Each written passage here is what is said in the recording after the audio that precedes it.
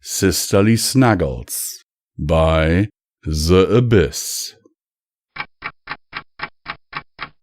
Snuggles are best cuddles. Tia? Luna whispered as she poked her head through her big sister's bedroom door. She inched her way inside and closed the door behind her, blocking the light spilling in from the hallway.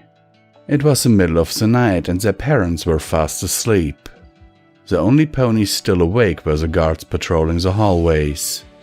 Technically, she wasn't supposed to be out walking around, but there was something she wanted. Something she craved. She wanted to cuddle with her big sister.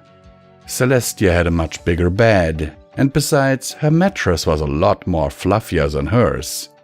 Perfect for cuddles. She had at least twice as many pillows, and, on top of that, she slept a lot better when her sister held her in her hoofs. For some reason, she slept like a rock whenever she cuddled with her, and because of their schedules, they hadn't been able to do that lately. She was going to change that though. Lately, she hadn't been sleeping that well. She kept waking up several times in the night, and she could not figure out why. Luna had even cut out all sweets after dinner, but that didn't do anything. It was driving her crazy, even more so than her studies with Star Swirl. Celestia's room was dark, just the way she liked to keep it at night. The drapes were closed shut, blocking any and all light from seeping into the room. Luna preferred to keep her drapes open so that she could see the moon, but to each their own. Luna crept forward, hoping to not wake her sister. Her vision was still getting used to the dark, but she knew her way around her sister's bedroom. She trotted across a carpeted floor and made it up to the bed, but much to her dismay, Luna remembered that she wasn't tall enough to get on her sister's bed. She was just barely able to poke her muzzle over the top of the mattress. That was the one thing she didn't like about her sister's bed. It was much too tall for her to climb on. Celestia didn't have any chairs for her to use to climb onto either. She still couldn't fly like her big sister could, but she knew that where there was a will, there was a way. Luna's gaze flickered about the room, but she didn't see anything she could use to climb on. She trotted around to the foot of the bed and eyed the solid piece of oak. Maybe I can climb up on that? She thought, rubbing her jaw as she saw it. She reached up with a hoof and grabbed onto one of the intricate carvings in the wood and started pulling herself up. She struggled all the way up to the top, and as soon as she reached over the edge, her sister unknowingly shifted in her sleep and kicked her hoof loose. Before she knew what was happening, Luna fell back with a surprised "eep" and hit her head on the ground. Pain exploded from the point of impact, making her curl up into a ball. Tears welled up in her eyes as she held the back of her head. She sniffled a few times before she started sobbing, laying there at the foot of her sister's bed. Who's there? She heard her sister ask. Luna kept sobbing even when she heard the bed frame creak. Luna? She felt her big sister swoop her up in her magic, pulling her close to her chest right above her forelegs. Luna hugged her sister as tightly as she could, burying her head into her breast. I just wanted to cuddle with you, big sis, Luna cried, her tears soaking into Celestia's pristine coat. I couldn't find a good way to climb onto your bed, and I didn't want to wake you up, so I tried to climb up the foot of the bed, and I slipped and hit my head. She nuzzled her head into the crook of Celestia's shoulder, letting her grip loosen on her sister. Oh, you poor thing, she heard Celestia whisper. Luna felt them fly for just a brief moment before they landed on the bed. She felt her big sister's wings surround her sobbing form as they settled down. You can sleep with me tonight if you want, little one. Celestia said, laying a kiss on the back of Luna's head. Would that make you feel better? Luna nodded. Mm-hmm. The pain in the back of her head was quickly fading away. Her big sister wiped away the tears from her eyes and then lay down on her side. She held open a wing for her, which she gratefully accepted. Thanks, sis. Of course, little one, Celestia whispered back, flicking her pink mane behind her head. Can you open your curtains? I sleep better when I see the moon, Luna asked softly. She snuggled up against her sister's belly and laid her head down upon Celestia's forelegs, moments before she felt her sister's wings surround her small form. Sure, Celestia whispered as she lit her horn. She opened all of the curtains, letting the moonlight seep into her bedroom. Its pale light fell just short of the bed they shared. It's sure beautiful, is it not? She asked as she laid another kiss on Luna's head. Yeah. Luna let loose a tremendous yawn. It sure is. She smiled and hummed in content as the warmth from Celestia's body seeped into hers.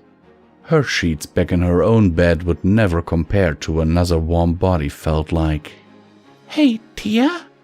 I'm sorry for waking you up, said her voice, tinted with a hint of regret. Oh, it is quite all right, Celestia whispered back.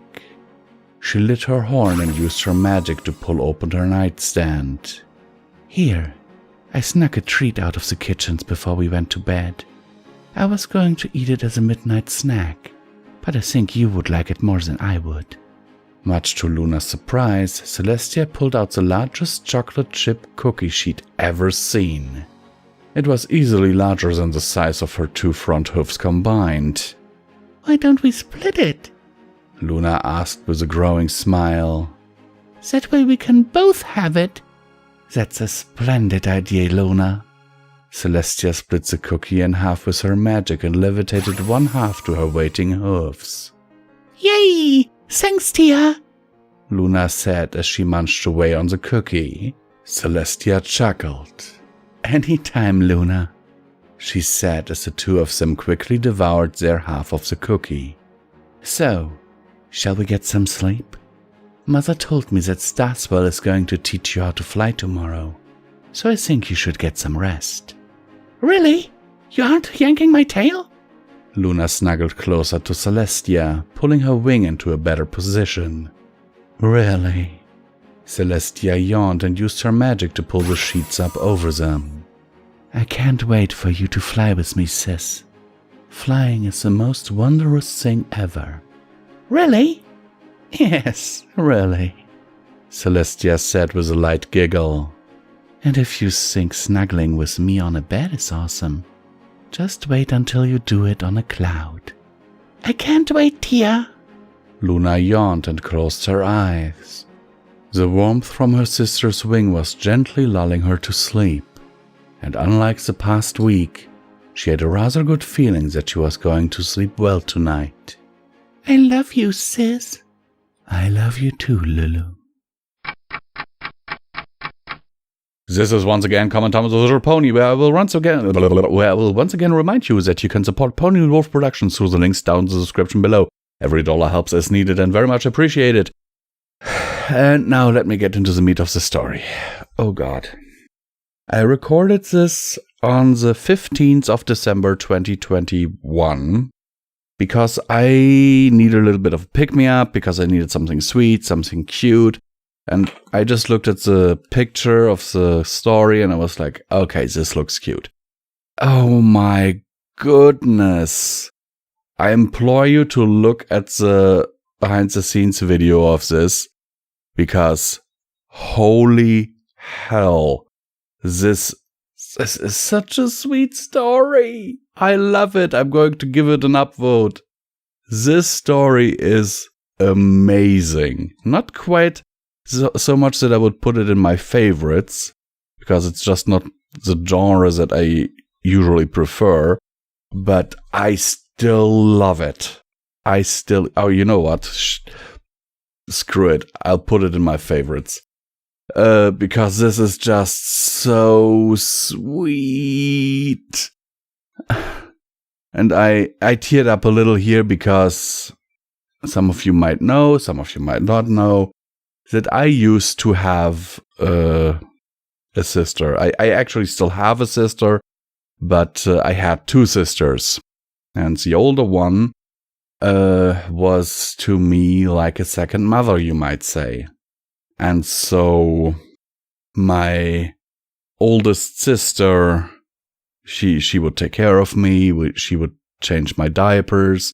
She would stand up and take care of me when I was crying at night.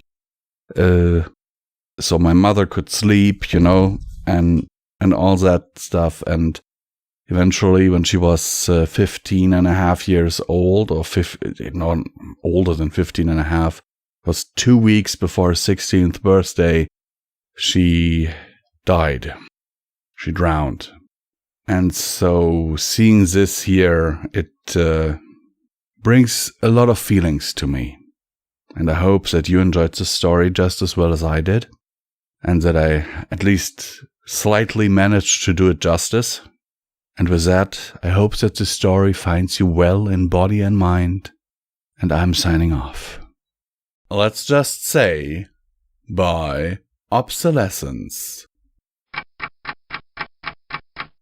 If I wanted to.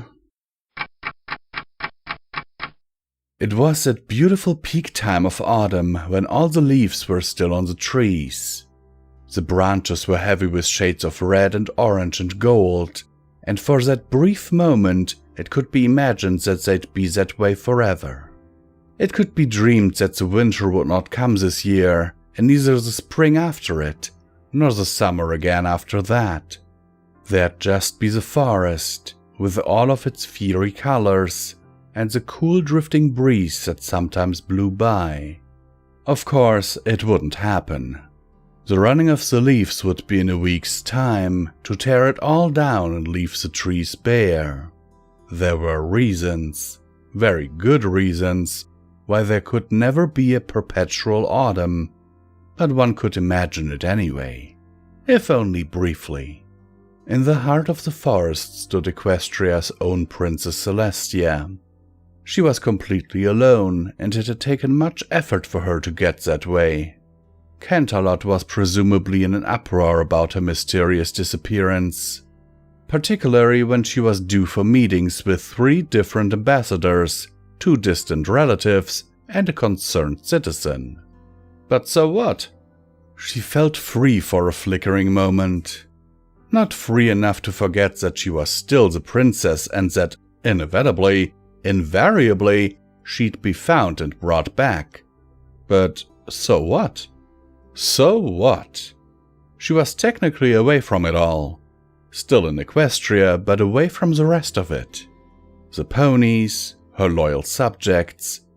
There were no sycophants, upper-crust Canterlot ponies in these woods, nor were there any of the rustic Ponyville types, who'd throw themselves off a cliff if they thought their princess would like the sound of the splatter. It was nice to be 10 miles distant from either of them. She was, at any rate, sick of both of them. Not all of them. There were a few good apples in the bunch, so to speak.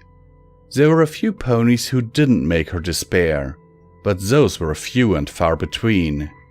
Most of the populace, though, well, there was something wrong with them. They were shallow or stupid or, more often than not, both. Plus a few extra character flaws for good measure. And they didn't even know it. Didn't even notice how silly it was to panic and scream over every little thing.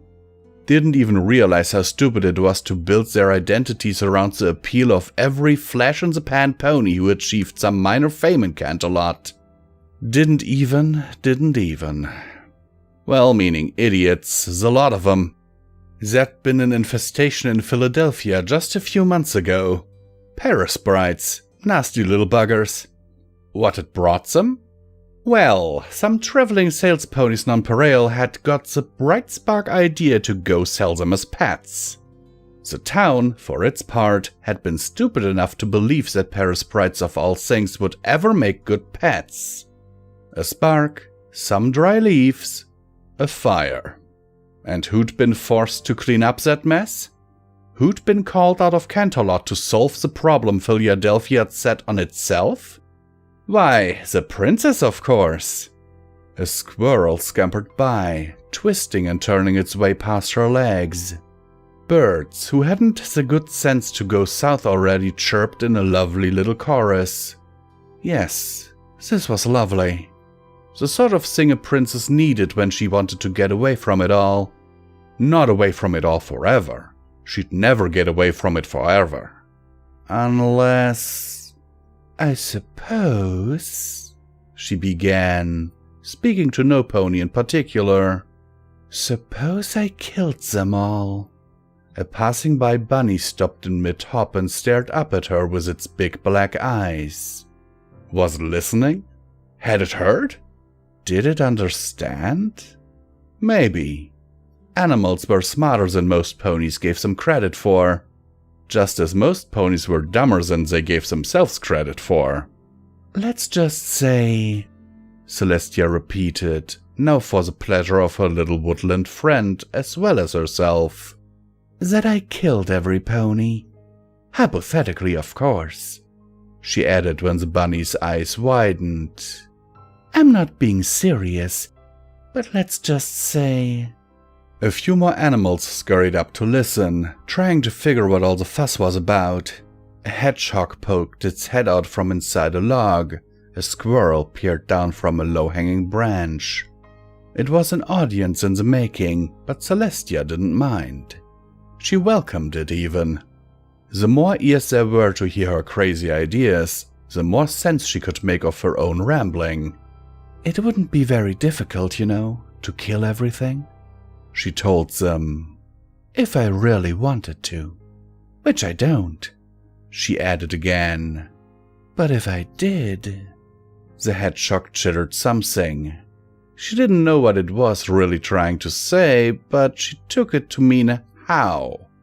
Well, let's just say that I left the sun up too long. Some of the animals did something that sounded a bit like laughter. Of course they would laugh, Celestia knew. They didn't see it yet. Let me finish, she said patiently.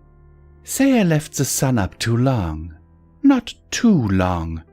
Just a month, maybe 2. That doesn't sound very bad, does it? More time to frolic and play and do what you want before going to sleep, yes? Most of the animals nodded. An owl, listening sleepily from inside a tree trunk, silently disagreed. But that's what they all think at first. They'd say, this is a little strange, of course, but no pony'd really question it. They don't ask questions if they think it's a good thing. Well, maybe Twilight Sparkle does, but she questions everything. The bunny made some angry scratching sounds. Get to the point already, it seemed to be saying. The rest of the audience followed suit and made noises to a similar effect. Well, if they insisted. And without any of them realizing it, it would happen. All the water would dry up, slowly at first, too slowly for any pony to notice. But all the rivers and lakes and ponds in Equestria would eventually evaporate, little by little. No nighttime for them to cool off, you see. Just heat from the sun. For days and days and days. The plants would all shrivel and die. They'd try to keep them for a while. Maybe schedule a few more storms. But it would only be temporary. The water won't last. Sooner or later, all the crops will wilt and turn brown. They'd still have the food stores. But those won't last either.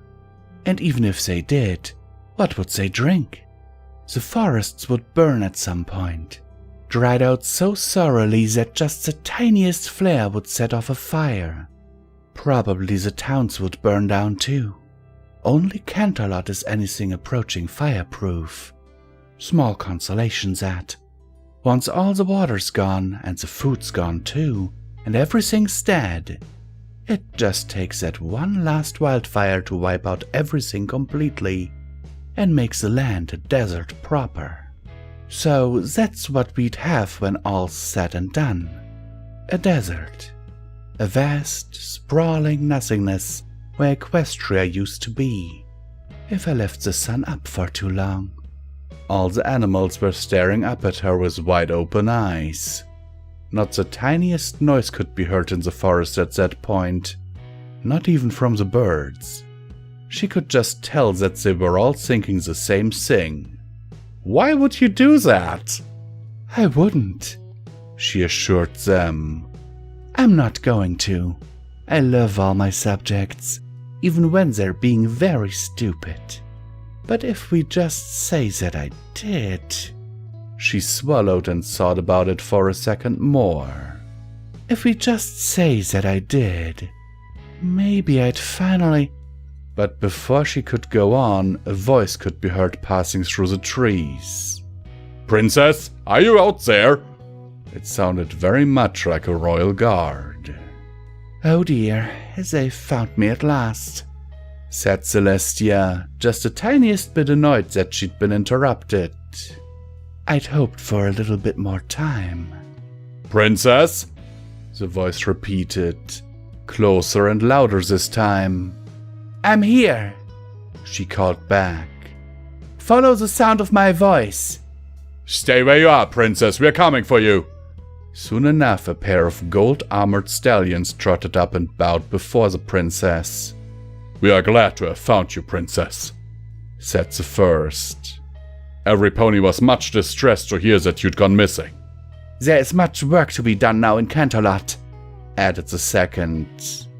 "The ambassadors are all furious with you, and there is talk of a petition requesting that the princess pay more attention to the state of the..." "Of course there is," Celestia sighed. "Let's go then. Come on."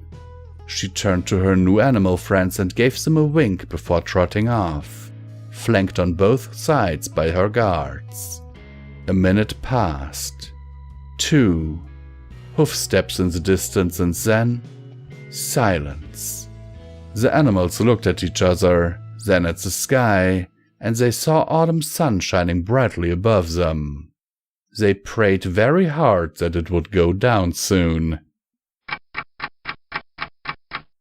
Hello everyone, this is once again Comment Time with Visual Pony, and once again I will remind you that you can support Pony and Wolf Productions through the links down in the description below.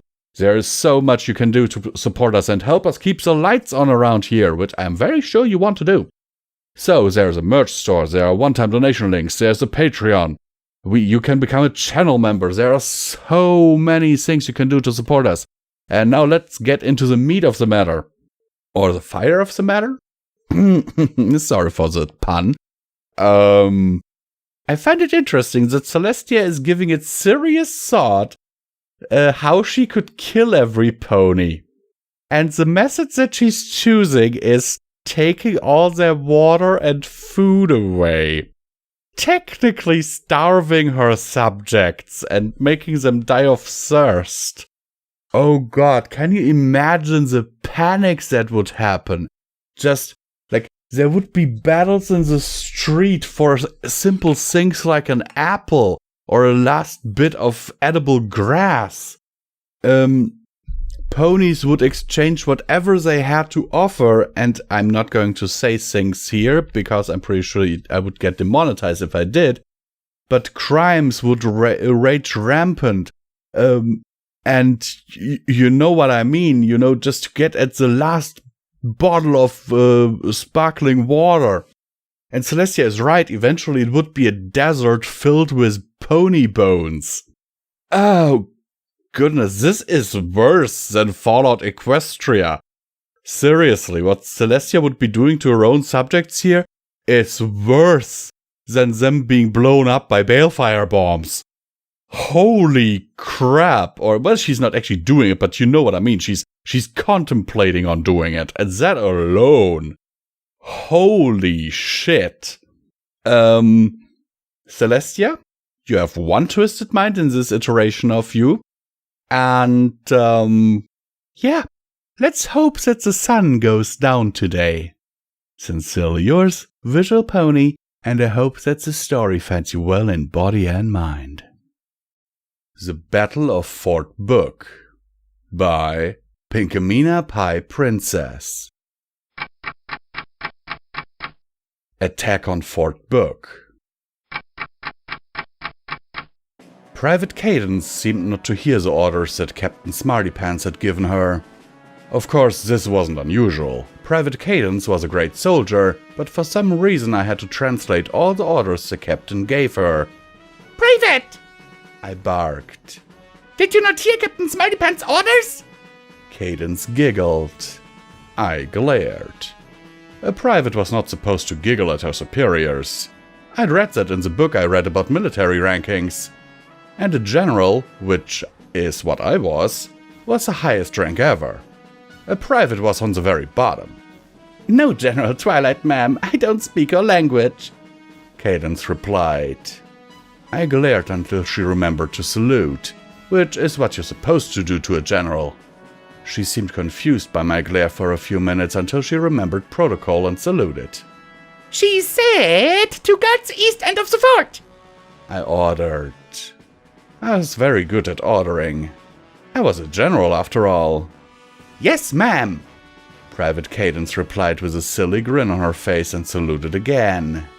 And no smiling! Captain Shining Armor will be attacking Fort Book any minute now, and we must be prepared! Army people don't smile! Ma'am, yes, ma'am, Cadence said again, this time struggling to keep a straight face. I don't know what she thought was so funny. Fort Book was the most stunning fort in all of Twilightopia, the glorious land we were defending from the evil Emperor Shining Armor, who was also my big brother, but that's not that important. Fort Book was big. It was at least 100 feet tall and 100 feet wide. It was made to look like it was made of books, but it was actually made of rocks so that evil invaders wouldn't get in. It had another rock wall protecting it, and a moat, because moats are cool. It was the most beautiful fort in the world, though right now it was raining, so the fort wasn't as comfortable as it was when it wasn't raining. When it wasn't raining, it was sunny, and the sun made the rocks look like gemstones. They sparkled so much. Now, about my big brother. He was the captain of a huge army, and he was gonna come and take Fort Book, and soon all of Twilightopia for himself. He was evil and greedy, and it was my job to defend Fort Book against his forces. He was an army captain from the Land of Armor, which was right next to Twilightopia and was always trying to take part of our country for itself, which is apparently what countries who aren't friends, or allies as my books call them, try to do. He does it a lot, which is why Fort Book has to be the best possible fort ever, so he and his allies can't get in. Captain Smartypants tapped me on the shoulder, snapping me out of thinking about my big brother. General, I think that might be them heading over the hills right now, my quiet captain told me. In fact, I think it is them, and they're heading right for us. We have to be 100% prepared. Get your men to the west wall to defend that side. I'm going to the east wall, I ordered Smartypants. She saluted and didn't laugh, which is why she is a captain and Cadence is still a private. All soldiers to the battle stations, I ordered, which I am very good at, of course. We have the enemy upon us. Captain Smartypants saluted again as she took her position and began ordering her men around. I went to where Private Cadence was standing and cleared my throat to get her attention. Captain Smartypants spotted Captain Armor and we must be prepared! Load the cannons! I ordered her. She obeyed, though I thought I saw a smile, which of course were not allowed. No smiling! I said. Cadence saluted and forced herself into a straight face. Sometimes I don't know how you got out of boot camp with all that smiling you do, I said. Because I'm a good soldier anyway, ma'am, she replied. Then man your battle station and stop all the talking, you silly nincompoop! Nincompoop was one of my favorite insults. Shining Armor came to our front gate. I'm here, General Twilight, he said. challenging me. "What you gonna do about it?" "This!" I said and yelled. "Fire!" To Cadence, who fired the cannonball at Shining's face, where it missed and landed with a whoop. Another cannonball was fired, which hit members of his army in the face, and they slowly fell to the barrage of attacks from the amazing 4th book. "Keep firing, Cadence! We have 3 Shining Armor! He's the leader!" "Right away, General," she said. Cadence fired our last cannonball, which hit Shining Armor right in the face. "We won! We defended 4th book!" I said as my brother fell over. "Ow, Twiley!" My big brother, who wasn't really evil, he was really the best big brother in the whole wide world, said. "For a pillow? That hurt." I giggled. The real 4th book was really just kind of a pile of books with a sheet over it and pillows surrounding it as a wall, but it was still the best fort ever. "Blame Cadence! She's the one that threw it!" I said and collapsed into giggles. "I guess I can smile now, huh?" said Cadence, the best full-sitter ever. "I got you good there, Shining." Shining smiled that weird smile he always does around Cadence. I don't know why he does it. I think it's one of those almost grown-up things that happen sometimes. "Yeah, you did," he said and smirked, then broke into hysterics like me. And then so did Cadence.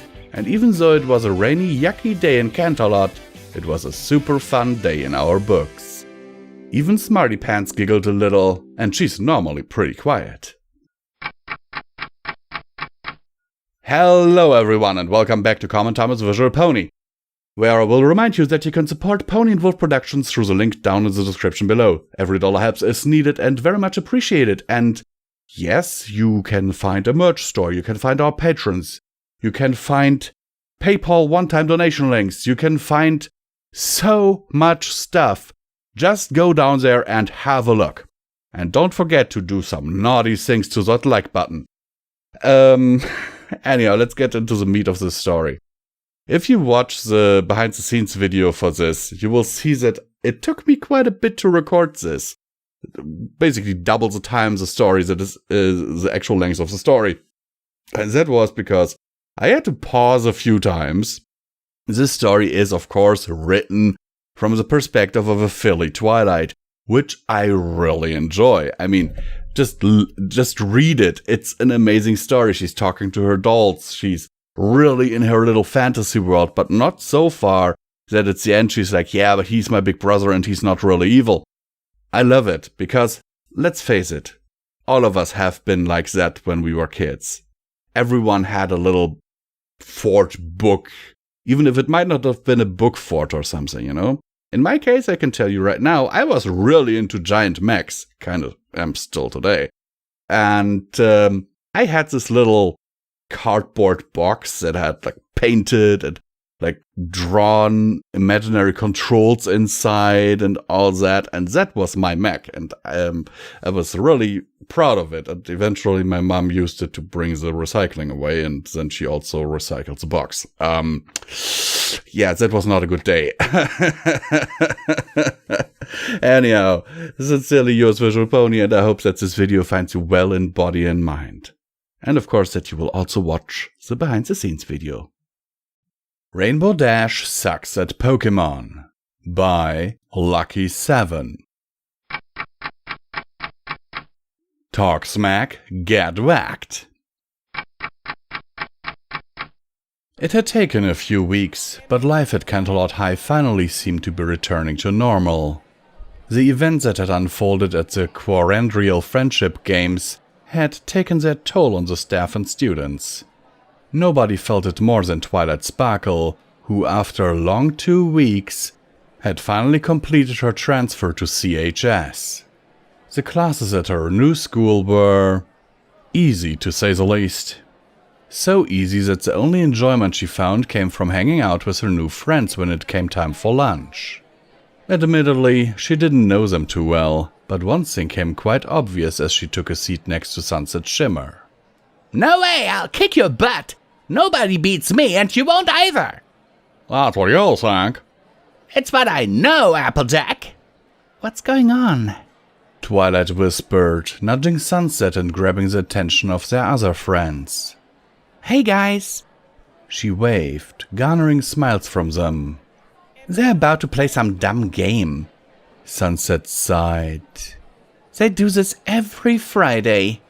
It's not dumb. Rainbow Dash retorted, drawing a bit of attention from the other tables. You're just mad you don't have a 3DS. I don't want one, Sunset calmly replied. Just play your game, everyone is staring. She continued, eyes darting back and forth. What game? Twilight spoke up. Why, only the best game ever created. Pokemon! Rainbow Dash grinned, her soon-to-be opponent doing the same. Oh my gosh, I love Pokemon! Twilight practically squealed, elicting some groans. Applejack laughed at that, eyeing their other friends. They don't even know how to play it, so they think it's bad. What? Twilight freaked out, turning back to Sunset with a death glare. How can you hate Pokemon? First of all, I never said I thought it was bad. Sunset slowly pushed Twilight back into her seat as she said that. Second, I have no desire to play it because they won't even tell us how it works. Right, girls? She beckoned to Rarity, Fluttershy and Pinkie Pie, who all nodded. Lastly, I don't want to buy a gaming system for one game. That's dumb. You're dumb! Rainbow Dash shot back, blowing a raspberry and getting some of her spit on the table. Actually, I think you're being dumb, Rainbow Dash, spoke up their shy yellow friend, to the shock of everyone. As they all turned to her in disbelief, she looked a little confused. What? Is there something on my face? Dang, shut down by Flutters of all people. Sunset closed her eyes, smirking. I'm disappointed in you, Rainbow Dash. Oh, not to interrupt your bickering, but we only have 15 minutes to lunchtime left. Applejack reminded her friend, who turned back with renewed determination. Right, okay. She trailed off, pressing a few buttons. Are we doing a 3v3 or a 6v6? 6 against 6 is fine with me. Applejack replied, taking a sip from her milk carton. It didn't take long for their virtual battle to begin, and everyone watched as Applejack picked her first monster. Oh, so now you guys are interested? We just want you to be Dashy so we can finally talk to her, Pinkie explained. I'm inclined to agree. Rarity smiled. Knock her right off her high horse, Applejack. At that, the two competitors finally started the game, and their first Pokemon flew out to face off against each other. A smirk appeared on Rainbow Dash's face as she looked at Applejack's choice. A Breloom? Seriously? My Blaziken is gonna mess it up. Oh my gosh, she really doesn't know. Twilight muttered, grabbing the attention of her friends. She ignored any questions they had as Rainbow Dash ordered her Blaziken to use Flare Blitz. The move had an immediate effect, and the blue-skinned girl began celebrating. Too soon. Applejack's Breloom has a focus sash, meaning it can take a hit that would normally knock it out and survive with 1 hit point. Yep, but here's the best part. Applejack chuckled as her Breloom used Spore, putting the Blaziken to sleep. Didn't expect that, did you, Rambo? Her friend's only response was a guttural growl, and it didn't take long for her Breloom to finish off the Blaziken with a couple of rock slides. Wow, someone actually beat one of your Pokemon! Sunset laughed. Maybe Twilight is Applejack's good luck charm. Applejack is gonna beat Dashy, yay! Pinkie exclaimed, and Twilight swore she could see a vein throbbing in Rainbow's forehead. For the next 10 minutes, their battle raged on, until Rainbow Dash was down to her final Pokemon. Applejack, on the other hand, still had 5. Looking across the table at her friend, she smiled. Nervous? Not even a bit! Rainbow Dash exclaimed. My Tyranitar has a secret ability! It's there it can transform, right? It can transform... Okay, when and how? Fluttershy told me. Fluttershy! Rainbow Dash freaked out, shooting a glare at her closest friend. Why would you do that? Because you're mean when you play that game. Fluttershy cried out, making Rainbow Dash reel back in shock. Shaking off her confusion at her friend's outburst, she turned back to Applejack, ready to commence. She doesn't have a chance, Twilight muttered. But hey, she'd at least gotten some enjoyment out of watching her friends play. Let's do this. Rainbow Dash sighed. It didn't take long for Applejack to knock out the Tyranitar with the Scald, and Rainbow slammed her 3DS shut in a rage. Stupid game. That's too bad. Sunset chuckled. Maybe you won't talk so much smack next time. At least I know how to play. Clearly not, or you would have put an Assault Vest on your Tyranitar, giving it a 100% boost to its special defense with Sandstorm active, allowing you to tank a few hits. At that, everyone's jaw dropped. Even Twilight's. Wait, I thought you said you didn't play Pokemon? She asked, bewildered. Ha! I can beat all the games with my eyes shut. I just didn't want to embarrass Rainbow Dash. Sunset tittered. The bell rang, signaling the end of lunch, and she popped some sunglasses out of her jeans pocket. Putting them on as she walked away, she looked back at her stunned friend and said one thing. Deal with it. Hello everyone, this is once again Visual Pony with comment time. And once again I will remind you that you can support Pony and Wolf Productions through the links down in the description. Every dollar helps is needed and very much appreciated. And I actually must say, in terms of this story, oh god, it is so nice, so nice, so nice. It is so nice, so nice, so nice. Because I might have a bit of a problem when it comes to Pokemon. I mean, I have over 200 hours in my Pokemon Shield save state. And while of course I don't have a Blaziken, I chose Sobble for my starter. And even then I wouldn't have a Blaziken, I would have had a Cinderace. But yeah, since then I have replaced my entire team with 5 to 6 perfect IV competitive Pokemon. And believe me, playing that way is really cool, if you know what you're doing. However, as much time as I've put into that game, this fic actually gave me an idea. Because I recently bred myself a Blissey to use as a special attack tank. Because Blissey has a huge pool in terms of special defense. And I was always like, but it doesn't have as much attack, and still, some Pokemon can still do a lot of damage on it. Why don't I simply give it an Assault Vest?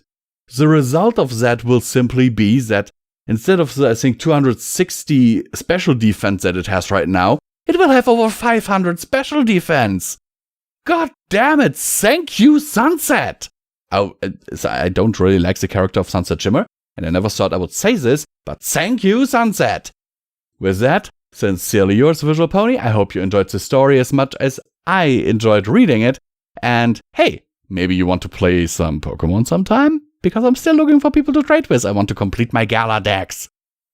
The Storm by Shatter Star. Blizzards. It's been 3 months since we started our journey. I've lost 3 of my friends to the unending blizzard of this inhospitable place, and even the best fire can't keep us warm enough anymore. I fear all is lost. Mother, father, what can I say to help you understand that I've made a terrible choice?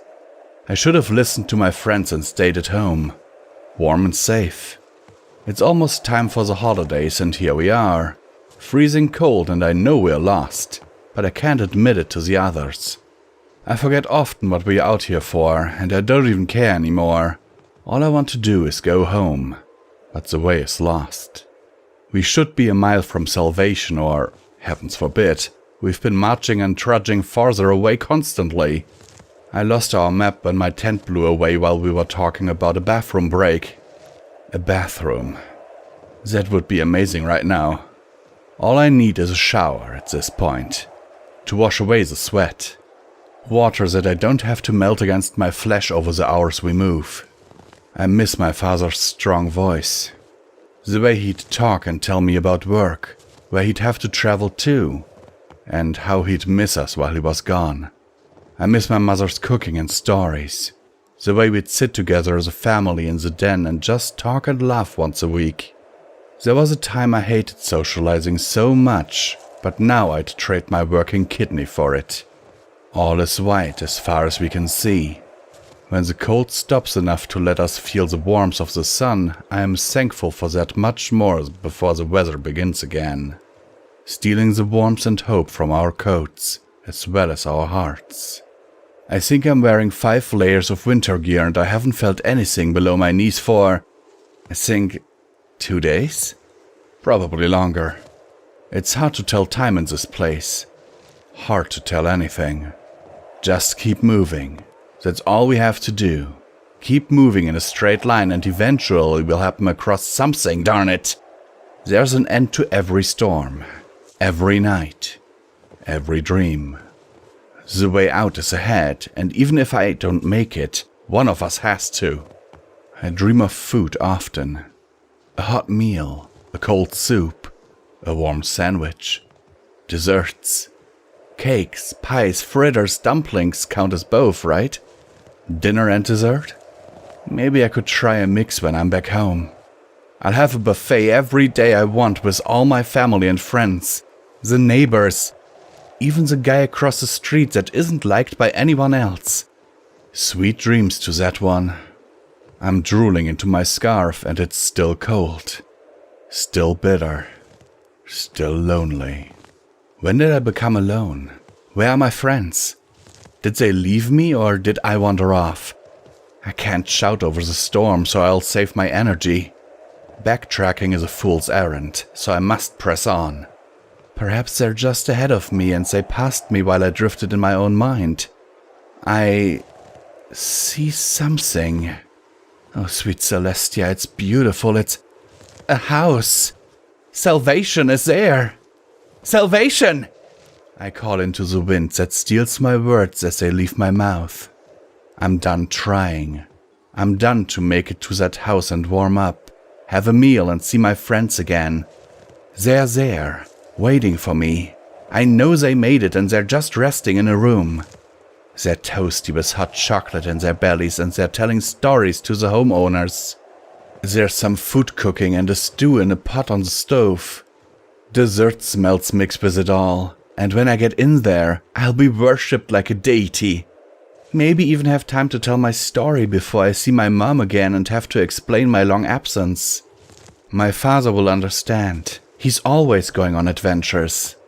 My friends will have time to tell me when they passed me and left me alone to die in the blizzard and how they survived. 3 friends are waiting to see me.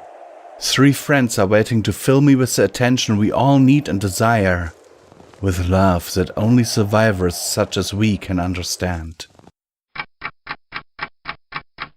The door opens and I breathe in the warm air, letting the door handle go and lowering my tasteless scarf. Mom? I'm home. Mary? You're late, young lady. She replies as she turns a corner from the kitchen, wiping mouth on an apron before she looks at me. Mary, you're chilled to the bone. She runs over and hugs me. She's so warm. You didn't wear your boots? And in this weather? What's wrong with you, honey? I sniffle and shiver hard in her embrace as she quickly turns to push me into the den where the heat is on and it melts the snow from my coat. I disrobe as I collapse onto the floor in front of the couch and lay there, nearly naked as the warm air steals the cold from me. Thanks, Mom. I mumble as my eyes get heavy. Darling. She looks at me as she picks up my cold jacket and scarf. You were 2 blocks away. How'd you get into such a shape? I chuckled. My friends ditched me and I had to walk alone. It was cold, so I made it into an adventure like you taught me. She sighs and shakes her head. Your friends have been in your room waiting for you for the last 10 minutes. You got lost in your imagination again, didn't you? I felt myself blush as the sound of my friends descending the stairs filled the house. Well, it's hard not to. I sigh. I can't help it. I have issues, remember? I love you, baby, but you can't blame your poor eyesight on your active imagination. Wear your glasses, she said as she took my now warming clothes back to the entryway. She's right, but at least I'm not a lost adventurer, right? Oh my god, this is Common Time's Visual Pony, and as always I remind you that you can support Pony and Wolf Productions through the links down in the description below. Please consider supporting us because we need every dollar to keep the lights on around here. But oh my goodness, guys. Seriously. This story, like when there was this time skip, this end here where, there's a house, there's salvation and all that. I literally thought we're going to have a dead pony on our hands. That this story was having the wrong tags and that we had a dead pony on our hands. That we're having like a story that is like in the Frostpunk universe where Equestria is covered with snow and there are wendigos and all that shit, you know, and ponies are freezing to death. I was literally expecting that to happen. That we had a story that was simply tagged for everyone, but is actually more for mature audiences. And then if you look at the behind the scenes video for this, you will see that I was literally crying. I had to look ahead to see, hey, is this pony going to live? Because here where it says like, my friends will have to tell me when they passed me and left me alone to die in the blizzard and how they survived and all that.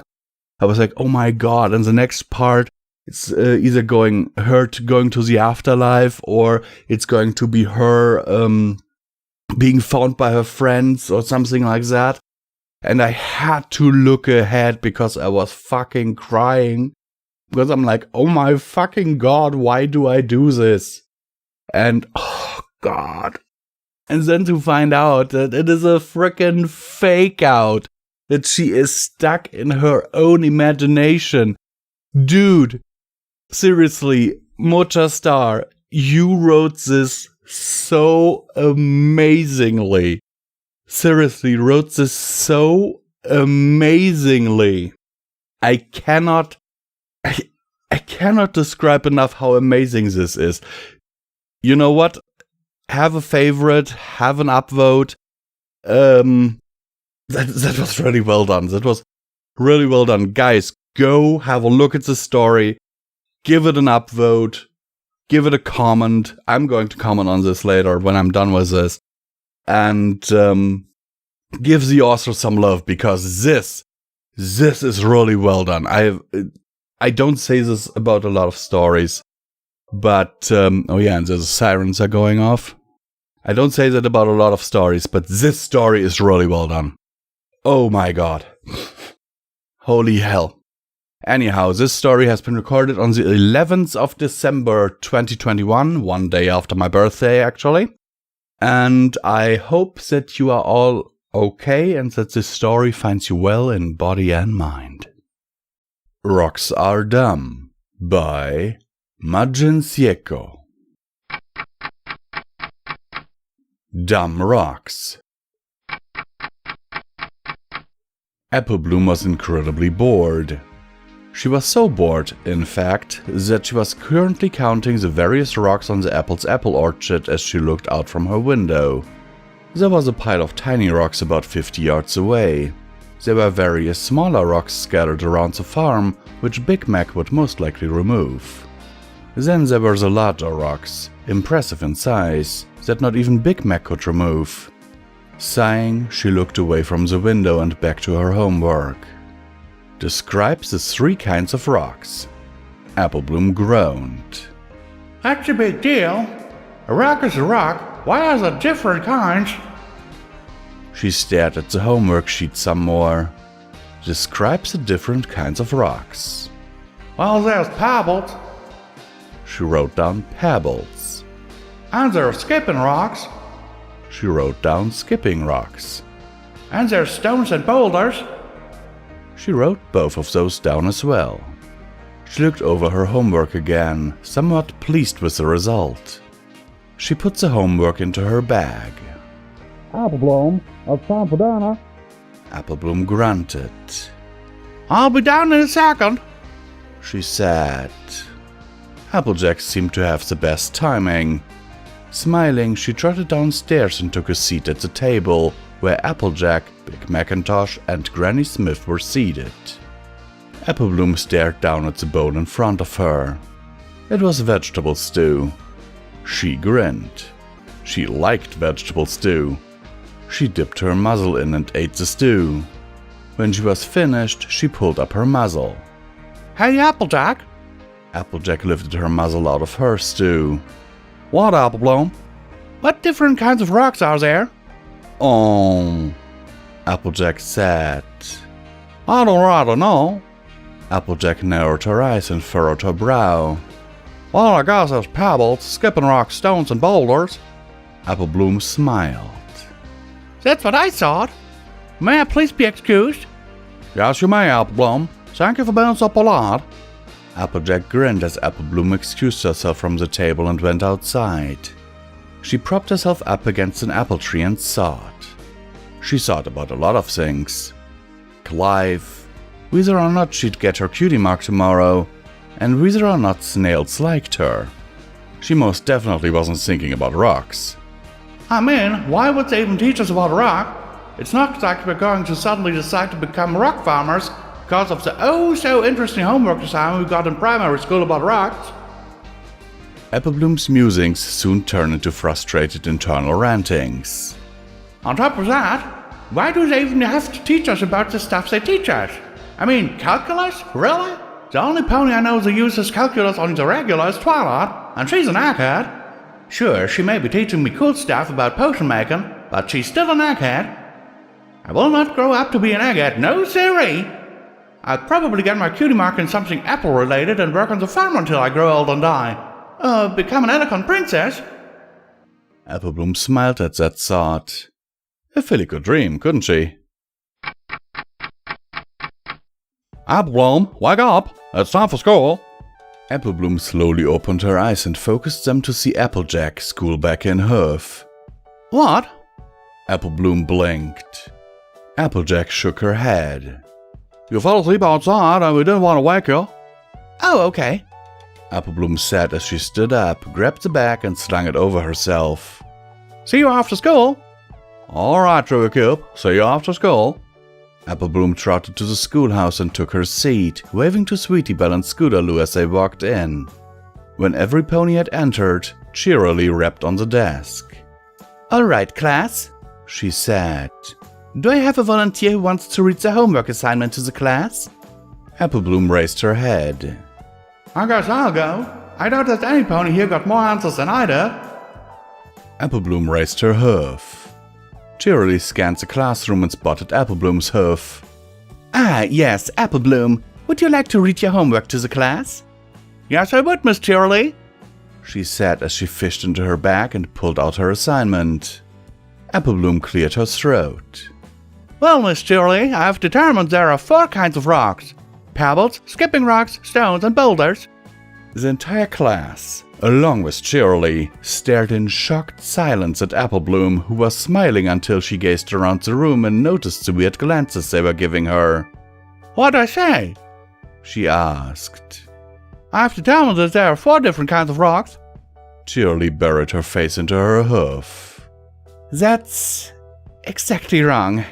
The 3 kinds of rocks are sedimentary, igneous, and metamorphic. You'd know that if you were paying attention in class yesterday. What? Applebloom asked. If you told us in class, then what the hey was the point of the homework assignment? Repetition. Wait, you had us do a homework assignment about what you went over in class just to write down what you said in class? Yes, Applebloom. That's why I assign homework. To see if my students are paying attention in class. Applebloom blinked. Why is it 50% of our grades down? Shirley smiled. Because paying attention is important. But Apple Bloom said. if I just pay attention in class, then pass all the tests, I'll still fail. That's exactly right. Apple Bloom snorted. That has to be the dumbest thing I've ever heard. What? Shirley asked. I didn't expect to hear such a sass coming out of your mouth. You're usually such a good student.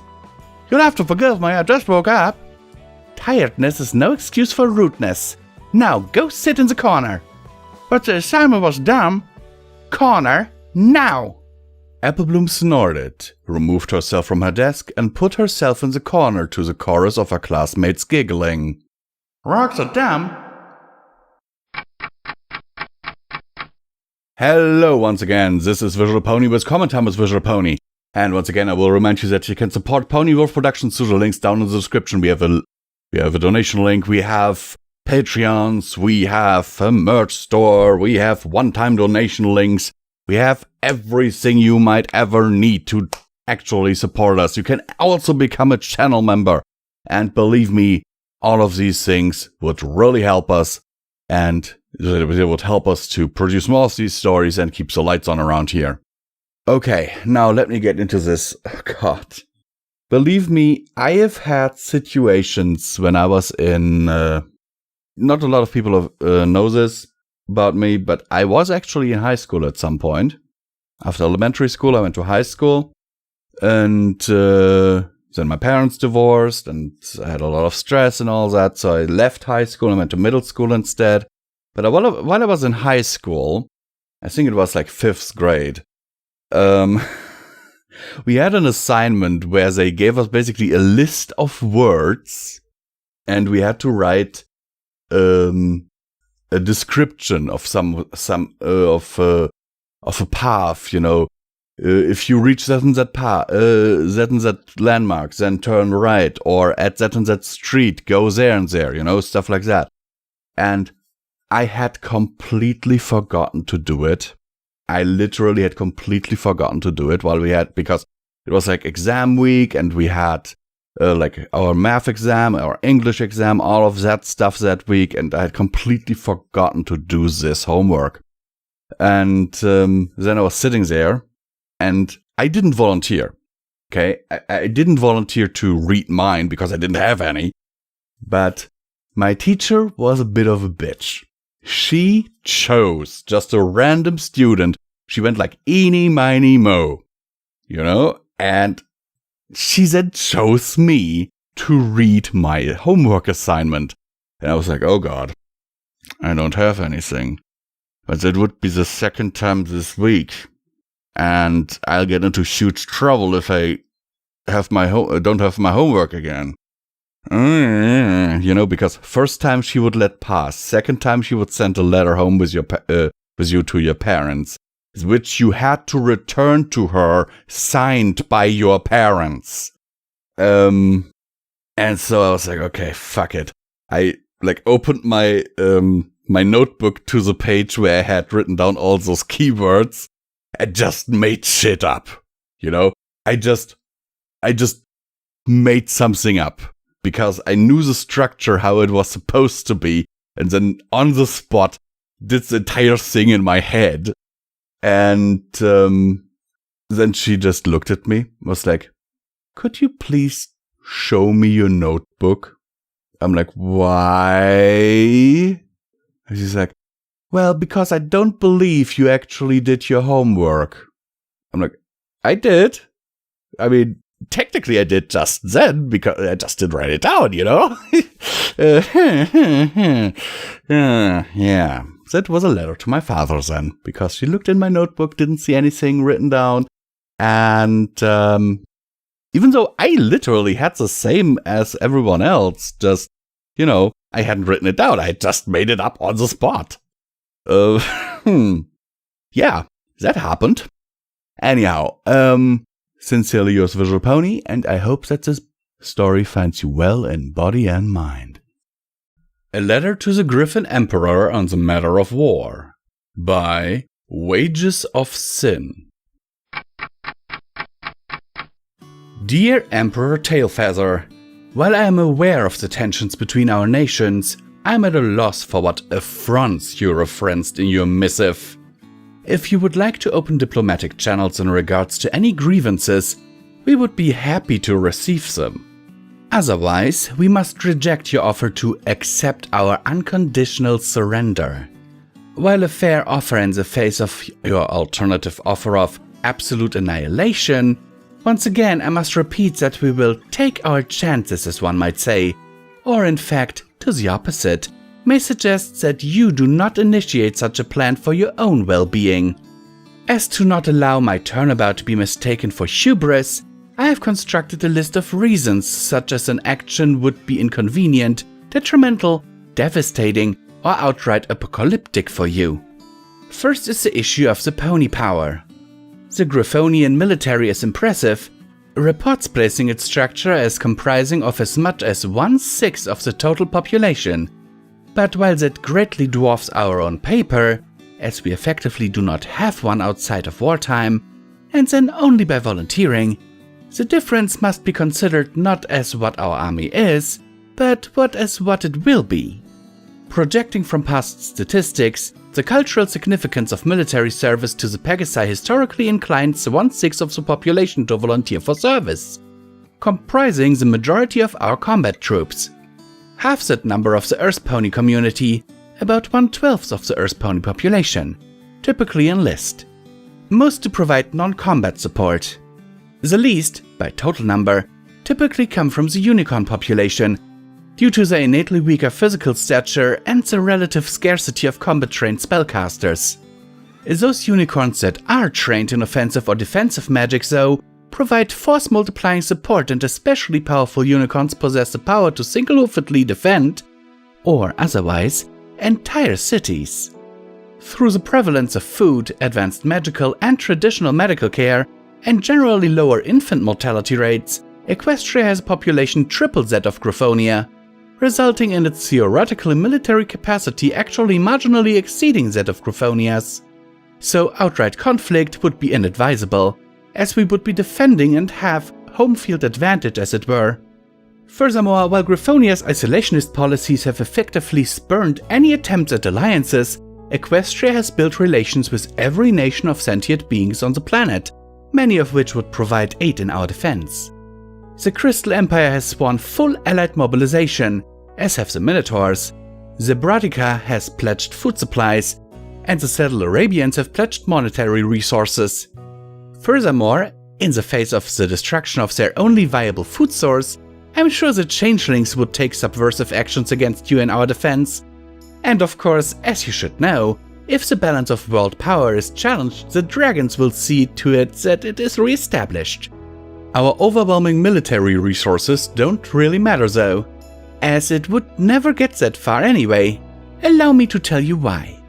First, we have the forces of nature on our side. For example, it is very difficult to invade while there is a constant hurricane on the border, assuming we stop it there. Second, it is difficult to support a war without food. And if Equestria were to embargo our exports of food, Gryphonia's own production would not be able to support its own population, let alone a war effort. Third, assuming you did have enough food, you would have no way of transporting it efficiently. Our supply lines are structured around our nation's Earth Pony population, as their innate strength allows them to transport massive amounts of food by land. An entirely Griffin force, though, would be unable to transport anywhere near as much. They would be overburdened for flight carrying more than a day's or two supplies. So unless you disproportionately high number of troops were devoted to the task of transporting by land, the very act of sending troops across the natural barriers between our nations would starve your forces out. But if you ignored these facts and war were to start, you would not only have to contest the aforementioned coalition and conditions, but also some insurmountable trump cards.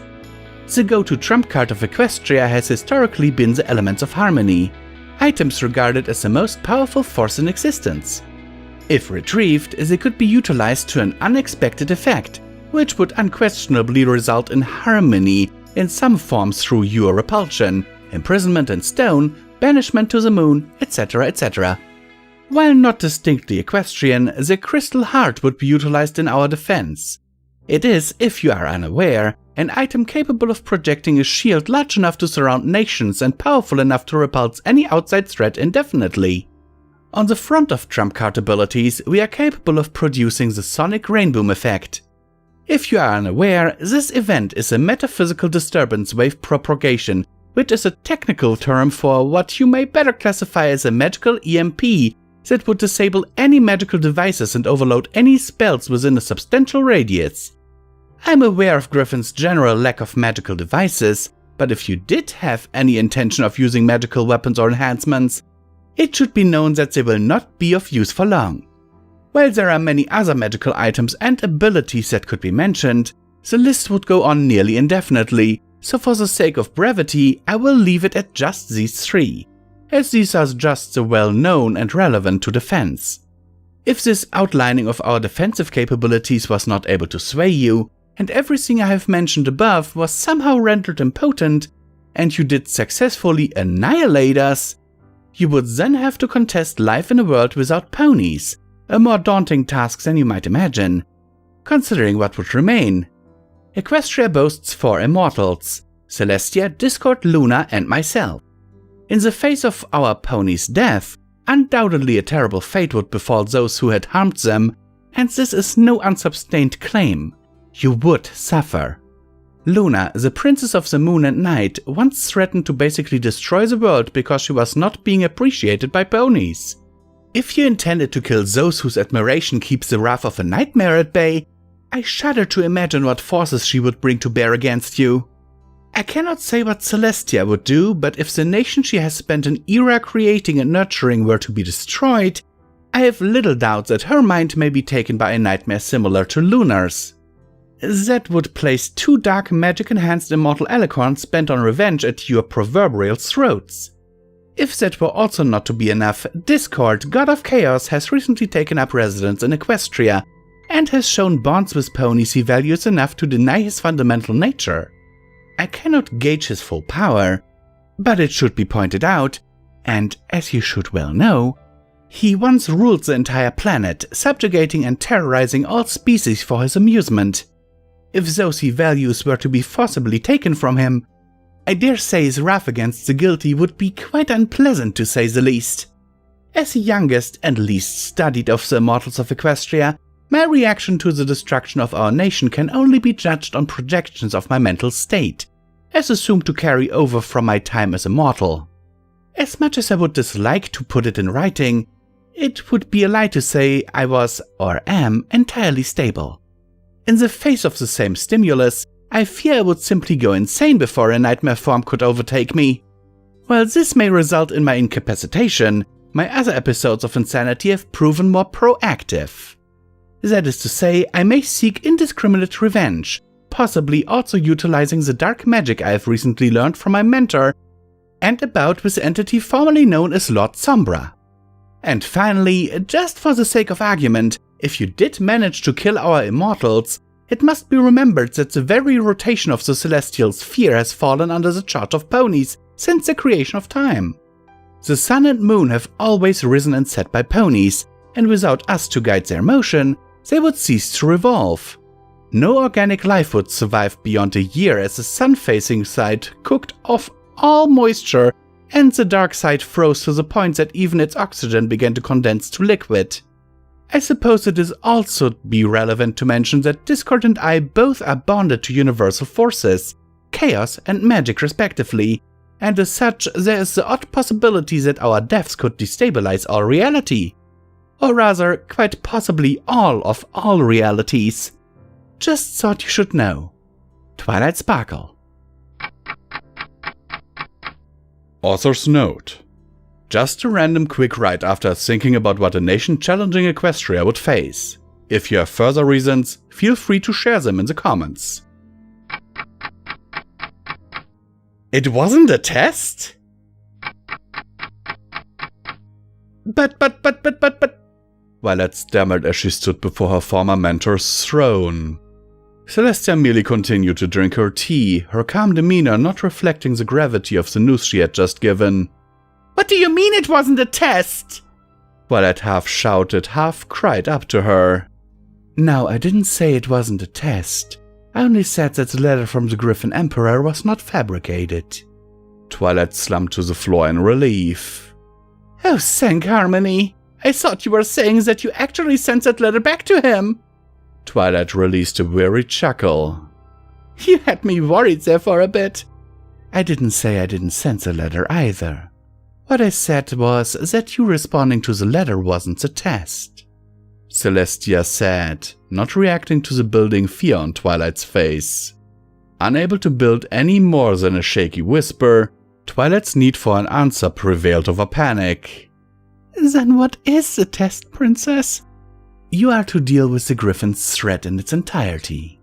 Then panic finally had its way, and Twilight unconscious form finished its slump to the polished marble.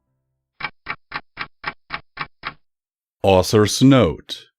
I really didn't want to add anything to the original letter because I feel that adding context to the letter may lessen the experience for some. To those I apologize and request they happily ignore this chapter as if it was non-canon to the letter. Otherwise, if you like where this is going, this is a tie-in to the sequel found here. Hello and welcome, this is once again Comment Thomas Visual Pony, and once again I will remind you that you can support Pony and Wolf Productions through the links down in the description below, and we also have a merch store. Every dollar helps is needed and very much appreciated. And damn, I can't speak today! Just the word resources. It's this. Oh god, for some reason I had a tongue tie every time I tried to say resources. It came out like resources or reason. Because my tongue, it was as if it was cramping up trying to say this damn word. And actually, right now I'm looking at the sequel to the story. I like the story because it's all true. You know, imagine someone trying to wage war on Equestria. I'm looking at the sequel right now, and sadly, the last chapter was written in 2017, so 4 years ago. So, yeah, and it's marked as incomplete. So, yeah. Anyhow, guys, I hope this story finds you well in body and mind, as always, and I hope that you consider supporting this channel, because, seriously, we need it. And I can only say, stay safe. Omnius Lyrist by Monochromatic. Bingo. It is of utmost importance that, before you read the tale I'm about to tell you, you are made very aware that it is utterly ridiculous. This story is silly. Very, very silly. Sillier than Pinkie Pie, whom I love and cherish and adore, even when she nearly burnt down my boutique last week. A silly story that starts with a single silly word. Omnius Lyrist. There sat Twilight Sparkle. Alicorn, Princess, Lexi Connoisseur of Words. Her eyes flitting back and forth between the Scrabble board and myself. Unicorn, Designer, Lexi Connoisseur of Better Words. I smiled, folding my hoofs on the table now that I have done away with every single one of my tiles. Shall we start tallying points? I asked pleasantly. There are no more tiles to draw, and I just used up all of mine, so the game is done, yes? Not that we really need to tally any points, because we were tied so far, and if my calculations are correct. I did the math in my head, making sure I added up the double word score and triple letter score. Omnius Lyrist is 36 points in itself, plus my 50 points bingo bonus, plus your remaining tiles points, which means I've most definitely won. Rarity, she said, staring at me in confused shock. Surely because she couldn't believe that not only had I bested her at this stupid game for once, but she'd also lost our wager and now would have to pay both our meals at Canterlot's most expensive restaurant. Am I wrong? I asked innocently. Doesn't the game end when there are no more tiles to draw and one player uses up all their tiles? And my math is right, isn't it? Well, yes, that's right, and your math is right, but... She frowned at me in a rather rude way. Rarity, omnius lyrist isn't a word. I frowned in return. Yes, it is. Her frown deepened. No, it isn't. Yes, it is, dear. I insisted because well, let me explain, if you will. Grant me an aside. For the past 6 months, Twilight Sparkle and I played Scrabble every Wednesday afternoon. It was our thing, if you will. And for the past 6 months, every single sun-forsaken Wednesday, Twilight Sparkle had won every single bloody game. Every single one, I tell you. Even the games she confessed she tried to let me win, she still won. So this particular Wednesday, when I confidently told her that this time I would win, when she laughed in reply, so indignant was I that I told her I was so sure I'd win that I was willing to stake an entire dinner at Cantalot's Chez Expensio Restaurante. So Celestia be my witness, omnius lyrist was a word. She leaned back, her concern disappearing and melting instead into a damnably delighted smirk. How dare she? Wow, you're that afraid of me beating you, huh?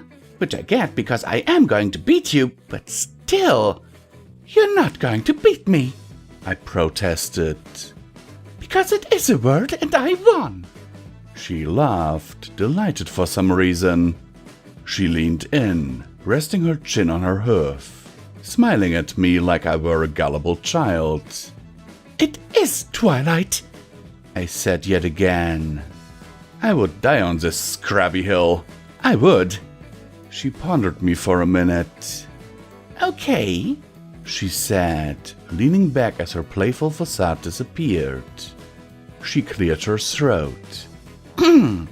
First of all, you can't just put suffixes into words like that. Why can't I? That gave her pause. Well, because you can't. And again, I ask, why can't I? Is there a rule against it? Yes! Alright, what is it then? Again, she paused. Annoyed now. It was wonderful.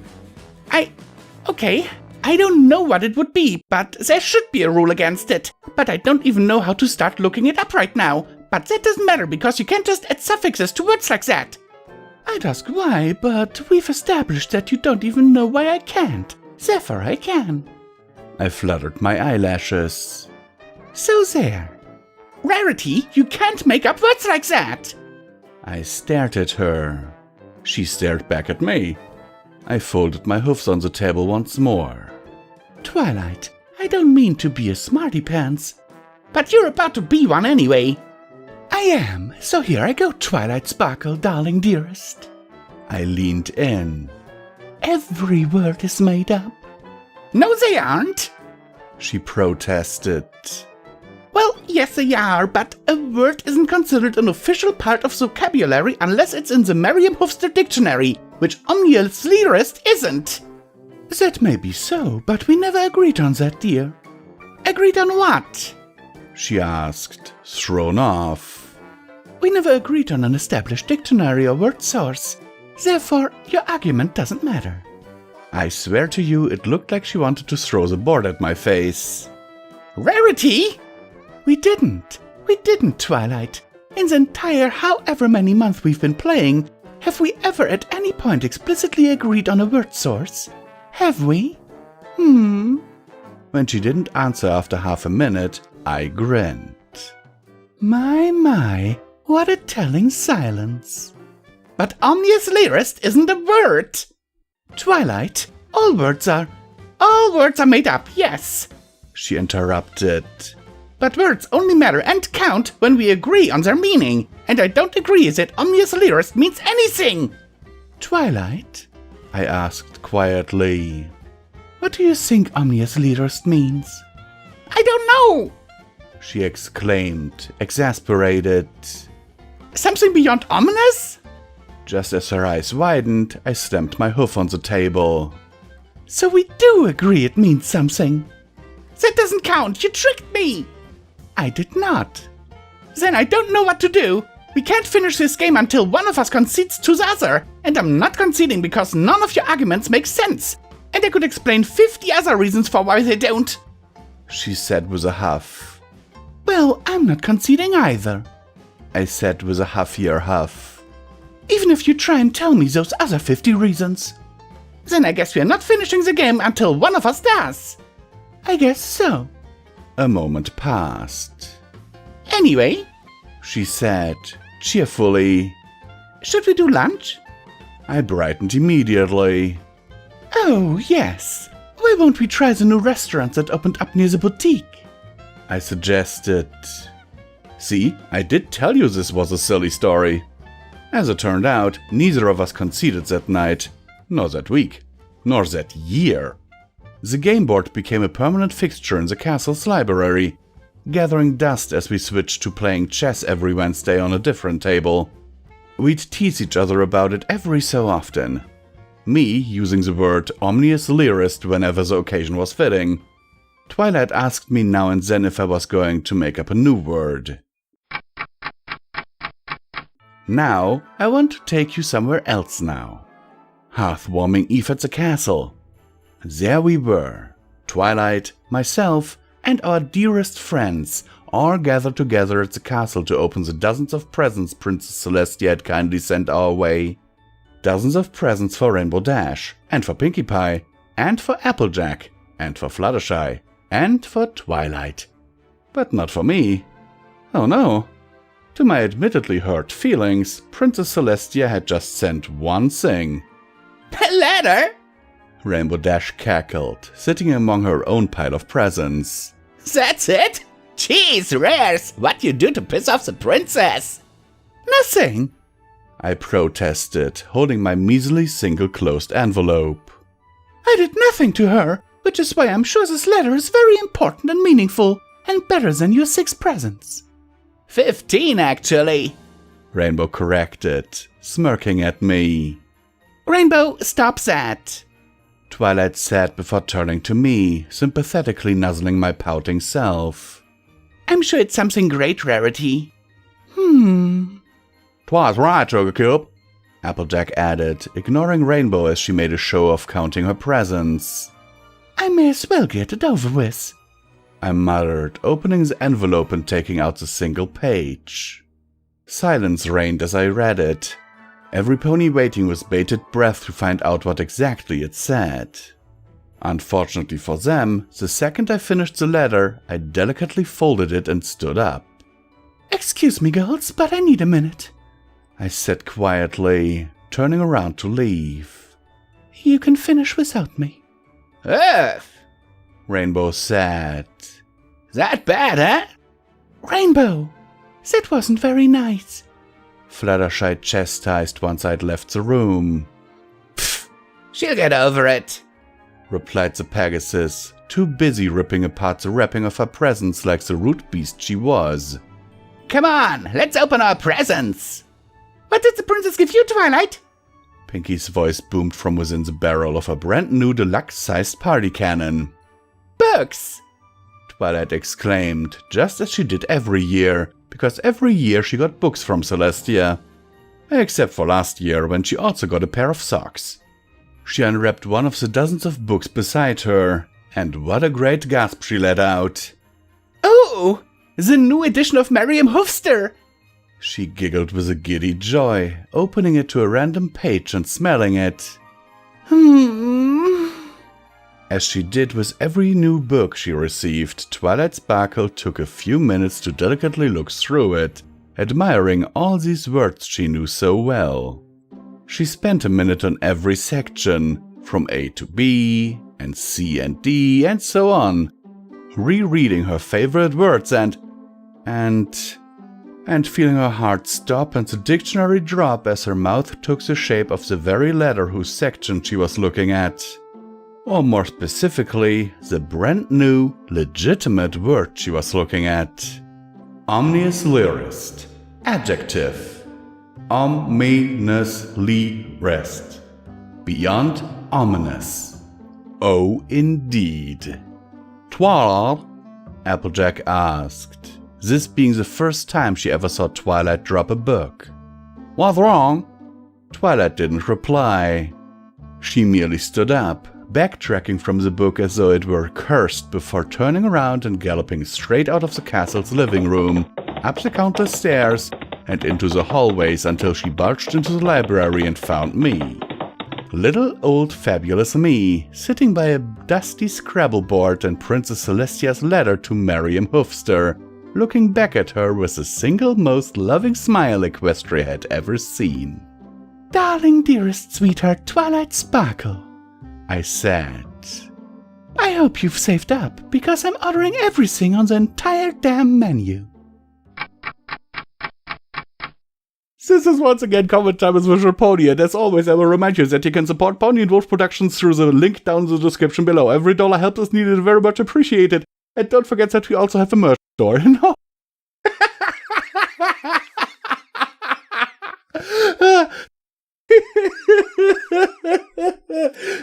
Sorry, but this is just too good. I can see why this story is in the hot section on FimFiction. I won't put this into my read later list. I put this into my favorites. This story is just amazing. I mean, how to beat Twilight, you know? How to beat Twilight. Easy. And it is so amazing that everyone is like, oh, you only got a letter from Celestia for Christmas? Or for heartwarming? And then Rarity reads it, and it's a letter from Celestia to Miriam Hoofster to add Omnius Lyris to the dictionary. Sorry, I love it. Anyhow, give the author a lot of love, guys. Sincerely, yours, Visual Pony, and as always, I hope that the story finds you well in body and mind. A Changeling Goes to the Market by Lux Tenebris. Market. The creature was mostly black. Only its black was royal blue, covered by its scraped elytra. Its 4 legs were riddled with holes, like Swiss cheese. It was dressed in a patched shirt, and a large sack hung from its side. Its 2 large eyes were blue, and it had 3 horns, one which grew from its forehead and 2 smaller ones on each side of the first, that combined into a single mass. This horn structure was damaged and had several cracks which ran over its surface. The creature had 2 long ears as well, each one tattered and damaged. 2 fangs stuck out from each other of its mouth, and finally, it had what looked to be a normal tail, though it seemed to be made from a rougher material than a tail from a stallion. The creature itself was just slightly smaller than the average stallion, and it carried itself with its head held high. It left the Everfree Forest and passed the edge of town. A house filled with all kinds of animals and bugs ceased all sounds as he passed, and its caretaker, a yellow Pegasus, passed out at the sight of him. She just collapsed into a bush. The bug pony blinked at the strange display and pushed on over the bridge and into Ponyville proper. The market was noisy enough for the bug pony to find it with ease, though the market was hardly satisfied with his arrival. The ponies watched the strange bug pony with fear and trepidation. One mother hurried away with her foals. A guard took a step closer to watch the newcomer with scrutiny. Applejack dragged away Applebloom, the younger begging the older to let her watch the strange creature, but most simply hid behind their stalls. Though one mare in particular, Silverwind, shrunk as the creature stopped before her stall. Silverwind had a silver chain with wings as a cutie mark, a white coat without a single blemish, and a long silver mane that had tied into a large braid. She was dressed in a fox leather apron with tools on its side. Her stall was one of the larger ones in the market. Jewels, golden rings, But especially silver trinkets and jewelry filled the glass display boxes and mounted busts of mares and stallions. She was the town's jewelry and silversmith, the only one for miles, and was good at what she did. She had customers in Canterlot, Manhattan, and Los Pegasus. She had even helped create a fine piece for Prince Blueblood. She'd seen many strange customers in her life, but never one like this one. No one is creepy or unsettling. The creature's big eyes stared at her. They blinked one at a time in a lazy manner, as if the creature was tired or bored. Silver opened her mouth to speak when the bug pony pulled out a pebble? It was no larger than a gemstone. The pebble was completely black with round grooves that ran all along its length. Said grooves had an eerie orange glow to them, like embers. The bug pony very slowly slid the pebble across the wooden desk. Its eyes never left Silver's, and if anything it ceased to blink once the pebble was brought out. The pebble was also on fire. The pebble then began to speak to her. Plebeian of the Ponyville tribe, descendant of the noble Pegasus armies, my compatriot requires your finest silver trinket. It is of most importance that his home will no longer be in squalor, and the fine folk of the land may treat him as the Lord of Cinders that he is. Silver Wind blinked and stared at the pebble, and then the bug pony, and then back at the pebble. What? Do you have no ears, plebeian? My compatriot requires silver, the true currency of the free world. What has doomed empires and started republics? Tell me you have not forgotten the art of silversmithing in the absence of the true lord? No, I can smith silver. You're a rock. Silver sat and poked the burning pebble. There was no pain from the fire it produced, only warmth. The pebble shook in anger. Or, well, it didn't, but Silver got the impression that if it could shake in anger, it would have done so. Silversmith plebeian of Ponyville! Please stop calling me a plebeian. Thy name shall be hallowed for millennia to come for the work you shall bestow upon my chosen lord and his grand home, our palace of the Everfree. Do not waste precious time with questions! The bug pony stared at Silver. He had not said a single word. Silver just swallowed thickly. What kind of trinket do you want? A statue in the shape of a spider. My compatriot has received no welcome from the followers of Archaea here, and so he has not been given a shrine for his worship. Oh, it is a woe of untold proportions, Silversmith. He has no shrine to his goddess, no way to pray for her greatness and blessing. We cannot let such a travesty continue. He requires something of pure silver, for only that is holy enough for his holy patron. Silver Wind eyed the rest of the market. Ponies that had hidden before now dared watch the bizarre interaction. A few eyed the pebble, and some blinked in confusion as to why the rock could speak. I can do that. I mean, I have a silver necklace that has a spider on it. It was a Nightmare Night order, but the customer never ended up picking it up and... Spare me your life's story, Silversmith. Tell my compatriot what he must pay for such a gift. Blood? Servitude? His firstborn son? The pebble said with a dramatic gasp. No, I just want 200 bits. It is pure silver, you know. Silver mumbled and pulled out the necklace in question. The chain was weaved, the pendant attached fit in her hoof, but just barely. It was meant for some vampire costume or the like, but she supposed for it to be used in the worship of... Archaea? Yes, that was the name the pebble had used. Being used in the worship of Archaea didn't seem too bad. Then my compatriot shall bequeath you such a son, the pebble said. The bug pony pulled the large sack from his side and placed it on the counter. Silver had first assumed it was used to store tools or wares. but the unmistakable cling of bits made her eyes widen. Surely such a big sack couldn't be filled with...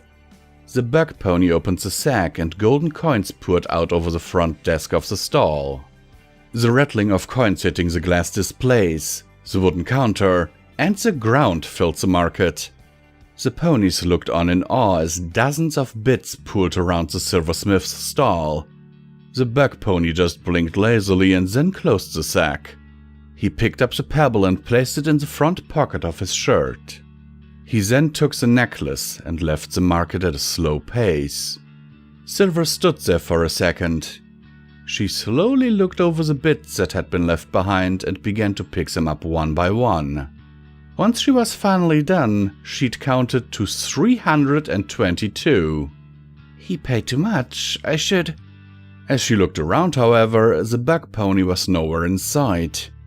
Silver eyed the pile of coins and eventually just shook her head. She needed a drink, preferably something strong. And then she would need to inform Twilight Sparkle about the strange customer. Surely the smartest pony in Ponyville would be able to make sense of the weird interaction. With that hopeful and naive outlook, Silver left the market to find some strong vodka. Hello and welcome back, everyone. This is once again Common Thomas Visual Pony, and once again I will remind you that you can support Ponyville Productions through the links down in the description below. Every dollar helps as needed and very much appreciated, especially in these troubled times where I'm not really able to work. Anyhow, so let me get into the meat of this story. I found this story simply by looking through the most liked short stories on FimFiction. And holy crap, that list gets, like, it.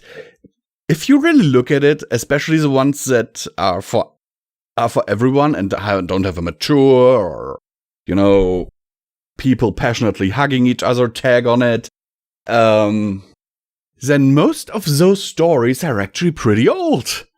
Like from 2013, 2012. The most liked ones nowadays have ponies passionately hugging each other or other creatures. Which is kind of weird if you look at it. This one actually is one of those that have come out recently. And I really like that, to be honest. Anyhow, so I would really like to see this story continued in a way, because I want to know what is a changeling doing with the followers of Arakia. It's just one of those things, guys, I've got questions. There is apparently a sequel, which is A Changeling Builds a House in the Everfree. I might go for that, because it's quite a bit longer though, so I might record that tomorrow, but holy hell. I want to know what happens to that changeling. Sincerely yours, Visual Pony, and I hope that this story finds you well in body and mind. The History of Thunder City by Comrade Bagel Muffin. 60 ABF and on. You walk slowly down the halls of the renovated Thunderhead that floated near Vancouver near Winnipeg. You arrived just yesterday with the last lift, taking supplies up to the city, and today you have a meeting with one of the historians of the city, Professor Almanac. You slow down as you reach the classroom.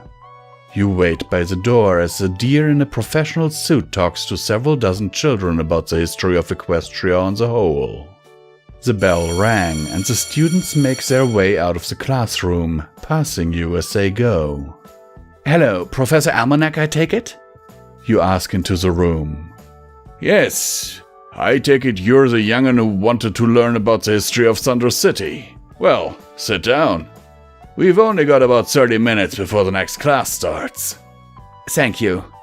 You nod before taking a seat and turning your Pip-Buck's recorder on. "This is being recorded, Professor. Please begin whenever you'd like." The deer nods, sitting at his desk as he begins. Thunder City is built in the remains of a wartime-era Thunderhead called Thunderstruck. Originally, it was thought completely unusable. Back then it didn't even float but was permanently grounded. It wasn't until our founder, Ironcloud, arrived in the year 60 ABF. ABF? You ask, interrupting the professor. After Balefire, the deer answered. Ironcloud was a Pegasus and a genius mechanic. So he was a Dashite or a callback? Quit interrupting, but no, he was a Pegasus born from Pegasi that was stranded below the cloud layer. Anyways, he went exploring the vessel in what was likely a scav mission. It was on this mission that he learned that the generators were still operational, and so he decided instead of selling it to the highest bidder, he chose to build this city. How long did it take to get the city operational? It took a long time. It wasn't until Black Pyre, the first dragon to join our city, helped to haul it into the sky.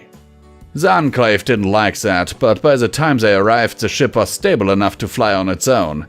And with the limited weapon systems and the dragon, the first battle against the Enclave in 71 ABF was won in 37 hours. Though both raptors escaped, though both were badly damaged. And it took nearly 20 gallons of healing potions to get Black Pyre back. The first battle with the Enclave? There were others, yes, but the next big event was a large migration of wastelanders. A lot of Earth ponies and unicorns arrived in the year 74 ABF, and a few years later in 77 ABF, a second migration happened, with a good number of Karens, donkeys, deer, goats, and griffins. This one cementing our reputation as the most open and diverse society in the Wastes. And it was this diversity that became our strength, which was proven in the assault of the goddess and her cult. Her cult? In Vancouver and Winnipeg, there was a period of 10 years starting in 72 ABF to 82 ABF, when the goddess sent unicorn priests to form a massive cult. Then, when their angels arrived, in the winter of 82 ABF, they launched a full assault on the city. The battle was hard and lasted nearly 8 months. The battle was hard fought, as both anti-aircraft batteries and Alicorn army were brought against the city. What broke siege and won the day for Thunder City? A massive, near-suicidal charge that was immediately preceded by a full discharge of all of Thunder City's guns for nearly an hour of full bombardment. At the end of the siege, Thunder City had lost 64% of its population, and in the cities nearby only 1 in 4 survived. It must have been the darkest hour for your city. It was. It wouldn't be over for some time though. In the year 85 ABF, and the city was just getting back on its feet when the Enclave attacked a second time. The second war lasted 5 days and ended with the death of Black Pyre, and 4 other of our city's dragons were dead, and 5 raptors had been completely destroyed. And in the scavenging of the wreckage of these ships in the winter of 84 ABF, our scouting parties ran into Steel Rangers and they were running fights throughout the city for the next couple of years, until in the year 90 ABF, when the last of the Rangers were successfully run out of the Vancouver region. And that was the end of the darkest hours of Thunder City. Were there never any more sieges? There were, but they would never come so close to succeeding. Professor Almanac nods.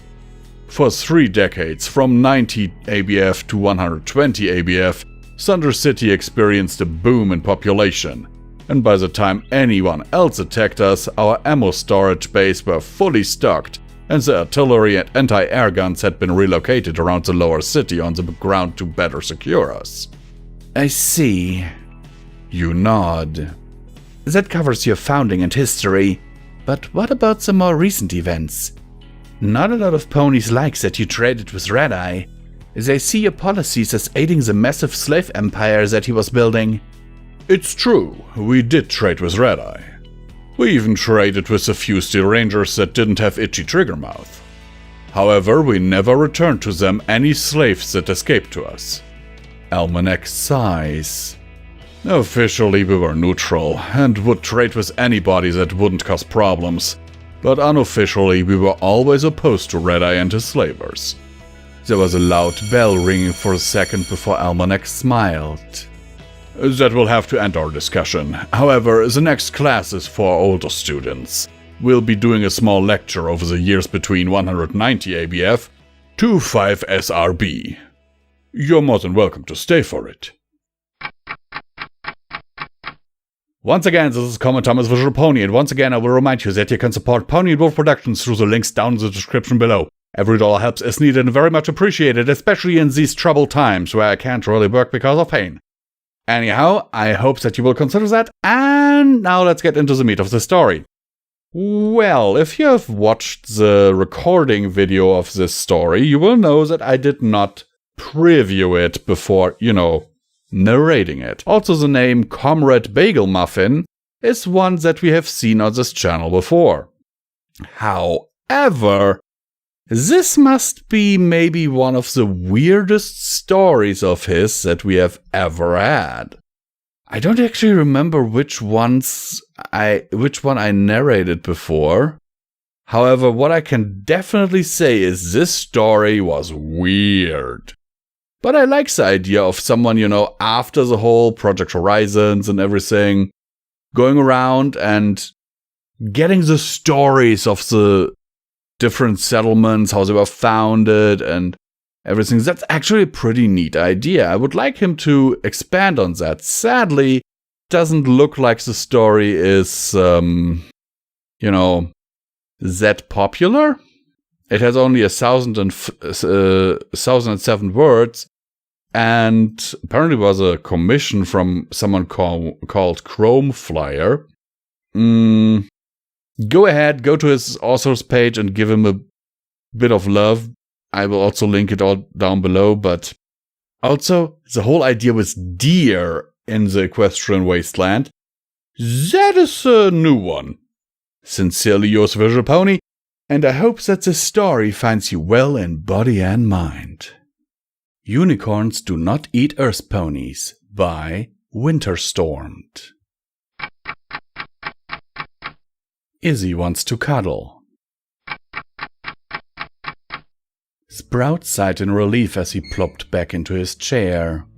The air conditioning unit was heavy, but he managed to install it all on his own and even managed to do it before breakfast.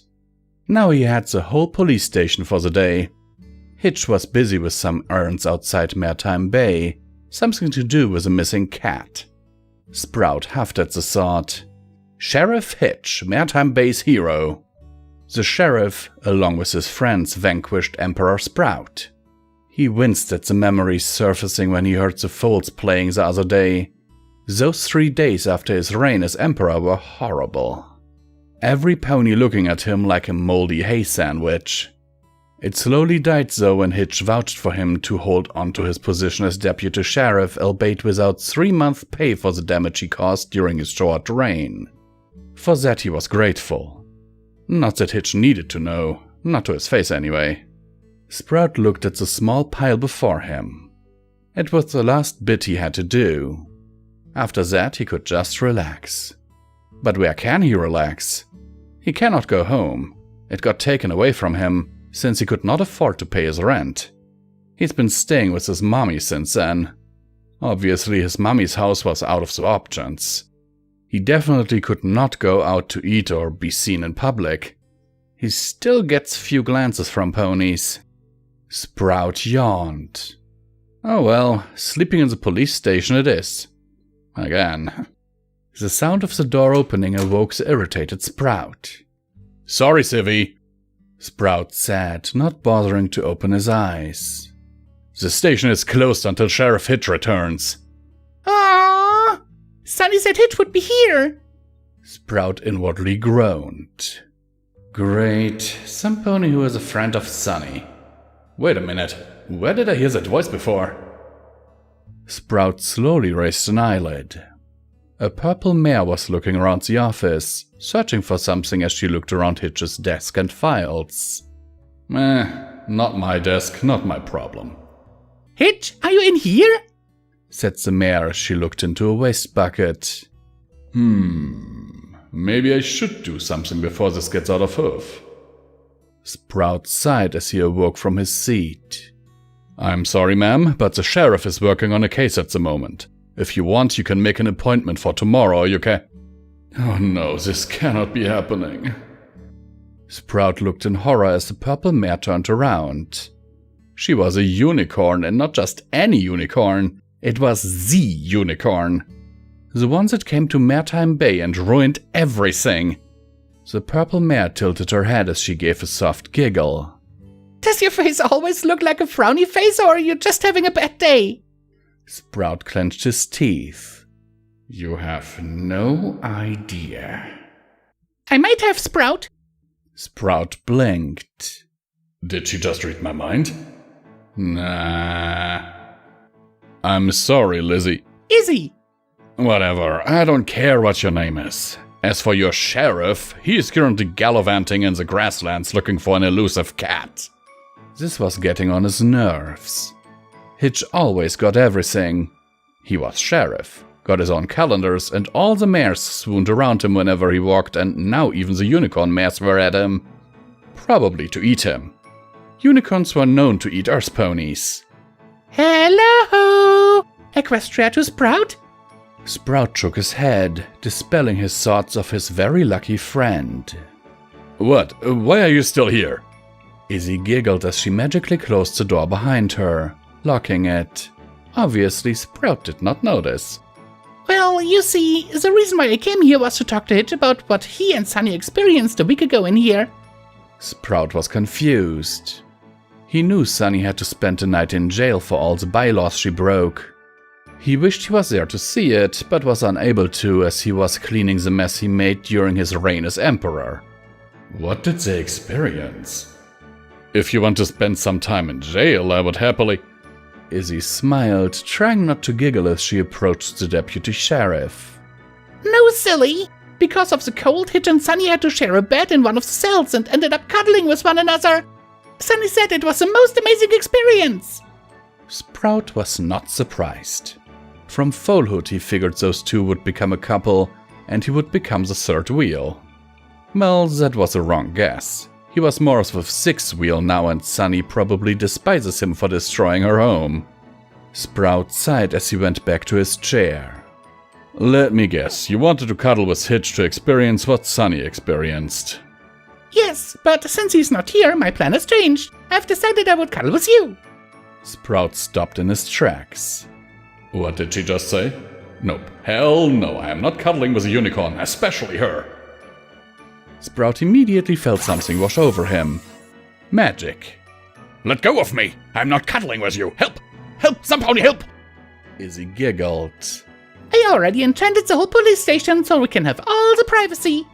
Sprout tried to squirm as Izzy levitated him into the cell, closing the gate behind her, locking it and throwing the key far away. Calm down, Sprout. A cuddle will help relieve your stress and tiredness. I'm not stressed, nor am I tired. Sprout backed away from Izzy slowly. She might try to eat him. Izzy gave him a toothy grin. Oh, I do not bite, said the purple mare as she walked closer to Sprout. Sprout felt the wall against his back. Trapped. Yes, you do. Unicorns are known for their carnivorous appetite. Izzy frowned. That is not true. We are ponies just like you. Sprout scoffed at that. Yeah, right. Sprout's eyes were shut. She was inches away from him. He could tell by the feeling of warm breath hitting on his face. It smelled nice. Snap out of it. Any moment now she is going to eat you. Sprout immediately felt something on his ear. She was eating him from the top. Sprout opened his eyes, confused. Was she nibbling his ears? What are you doing? Izzy looked at him, confused as well. Hitch said Sunny nibbled his ears and it was the most beautiful moment of his life. That was too much of information. Look here, Unicorn, if you want to eat me, then eat me. Just get it over and done with. Sprout was shivering with fear. Do unicorns play with their food before eating it? Izzy looked offended. She was offended. We do not eat ponies!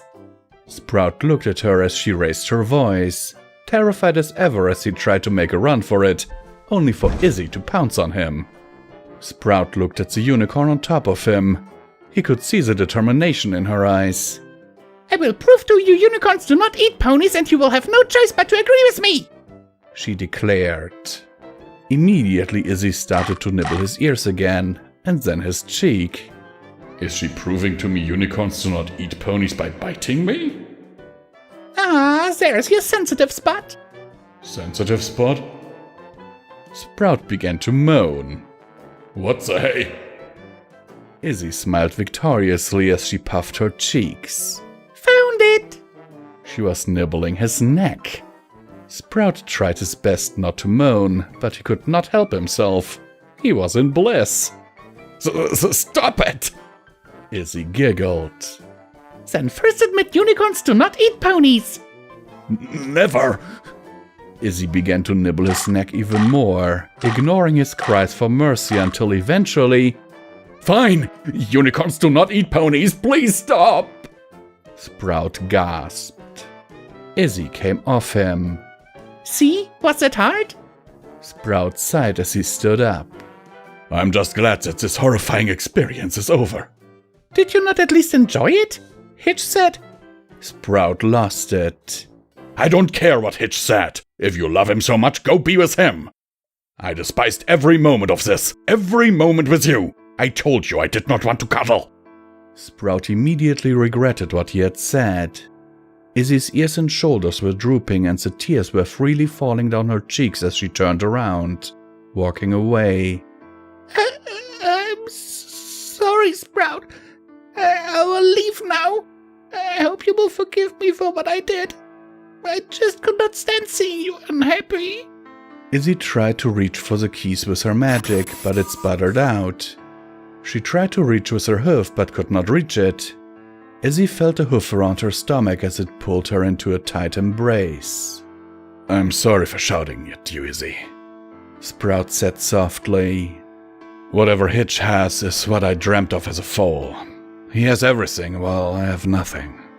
You could even say I am jealous, even though I am his friend. I appreciate that you care about how I feel. Really, I do. So please do not cry. It does not suit you. Sprout wiped the tears from her face as she turned around to look at him with a small smile adorning on her face. Does it mean you want to cuddle? Sprout frowned. You got to be kidding me.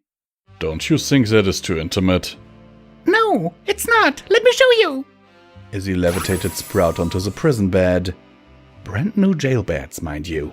And wrapped her hoofs around him, burying her face into his chest. This is cuddling, she said as she breathed his fur. You smell like cookies. Sprout felt his cheeks heat up. She does not need to know he is fond of baking. Your horn is rather dangerously close to me. You worry too much. Is this not relaxing and comfortable? Sprout yawned as he wrapped his hoofs around her. Yeah, it is. Eventually, the two ponies fell asleep in each other's embrace. Sprout! Wake up, bro! Who the hey is that? Mommy, I'm up! Shouted Sprout as he jumped off the prison bed. Hitch rolled his eyes. Seriously? Sprout looked around for Izzy, but there was no trace of the mare. Was it a dream? Hey bro, why so glum? Sprout sighed. It's nothing. Hitch raised an eyebrow but left it. Well, we better get going. Sunny invited us for dinner at her place. The whole gang is gonna be there. Don't you mean your gang? Oh, and you have mail on your desk, by the way. Sprout wore a puzzled expression as he went to retrieve the letter from his desk and opened it as Hitch disappeared into the bathroom. Probably to gel that mane of his. Dear Sprout, sorry for leaving you hanging, but I promised Sunny to help her prepare everything for dinner at her place. She said she invited you as well. I'm so excited! I finally know what it's like to be cuddled, and I'm happy it was with you. Your best friend, Izzy Moonbow. Sprout felt something in his chest flutter. Izzy Moonbow. The biggest smile was plastered on his face. Yep, Deputy Sprout has fallen in love. Not wasting time, Sprout ran into the bathroom, grabbing a surprised Hitch in tow. Come on, Hitch, we're getting late! The sun is already going down, let's go, let's go! Hitch yelped as they raced out of the office. But Sprout, I forgot to brush my teeth! Author's note. Sprout deserves more love, but before I could do anything, Izzy was already at the scene. Cheers and hope you enjoy. Hello everyone, this is once again Comment Time with Visual Pony, and I will remind you that you can support Pony Wolf Productions through the links down in the description below. Every dollar helps us needed and very much appreciated, and you get awesome perks if you do. Because, you know, you get either merch if you buy something in our merch store, or you get early access to our stuff if you become a channel member, or a Patreon of ours. So, oh my gosh, where to begin? I read the other story, the prequel to this, which is, let me just have a look real quick, A Cold and Stormy Night, where Sunny and Hitch are cuddling in the prison. And I loved it, I really did. And then I was like, you know, let's see about the sequel. So I added the sequel to my read later list. I never previewed it, which I should have, because there are so many mistakes in terms of grammar and shit in here. But yeah, I absolutely adore this story, and I like the idea, strangely enough, of Hitch and Izzy hooking up. I don't think they're a perfect couple, but I think they would make a couple nonetheless. Anyhow, let me know what you thought about the story in the comments down below, and don't forget to comment, like the video, and to share it, because it helps us in the algorithm, and helps us in the long run to keep the lights on around here. Also, it lets us know that you actually like our content, because recently stuff, you know, isn't going so well. Anyhow, sincerely yours, Visual Pony, and I hope that this video finds you well in body and mind. Wait a second. By Metemponycosis.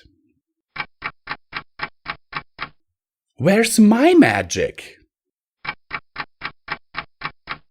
Late afternoons in Maritime Bay were something special. The beautiful sun painted the sky in shades of orange and red, and the salty breeze from the ocean brought some refreshment from the day's heat. Ponies opened their nighttime shops, and the promenade filled with ponies looking for some relaxation after a day's worth of work. Young couples would meet and maybe drink a smoothie too, admiring the beautiful sunset. Not so that day. For some reason, no pony understood the sun was stuck in the sky and wouldn't move for what seemed as days already. To make things worse, the clouds stopped rolling in and the sky was as clear as it could be. Some appreciated the beauty, but most complained that something was wrong. Well, Sunny was sure that the smart ponies at Cantor Logic would figure out what was wrong eventually. Her mind was clear of such troublesome things. She had a nice tutti-frutti smoothie to enjoy, along with the company of her friends. Each one of them had a smoothie and a happy grin while they talked. They had been talking all day long already. They had come early that evening, the clock said it was evening, and they had secured her favorite table for them, right by the cliffside, and it was perfect after a whole day of running around. If only the breeze would come already. It had become quite the ritual every time they visited, but they all had something exciting to tell about their homes, and the present problems with the dumb weather and the sun seemed distant. The Pegasus sisters and their mother had been acquitted of any criminal charges, as the judges understood that they did not act in ill faith. And that was great. Sunny couldn't bear the thought that her new airborne friends might suddenly be taken away from her. Worse, that they would be denied their freedom after such a great and momentous event as what had happened a couple of months ago. Izzy usually babbled on excitedly for hours on end about all the great and marvelous spells unicorns started to figure out. Just that day she had showed them her very own and patented crystal coloring changing spell. Yes, patented. It seems that unicorns had started awakening to amazing new talents, such as compulsive bureaucracy. It seems that spells needed to be properly named, categorized, recorded, and given a serial number. Full of her usual excitement, Izzy recounted all the exciting adventures that entailed. Filling out forms and waiting in lines to register her new spell she had named Izzy's Crystal Rainbow Mix-Up. She even gave each one of them a nice bracelet with crystals she had enchanted herself, to each represent the color of their friend's sparkles. Zip vibrantly explained the great thrills of flight and her plans to revive the fabled Wonderbolts, even if she knew next to nothing about them. She didn't even complain that she had lost all the privileges she previously had. She thought that they were boring and just annoying. Now that she wasn't a princess anymore, she had the time to go out and just be by herself in peace. Sure, her rank as princess would have certainly helped her in her goal of reviving the Wonderbolts, but that didn't worry her. She just used her free time from her new job. She had become a clerk at the flight registry office that the unicorns had installed in Zephyr Heights. Such a spirited pony with a wonderful can-do attitude. Pip had her phone on her hoof and spent more time talking to the camera in it than to her new friends. Although she explained the importance of live streaming every single one of their meetings. Especially since they weren't royals anymore, now that every pony could fly. Now, Sunny had read on the newspaper, Pegasus Mail from Pip's hometown, that she had lost all her followers due to that whole scandal, but Pip assured her that those were lies and that every pony still watched her live streams. She was sure of it because statistics often got messed up. The only one missing was Hitch, and Sunny didn't know why he wasn't there. Usually so timely, Pip adjusted the clock on her phone by his arrival, since the signal didn't reach all the way from Zephyr Heights, whatever that meant. The always good-natured and helpful stallion would even bring them some extra to eat. Well, Sunny was sure he would make it there eventually. Probably something that required his attention had cropped up. But she didn't have a lot of time to think about it anyways. In that fine evening, she was the one talking. More importantly, she had her father's journal and a map Zip had drawn from her bird's eye in the sky. She even had a photo of that giant rosy tree that they had found in their mission. The location matched with the map and the image. It was a close enough approximation of something that looked like a treehouse from a very old photograph. And that was mind-blowingly exciting.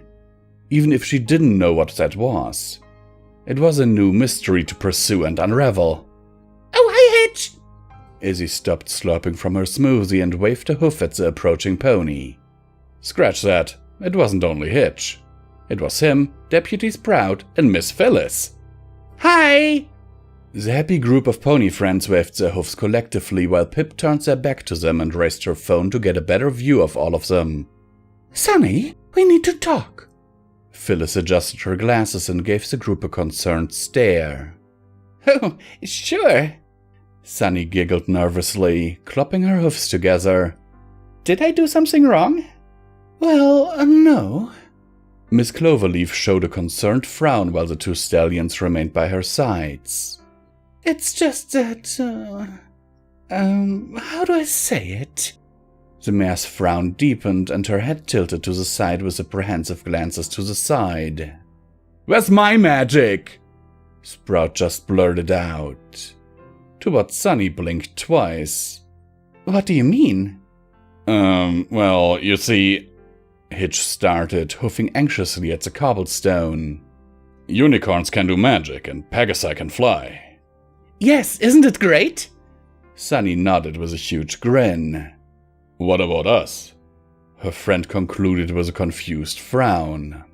What about us? What? She mimicked his confused frown. We don't fly. Miss Cloverleaf offered a hoof, she then bent to the other side. And we can't do magic. Yes. Sunny's frown turned to an amused expression with her left eyebrow cocked and a confused grin to herself. That was right. Unicorns had horns, so they could do magic. Pegasi had wings, so they could fly. Yes, what was the problem? Oh, yes, she understood. Wait, I get it! She grinned and quickly shuffled through the pages of her father's journal. I understand, just a second.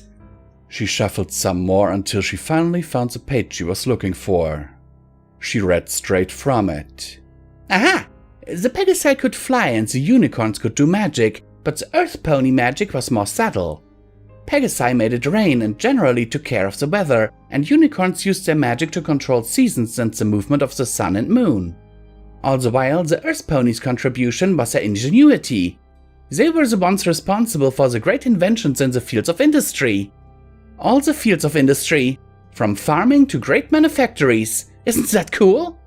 She stared at them with her chin hanging in a giant and happy smile, but it slowly faded away back into her confused frown. What's wrong? Don't you think that's cool? Meanwhile, Izzy had grown bored of the conversation, and the only ones paying attention were Sunny and Zip, because Pip had resumed her routine of vicariously checking her phone for notifications while the unicorn noisily minded her smoothie. We were already like that, Sunny, Hitch told her patiently. So ostensibly patently she could feel the urge to slap his own face with a hoof radiating from him. Yes. Her face contorted into understanding, but she still didn't quite grasp what their problem with that was. Yes?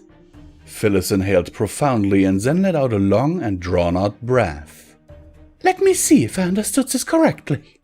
The pink and blonde Earth pony sat and calmly joined her hoofs, closing her eyes, inhaling again before speaking. You mean to tell me that, before recent events, Unicorn could not use their magic? Also that Pegasi couldn't fly. Therefore, unicorns could not zap our brains and Pegasi could not swoop in and drag us away.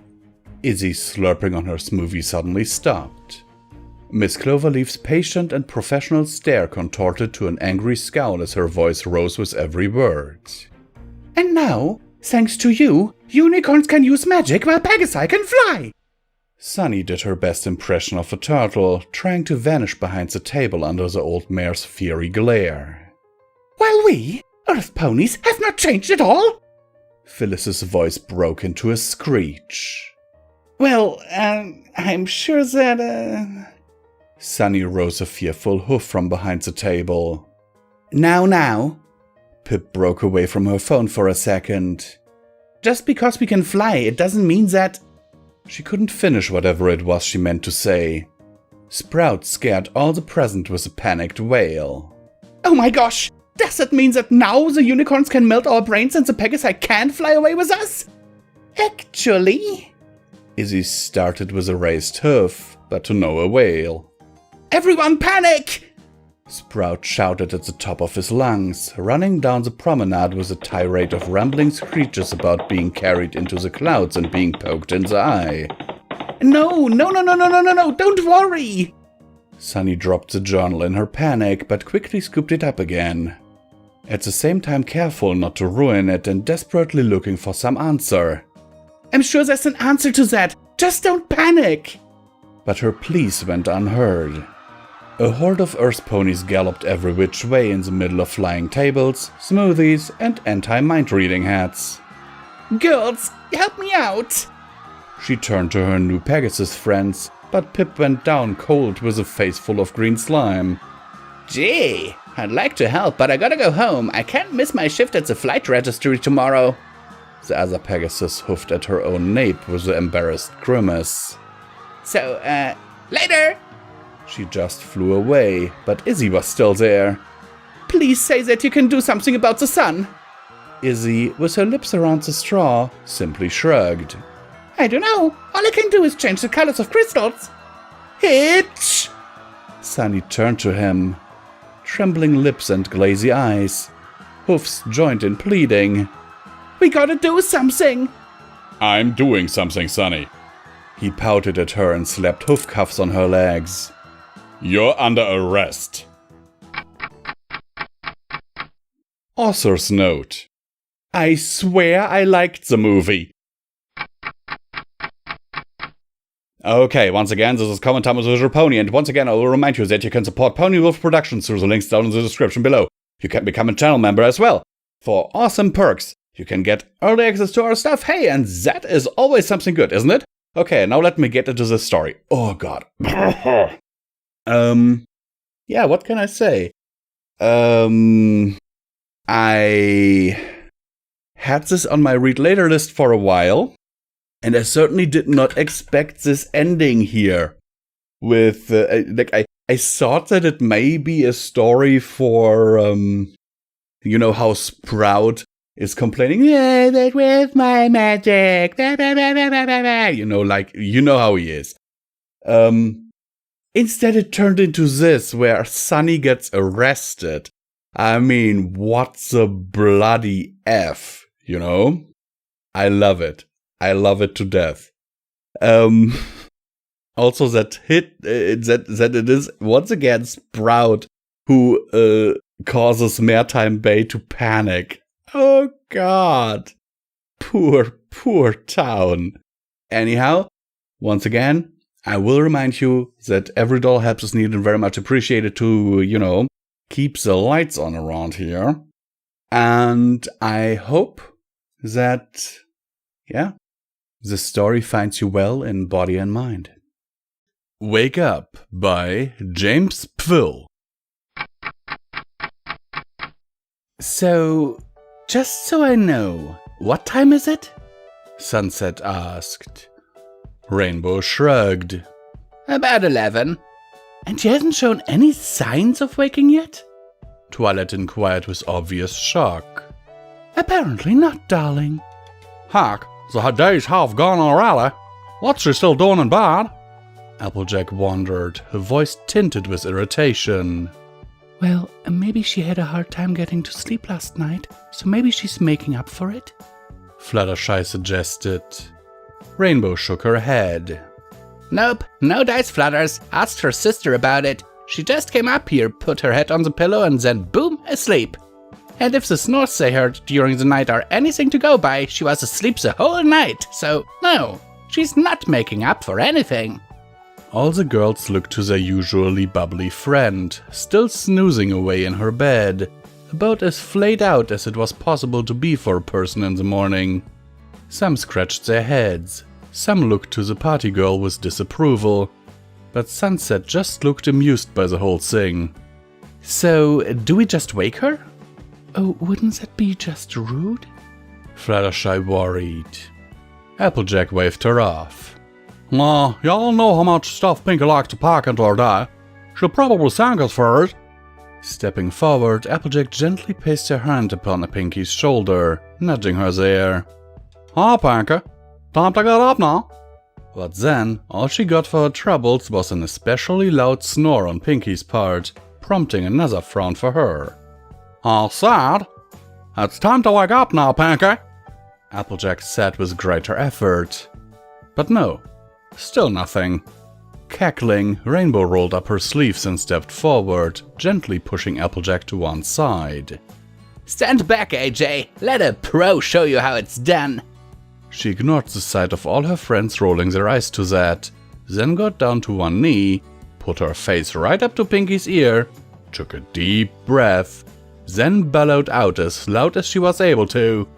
Hey, Pinky! Time to wake up! Get out of the bed already! She smirked, fully expecting her friend to just jump out of her bed instantly with that shout. Instead, she just got another snore, leading to obvious dismay on Rainbow's part. What? Folding her arms, Applejack chuckled. Guess the pro's having an off day today. She took a moment to savor the look of irritation Rainbow gave her after that, then looked around to the others. So, anyone else? Sunset scratched the back of her head. Well, if Pinky were the one trying to wake someone up, she probably wouldn't be subtle about it, so... Hesitantly, she stepped forward, taking hold of Pinky's unmoving shoulders, then roughly shook her there. Nothing serious, but enough to wake up pretty much anyone else in the world who might have been in a deep sleep. Alas, this too had no effect on the slumbering girl, and as Sunset stepped backwards, she sighed. Okay, she just has to have taken some sleep aid pills or something. There's just no other explanation. Clearing her throat slightly to gain everybody's attention, Rarity put on a little smile before sauntering over to Pinky's bed. Pardon me, my friends, but if I may... The others stood aside, watching with interest as Rarity reached around for her purse. Then, after rummaging around inside it for a while, she found what she was looking for, holding it up triumphantly. To everyone's surprise and confusion, of course, it appeared to be a small pea, which Rarity then began to tug under the mattress Pinky was sleeping on. Looking satisfied, Rarity took a step backwards and watched for a while in silence, as did everybody else. After almost a full minute though, there was no response, and Rarity looked quite dejected over it. Oh, I was sure that would work. Everybody knows that ladies simply cannot stand having peace under their beds. Applejack arched an eyebrow. Maybe in fairy tales. Sunset, by contrast, had a more pressing issue on her mind. So, you just carry a pea around? Rarity smiled back to her. Oh, just in the event of pea-related emergencies, darling. Adjusting her glasses, Twilight giggled. That settles it. Pinky's definitely rubbing off on us. The girls all laughed for a time, but when they realized that this too did not cause their friend to rouse from her sleep, their laughter halted. They looked to one another, uncertainty growing, as was their concern. Then, after a moment, Fluttershy spoke up. Could I try, maybe? Sunset, letting out a long sigh, shrugged. Sure, why not? Nothing else we do is working. Nodding, Fluttershy walked over to Pinky's bed, her friends giving her a wide berth. Then, after kneeling down beside her normally energetic friend, Fluttershy leaned forward and whispered in her ear, Pinky, your breakfast's ready. Instantly, Pinky's eyes snapped open and she leapt out of bed at a speed hitherto undreamed of for a human being. The girls took an immediate step backwards, almost terrified at how suddenly their friend was up and about, and so stunned were they that they didn't even get a word in as Pinky started speaking up for the first time today. Oh, were we having a slumber party? Did I miss it? Well, that's a shame, but hold up, I just gotta go it. She rushed off, darting inside her nearby open closet and slamming the door behind her, and then, after just a second, the re-emerged, fully closed, with her hands upon her hips. There we go, much better. She raised a single finger. Don't know why you're all here, but it's gotta wait. I've got breakfast to eat. And you're all welcome, of course, because trust me, my sisters make loads in the morning. Rushing to the door of her room, Pinky halted, then looked back and gave her friends a wide smile.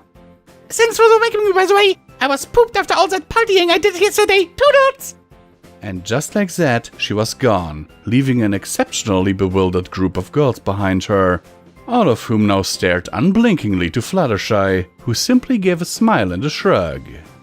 Well, never underestimate the appeal of breakfast. Author's note. No joke, but one day, many years ago, a small earthquake hit the UK during the night, and I didn't even know about it until people told me about it the next morning. And once again, this is Common Time with Visual Pony, and I will remind you that you can support Pony and Wolf Productions through the links down in the description below.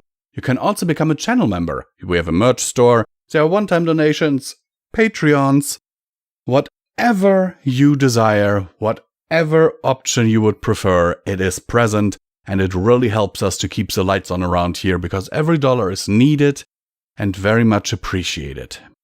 And now, let me get into this. Okay, yeah.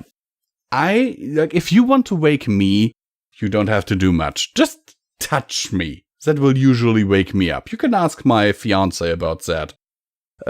Just touching me usually, I'm like standing upright in bed and I'm wide awake. Then again, I am an insomniac. I usually have problems sleeping and I'm a very light sleeper. Which can be a problem if your fiance tosses and turns like a corkscrew during the night, basically wrapping herself into her blanket. Yeah, that happened. And that night I decided not to sleep. I ended up playing games on my Switch, because I was like, if I can't sleep anyhow. But yeah. However, I did have a friend many, many years ago who did have a problem like this. And, yeah, let's just say after a party, there had been a lot of alcohol. We simply couldn't wake him. It was very, very interesting. Our host eventually managed to wake him up, so I will not get into how she did that. It was, however, very interesting. Sincerely yours, Visual Pony, and I hope that this story finds you well in body and mind. 1000 Word Apocalypse by Gamer Unnamed. Chapter 1. The final chapter. Twilight! Oh, hey, Pinky, how are you?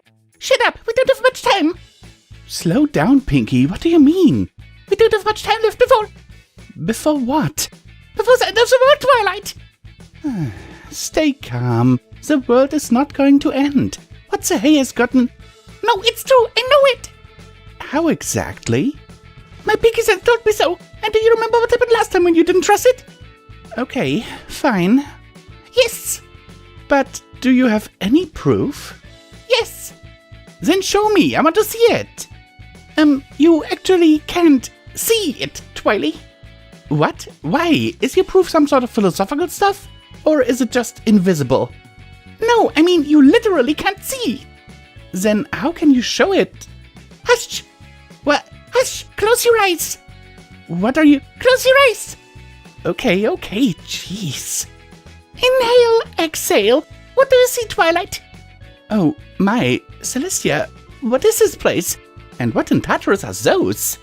This is a website. Those things are our words, Twily. What we said during our conversation are written here. What? Why? I mean, how? Our universe is just a simulation, Twilight. What? Nothing's real. Me, you, everything we saw, everything we said. They're all artificial. What? But it can't be. But it is, Twilight. Our universe even has an ID number. It's 387538. It's written right above our heads.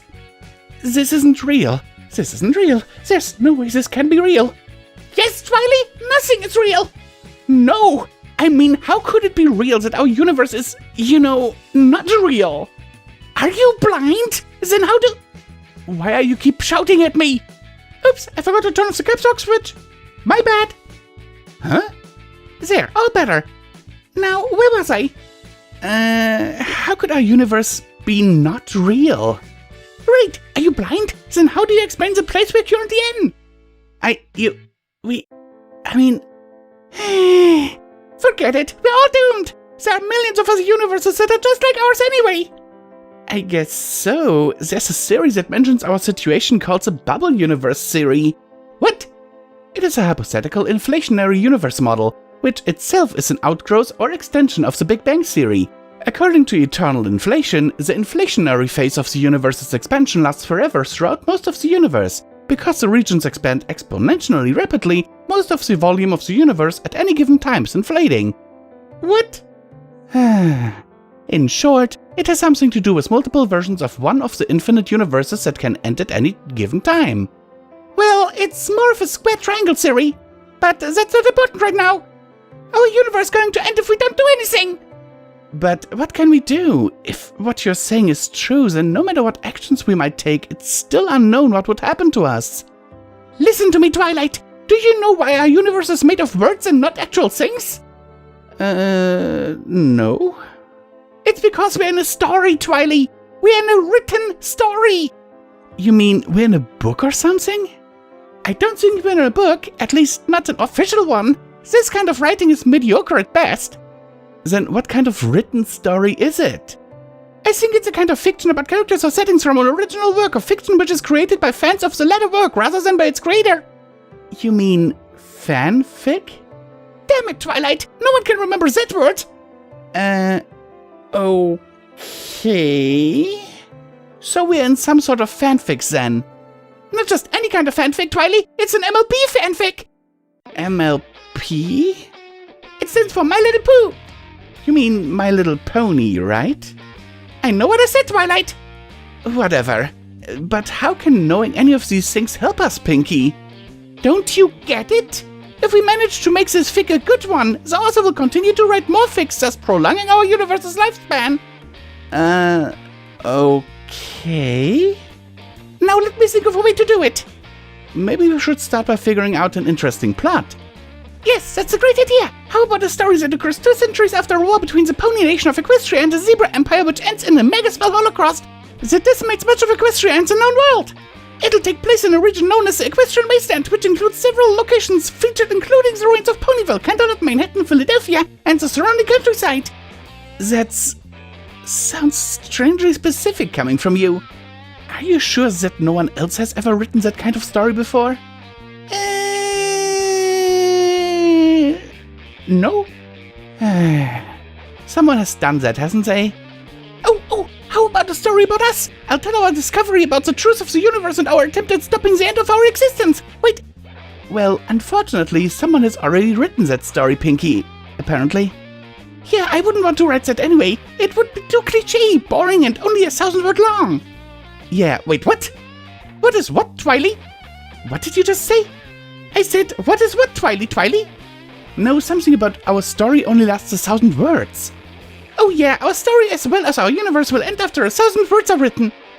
But why? I don't know, maybe the author is really lazy. First he tried to write a 100-word long story, but the site rejected it. So he decided to write 900 words of filler, but the story approver, Majin Siako or something, denied it. Why didn't you tell me this sooner? Sorry, I totally forgot. Wait, why do you sound so weird? Oh, I'm manipulating the word count by not spacing between words. I suggest that you should do it too. So what are we going to do now? All we can do is hope that our story will become interesting enough for the writer to continue expanding our universe. I guess so. Well, before our universe disappears quietly or explodes violently, I will sing my favorite song for one last time. Back everything. My name is Pinkie Pie. Hello. And I am here to say, how are you doing? I'm gonna make you smile and I will brighten up your day. Bonjour. It doesn't matter how. What's up? If you are sad or blue. Howdy, partner. 'Cause cheering up my friends is just what Pinkie's here to do. 'Cause I love to make you smile, smile, smile. Fills my heart up with sunshine, sunshine, sunshine. Hello, and this is once again Visual Pony with comment time, and I will remind you that you can support Pony and Wolf production through the links down in the description below. You can become a channel member, you can donate to us with a one-time donation, you can support us on Patreon. There are so many ways with which you can help that the lights on this channel stay on. And this might actually be one of the shortest stories I've ever read, but also the only one to date that I have not recorded completely, even though the text is there. Now, let me excuse myself here for doing this, okay? The author basically put the lyrics to the entire fucking Smile song in here without spaces to cheat the word count. The result of that is one block of text that is just the Smile song in one long word. And trying to get through that hurt my eyes. Didn't only hurt my eyes, but god damn it, you do not want to hear me sing as Pinkie Pie. Other than that, I find the premise of the story really good, really funny, and this author even writes in their author's notes, "Sorry guys, this is the first time I've ever written a MLP fanfic. Hell, this is the first story I have written and showed it on the internet. I know I must have had a lot of grammar mistakes. I'm Vietnamese, English is not my native language, and this story is probably too dumb to get much recognition. However, I will continue to write whenever I am inspired and determined. Thank you for spending your precious time reading shits like this." Dude, I will tell you right now, there were some mistakes where I had to, correct it, that I did that kind of automatically in my head. But overall, the story was fine. Maybe have an editor look over it. But you're fine, dude. You're really fine. Let me know in the comments down below what you thought about this story and the premise. And I hope that this story finds you well in body and mind. A Midnight Heart to Heart by Voldy365. Chapter 1. I awoke, opening my eyes slowly. I glanced at the window and noticed the moon was still up as it shone brightly into the room.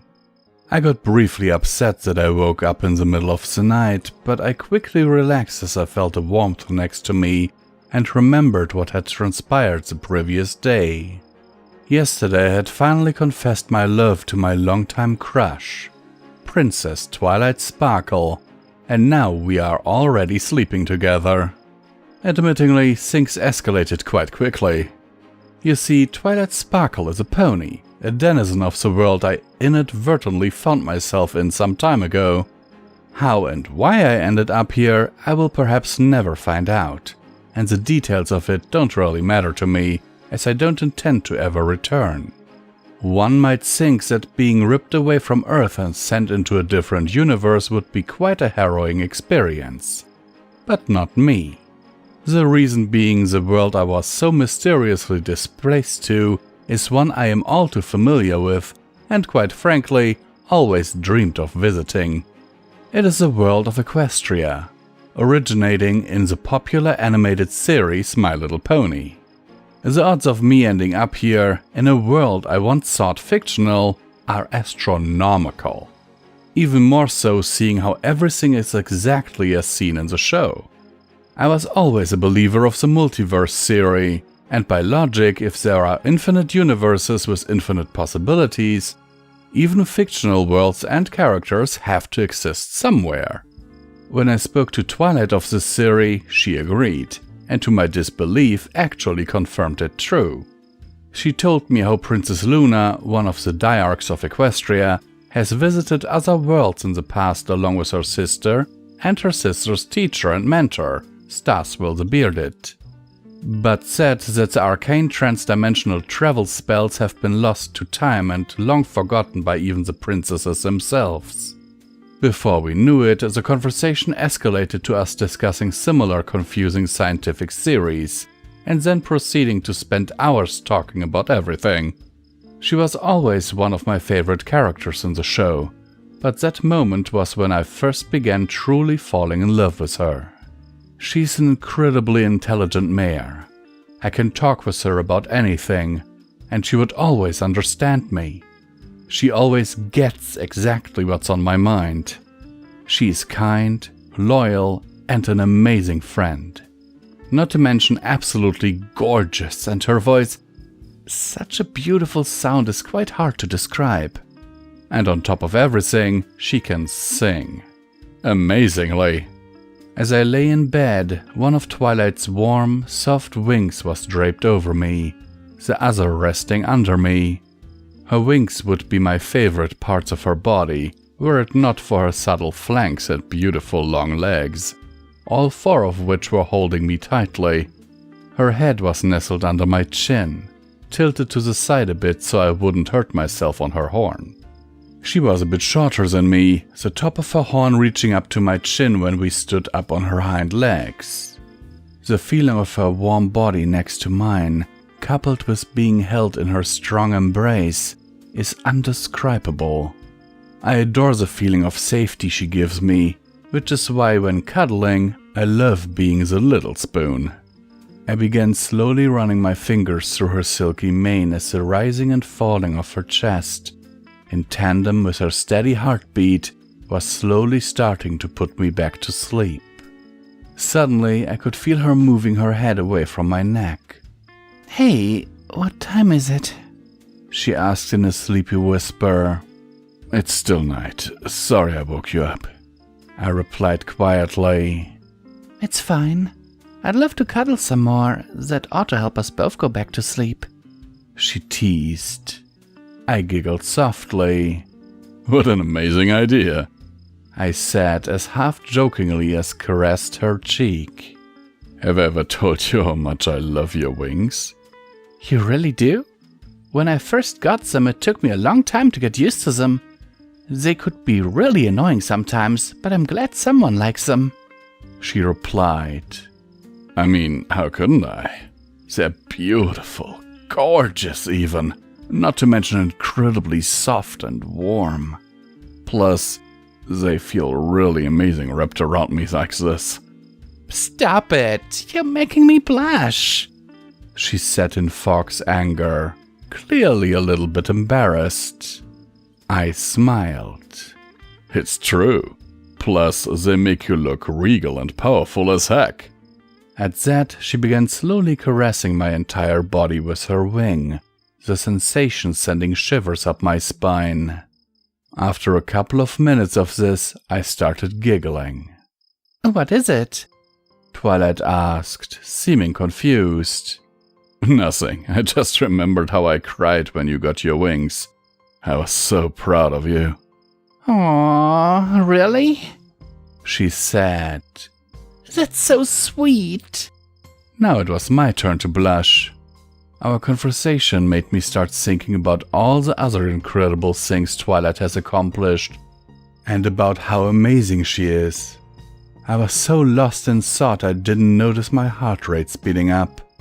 Hey, why is your heart beating so fast?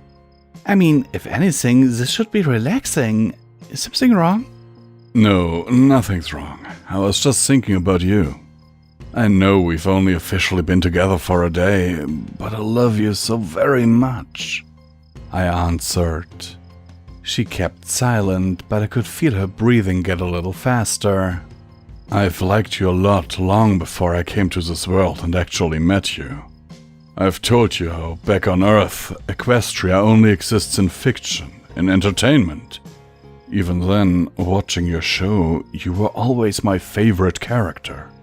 I liked you because you were so smart and how you always managed to defeat all the villains with wit and camaraderie. Thanks to your friendship skills, you are practically the glue that holds your fellowship together. Another, perhaps depressing reason that I liked you is since you are an alicorn. You are immortal. I would never have to worry about losing you. You were literally like the perfect woman. I stopped talking as I could feel my neck getting wet. Are you crying? I asked, somewhat shocked. I'm fine. It's just... I had no idea I meant this much to you. I had no idea I meant this much to anyone. I mean, I have 5 amazing friends who I know love me, but you're different. She stopped talking to wipe her tears. You accept me for who I am and love every part of me, and you get me. You get me completely. She finished, softly nuzzling me. I do love every part of you. I said. You know, back on Earth, I didn't really have many friends, but I wasn't exactly lonely. I kinda liked being alone, being the introvert I am. I thought friendship and romantic relationships were a pointless distraction, especially the latter. But then I started watching your show, and by extension met you. Mind you, I still couldn't find myself a girlfriend. I liked you so much that I got myself a second pillow and started hugging it before going to sleep, pretending it's you. Every night. How pathetic is that? I finished, feeling a tinge of self-loathing. It's not pathetic at all, she began reassuring me. Everyone gets lonely sometimes. As a filly studying under Celestia back in Canterlot, I was a little lonely myself. I had a couple of friends, but I was always too busy studying to hang out with them. I even missed my friend Moondancer's party. A party that was very special to her. She stopped talking and let out a sigh. After a couple of seconds of pondering, she continued. I was a complete introvert and totally focused on pursuing my academic career, so I certainly never even thought about colds. So, due to my total indifference to the matter, I was never depressed about it, and never needed a coping mechanism such as your pillow hugging. Your pillow hugging thing comforted you, did it not? She asked me. Very much so, especially when I imagined you in place of it. She chuckled and finally concluded. Then there's no reason to think any less of yourself for it. She stopped to gently kiss me. Because I surely don't. I slightly shivered from the kiss, and then thought about what she said for a bit. Finally, I answered. Perhaps you're right. And thank you for loving me despite all my weirdness. But still, if I was really that lonely, I could have manned up and asked to go out or something. Thankfully, though, now I finally have you. Lying here, right now, with the real you feels surreal. And absolutely heavenly. She hugged me tighter and clambered over me to place a kiss on my forehead. In return, I pulled her even closer and kissed her sweet lips deeply. I love you too, and I always will, she told me lovingly, returning to rest her head below my chin. After a short while of enjoying each other's company, Twilight began talking again. You said you'd never have to worry about losing me, but now when I think about it, I will lose you. I sighed and sadly said, Yeah, I know. Let's not think about such things right now, even though it was me who brought it up. I'm sure you'll figure out some sort of spell or something in the future. If anyone can figure it out, it's you. She sighed deeply but seemed satisfied by this answer, judging from her ensuing silence. By the way, why are we having a heart-to-heart right now in the middle of the night? I laughed. We were trying to go back to sleep, and then we began telling each other's life stories and pouring our souls out.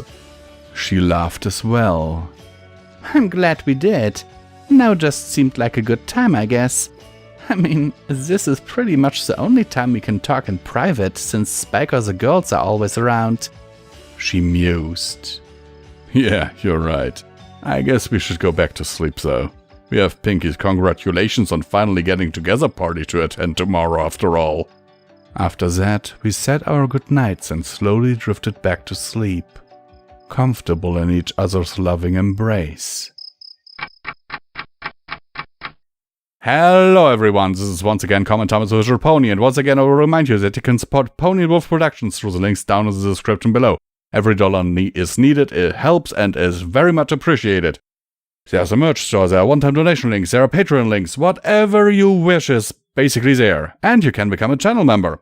And now let's get into the meat of this story. Oh my god! Give me an insulin pen, I guess I got diabetes. That is so sweet. Yeah, my love is laying on the bed right now, holding her phone and chuckling at me. And now she's shaking her head about my comments here. Do you have anything to say? Okay, she said love you. Yeah. This girl. I love her. And I think that's all I have to say here, because this is just a sweet story. See you guys in the next video, and as always, I hope that the story finds you well in body and mind. Hitch's Heart by Arrow Fiction. What to do when you only want to help. Tag, you're it! Sunny yelled. Aw, no fair. I thought we weren't playing with tag bags. Sprout complained back. You know playing without them is super boring with only 3 ponies. Hitch chimed in from the top of the lighthouse. Well, when I become sheriff, I'm gonna make tag bags illegal, ha! Sprout said smugly. Right now, you seem to be struggling with tagging anyone at all. I bet you couldn't even tag my dad. Sunny said with a giggle, teasing him. Sprout made his way to their lift to try and get a tag on Hitch at the top. Today had been a good day in Hitch's eyes.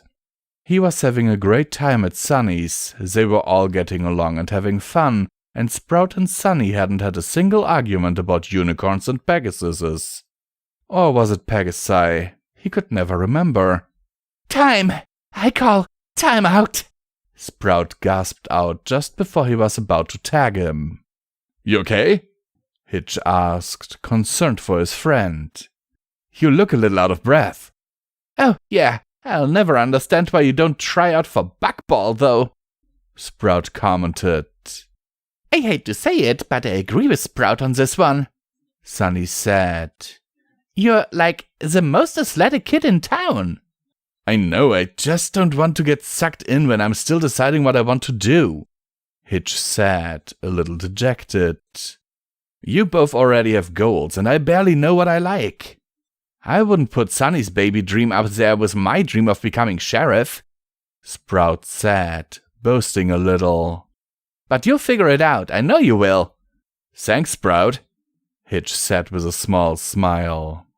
Hey, when I'm sheriff, I could even make you my deputy, Sprout said, trying to motivate him. We would be an unstoppable duo and could keep troublemakers like Sunny in line. Sunny pouted at him for this. I'm not a troublemaker. You're the dumb one that misbehaves. Oh, I'm not too sure about that, Argyle said, rounding the corner with some treats. Who got into my sugar cookies when she wasn't supposed to and ended up with a tummy ache? Dad, you promised not to tell them about that, Sunny complained with a slight blush on her cheeks. Now where's the fun in that? Argyle playfully teased, handing us all some treats before coughing a bit. You all better be behaving in here. Of course, Mr. Starshine, and thank you for the treats, Hitch said, expressing his gratitude. Yeah, this tastes great, thanks, Sprout added. That cough was a little worrying. He knew Mr. Starshine was sick and not getting much better. Though it wasn't contagious, he was still worried about his health. He was in higher spirits than normal, so Hitch wasn't too worried. He was certain today's sleepover would go off without a hitch. He never understood why the other two didn't like that joke. It was hilarious every time. Before he could amuse himself more, there was a knock at the door that Argyle went to answer. What an unexpected surprise. How can I help you, Phyllis? Argyle greeted. He noticed Sprout's ears perk up at his mom's name and his head hung a little lower. We all went quiet and tried to listen in on their conversation from the other room. Phyllis proceeded to go on a long rant to him. You know exactly why I'm here, Argyle. I don't want my child in your presence any longer. It's bad enough you try to brainwash him with your silly little tales that go against our entire community's values. Now you're trying to get him infected with your sickness as well. Have you no shame on the poison you seep into our town? Argyle responded in a polite tone, but Hitch could practically hear his eyes rolling with the sarcasm. Oh, I do apologize. I completely forgot you didn't want your child to be exposed to any other culture or idea, and only lives through your propaganda. We both know I'm not contagious, so I don't know why you keep bringing it up. Sprout gave a small sigh. He had to assume that Sprout knew what was coming next, though it wasn't hard to predict. Sprout, get out here! We're going home! Phyllis yelled into the home. See you two around, Sprout said, very downtrodden. As Sprout walked by and out the door to his mom, he heard Argyle give a sigh before heading out the door after them, saying, Now, Phyllis, please reconsider. Come on, I want to hear what they are talking about, Sunny said, leading him to their lift to the top of the lighthouse. Once there, they sat sitting next to the railing. They could just barely make out what the two were saying from up there, but it was enough. I won't let him be corrupted by your radical ideas anymore, Phyllis stated firmly. Please, Argyle pleaded, coughing even more. Sunny and Sprout are starting to get along well, and I hate here to lose a friend. That filly of yours is even worse, Phyllis said. I bet she's the one filling his head with these beliefs the most. They are just kids playing and having fun, Argyle reasoned. You've been a blight on our community for a while now, Argyle. I expect your daughter to, sadly, follow in your footsteps. I won't let Sprout's dreams and life be crushed by you and your daughter's influence, Phyllis yelled to him. Come now, Sprout, we are going home, she ordered. Goodbye, Mr. Starshine, Sprout said, following his mom back to town. Can you believe her? Hitch said, turning to talk to Sunny, only to see her in tears. He was unsure of what to do or say in order to comfort her. He hated when others cried and wished they could all just be happy. No amount of willful wishing would bring her Sprout back. On instinct, he pulled her into a hug, wishing above all else for everything to go back to earlier. As Sunny's tears slowed, she asked him, Am I a monster? What?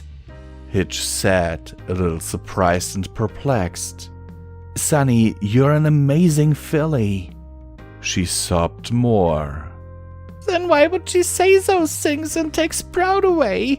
I bet he hates me. Adults are dumb. You're a bright and joyful filly with amazing dreams of friendship. Hitch reassured. I'm honored to be your friend. Thanks, Hitch, Sunny said, hugging him even tighter before pulling away. Sunny started to calm down some and just sat there looking down. He hated all of this.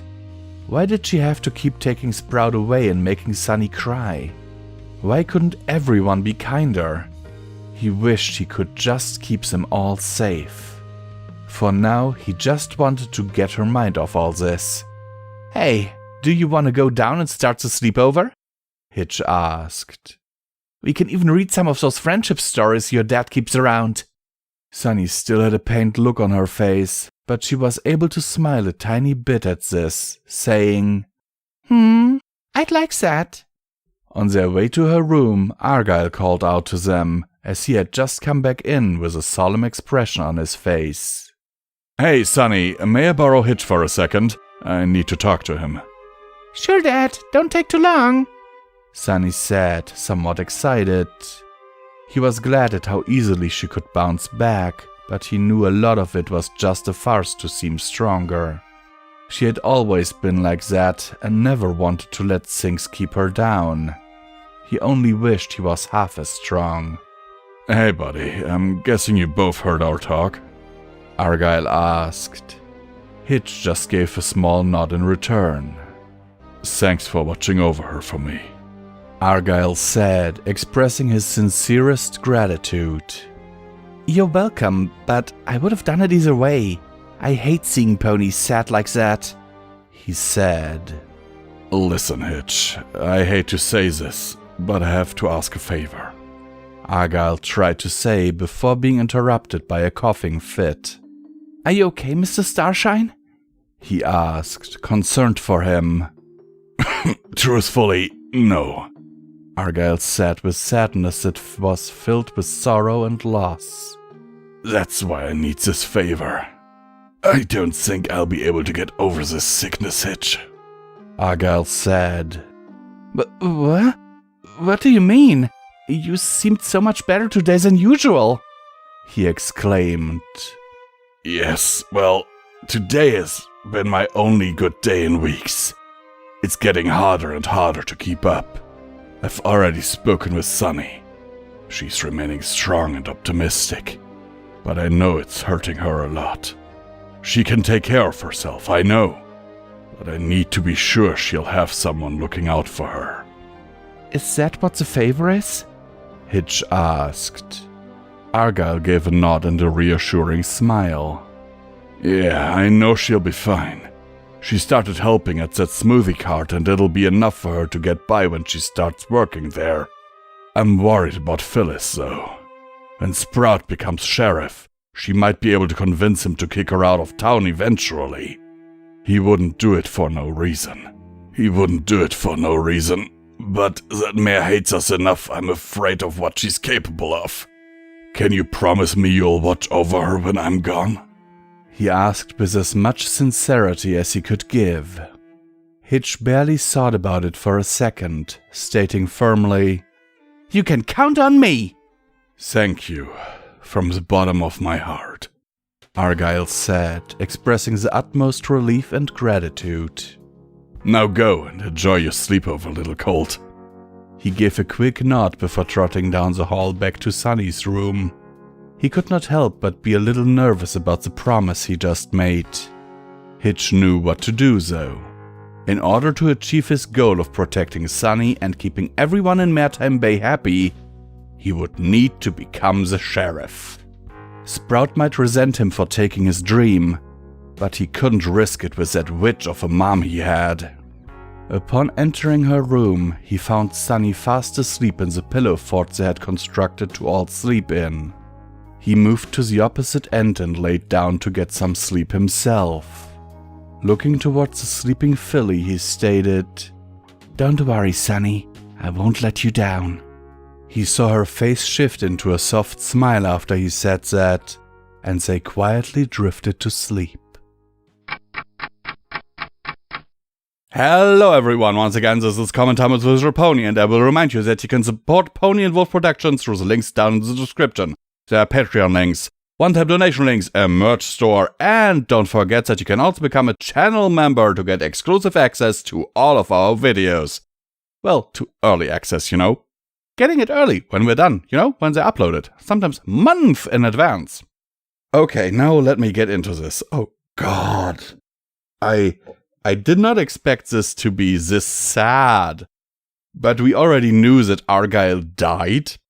You know, we learned that in the movie, that he was no longer around. But Phyllis is such a bitch! Sorry, but seriously, how bad can you be? I mean, from what is shown here, he has some kind of, you know, degenerative disease, maybe an autoimmune disease, or maybe even cancer, and she's concerned her kid will catch it? Come on, lady! You are horrible! I didn't like the character as it was in the movie, but now I dislike her even more. And I didn't think that would be possible. I mean, come on! But I really like what Hitch is doing here at the end, like, realizing he'll have to become sheriff to keep Sunny and everyone else safe. So that is a thing. With that, I really would appreciate it if you liked, subscribed, and shared this video, and I hope that the story finds you well in body and mind. What Day Is It? By Azularms06. Model for me. I'm going to take a little walk to take some pictures, Pip said, standing next to the door. Any pony wanna come? Sunny looked up from the mess she was cleaning and gave her friend an apologetic smile. Sorry, Pip, but I think teaching Izzy how to make pizza is going to take a little while. Izzy nodded from behind the table she was kneading the dough in. We'll save you a slice or two. The pink Pegasus nodded and then looked at her sister. Zip had been chopping some vegetables to add to the pizza later. I kinda want to see how this unfolds, Zip said after her sister gave her an expecting glance. It's almost a science experiment. I even have a hypothesis in the making.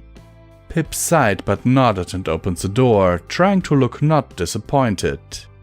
It's not that she didn't want to participate in her friend's cooking experiments, but she'd been to Maritime Bay many times, and she still had very few pictures to show. She wanted to capture the beauty of the seaside and the town, and even take some selfies for good measure. Despite her efforts, Sunny did notice her friend was slightly upset and came up with a suggestion. Why don't you ask Hitch to come with you? Sunny suggested. He must be at the station. Pip rose an eyebrow as her hoof lingered over the doorknob. Isn't he working? I mean, yeah, but he's a sheriff. He's supposed to walk around to keep an eye on every pony. The orange pony explained, just as Izzy accidentally set the tip of her tail on fire. Pip laughed at her friend's clumsiness and, after helping extinguishing the fire, she set off towards the police station to find her other friend. It didn't take more than a few minutes of flight for her to reach the station. She recognized the building from the tour Sunny and Hitch had given her one of the first times she was there. But she'd never gone in. She landed gracefully in front of it and casually crossed the door.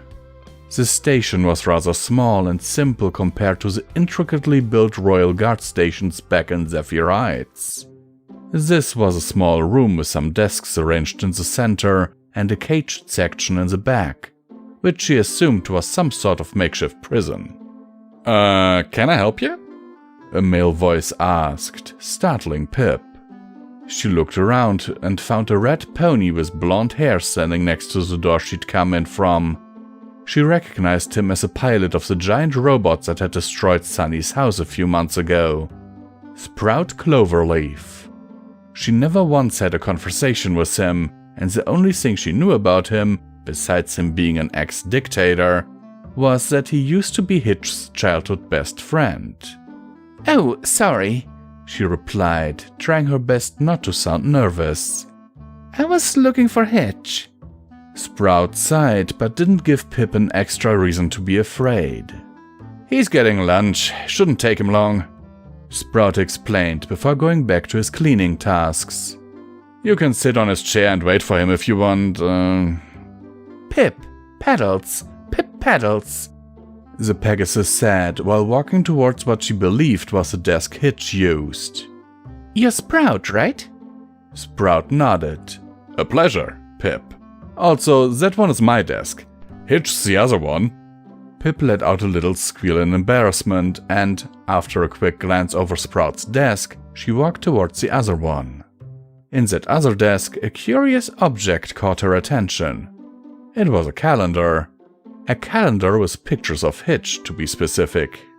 A blush crept up Pip's cheeks as she passed to the next page. Hitch as a firefighter, then Hitch as a sailor, Hitch as a doctor, followed by Hitch as a superhero. The more months she passed, the harder it became to hold back her laughter. It was Hitch dressed as a scarecrow for the month of September that did it for her. It started as a giggle, but the longer she stared at the picture in question, the stronger her laughter became.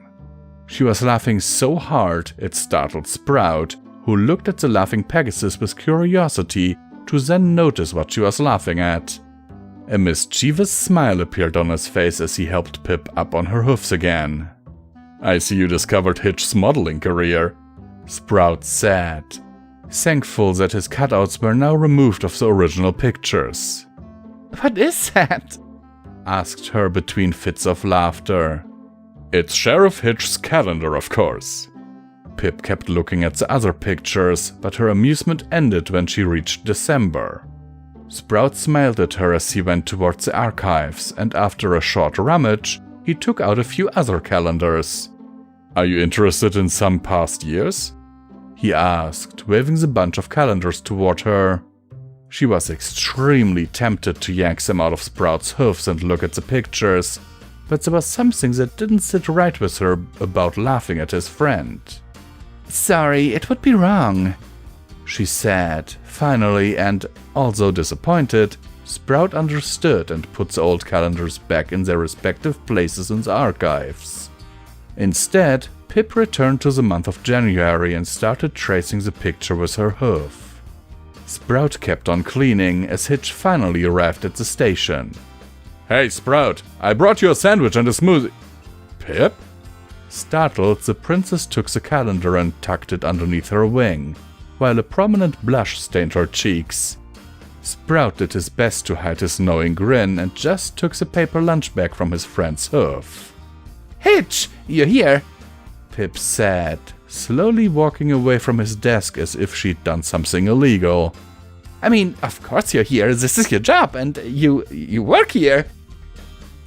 "This is painful to watch," Sprout muttered to himself, but he kept on watching as he slurped his smoothie. Hitch was about to say something when Pip's phone vibrated from underneath her wing, making the calendar fall off. "Is that..."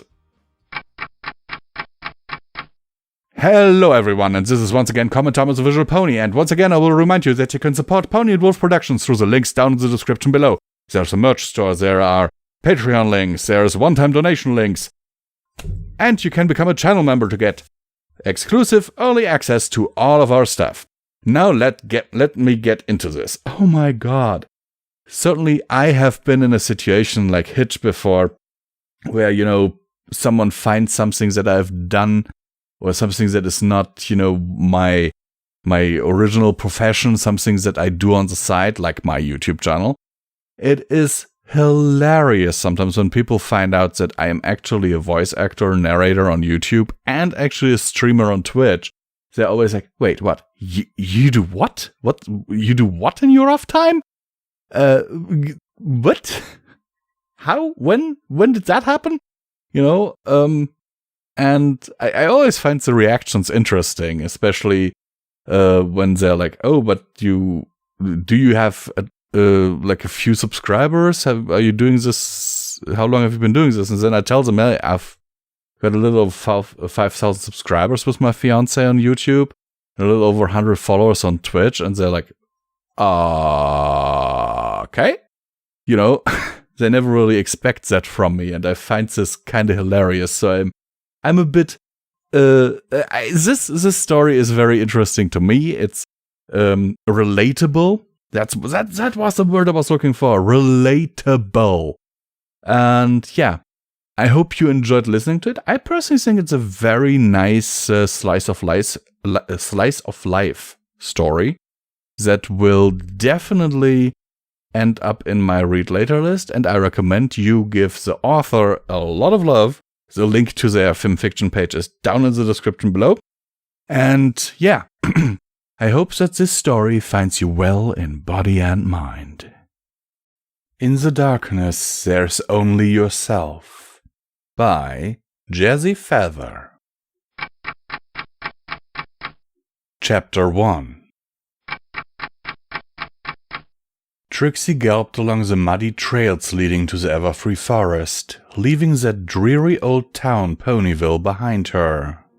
They should have known better than to attack the great and powerful Trixie. Her gallop slowed to a trot as she neared the edge of the Everfree, and then she stopped completely. Looking into the forest, she had heard the stories of how it was like in there, and frankly, she did believe them. But she didn't have a choice. She couldn't go back to the town that shunned her. So she breathed heavily, swallowed, and trotted slowly into the forest. As she entered the forest, the darkness closed around her. "Stupid Trixie! Why didn't you bring a torch?" she thought to herself as she trotted in the darkness. Except for the muffled sound of hoofs trotting through the mud, the forest was quiet. Trixie looked around herself as she kept trotting through the forest. After a while, she decided to take a rest at a lake. That cold hadn't really set in, but the lake was frozen solid. Trixie sat down on a stone by the lake. Her stomach was rumbling. She had planned to eat after the show, but since she was no longer welcome there, she had to take off fast and run with an empty stomach. Trixie thought to herself while she sat on the rock, looking at the frozen surface of the lake. Would any pony really miss Trixie if she vanished? She thought about it, but erased it from her mind. She didn't really want an answer to that anyway. Her stomach rumbled again. Trixie got up and continued her trot through the darkened trees of the Everfree Forest. Even she knew that staying in one place too long was not a smart idea. As she trotted deeper into the forest, it seemed to get colder. She had left in such a hurry that she didn't bring her coat or any other clothes with her. She slowed to a walking pace. Her stomach growled again. "Oh, Trixie, you need to get yourself some food," she said out loud. She didn't mean to, though. She was so tired that she couldn't even think straight anymore. She continued her trot when she noticed an apple hanging in a tree. The only apple, it seemed like. She walked closer. It was a zap apple. Rainbow-colored apples that were native to the Everfree Forest. Trixie used her magic and pulled the apple from the tree. It took a bit of effort, but she got it down and munched it down as fast as her mouth could. It took a bit before it dawned on her that it was the only food she had and she had eaten it all at once. She sighed and continued trotting deeper into the forest.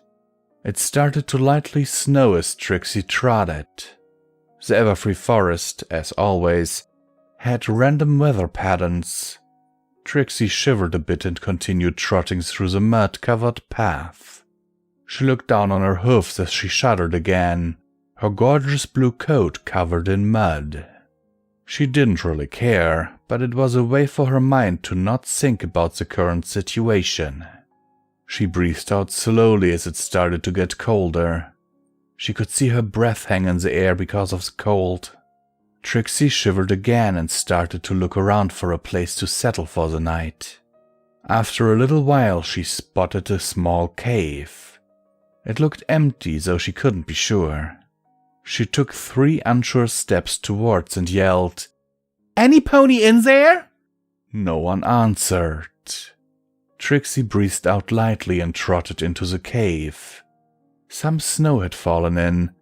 Not much, but it was noticeable on the darkness of the rock floor. As she laid down on the floor of the cave, she winced at the coldness against her coat. She felt the cold from the abruptly shifting weather creep into her body. Trixie tried to light a magical fire with her horn, but because of her exhaustion it was impossible. Her stomach rumbled again, bringing back thoughts of her parents. She sighed and looked up at the darkened sky. She could barely see the moonlight through the trees. After what seemed like forever to Trixie, she started to fall asleep. She curled up into a ball to huddle in the little warmth that her body gave away. Trixie took one last breath into the air and slowly closed her eyes, thinking of her family as she started to fall asleep. The next morning, snow had covered the cave entrance and trapped Trixie inside. There was visible frost on her coat, frozen tears running down her cheeks. Hello, this is once again Common Time as Visual Pony, and I will once again remind you that you can support Pony and Wolf Production through the links down in the description below. Every dollar helps is needed and very much appreciated and helps to keep the lights on around here. And now let me just say this. This chapter is called Chapter 1, but there is actually no further chapter, and it is tagged as completed. The author here says that Trixie is facing a fear that every pony or everyone has to face at some point in their life, and she has to face it relatively soon, or relatively early, and also it is not quite, possible to tell here at the ending if Trixie is actually still alive in this, because if there's frost on your skin or on your coat, as in this, I'm pretty sure your body temperature would be severely under what it is under its recommended value, you know. So I can emphasize with Trixie the whole thing with would anyone even miss me if I was gone? I've gone through that myself, and believe me, it is something that everyone has to go through at some point. Even if you might not remember it, or if you don't realize that is what you were facing. Just know that there's always at least one person who will miss you, and yeah, no one is unimportant. Even if there are people that you don't like, people that you hate, remember there's always someone that likes them. There are always people who will miss this person. And so there are also always people who would miss you. That is actually a thought that has helped me through a lot of tough spots in my life. Some of you who might know me personally or have talked to me personally might know that I actually did struggle with suicidal thoughts for quite a while, and that they have never really completely gone away, but that is another story. But yeah, it has always helped me personally, that there are actually people out there who would miss me. And for me, I know that I will not live a happy and long life because of my physical ailments. And so my YouTube channel, so what you see here, in a sense, is my legacy. Something that I want to leave behind for those people who do like me. And yeah, I think I've kind of gone off the rails here. Anyhow, sincerely yours, Visual Pony, and I hope that this story finds you well in body and mind. And happy Halloween! Sunset Shimmer and the College Applications by Applebottoms. Anyone there? SAT scores, FAFSA application? Different essay for every college I want to go to? Sunset Shimmer was murmuring to herself, feverishly frantic as she half-trotted her way back down a familiar path. Tell us about the difficulty you've overcome in your life. Oh, I don't know, being banished from my entire dimension? Sunset Shimmer was huffing to herself now, shuffling papers as she went, not even looking at where she was stepping. She didn't need to. She'd traversed these steps so many times, she knew it by heart. Sunset Shimmer had come here many times in the past weeks, ever since she got the first notice about the SAT exam. Every couple of days she left an offering just on the other side, hoping to tempt, it was McDonald's, the first few times. Then Chipotle, Taco Bell, Panda Express. For the past week, she'd turned to the nuclear option. Sushi. Her trap worked. This time, when she approached the magic mirror, a familiar face stared back at her. You! Gasped Sunset Shimmer the unicorn. I haven't seen you since... Yes, since I kidnapped you and threw you through the mirror. Yada yada yada. Nice to know it was such a big deal to you. Sunset Shimmer the unicorn sniffed. Well, it wasn't, because I was a bad guy back then, okay? Listen. Sunset Shimmer sighed and tried to push the frustration out of her voice. I've come to make amends. I've come to bring you back to your home universe. Because I'm very sorry for what I did and I'm here to make it right. No thanks. So all you need to... Excuse me? I said no thanks. I'm offering to bring you back to your universe. Yeah, I know. The universe you were banished from. Sunset Shimmer explained, even as her teeth ground. Unfairly banished from? You're allowed to be mad at me, I understand. But I'm trying to make it right. Oh, I know. Don't worry, I understand. And I say, no thanks. Get over here! Sunset Shimmer made a sudden grab for her, but the unicorn danced out of her reach. Oh, almost got me again. The unicorn giggled. I knew there was something fishy going on here, and I don't mean the sushi. You... Get over here now! You need to come back to your own universe! Sunset Shimmer snapped, lashing her arm back and forth in the mirror before she finally gave up on trying to grab her. Why? Why all the big rush all of a sudden? You were happy to kick me out of that world a few years ago. The unicorn sneered and gave her tail a snap. What's the problem? World falling apart? Interdimensional rot or something? College applications. Sunset Shimmer muttered, her cheeks flushing. The unicorn considered her and laughed out loud. Is that all? Sounds like a personal problem to me. It's not funny. We don't have anything like this in Equestria. Sunset Shimmer huffed and lifted the pile of papers, waving them threateningly at the mirror. I don't even know what a SAT is, or a FAFSA, or a AFAIK. What even is a tax return? I know we don't. Why the heck would you think I want to come back to that world? Sunset Shimmer stared. She hadn't anticipated this response. In our world, that world, the unicorn began seriously, jabbing a hoof at the mirror. I was an orphan, living in a group home, about to enter high school. I knew what lay ahead for me. Even more years of bullying, back-breaking homework, and then college applications. Only I didn't have any parents to help me, so I knew that college was a pipe dream, and I'd end up flipping burgers till I died. Or got jumped or something. Or ended up homeless. Holy Celestia, Sunset Shimmer murmured. So yeah, when you grabbed me, I figured that my life plan had come to its planned end just a little bit earlier than expected. The unicorn huffed out a bitter laugh and looked down at her hoofs. But then I woke up here, and all I could see was your butt as you ran away from where you ditched me. And I had hoofs. That was a wild couple of weeks, let me tell you. The unicorn shook her head, and her eyes went far away for a moment. But then I wandered into some little town, and there were others, like me. Not teenage girls. The unicorn snorted. But teenage unicorns. And they were all just so kind. I didn't trust it at first, not after everything. But when they heard I didn't have a home or a family, they took me in. They brought me to their magic school. Turns out I have magic here. Crazy, right?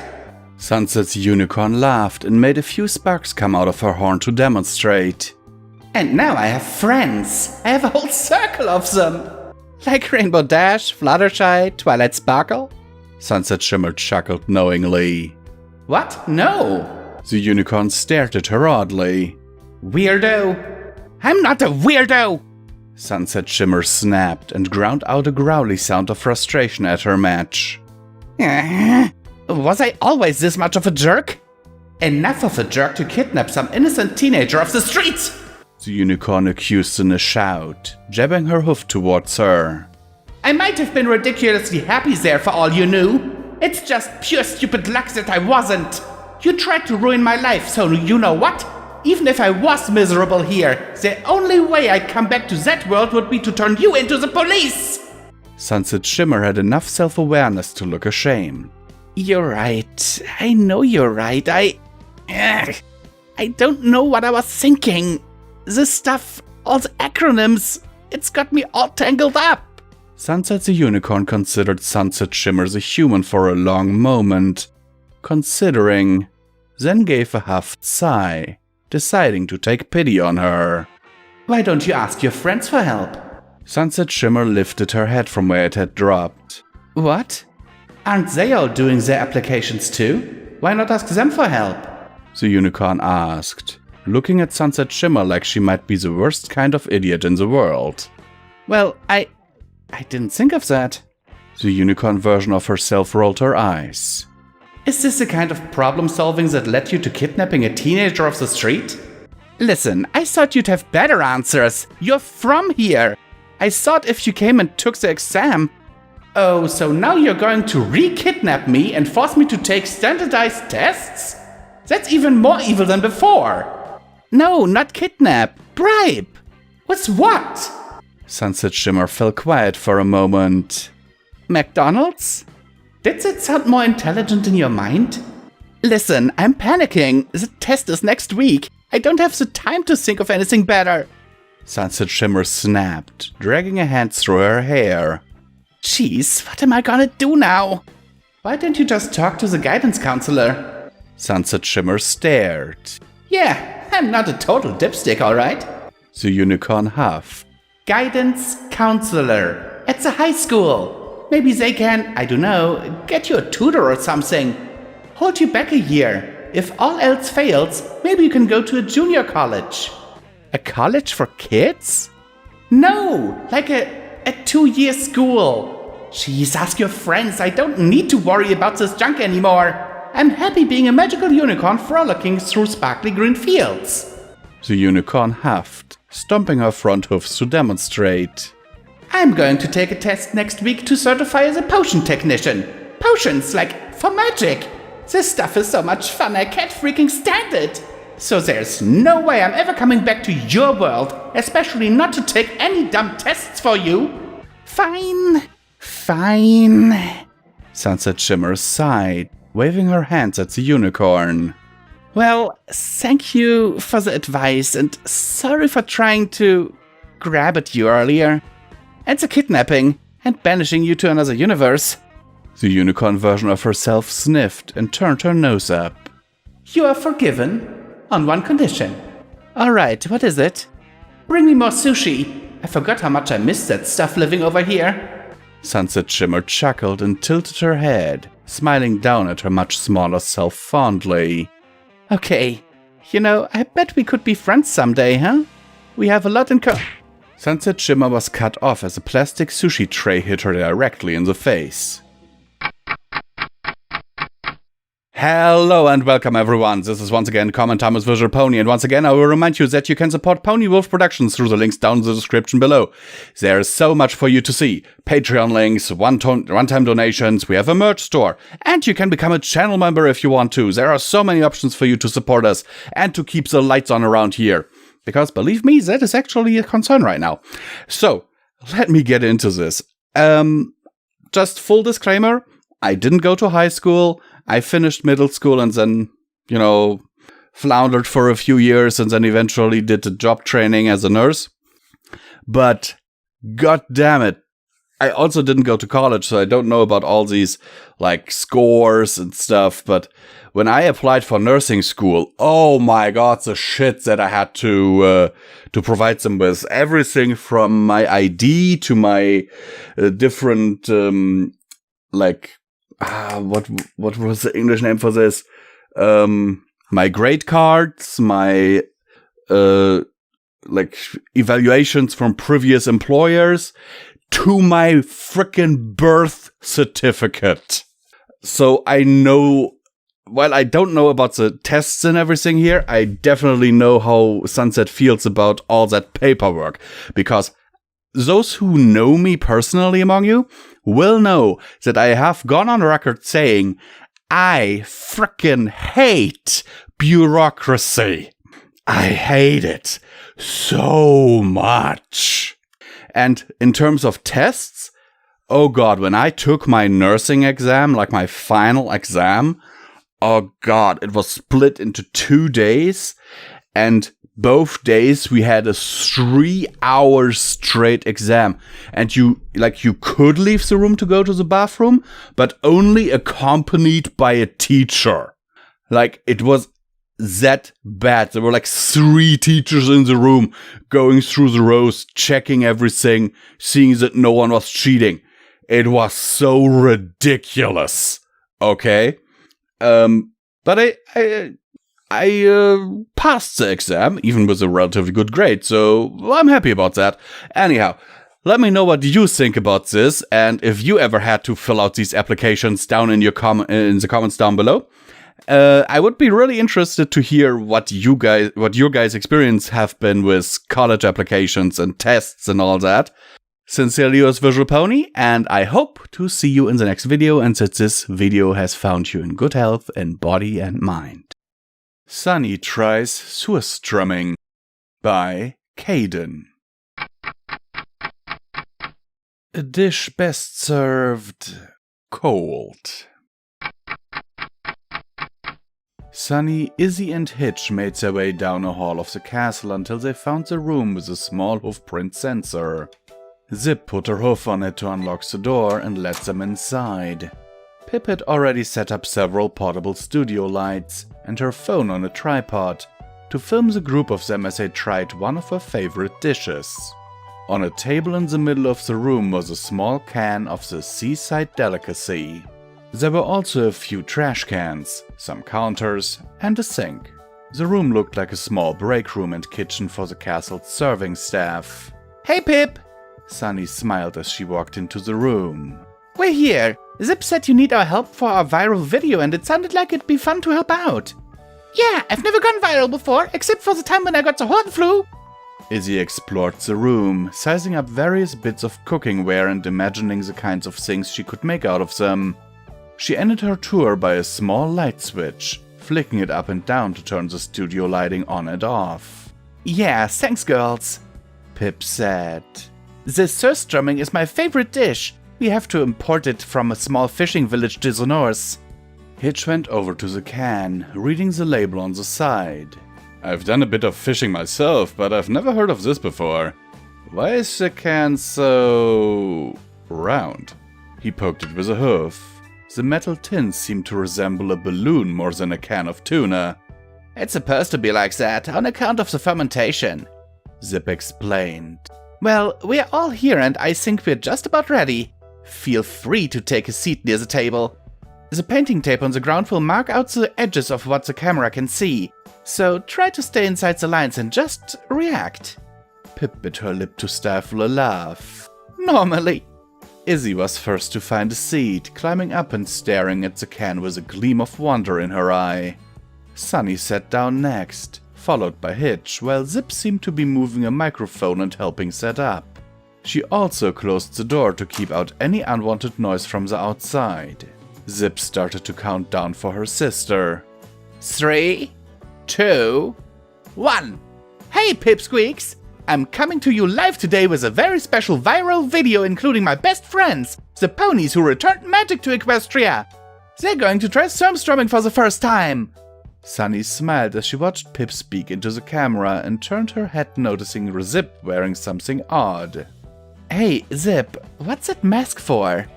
Zip pressed something on the canister attached to the rubber face mask and looked over at Sunny. Oh, I'm allergic to fish. She gestured back to Pip. So let's hear a pip pip hooray for my best friends, Sunny, Izzy and Hitch. Pip stepped aside so that the three of them would be in the frame. Go ahead and open it up to try some. Hitch took notice of the plates and utensils set out on the table in front of him. There was also a can opener, which he picked up and tried to figure out the best way to open the can. It had no pull tab or markings. He'd probably have to saw through the can the old-fashioned way with a small hooked blade on the edge of the can opener. Before he could open the can, Izzy volunteered.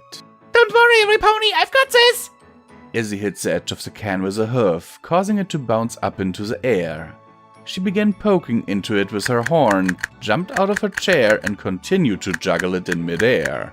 A spew of fermented liquids and air began spraying out of the can, coating Izzy's mane quite thoroughly. The unicorn maintained her focus, until finally the can bounced back onto the table and the lid clattered on the floor. She took a deep breath and shouted, "Ta-da!" and immediately broke out into a violent fit of coughing as the smell of year-old rotten eggs drenched in sulfur filled her lungs. And it didn't smell better on its way back out of her lungs. Izzy's eyes, nose and mouth began to run at the same time as her stomach clenched. She dove to the nearby trash can with such urgency that her horn embedded into the side of the wooden counter. With as much determination and enthusiasm as she had used to restore friendship, Izzy emptied out her lunch, breakfast, and several other days' worth of meals into the rubbish bin.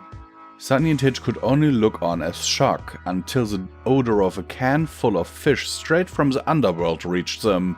It smelled like the Lord of Tartarus had made an omelette out of garbage to eternally torment some poor soul for their misdeeds in life.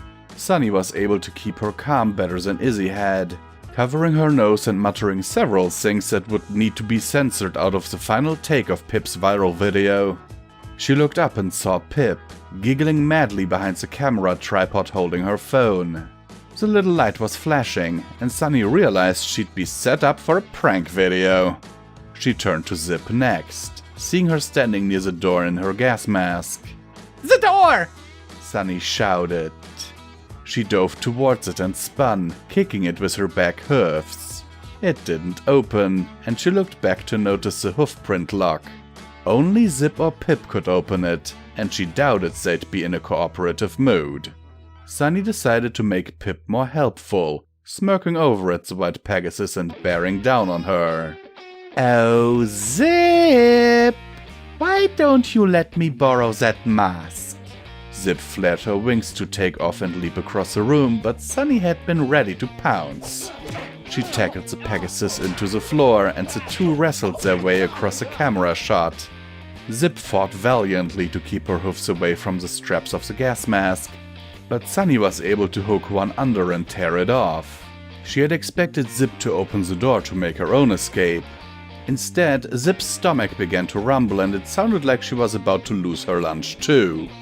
The Pegasus took to the air, diving into a small window placed near the ceiling to serve as an exhaust for the kitchen's stove. With a loud bang and some squirming, she managed to force her way through the window and outside into the blessed fresh air. Sunny grumbled to herself as she put the gas mask on and took a few deep breaths, resisting the urge to choke until it could filter out the stench. Izzy was trying to pull her horn free and shouting for help. It's in my mane! It's everywhere! It's a horror! It's a horror! As soon as she managed to pull free, she dove for the sink and tried to wash the surstrumming out of her hair. Unfortunately, this just spread the oily substance and furthered the stench in the confined space. Sunny looked back over to the table at an unexpected sight. It's not bad. Hitch said. Could use some toast or something, I think. Yeah. Pip smiled, sitting across from him and also eating some of the fish delicacy. It packs a punch the first time, but it grows on you. I'm surprised you didn't mind the smell. Oh. Hitch rubbed a hoof behind his head. Actually, I've got a sinus infection, so I can't really smell anything at all. Judging by the others, I'm guessing it's not good. Pip laughed. Oh, it's like dumping a dozen eggs into a gym bag full of dirty workout clothes and leaving it out on a long hot summer day, then shoving some pony into the bag to kidnap them. Wow, is that bad? He gestured over to Izzy. You know her and Sunny are going to want to get even with a prank of their own. Wait. Pip looked around the room. Where's Sunny? Against the wall below the window, several bits of furniture and a set of shelves had been stacked up. The window was open and Sunny was nowhere in sight. Zip trotted into her room in the castle suites, chuckling to herself as she recalled the horrors of the surstrumming. She thought it might have been a bit cruel, but it wasn't good fun, and it was just fermented fish. The door shut itself behind Zip, causing her to spin around to see how that had happened. Dressed in a gas mask and holding several bright yellow and red cans, and a can opener, was Sunny. So, you fancy yourself a prankster? Sunny said. Her voice sounded low and ominous through the gas mask. You're not really allergic to fish, are you? Zip gulped and backed away. Sunny, calm down. I'm not allergic. I just didn't want to give away the prank. Good. Then you won't mind if I do this. She dropped the cans to the ground and raised the can opener up in her hoof. No, Sunny! Not in my bedroom! Zip shouted in horror. And Sunny began stabbing several of the cans open.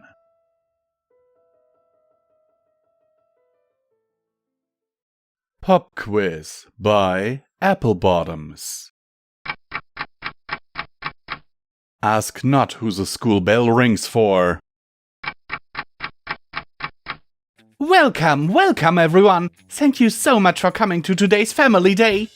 Cheerily called warmly, smiling to the gathered room of folds and their chosen family members. I'm so glad we had such a good turnout today. Today we are so excited to give you all a taste of what a typical day is like here at Ponyville's finest elementary school. The only elementary school? Applejack muttered.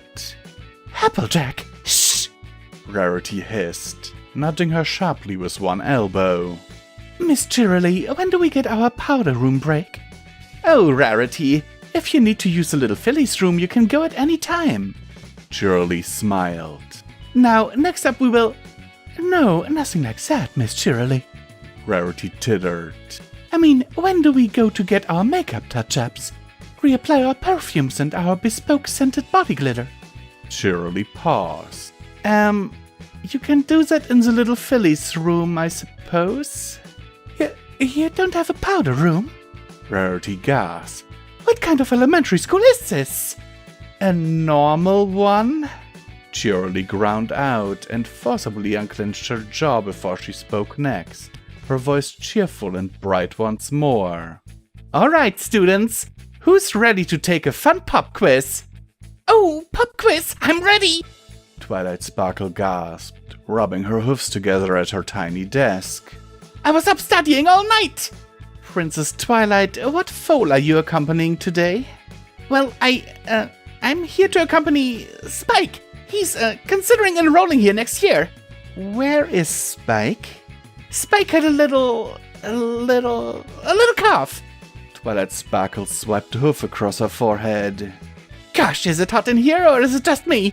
Spike sure will enjoy it here, cold-blooded, you know.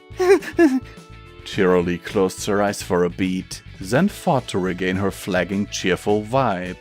Alright, let's start handing out these sheets. Everyone do your best, but don't worry if you don't know the answer.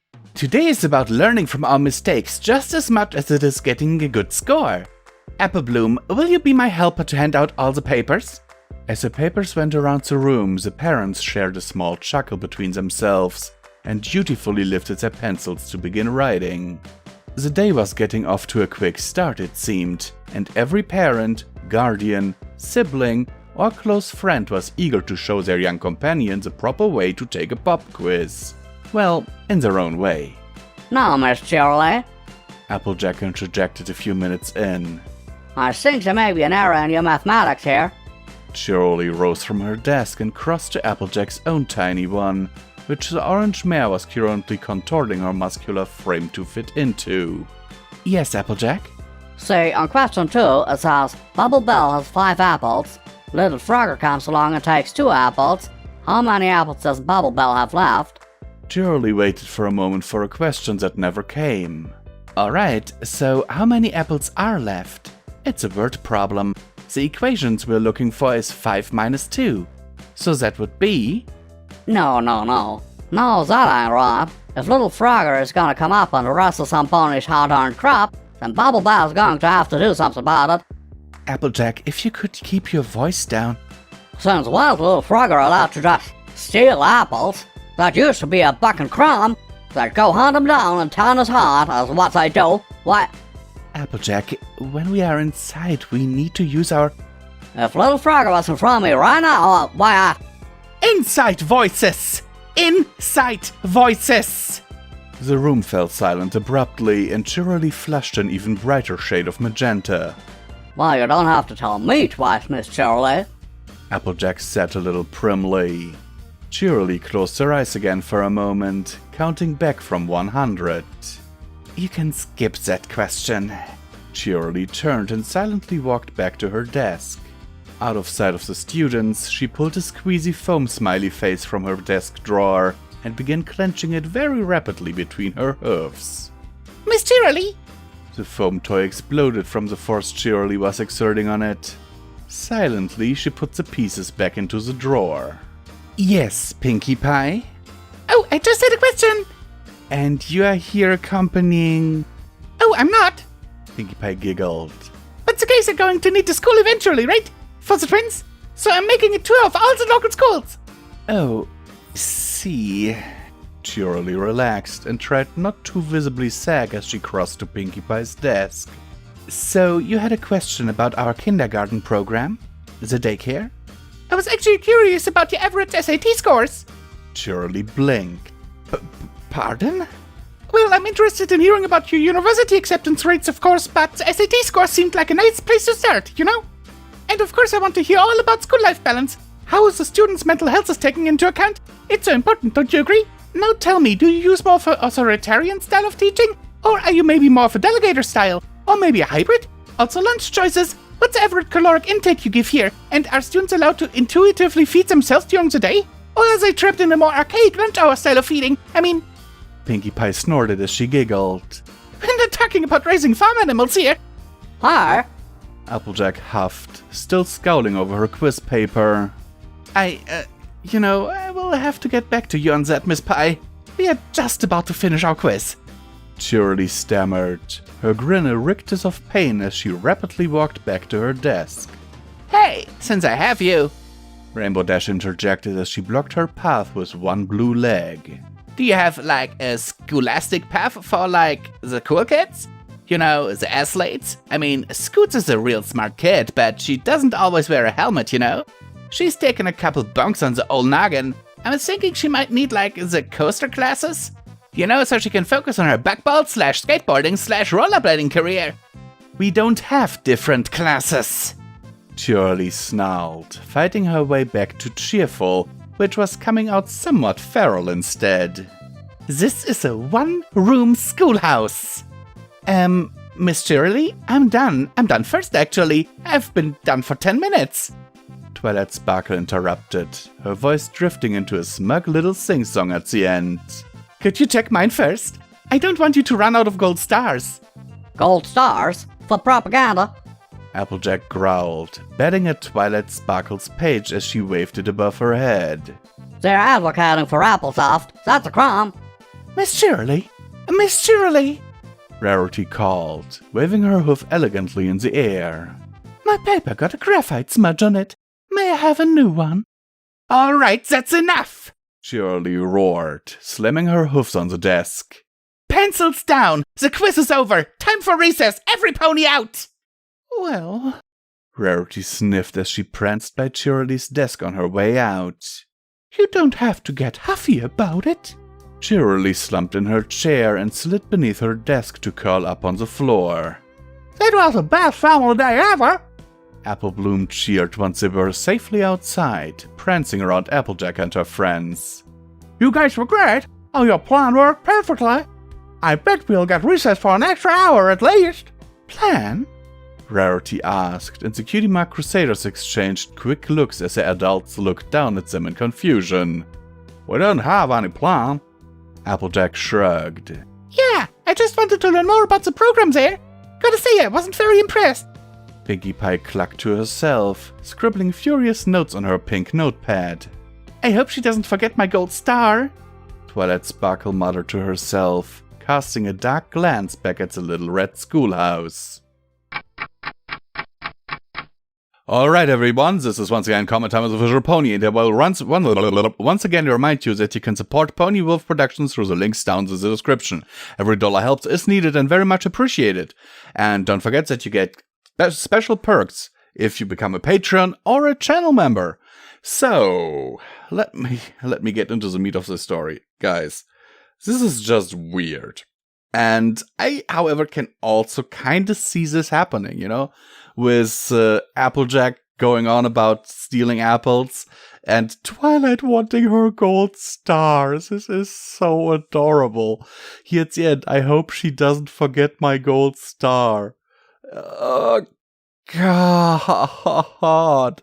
I mean, it's just a little, you know, funny thing, you might say, but it's also like, why? Why is Twilight there? Why would Pinkie not go to Shirley outside of school hours? You know, it's a bit weird, but yeah, I like it. It's just something of a palate cleanser, you could say. Anyhow, love you all, and I hope that this story finds you well in body and mind. Pony Book is Down by Caden. And not just the social media sites. Hey there, Pipsqueaks! I'm streaming to you live from the Castle Luxurious Spa. The water's fine and I wish you could all jump right in with me. Pip smiled as a stream of likes and hearts flowed up from her phone, as well as generous donations of bits. Ponies had been asking her to do this for a long time. After all, how else would they be able to see the gorgeous royal hot tub? She set down the phone on the edge of the tub and stretched her hoofs up in the air. Today's stream is brought to you by Essential Pony Oil Bath Bombs, with over... Pip glanced to the side at her cue card. 15 lovely fragrances, and no confirmed cases of dermatitis. EPOB is happy to be Zephyr Heights' #1 creator of... There was a beep as the camera shut off and an error message popped up. Huh? Ponybook has a 418 error? What in Equestria? I better go to Mare Go and search to see what that means. Pip sat up in the jacuzzi and dried her hoofs off on a towel. After all, those adoring fans were really sending the love tonight. With a few quick taps, she switched to the phone's Steedzilla browser and pulled up the search engine. Wait, what's this? A 500 error? Good grief, I guess I have no choice but to check Bing. She tapped a few more shortcuts, and an angry beep issued forth from the phone. What do you mean, cannot resolve domain name server? Pip tapped on Maretime to call Zip and find out if she was having trouble too. The spinner spun and the page failed to load. Next she tried Knitter. Maybe some pony had posted some news about this outrage? Nothing. She climbed out of the tub and started to dry herself off. Pip took several quick breaths and she felt anxious. It's okay. It's just a short outrage. I'm sure every pony will be just fine. Two ponies were standing on the street, looking at their phones in horror. It won't work! What are we supposed to do? I don't know. Do you have one of those old radios? Radio? What's that? Overhead, one of the large TVs that overlooked the plaza blinked to life and two news ponies appeared. This is Dazzle Fazzle with breaking news in Zephyr Heights. The internet is down and ponies everywhere are panicking. It has been over 15 minutes now since Princess Pip's positively delightful spa day stream was interrupted. We go live now to Zephyr Burke, CEO and founder of Ponyburg. The camera cut to an office boardroom with frosted glass for the walls. Behind the glass, several dark shapes were seen running to and fro. There were a few flashes in the background and the sound of a pony hitting the glass. Zephyr Burke didn't react to the sound as he began to slowly and monotonously speak to the news anchor. There has been a minor technical difficulty and our team of highly skilled engineers is working to fix the internet. We believe that there has been a problem in the cloud in a large series of tubes that has become backed up. If every pony remains calm, we should have our entire suite of apps back online in 1 to 48 hours. A stallion began to excitedly shout as the camera cut over to him. The players' badges won't work and they can't get out of the locker room. They're gonna starve or suffocate. Suddenly the TV flickered out, replaced with a blue screen filled with a tiny white text and in large letters the code 0xDF84AC. A squadron of Pegasi guards was circled up outside the strip mall as ponies ran about screaming. I don't know what Princess Pip is thinking! There hasn't been a neon knitter in hours! One panicked mare screamed. Stay calm, Thunder shouted. Just return home or go for a nice scenic flight. He turned and looked to the side to see one of the guardsmen walking out of a department store with several pairs of sneakers balanced on his back. Really? Looting? He sighed and shook his head. Queen Haven is going to be very upset. How will she know?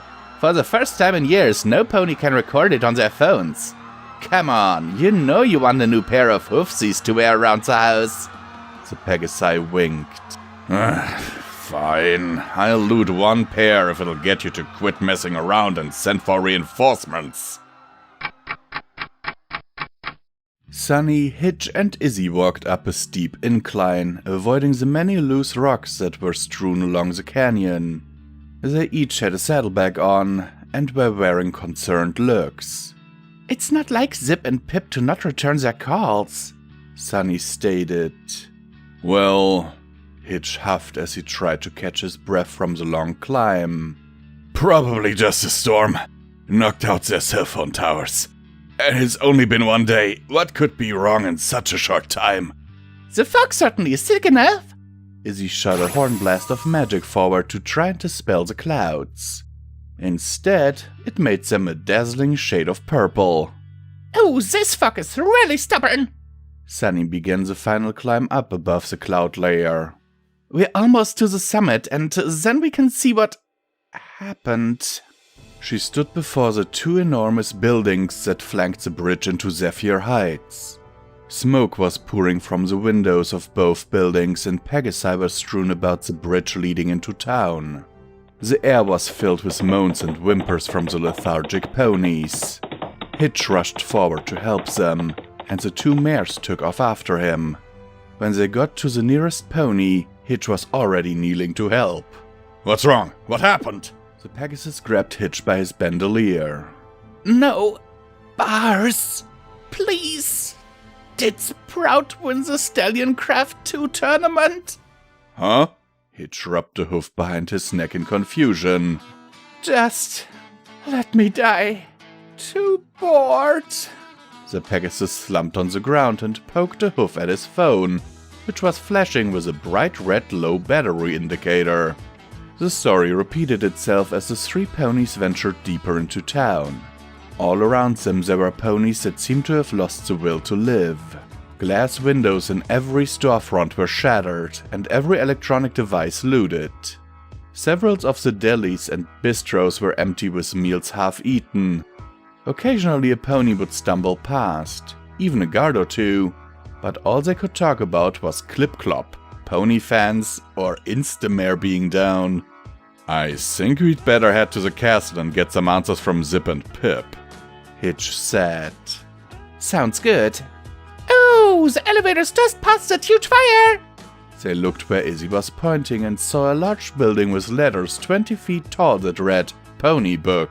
The fire raged, and it seemed most of the Pegasi who weren't in a stupor were doing their best trying to handle firefighting equipment and put it out. Sunny noticed a familiar white pony with a multicolored mane. Zip! She ran over to her side. Sitting next to her was Pip, though her normally pink fur was stained black with soot. What happened? Zip shot a sideways glance at Sunny while rubbing a hoof on Pip's back. She tried to get inside, into the cloud, to fix her live stream. How do I know if they like me? I haven't talked to any pony in days. Pip pouted. Zip rolled her eyes. One day, Pippy. It's been only one day. And we all like you. She looked back at Sunny. She's been like this ever since our internet went out. All this, Hitch waved a hoof around, is because you didn't have internet for a day? She nodded. I've seen it before, but never this bad. As the fire subsided, a figure started walking through the smoke, and out of the front doors of Ponybook. Zephyrberg marched out towards the firefighters and Princess Pip, his business suit immaculately clean and his fur unstained by the fire. He didn't so much as smirk, his expression holding all the charm and poise of a still image of a pony whose cat had just died. Princess Pip, we've fixed the server and recovered your Ponybook account. Zephyrberg tilted his head. Pip suddenly beamed with joy and launched herself at him to hug him. Oh, thank you so much, thank you! You know, Izzy said, this is why unicorns don't have smartphones in Bridalwood. I mean, we do play some War Pony 40k and flip tables like you wouldn't believe, but we haven't burned down the town in many, many moons. I think there's an important lesson to be learned here, Pip, about doing awesome stuff in moderation and... Pip, totally ignoring Izzy's sound advice, began shouting happily at her phone. Hello there, Pipsqueaks! Today we are live streaming with Zephyrberg from the site of a 5-alarm fire that consumed most of a data center. And slowly, as the signal went out to every Pegasus in town with battery charge left in their device, Zephyr Heights recovered before every pony's eyes. And remember, like, subscribe, and ring that bell!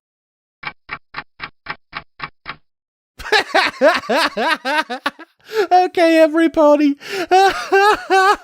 This is once again comment time with Visual Pony, where I will remind you that you can support Pony and Wolf Productions through the links down in the description. Every dollar helps, is needed, and very much appreciated. You can become a channel member today to receive exclusive downloads of these stories. And oh my goodness! I have so seen shit like that happen in real life. I mean, not to that extent, but have you ever been there when someone had no internet and they were like, these, smartphone zombies, these people who are constantly on their phones watching TikTok, tweeting, being on Facebook. Personally, I am on my tablet most of the time because, I watch YouTube, I catch up with some commentary YouTubers that I watch, or listen to creepypastas before I go to sleep. Here's the thing though, and I have said this before and people will hate me for saying it again. That's one reason why I don't use an iPhone. Because putting media on an iPhone is just horrible. You have no access to the internal memory. You can't put in an SD card. You can't just plug it into your PC and have it like an external storage device. You have to use fucking iTunes. Because here's the thing. I, personally, don't have a problem when the internet goes out. I'll just grab my phone, or in this case my tablet because I can't afford a phone. I don't have the money for a phone. So I just grabbed my tablet, connected to my PC, and put some audiobooks on there. Or, I have so much offline media that I can consume if I want to. And just, I don't understand people who are just constantly tweeting and Facebooking and, I have to watch that live stream. Oh, I can't miss that stream. Oh, it's so cool. It's so important. No, it's not. If the streamer is at least a little bit considerate, they will have an archive of that stream so you can watch it later, And, personally, I do that when I live stream on Twitch, which is, by the way, twitch.tv/thevisualpony. Then my videos are archived, so you can watch them back whenever you want. Even the ones that Twitch eventually deletes, I export to my secondary YouTube account, so that it's always backup, that people can watch it. But holy crap, guys. This is a part of social commentary that I can just completely agree with, because I remember with my ex-girlfriend, oh god, I had a serious problem with her being on the phone all the time, and yeah, that was a huge stress factor in our relationship. Also the whole texting and constantly like, oh, WhatsApp and Discord and whatnot. I have had people who freaked out at me if I don't respond in like a minute. And I'm like, guys, calm down. I've got a life. Okay, my life right now is mostly recording, silly pony stories, but you know what I mean. I'm a valid human being. Sincerely yours, Visual Pony, and I hope that this story finds you in well in body and mind. Past the Will Save by Spectral Fury. Discord eyed a quiet reminder of his friendship with Fluttershy.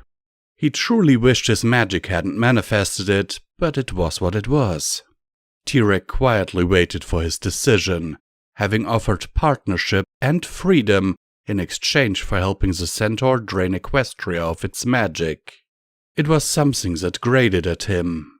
Ever since he willingly set aside most of his antics for the betterment of pony kind, mostly Fluttershy, he's had a constant, demanding itch. Addiction is a powerful thing, and Discord quickly discovered this after his so-called reform. No longer could he create miracles and games on his whim.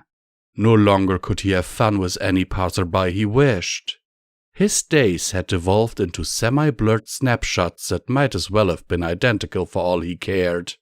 Truly, if he hadn't branded Fluttershy, it would have ended either in his victory or repetrification. But now he could escape that. T-Rex words hit every single issue Discord had for months. Oh, he enjoyed his time with Fluttershy, but so far everyone else at best tolerated him.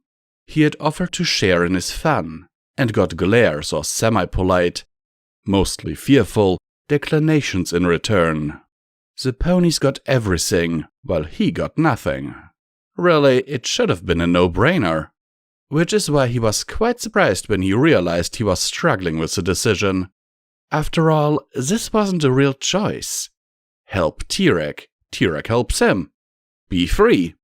Except, for some reason, something was nagging at him, and it looked suspiciously like Fluttershy with her "I'm very disappointed" stare.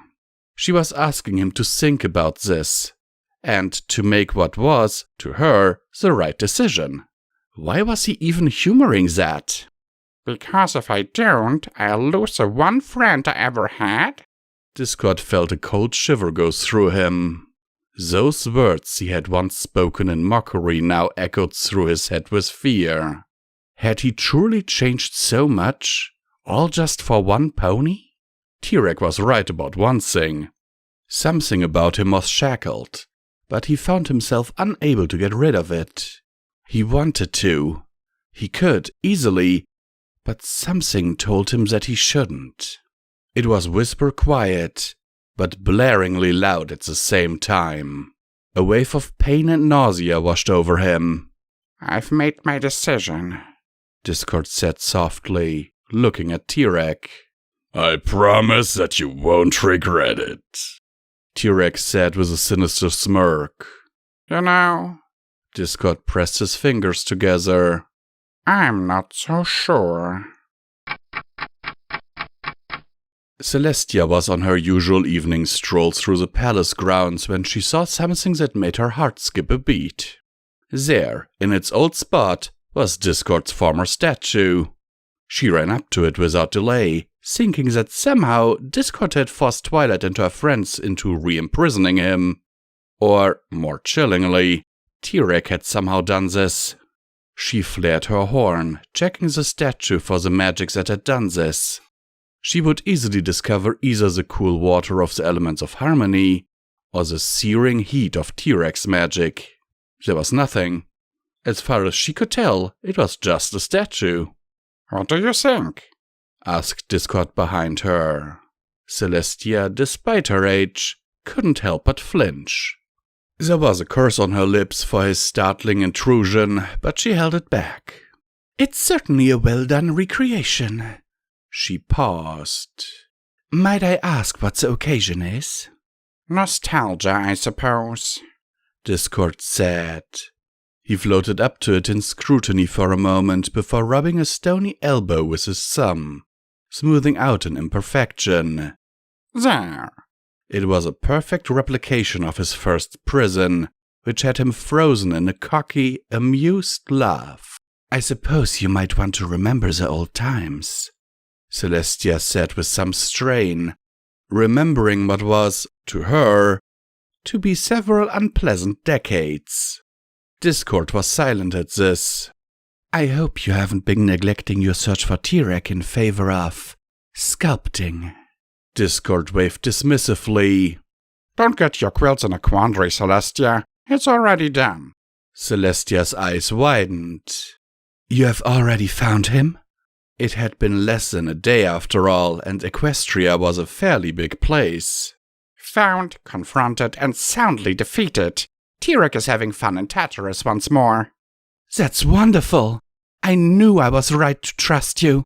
He was silent. You don't sound very triumphant. Frankly, I don't feel triumphant. In fact, he didn't sound like Discord at all. There was silence for a minute as Discord stared at the statue. You know that, despite our past, you can talk to me if you want, Discord. Discord snorted. What? So you can psychoanalyze me and try to nudge me on the righteous path of harmony and friendship? He sneered at her. I'm not your little student, Celestia. You have no power over me. Celestia opened her mouth with a scowl, but Discord continued speaking. Besides, it's not like I haven't already given in. Celestia stared at him for a moment. What do you mean? He glared at her accusingly for a moment. Let me ask you a question. When was the last time you did something so contrary to your nature that you felt physically ill? You felt like you had committed the gravest of sins. That if the powers that be decided you should die, you really couldn't come up with an argument as to why you should live. That is a very serious question, Discord. I suppose the last time was... She thought back to a red and gold unicorn, lost in another world due to Celestia's temper. About 15 years ago. May I ask where this is coming from? Discord pressed his lips into a line. Who am I? Celestia tilted her head slightly. You're Discord. At his gesturing for her to continue, she followed with, The Lord of Chaos and Oh, I didn't realize you would react like this. I'm sorry, I didn't even consider. He frowned at her before sighing. No, you had nothing to do with this. Not really. He grumbled some more about friendship. T-Rex offered me an alliance. All I had to do was help him consume Equestria's magic, and in return, I would have free reign to bring chaos to all once again. Silence followed by Celestia smiling. You really have come a long way. He threw up his hands and started shouting. And that's a problem. I shouldn't have. I'm Discord. I bring terror and confusion to all I see. I have power over all reality. That's what I do. If I truly, desperately wanted to, I could rule this world and no pony would be able to stop me. Not you, not Twilight and her silly elements of harmony, and certainly not the pathetic armies of the world. I had an out, Celestia. I could finally tear off this leash that I put around my neck. I could cut loose and enjoy myself again. I could make all of you my little minions with just a snap of my fingers. So tell me why, Celestia? Why did I give all of that up? How can I be the Lord of Chaos and Disharmony if I don't cause disharmony? Why does the thought of Fluttershy's disappointment make my chest hurt? Why will I miss the rare chats with Twilight about magic? Why do I get nauseated when I think of scowling at me again? Tell me, why? Celestia watched, eyes wide as Discord caught his breath and stared at his shaking claws. She had never seen him like this before. Fur on end, limbs trembling, eyes wide with fear. She stepped forward and embraced him in a hug, and he didn't stop her. I don't know what's going on, Celestia, he said quietly. I don't know what his feelings are. Slowly, uncertainly, he hugged her back. They stood there for several minutes in silence, with only the crickets and the wind as company. Eventually, Discord slithered from Celestia's grasp and floated up to sit on the statue. Is this really what friendship is like? He asked. Sometimes, Celestia said. Sometimes we make sacrifices for others, just because we know that if we don't make those sacrifices, we will lose those we love. I've never really had to do that, Discord mused. Even when I unfroze the farm for Fluttershy, it didn't really cost me anything. That's the most wonderful thing about friendship. It isn't about exchanging favors or things. It's just pure, giving choice. It's helping them for no reason. It's complimenting them just because you can. It's dimming yourself so they can shine bright. It's changing yourself for the better, giving up a vice, striving to fight for them, and even laying down your life, just because you know that doing so will let those you love carry on. Love? Discord said, his voice faint. Yes, Discord. Love. He stared off in the distance, seeing something for the first time. Oh. He was silent for a while longer, rubbing his claws together uncertainly. I think I like it. Celestia smiled. I would certainly hope so. There's a lot more in your future. He perked up questioningly. Have you told Fluttershy yet? He frowned. Not yet. You should go to her. I'm sure she'll be happy to see you. He thought about it, thought about her smiling face, and how happy she would be that everything was all right. He thought about next week, when they had another tea party planned. He thought about it, and wondered if he could do something similar with the others. He also suddenly remembered that he was shouting at Celestia just moments ago. He was the Lord of Chaos and Disharmony. Could he really be that while still keeping his friends? The answer was no. At least not as he knew it. It would mean an end of his existence, figuratively speaking. Fluttershy would never tolerate him if he tried to retain his old title. The pain returned and he hated it, but didn't try to dissuade it. So Discord made a choice, and just like that, he was only the Lord of Chaos. It wasn't as painful as he thought it would be. Without the disharmony, chaos was a bit harder to do, but For his friends, he would figure something out. After all, what kind of chaotic being would he be if he just stayed the same? Hello everyone, once again this is Comment Time with Visual Pony, and I will remind you that you can support Pony and Wolf Productions through the links down in the description. Every dollar helps is needed and very much appreciated. And now let's get into the meat of the story. And also please let me know in the comments down below how you like the quality of this video, because I'm using another cable, the microphone is positioned a little bit differently, and I have a foam pop filter on the microphone now. So pop, pop, pop, pop. It still seems to pop pretty badly if I see it in the waveform, but I will see that when I edit. Anyhow, guys, I can totally see this, and I can totally see T-Rex losing very badly if Discord had made that will save. And, resisted the temptations that T-Rex had offered him. And I can also see him thinking about this a lot, because, yeah, T-Rex offered him everything he ever wanted, and he rejected it in the end. Because, Fluttershy is his friend, and so he put T-Rex into Tartarus here. I can completely understand him, and I think every one of us knows that there are moments where you have to give something up because of friends. Anyhow, guys, I hope that the story finds you well in body and mind, and that we will see each other in the next video. This is How a Unicorn Sings by Casket Base 77. Maximum Worry. The beats on the ceiling spinner went round and round, always moving but never getting anywhere. Izzy stared upwards from the couch, anxiously drumming her forehoofs on the floor.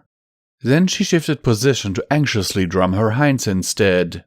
Some pony was breathing heavy through their nose, and because she lived alone, Izzy concluded the nose breather was her. The job she had to do was simple. Only little ponies felt afraid to do simple stuff, and Izzy wasn't little, right? Right? Well, she hadn't measured herself in a while, nor stood next to another unicorn to compare. Not since she was still young enough to know for a fact how little she was. So much for simple stuff. A tea kettle whistled from the other room, loud enough to make thoughts seem quiet in comparison. Izzy bolted to the kitchen and was soon examining her stash of dippy bags. There were many. Too many. She was only one pony with one kettle. Carmeline flavor? No, that's for bedtime. Not going out time. Lemon? No, Izzy didn't need sour on top of stress. She chose one with no label. Uncertainty can be fun sometimes, right? Right? Horn into the bag, back into the mug. The label-lacking tea set stewing, and so did Izzy. Just popping in for a mail call. Anything cool coming down the pipe, hot water? Stop coming in here, Isabel. If any letter is addressed to you, it's placed in your Dropbox at the end of your property. Oh yeah, absolutely, but I was free today and this is the closest building to where I live, so, I figured I'd check out what everyone else is up to. Maybe make a chit-chat with the local plucked-in postmaster pony. There's a bulletin board out front, with all the planned town events for the next month on it.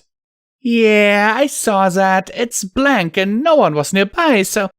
If it's blank, then there are no planned town events for the next month. Oh. I don't see any saddlebags on you, Isabel. Can I assume you don't have any goods you want to drop off? I don't. And you aren't here to buy another ad space on the back of the local paper? Well, I guess I'd need money to do that, right? And seeing as none of my crafts from the last ad got any buyers... Are you here for any real reason? Do I need a real reason just to make small talk? Yes, you do. Oh. Goodbye, Isabel. Right, sorry. Goodbye, I guess. Last week's exchange at the post office hadn't gone at all like Izzy wanted. Never mind that it ended up being the longest conversation she'd had in months. The other unicorns didn't like her.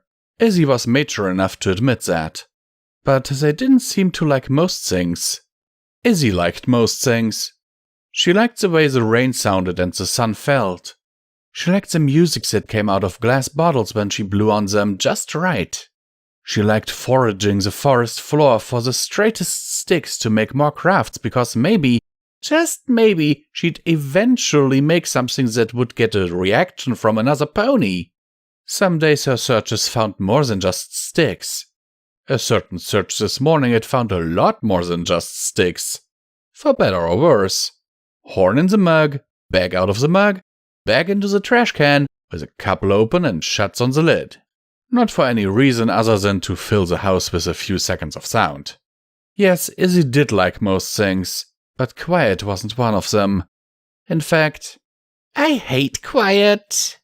Izzy buried her shameful muzzle into her mug, pretending as hard as she could that those awful, nasty words didn't just come out of her. She shivered, which was odd because she didn't feel cold at all. Izzy was not a bad pony.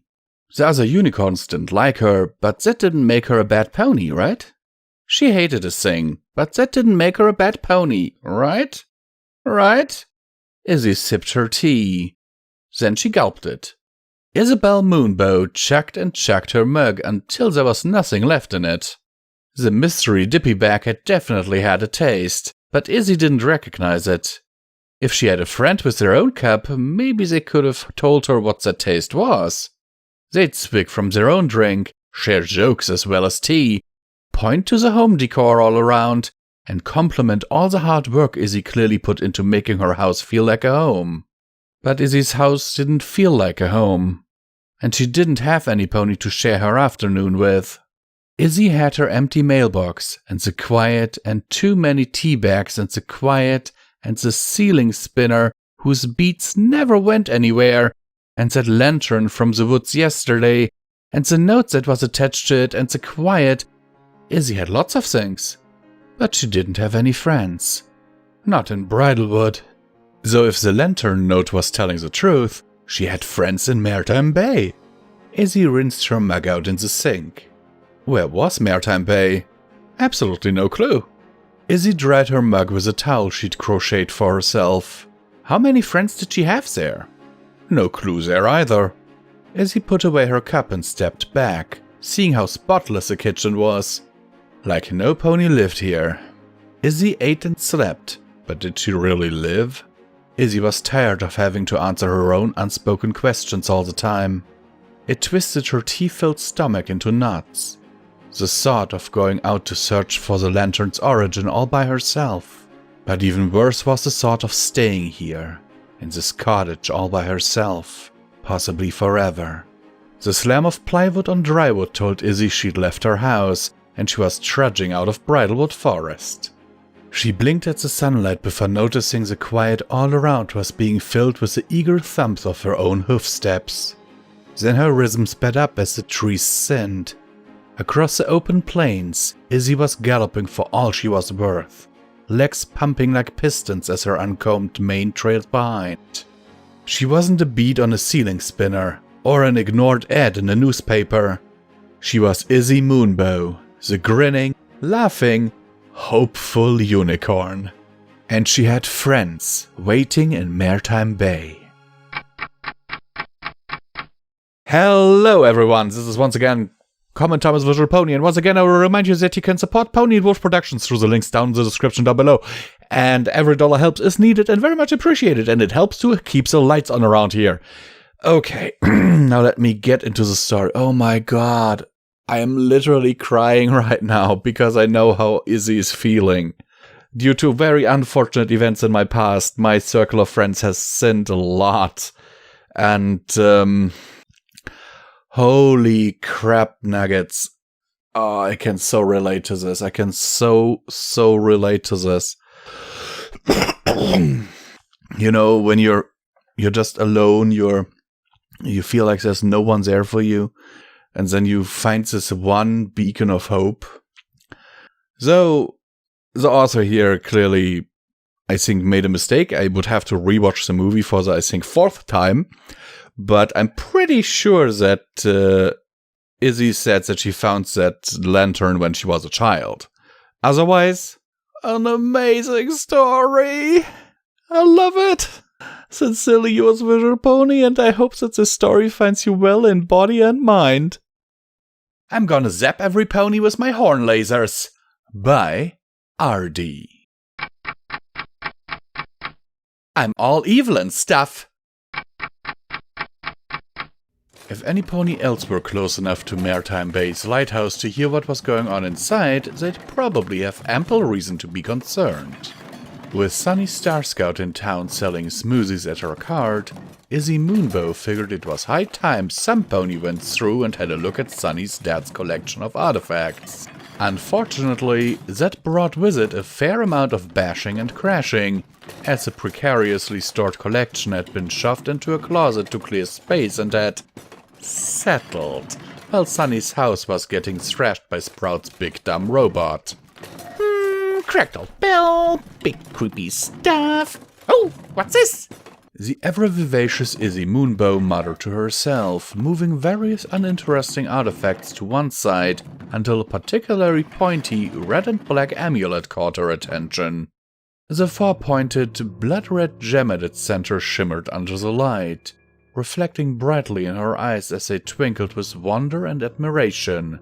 She wasn't quite sure why, but something called to her to put it on, like a whisper in her head. Slipping it around her neck as it fastened itself with an ominous little click, Izzy was enamored with her looks as she noticed her eyes begin to change color. Whoa, this would look great with my next Nightmare Night costume. It even comes with contacts. Izzy's a vamponicorn. She fake cackled to herself, rearing up on her hind legs as she posed adorably, frighteningly, for the mirror. I have got to show this to Sunny. She'd totally get a kick out of it. Izzy cheered happily to herself, trotting towards the front door of the lighthouse as she captured the doorknob in a cloud of blood-red magic. The moment she applied the tiniest amount of force to it, the door exploded off of its hinges, catapulting onto the front lawn with a tremendous crash as it shattered into splinters. Oops. Guess I don't know my own strength. Definitely gonna have to pay Sunny back for that door. But if I can do that, I wonder what else I can do. She mused, eyes flashing red under the amulet's influence as she glanced down at the wicked artifact around her neck. Thanks for the smoothie, Sunny. A stallion thanked the mare cheerfully, the two of them sharing a brief wave as he trotted away from her smoothie cart. As her next customer trotted up to make their request, the low rumble of an explosion can be heard in the distance. Thick smoke billows into the sky as an oddly cheerful cackle echoes down the streets. Sorry, Sunny. Suddenly I'm not thirsty anymore. The stallion excused himself as he began to sprint away from the towering column of smoke. As her eyes pan across the plaza, she notices every pony beginning to run away en masse, whipped up into a full-blown panic. Just like that fateful day when she first met her unicorn friend. Sighing and rolling her eyes, Sunny grumbled to herself as she face-planted to the counter. Oh boy, what is it this time? A dragon? Loud, feminine cackling in the distance combined with a massive burst of confetti rising above the skyline made Sunny gasp in genuine surprise and bolt upright. What's a hey? She started to ask herself, though Hitch, running up to her with a look of genuine panic on his face, interrupted her before she could do anything more. This is Sunny. You've got to come to the center of town. Quick! Izzy is going totally... He began to say, though another loud explosion, this one accompanied by a frighteningly large quantity of glitter of all things, sounded out as the mysterious, unseen assailant cackled loudly, her voice amplified by magic. I'm gonna zap every pony with my horn lasers! The source of the voice was unmistakable, though Sunny could scarcely believe who was saying it. Crazy. He finished lamely, his ears flopping down as he grimaced in sympathy with the assailed populace. Crazy as in, well, usual. Oh, that mare. All right, Hedge, let's away. Taking a moment to close up her card, the two followed friends shared a nod of conviction as they sprinted towards the source of the bizarre explosions. Hi, Sunny! Izzy shouted, waving furiously down at her mare friend from her ominously levitating position. Check it out! I found a really cool magical watchamating in your closet! Whoopoo! Her horn fired off a brilliant blood-red beam at a nearby food cart, which erupted with a rainbow of floral life as the added weight caused one of its wheels to crumple. Ta-da! Beautification! Izzy, please, I don't know what's got you in such a tizzy, but you need to stop this! Sunny exclaimed back, gesturing around at the scene of mild, but spectacular, inconvenience that Izzy had caused the townsfolk so far. A nearby fountain was filled to the brim with confetti, its drains clogged to the point that water was overflowing into the street. A nearly blinding coating of glitter shimmered in the sun in another area, making Sunny and Hitch shield their eyes whenever they so much as glanced in its direction. You may think you're helping to make the city more beautiful, and I know you mean well, but this method is just causing a whole lot of inconvenience for every pony. Izzy giggled to herself at Sunny's statement, pausing in her horn laser zapping as she felt deep laughter starting to build. Hang on, Sunny Bun. Did you just say tizzy? As her giggling evolved into full-blown laughter, Hitch launched into a fresh tirade. Not to mention you're breaking about 50 different public disturbance bylaws right now. Hitch added sternly, his brow furrowing in frustration as he thought about how long this mess would take to clean up once they calmed Izzy down. We're gonna have a long talk about how much community service you're due for, little lady. Starting with cleaning up all this freaking glitter. Ah, it's on my hoofs. I'm Izzy, and I'm in a tizzy. Izzy's hysterics died down as she felt a tug around her neck. The black and red amulet seemingly pulling itself away from her neck as far as it could possibly reach, frantically jerking back and forth as the red hue in Izzy's eyes began to flicker. With a faint dink, the clasp finally shattered to pieces and the amulet slid off of Izzy's neck and lifelessly fell down to the street with a clatter of metal. Having lost the magical motivation keeping her floating, Izzy barely had time to cry out before she found herself falling towards the unforgiving cobblestones. Izzy! Sunny and Hitch shouted in unison, scrambling to get underneath the unicorn and catch her. Ugh. The catchee ended up being Sunny, the two of them collapsing heavily into the hard, rocky surface as both of them moaned in discomfort. Gonna be feeling that tomorrow. Sunny groaned to herself, though her attention was drawn away from her predicament beneath Izzy as Hitch's shadow cast upon the two of them. Okay, thanks the stars you two are okay, Hitch said tiredly, breathing a sigh of relief as he saw that his two friends were fine, save for a couple of bruises. As brief as his relief was, he cleared his throat and started using his sheriff voice, as many very incensed-looking earth ponies began to re-enter the area, glaring angrily at Izzy. Alright, every pony. Everything's under control now. We just had a bit of a mishap with Sunny's unicorn friend here. She touched a magical artifact she shouldn't have. Won't happen again, fillies and gents. After a moment of Hitch frowning down at the blessedly innocent Izzy, who smiled and waved at the surrounding crowd, some of whom with looks of absolute bewilderment waved back, from her prone position beneath Sunny, the sheriff sighed and shook his head before offering his hoof to each of the mares. The two of them let out groans of pain as Hitch helped them both up, cracking their joints uncomfortably from the fall they'd taken. Alright, starting tomorrow, community service on this mess for you two till it's all cleaned up, Hitch announced loudly enough for the surrounding ponies to hear, much to their satisfaction. He shot a brief apologetic look to the two of them as he continued, Sunny, please don't leave Izzy home alone again. I do not want to think about what other crazy stuff is in your dad's closet she might dig up and go on a rampage with next. And Izzy... He trailed off as she gave him a puppy dog-eyed look, before awkwardly continuing, Just don't touch any more crazy old artifacts you don't know the function of, alright? Aye, Captain.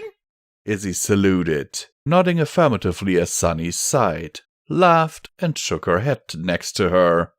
Never changes. Sunny giggled. And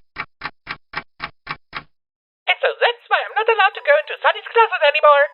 Izzy finished her retelling over muzzle time, much to Pip and Zip's slack-jawed confusion as the two of them shared a bewildered glance. Before either princess could even respond, Izzy glanced off screen for a moment and rolled her eyes before abruptly ending the call with a wave of her hoof. More community service. Gotta go, bye. This is once again Comment Time with Visual Pony, and once again I will remind you that you can support Pony Wolf Productions through the links down in the description. Every little helps is needed and very much appreciated and helps to keep the lights on around here. And don't you want to keep the lights on around here? Okay, now let me get into this story. I did actually preview this before I started reading it, and holy crap, that's like, just imagine Izzy having the Alicorn amulet. Oh God, that would be, oh no, just no. I can so her do this beautification shit. However, the Alicorn amulet just falling off, I think one of the comments down here by a commenter named Jarkus under the story sums it up the best. Alicorn amulet? Fuck this shit, I'm out. I love it. I love it. Also, over muzzle time? I guess you mean FaceTime, like in Apple? What Apple iPhones use? Personally, I don't use an iPhone. I had an iPhone once and it was bad. Also, if you just look at the specs, you know, most Android phones are better than the newest iPhones, so why should I pay more than double the price for an inferior product, you know? Anyhow, I know that a lot of you might now comment down below, I use an iPhone and iPhones are the best. You have your opinion, I have my opinion, and that's completely valid, okay? But I love this story. It is so brilliantly random. And I hope you enjoyed it too. I hope that this story finds you in good health in body and mind. And now I will go over to edit this story. Oh my god, this will take ages. The Deep Bridalwood by Comrade Bagel Muffin. Deeper in the forest. Zip walked down the path of the Unicorn Village with Izzy. It was her third visit to the Bridalwood and her first time being here alone without any of their other friends. All in all, it was an enjoyable trip. The sun was shining through the trees and there was a constant breeze blowing into the wood from the plains. The Unicorn residents of the town were much more lively than her first visit, and seemed to be getting more and more so as each day passed. Oh no! Jasper, I told you not to throw it so hard! One of the colts sat at the edge of the wood. I'm sorry, I really thought they'd catch it. I didn't mean to lose your ball, Myrtle. Jasper said, trotting to the edge of the town near where the path ended. I'll get you and your friends a new ball. I'm sorry, Myrtle, I tried to catch it, but I just couldn't get my magic around it. Huh? What's going on? Zip asked, walking up behind them. She paused at the scene that was in front of her. In front of her, not even 10 feet away, was the ball in question. But not just that one ball, there were dozens of balls, kites, and even a couple of bicycles. Is that the lost ball you're talking about? Yeah, it's lost now forever. Yeah. Hey, Izzy, could you explain this to me? Zip waved Izzy over. Why don't say, I don't know, just go over there and get the ball and bring it back? Because you can't just walk into the Bridalwood. Nope, sadly that ball is lost forever. Jinxies? Zip asked, raising an eyebrow. Well, sure you have jinxies, but that's not all. The wood as well. Izzy tapped her chin, looking for the word. Cursed. Terrifying. Spooky. the foals all offered. Yeah, exactly what they said. Izzy smiled and nodded several times. Yeah, every foal is taught at a very early age you never leave the path because the woods will close and there will be no way back. The foals and even Jasper answered in unison. Right, so why don't you just, I don't know, float the ball back? The foals looked to each other, then to Jasper, who in turn looked to Izzy. She shrugged. I don't know. Oh, for the love of... It's literally not even 10 feet away. She started walking. Zip, wait, don't leave the path. She grabbed the foal's ball. See, nothing hard about it. Her eyes widened as she turned around. Izzy, Jasper, and the foals weren't there. The path wasn't there. The entire town wasn't there. All around her was just the forest. Crud. Well, today just got a lot more interesting. She put the ball in her bag and took off flying as hard as she could into the sky. She broke through the canopy into the sunny blue sky above the forest. Everywhere she looked for as far as she could see there were just trees. Okay, well, if it's still morning, then that must be east. Then she turned around. That must be north, relatively, so I need to head that way, I guess. She started flying. She stayed in the air for what felt like hours until her wings started to feel sore. I should have gotten back by now. She looked up at the sky. The sun, for some reason, hadn't moved. She broke hard, coming to a complete stop. Okay, now that's weird.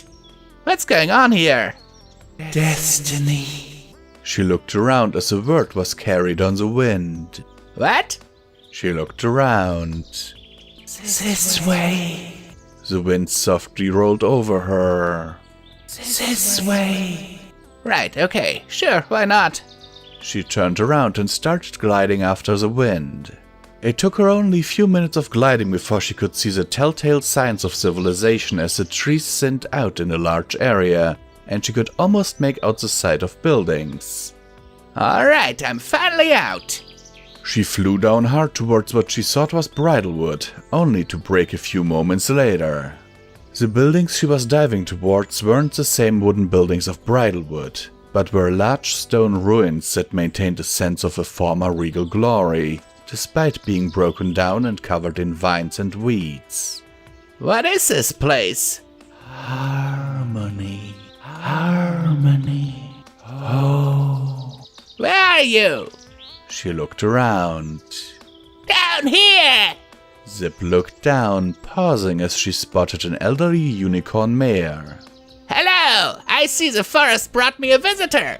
It's nice to see you come down. Zip slowly descended down to the elderly pink unicorn who was standing in a small clearing between several large stone columns and plinth of whatever this place used to be. Hello, I'm Zip. Who are you and what is this place? She asked as she landed in front of the very elderly mare who smiled at her as she landed. I'm Jinxie, and this is my home. Not much of a looker, huh? She asked with a smile. I mean, it's a bit of a fixer-upper, but why am I here? Not sure how you got here. Jinxie waved for Pip to follow her as she led her deeper into the ruins of what had clearly been a palace of some kind. She lived in a palace all her life. She knew the extravagance of one, even if it were in ruins, it still held a regal air to it. I was getting this ball, and then when I turned around, I was in the middle of the forest. Oh yes, Everfree wanted you to be here, that much is for sure. Everfree? Zip asked. The forest.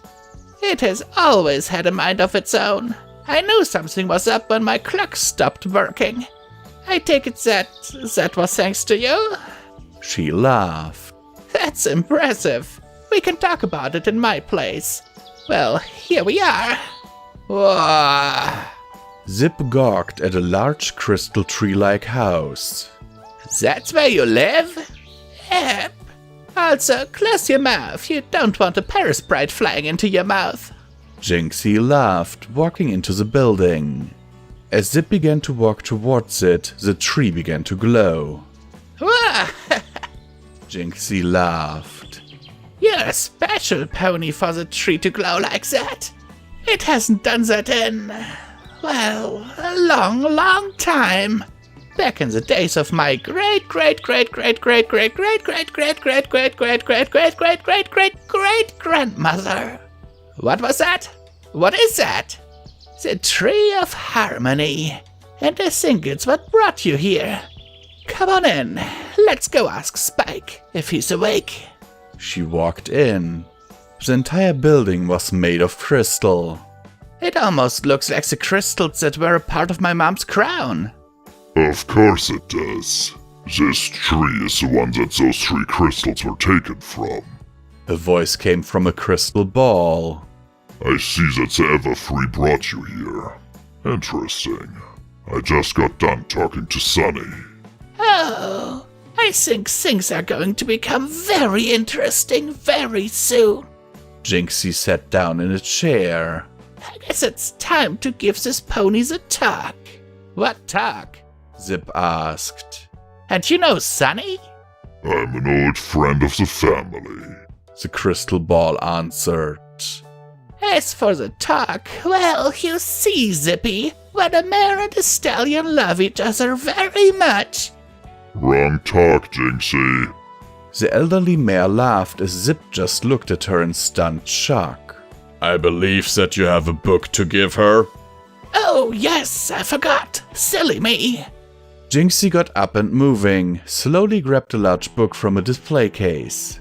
Here you go, Zipper. You and your friends might need this book soon. It was my great... Right, your super grandma's book. But why will we need it and how do I get back? She asked.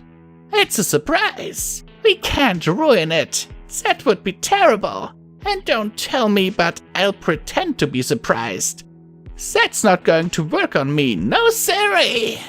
As for how you get home, just step out the door. The Everfree has given you what it needed to. We look forward to seeing how you and your friends progress. Zip was stepping out the door. She looked over her shoulder. Thanks, will I... She was looking back at a bunch of toys in the forest. Zip! The next thing she knew was Izzy on top of her, as were the foals. What happened? I'm not sure, but I got the ball. Have fun, kids. She passed the ball to the... And I got this. Oh my, that sparkle is amazing. What is it? It's a book. It's a bunch of paper with words, but... I know what a book is, but what is this book? I mean, we can go to my house and find out. Yeah, that sounds good. Zip followed Izzy back to her home, looking one more time over her shoulder to the forest behind her. Hello, once again, this is Comment Time as Visual Pony, and once again I will remind you that you can support Pony and Wolf Productions through the links down in the description. Every dollar helps is needed and very much appreciated and helps to keep the lights on around here. Okay, and now let's get into the meat of the story. So I find it very interesting here with the unicorns still having the superstition and that apparently Bridalwood is somewhere in the Everfree. Or at least is in some way connected to the Everfree. Because that's certainly not my headcanon, but okay. I've heard this headcanon from a few people in my friend circle as well, so I'm going to accept it. But, and that is something that I have to criticize. I like the premise of the story. It is mostly written okay. The biggest problem that I see here right now is grammar and formatting. And there are some moments where the punctuation makes it really hard to follow the story. I mean, if you're just a casual reader, that might not put you off. But if you're a narrator like me, that would usually get your story dismissed. Because, let me find the place here. At the end there was one. Silly me. Surprise. Here. Zip was stepping out the door. She looked over her shoulder. There is no comma here. Or a full stop. It's just Zip was looking over her shoulder. Zip was stepping out the door. She looked over her shoulder. That should be Zip was stepping out the door. Full stop. She looked over her shoulder. Full stop. Or, to make it sound a little bit nicer, as Zip was stepping out the door, comma, she looked over her shoulder. So I would certainly, I'm not an editor, just saying I have read hundreds of fan fictions by now. I think I am allowed an opinion here. So also the whole dialogue formatting, because sometimes you have dialogue in the middle of a paragraph that we have here, for example. Yep, also close your mouth, you don't want a parasprite flying into your mouth. And then there's normal interaction. Jinxie laughed, walking into the building. As Zip began to walk towards it, comma, the tree began to glow. There's no comma here. And then, instead of making it a new paragraph to be, to distinct it, to make it easier to see that there's dialogue here, you continue with, wah, Jinxie laughed. You're a special pony for the tree to glow like that. That should have been in a new paragraph, just so you can see that there is, dialogue. If you just put it into the middle of a paragraph, especially for a narrator, that is off-putting, because it takes you out of the flow. If we know that there is dialogue coming, we change our pace. But if we're just reading a paragraph, then we have our narration voice going on, basically. Like, to give you an example, if I was reading, she started flying. She stayed in the air for what felt like hours until her wings started to feel sore. And then you have dialogue, like right in the middle there. That throws me off, because then I have to get into the character. That is why, while recording this, I had to stop a few times, because I had to re-record sections, because instead of it being, just simple narration, it was suddenly dialogue. And as I said, for a casual reader, this is maybe okay. I mean, it would still take me out of the story, but for narration, this is not good. I like the premise. Keep up the good work, Comrade Bagel Muffin. But I will give you the same advice I gave in the last story I read of yours. Please go look up the editors group on FimFiction and have them take a look over your work. You have potential here, you have great ideas, but you do need an editor. Sincerely yours, Visual Pony, and I hope this story finds you well in body and mind. Tides of Time by Comrade Bagel Muffin. An old family friend. Sunny relaxed and took in the beautiful sight of the plains below. From the mountainside she could see for miles upon miles. She smiled, sitting down on a rock and recalling how not even a year ago her and her friends had traveled that plain to get to Bramblewood. That had been the first of many trials that had come, but so far they'd pulled through each and every last one. Things were looking up. The three separate tribes had begun re-establishing ties, and Skyport at Zephyr Heights was under repair. By the end of the month, the skyships would begin running again. She breathed in the cool, crisp mountain air before enjoying her hard-earned vacation. Work at Maritime Bay had been just as lively, if not more so. They'd been working hard to build a landing area for the skyships, and the entire town had worked tirelessly with their new friends to rebuild her lighthouse. In fact, that was the reason that she was here now. As they had been working, she could have sworn that she had seen an eye looking at them from the crystal. And again, when they had finished the work, more and more she'd seen the strange green eye watching her from the crystal. And just when she thought that she'd completely gone off the rails, she started talking to it one night. She shivered a bit in fright, recalling what it had said back to her. Hello? Are you there?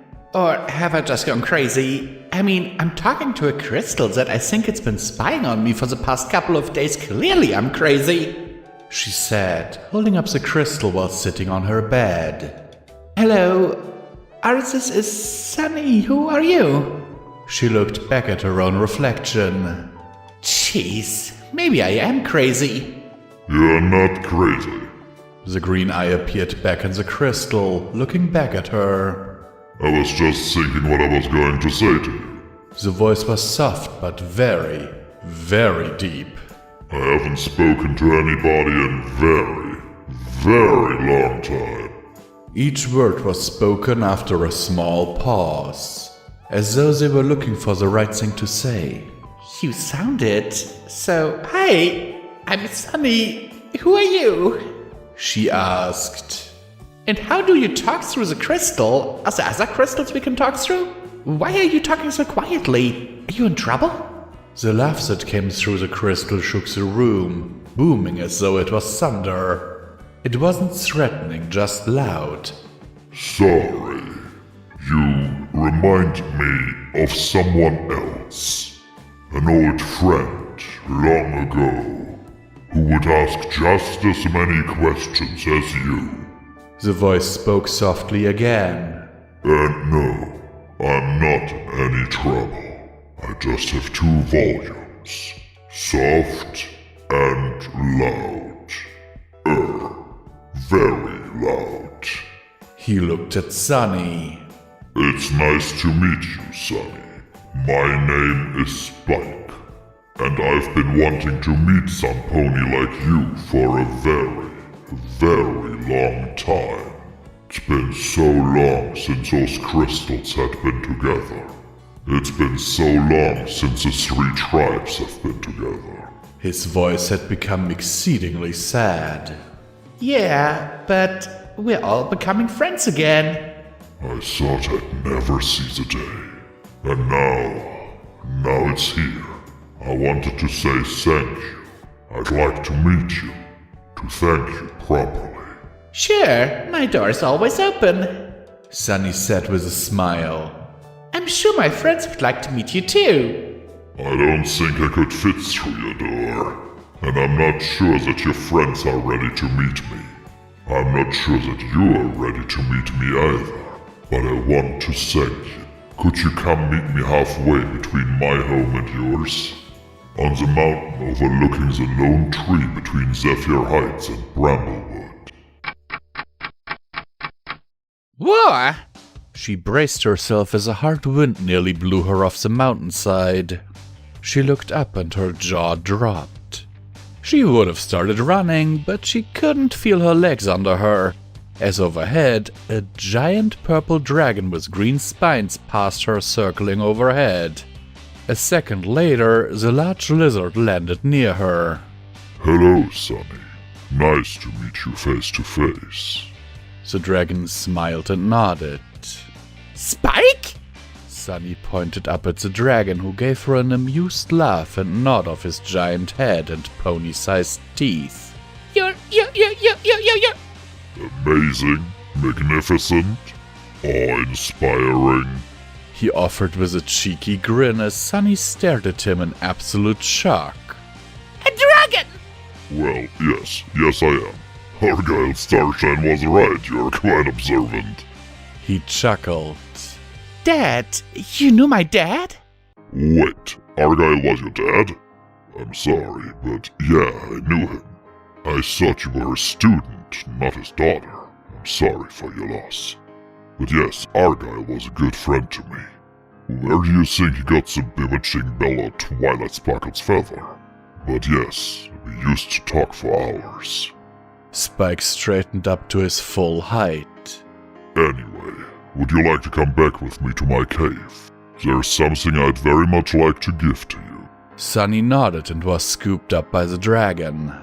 Wow, she gasped as the landscape passed beneath her. This is amazing. I know, right? Spike smiled, soon landing at his cave. He walked in. The cavern was full of bookshelves, display cases, and frames, all filled with strange memorabilia. Here it is. He stopped. She bumped into him. This is it. A book to help you and your friends to fix things to the way they were. Written by my dear friend Twilight. He gave her a book that looked comedically small in his claws, but was larger than any book she'd ever held. It's all the adventures she had with her friends. Heck, I think I'm even in there every now and then. Just be careful with it. Why me though? Just keep being you, and you'll find out soon enough now. Let me give you a ride back to the tree. You can head back from there.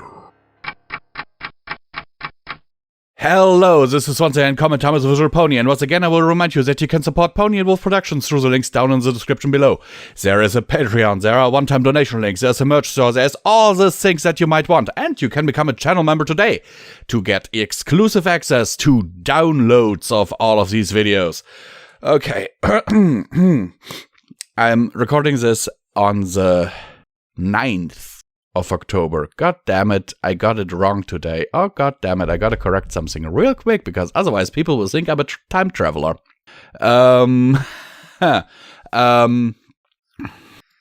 Anyhow, I looked at this story's premise and then I was like, oh my goodness, this can't be what I think it is it? And I then had a look, and just the idea of Spike being in this, I love it. I love it to death. Okay? So I was like, okay, you know what? We will make a reading of this. We will produce this. And so I put it into my read later list. And the author then commented on my user page and was like, hey, tell me what you think once you've read it. And I'm like, okay.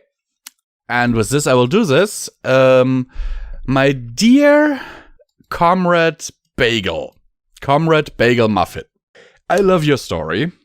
There are some issues that I have, and that is mostly formatting, grammar, and spelling. You have some spelling issues in here, some grammar mistakes with, like, you're missing punctuation and stuff.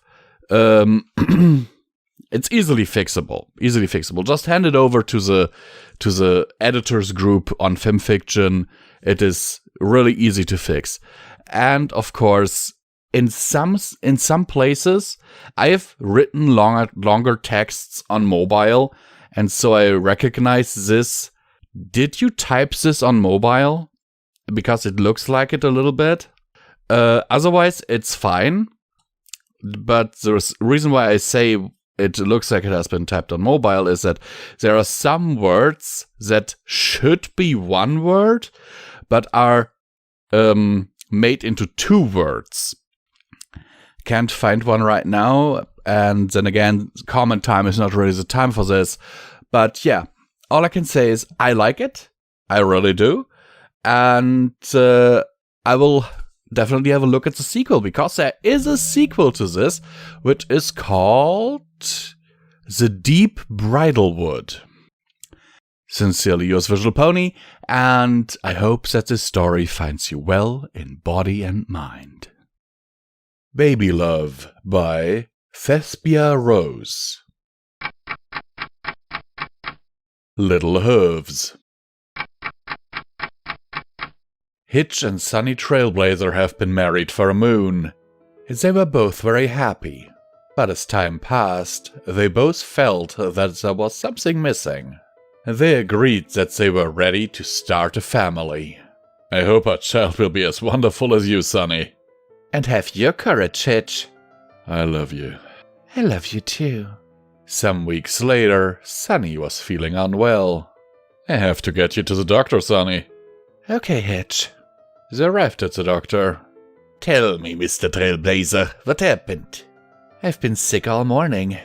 Is that all? No, I've been craving cupcakes and getting more sleep than usual. I see. The doctor went to take some test samples. Sunny, I'm sure you'll be fine. You're right, Hitch. The doctor came in. Mrs. Trailblazer, congratulations! You're pregnant. Sunny and Hitch were truly surprised. They embraced. They made their announcement to Izzy, Pip, and Zip that afternoon. What do you think the baby will look like, Sunny? Probably a mix of the both of us. I wonder if it will be a boy or a girl. Well, we'll just have to wait and see. I can't believe that we're actually having a baby. I love you so much. I love you too. Hitch and Sunny gave each other a passionate kiss. Hitch gave Sunny's belly a kiss as well. Of course, every pregnancy has ups and downs. And yet Hitch had always remained strong and patient. Izzy, Pip, and Zip also helped in any way they can. What will they have done without their friends? Hitch read all the books about baby preparation and childbirth, while Izzy made things for the baby. Pip and Zip made the crib. Sunny kept her hoofs on the ground. At about 6 months into the pregnancy, the ponies planned a surprise baby shower for Sunny, led by Hitch. Sunny was told to come by the tea room in Bridlewood Forest for a reunion. She went inside. Surprise! Oh, wow! For you, Sunny. A baby shower? Every pony had a wonderful time, and all the presents included the little things Izzy made and the crib Pip and Zip made. They also painted the baby's room lavender due to the fact that they don't know if the baby was a boy or a girl. Plus, lavender is Sunny's sparkle. Hitch loved to feel the baby kick and listen to its heartbeat, and also sang to it every night. Sunny wished her father was here to enjoy this moment. He would have become a wonderful grandfather. That night, Sunny couldn't sleep. Hitch worried. Sunny, you okay? Hitch, I miss Dad. I wish he was here to see the baby. He would have... Sunny, I know that if he were here he would be happy that you and I are married and about to have a baby. I wish he was here to walk me down the aisle on our wedding day. Me too. He would have loved to see how beautiful you were that day. And you're still very beautiful now. You glow like you horn. Try to get some sleep. I love you. I love you too. Sunny and Hitch gave each other a kiss. Hitch kissed Sunny's swollen belly. 2 months passed. Sunny was due to give birth any day now. Hitch took a paternity leave to help Sunny prepare for the baby.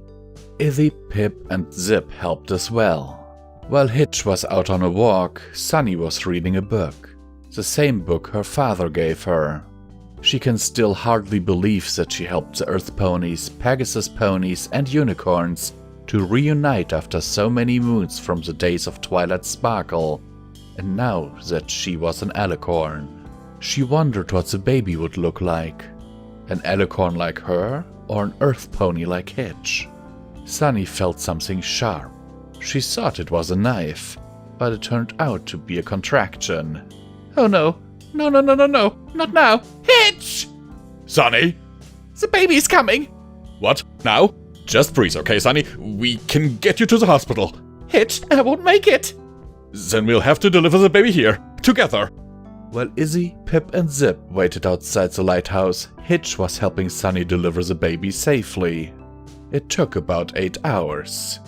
Okay, Sunny, one big push. The sounds of a healthy baby can be heard all through the lighthouse. It's a girl. Hitch wrapped his newborn daughter in the pink blankets that Izzy made. The baby had the same hair as her mother, and the same eyes as her father. She was an Earth Pony. She's so beautiful. You did great, Sunny. You too. What should we name her? Twilight Trailblazer. I like it. Hitch and Sunny cried tears of joy at their newborn daughter. They gave each other a kiss and gently kissed Twilight's head. Hitch went outside. It's a girl. Izzy, Pip, and Zip were very happy. They saw Twilight. They thought that she was the most beautiful baby they had ever seen. More ponies came to see the baby, and they thought the same thing. Hitch and Sunny looked at a picture of Sunny's father. Dad, meet your granddaughter, Twilight Trailblazer. He would have loved her as much as we do. Now stay and rest, you two. You both had a busy day. Hitch gave his wife and daughter a kiss. Sunny rested for a few days, feeding Twilight. Hitch took some time off to help. Twilight Trailblazer was very well loved. Her parents taught her about friendship and love. They also taught her to be grateful for what she had. Twilight, at a month old, took her first steps towards her father. Hitch picked her up and hugged her. At about 2 months later, Twilight was making funny noises. She was trying to say something. Dada! Dada! Twilight, you can talk. I'm your first word. Good job, Twilight. Mama! Oh my gosh! Hitch and Sunny knew that one day, Twilight will grow up to spread the magic of friendship throughout Equestria. Hello, every pony, and this is once again comment time with Visual Pony. And yes, I leave these bloopers in here because this is comment time, and comment time is always completely unedited. You hear all of my bloopers. Okay, through the links down in the description, you can help support Pony and Wolf Productions and help keep the lights on, because they are actually in danger of going out. Okay, let me get into this story. Once again, a story I didn't preview. I only read like the first paragraph and had a look because I just liked the idea of them having a kid, and I kind of would like them together, but then again, I think maybe Hitch and Pip would be a better fit. I don't know yet. We have to see more of those characters. The way it's written is more like a chat log, which is a bit weird, and if it was a little bit more fleshed out, and also there are a few grammar mistakes here in terms of current time and past tense, present tense, past tense, all that nice stuff. So I definitely would flesh this out a little more if I was the author. But then again, I am not. Thespia Rose is the author, and this person did a really good job at making me squee. Seriously, I had to stop and be like, oh, that's so cute. Especially at Zip and Pip making the crib. That rhymes. Zip and Pip making the crib. I love it. Anyhow, I hope this story finds you well in body and mind, and that we will see each other in the next video. Ticklish by Art Inspired. But Mom! No buts! But Pip!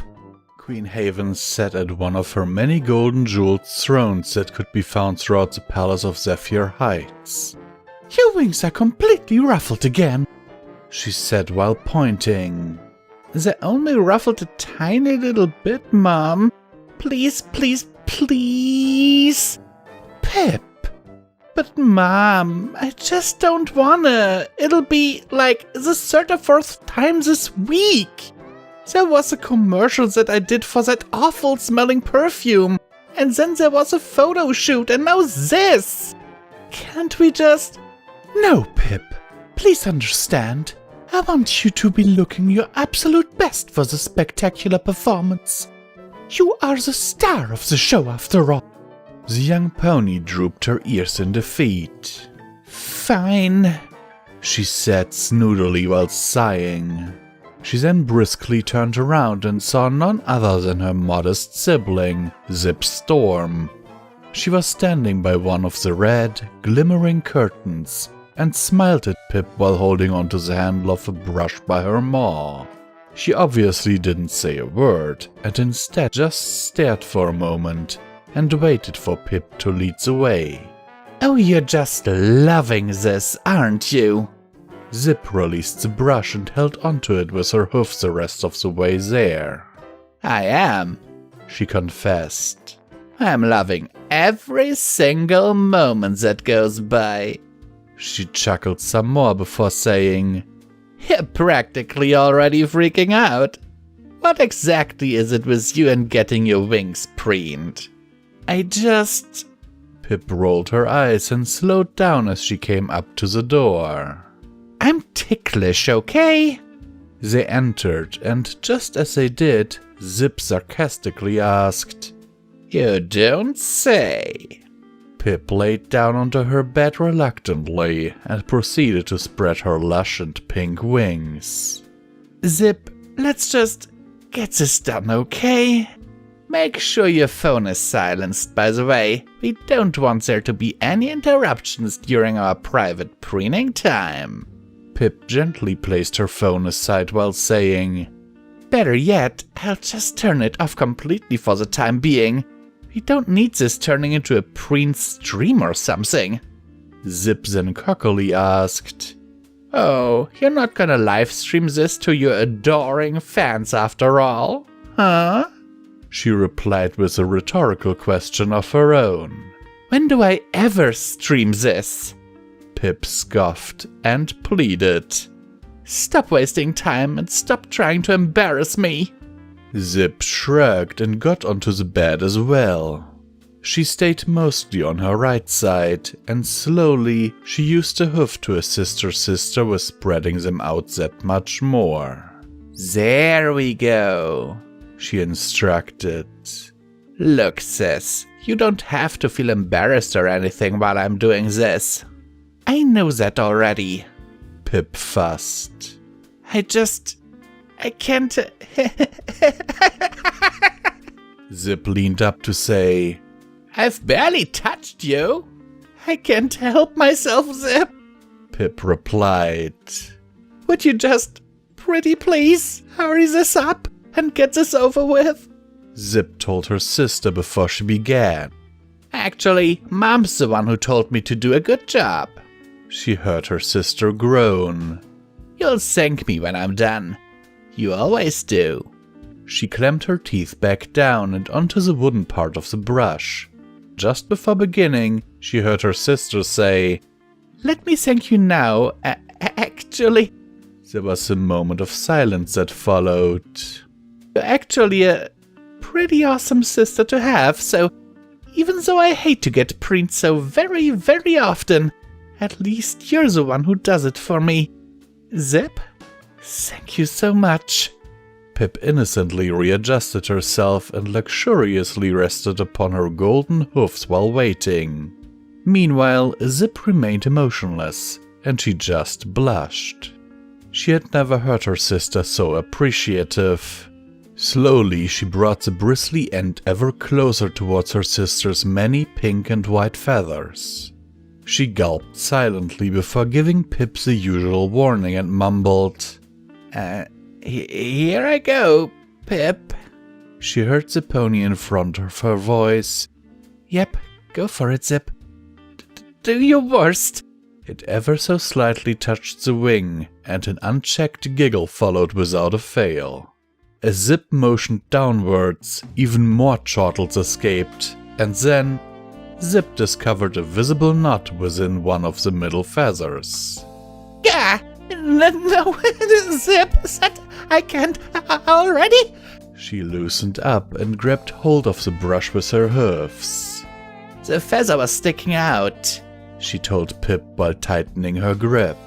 Pip gasped sharply and nervously asked, It doesn't have to come off, does it?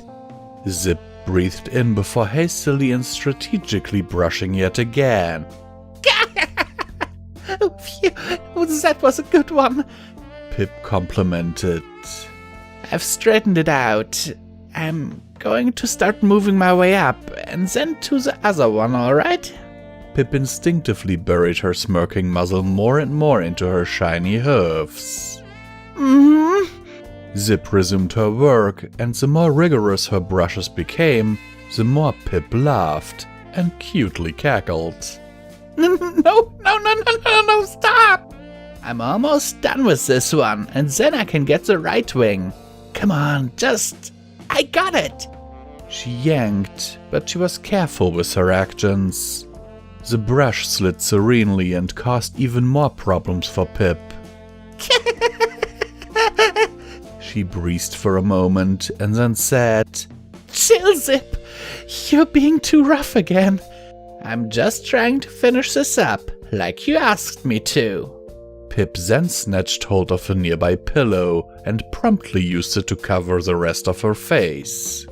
Zip could still hear her sibling laughing uncontrollably from underneath, but she did her best to ignore it and just kept going. The pink Pegasus received very little mercy that day. I'm nearly finished now, so hold still for just a little bit longer, sis. I can't get all the nuts out if you keep squirming. It tickles! With the preening session slowly coming to an end, Zip soon found herself chuckling a few times too. Okay, Pip. I think that's enough. She squirmed and tried to remain serious, but her sister was no help whatsoever. Sounds of Zip's and Pip's joyful laughter soon filled the air. Despite this, Zip still managed to do a miraculous job with caring for her sister's wings. Zip, that was... Pip cleared her throat before saying, You finished already? Zip asked while smiling. You're right if I keep going. She snuggled closely to Pip, and Pip seemingly snuggled back. No ponies watching us, so... Zip nodded and started to say, Yeah, you're right, I guess. She then narrowly glanced up for a second to look at Pip's phone, and saw a small, flashing red light. Even though the screen itself was pitch black, it all of a sudden visibly vibrated. How long has that thing been on? Zip asked. Huh? What are you talking about? Pip asked. That light. Pip pointed at it with a shaken hoof. Does that mean that the phone's recording something right now? Pip released a dramatic and shocked gasp. I must have accidentally locked the screen by mistake. We were being watched by every pony. At that moment, there was a light rapping on the door, and Queen Haven could be heard questioning them from the other side. Are the two of you at all aware that you've been streaming the entire time? Hello and welcome back to Common Time with Visual Pony, where I will once again remind you that you can support Pony and Wolf Productions through the links down in the description below. Every dollar helps is needed and very much appreciated and helps us to keep the lights on around here. And don't forget, if the lights go out, then yeah, that's not good. Anyhow, let me get into the story real quick. It's like one of these stories that I had in my read later list for a few days by now, and I'm like, this sounds amazing. So you gotta read it.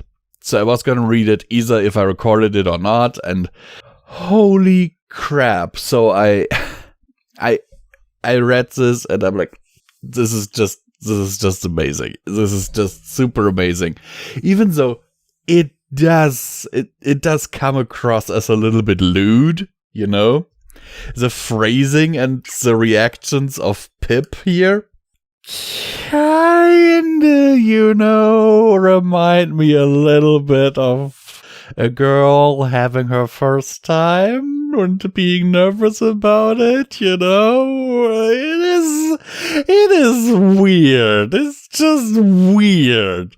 But it's cutely weird. And apparently the story now has a Russian and a Chinese translation, which I find cool. I might translate it to German, who knows? Anyhow, I love this. I love this. It made me laugh. I hope that my laughing voice acting here was on par with what the story deserved. Let me know in the comments down below what you thought. And I hope that the story finds you well in body and mind. Princess Pro Tips by Master Weaver. Upvote, bookmark, like, subscribe. So why'd Pip want to see us? Zip shrugged as she hovered along. Maybe she just wants an excuse to hit on Hitch. Sunny snorted. Her and half the ponies in Maritime Bay. I don't think she'd call us all just for that, though. Aha! There you are. Mare of the hour. Pip paddles fluttered above them, waving them through the door. Come in. Come on, we've got a lot to get through, and I don't know how long to get through it.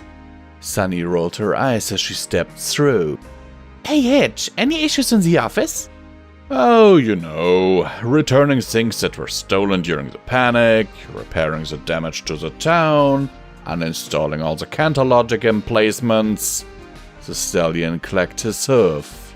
That reminds me, Zip, could you make sure the Pegasi know the unicorn traps aren't landing pads?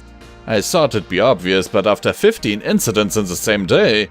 Sorry, Sheriff, it's a speed challenge, Zip explained. Hit the trap and launch off before it snaps. I'll let him know, but it's not going to stop anytime soon. And I thought Sunny made my job difficult. That explains the empty traps, though. How many were there? 12 incidents. Drat. Zip grinned. I only did 10. Hitch leveled a flat look at her, preparing to launch into a tirade when Izzy Moonbow rolled through the door. Ta-da! Izzy! Sunny laughed. So that's where my roller skates went off to. Why aren't you wearing a helmet, though? A what? Sunny's smile frowned. A helmet. It's a sort of shell that protects your head. Like a hat? Izzy spun around. Why would I hide this amazing mane? Because head injuries can be dangerous and seriously mess with your senses, Sunny said slowly. A brain injury can even cause problems in balance or sinking. What? Don't be silly. Unicorns have been pecking through wood with our horns for ages, and we're all good brain ponies. Sunny carefully shared a look with Hitch. Pip cleared her throat. If we're all done realizing that Bridlewood unicorns need a lot of TLC, I'd like to actually get to what I called you all here for. It's super important. Oh, she's capitalizing. Zip noted. Alright. Sunny gestured for her to go on. We're listening, Pip. Pip whipped her hoof to point at her. You, Sunny Star Scout, you are the pony that single-handedly faced all odds to do the impossible. Bring back magic. Well, I didn't do it alone. Doesn't matter, that's what ponies will think. Pip shrugged. At least for a while. And even after the real story gets out, you're still going to be the most famous pony in all the land. Sunny opened her mouth, paused, and carefully shut it. I hadn't thought about that. I know you haven't. You have a good heart, and you only want to bring friendship to the land. Pip sighed. Zip and I, on the other hand, we've been famous all our lives. We know how to handle that sort of attention. Or, well, I do. Zip knows how to avoid it. Harsh, but fair, Zip admitted. So, since you and also the rest of us are now big-time famous, we're going to cover the basics on parasocial relationships and responsible interactions with other ponies. Rule number 1. Pip put on an uncharacteristically serious face. Your fans cannot be your friends. Sunny blinked. What? Oh, here we go, Zip muttered to herself. But they're ponies, Sunny protested. I literally lived my whole life to bring all ponies together. Pip held up a hoof. I'm not saying that your fans are your enemies. Heck, they should never be your enemies. That's what we call cancel culture. She shuddered. It's what took our dad from us. Oh. Sunny's shoulders sagged. I'm sorry for your loss. My father died, so I know what it's like to... That's not Dad, Zip stated flatly. We just can't ever be seen with him in public again. What? That lettuce leaf was not his fault. Pip choked back a sob. I know he screwed up, but... She took a deep breath, shutting her eyes and wiping away a tear. Perky Pip. Ponies prefer Perky Pip. Promise pretty petals Pip. Sunny leaned back warily. It can't really be that bad, can it? Let me put it this way. You know how Mom was the queen of Zephyr Heights? Zip asked. Yeah? You know how after the flight strings were revealed they threw her in jail? Sunny cringed. Yeah. That's cancel culture. I mean, a pretty extreme form of cancel culture, but you shouldn't have to worry about that. Pip reassured Sunny. Because you actually did bring back magic. With some help, sure, but your fame is based on facts, not views. Still, point remains, fans can't be your friends. They can become your friends, but at that point they're not your fans anymore. Sunny frowned. I don't get it. Pip shrugged. Yeah, I thought you wouldn't. So let me give you an example. Hitch, come stand over here, please. Hitch blinked, walking over warily. Sure? Pip gestured at him with a hoof. Hitch Trailblazer. She gestured at the calendar next to him. Hitch Trailblazer. Hitch Trailblazer. Izzy added, putting a macaroni sculpture of Hitch on the desk. Same pony, right? Sunny nodded. Of course. Wrong! Pip jabbed a hoof at Hitch. This is Hitch Trailblazer the pony. Perfectly ordinary. He eats, he sleeps, he has a secret hoof shake, and sure he's got awesome abs, but you can bet they don't come magically formed. It takes a proper diet and workout, Hitch confirmed. But this! Pip pointed at the calendar. This is Sheriff Hitch, the Law Manifest. Here to bring order and protection to Maritime Bay. Does he eat? Only when he needs to. Does he sleep? That's insanity! He's a glowing beacon to the entire town! And this! She whipped her hoof around. This is, a creative expression of my positive feelings towards my friend and the changes he had brought about in my life. Izzy offered. I've actually done one for each of us. I was going to hand them out after this meeting. Pip's face melted into a soft smile. Aw, Izzy, that's so sweet. Thank you. Sis? Zip flicked her eyes to Sunny. You wanna, Right. Pip put back on her serious face. To us, you're Sunny Star Scout, the Earth Pony, and our friend, and that means a lot. But to our fans, you're Sunny Star Scout, Friendship Reborn, Fount of Magic, Unifier of the Three Tribes. There's two Sunnys, is what I'm saying. The one sitting here, and the icon. Well, okay. Sunny allowed. I have an image. Somehow. But I'm not understanding what that has to do with my fans not being my friends. Pip sighed, and then her ears perked up. Your dad, he told you stories about the ponies of old, right? Yeah. And there was one, a friendship princess or something. Yeah. Tell me about her. Pip prompted. Well, she was the leader of a group of heroes, Sunny began. Earth ponies, Pegasi, and unicorns, all working together to save the world.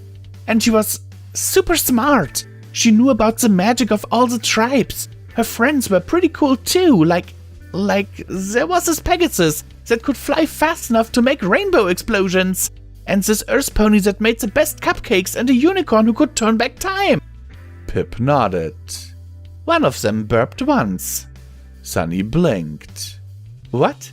Another one had just the worst pet. Pip continued. Absolute menace. Now, hang on. And I'm pretty sure there was one time that Princess woke up with a terrible bad mane and couldn't get it looking right all day. So stop! Sunny said. You don't know that, any of that! Of course not, Pip admitted with a shrug. But they're just ponies. I mean, it's pretty likely that everything I said was true. That's not the point. They're my heroes. They're the ponies I've looked up to all my life. Slowly, realization began to dawn on Sunny's face. I'm not saying you couldn't be their friend, Sunny. If they suddenly reappeared somehow, I honestly think you could. But you'd have to get used to, well, them being ponies, not icons. Pip's voice was solemn as she landed. And that's the position you're in right now. Some fans, maybe they'll become your friends. Some very important ponies too. But you're starting off with a lot of power and not much emotional connection. You have to be careful, understand? For their sake. And for your own. Oh. Sunny sagged. Hey! Zip put a hoof on her shoulder. It's not that bad. You've got real friends in this room. And hey, there will be ponies who aren't bedazzled by the whole fount of magic thing. Yeah, I guess I just... Sunny shook her head. I didn't think this would be like that, you know? Lot to get used to, Hitch agreed. Still, if you can get used to it, well, I have to admit, he struck a pose. I'm a pretty big fan of Sheriff Hitch myself. Yeah, I kinda like him too, Pip agreed. Course, I met the pony underneath first, so... She beckoned a hoof non-committally. Anyway, I was going to give you all the tips now, but I'm looking at you and I'm realizing this was kind of a major bomb to drop, so... Yeah, meeting over. We'll talk about everything else later. Yeah. Sunny took a breath. Still, I brought the ponies back together and I'm going to keep trying to do that. Spread the message of friendship across the world to my fans. That's great! I can set a cloud up for you later, you know, once Maritime sets up a network. Hitch frowned.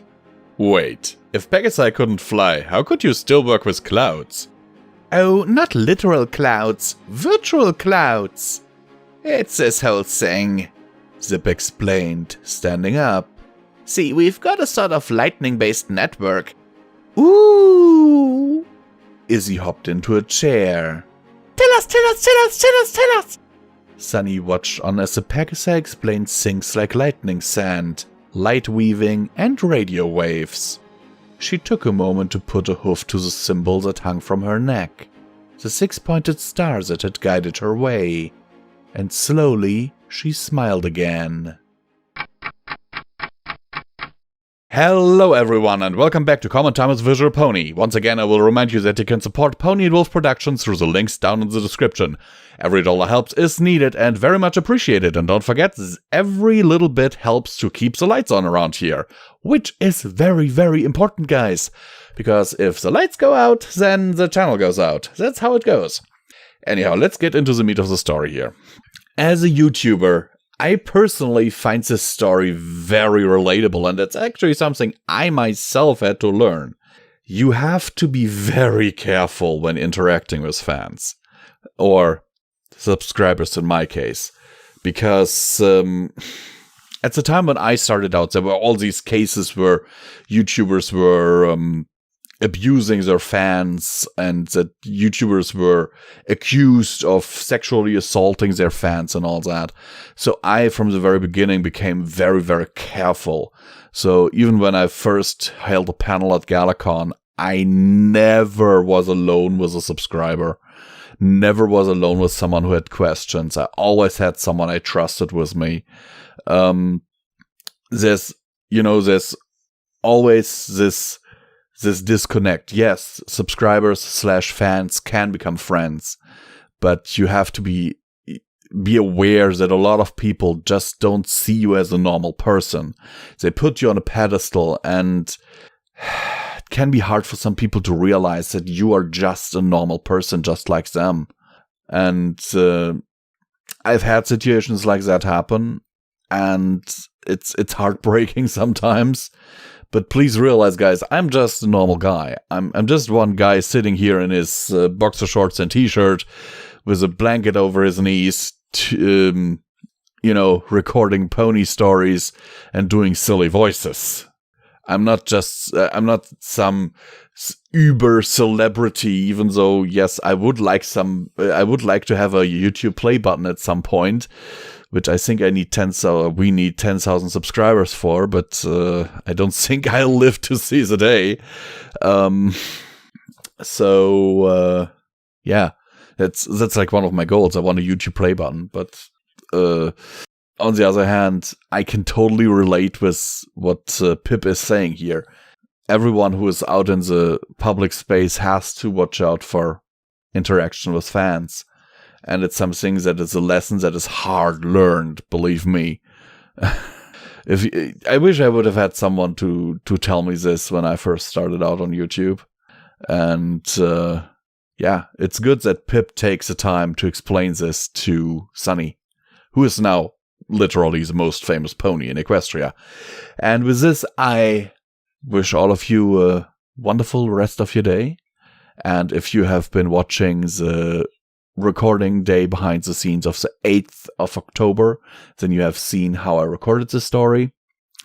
And yeah, I love you all. I really do. And hope that this story finds you well in body and mind. Aren't we forgetting something? By Senning. Dibs on the massage chair! Days have passed since the restoration of magic in Equestria. In what should have been a false fantasy, the three tribes have reconciliated for real. Our tale starts at the cliffs overlooking the city of Maritime Bay. Pip Paddles and Zip Storm just finished staying in the rebuilt lighthouse at the courtesy of their friend Sunny's Star Scout. But now it is time to say the duo to say goodbye and return home to Zephyr Heights as duty calls. Hitch has his sheriff duties while having to deal with the fallout of Sprout's incident.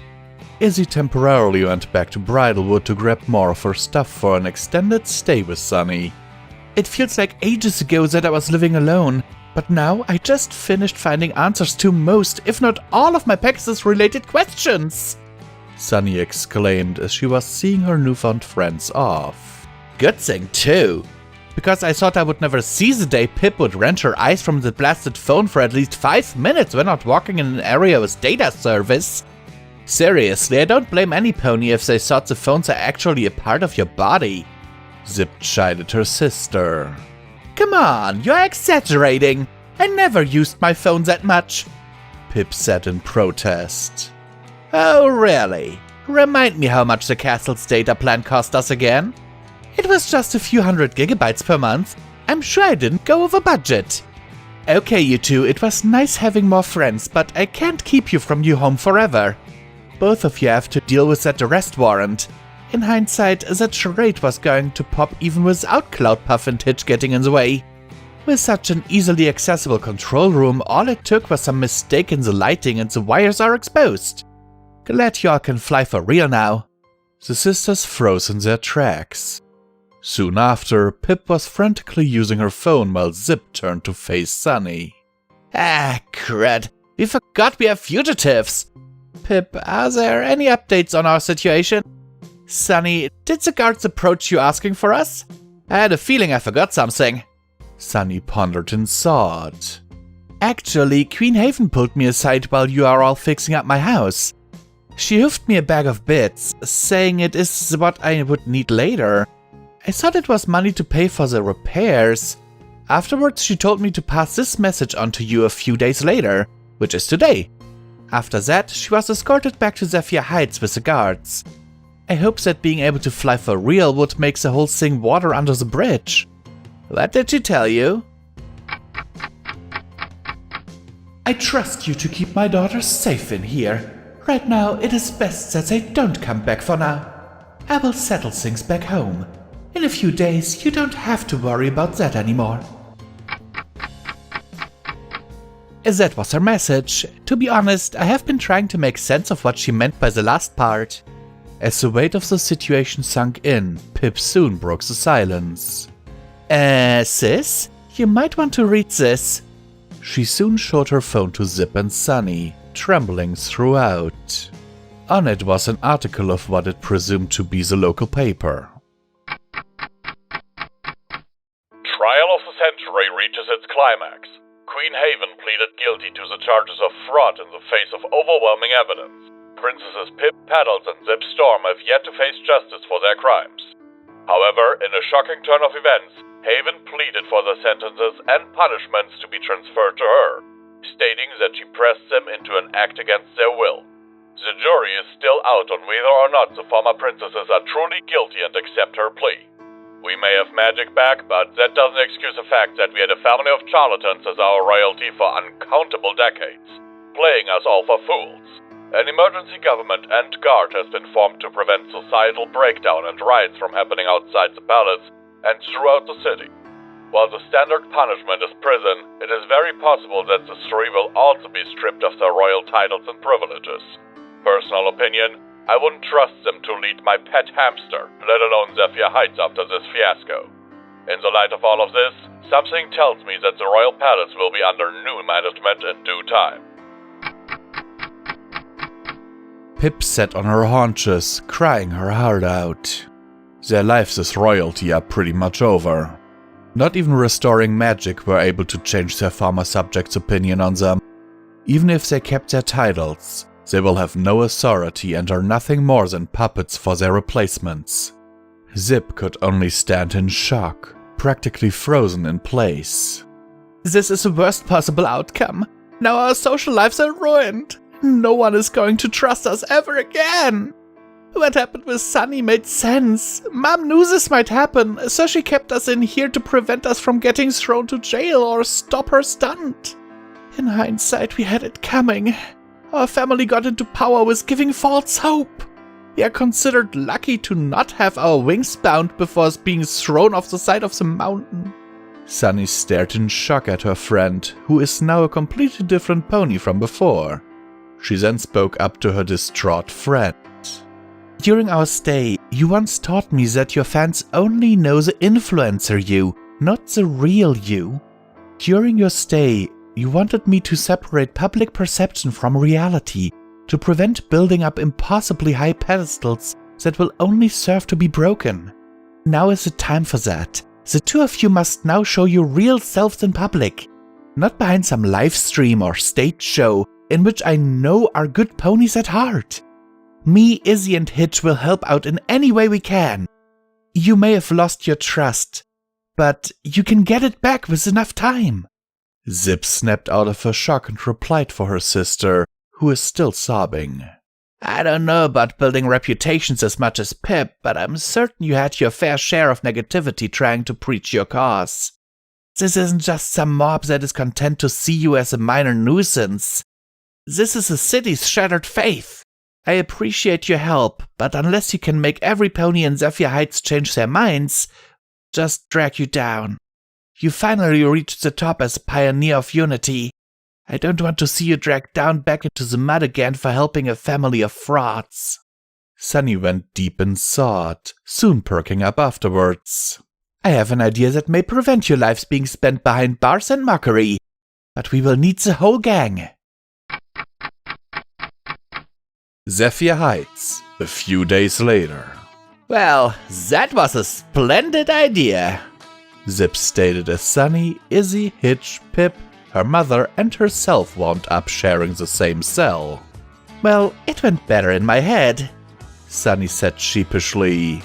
Let's recap what just happened, shall we? Sunny's plan is simple enough. Have the team appear together as a PR stunt and preach to the mob to forgive, even flaring out her own wings and horn. Instead, the mob descended on them like a tidal wave, and the next thing they knew, they are all in a cell with a tennis ball in the fruit basket. The newer guards were complaining why they are given a luxury cell.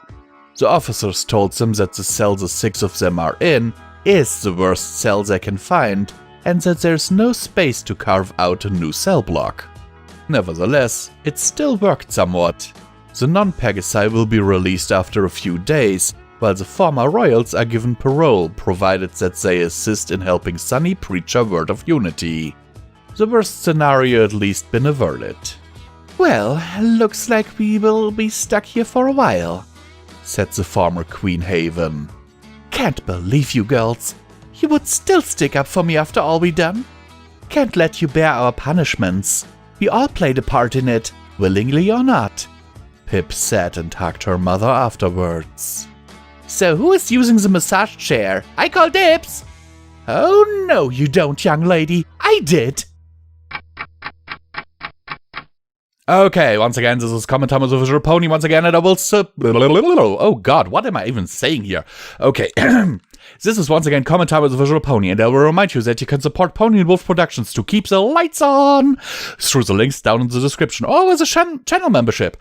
Every dollar helps is needed and is very much appreciated. And now let's get into the meat of the story now that this spiel is over. And yes, I did leave that blooper in there because usually I don't have bloopers. Because if you have watched my recording day videos, then you know that I usually immediately delete them.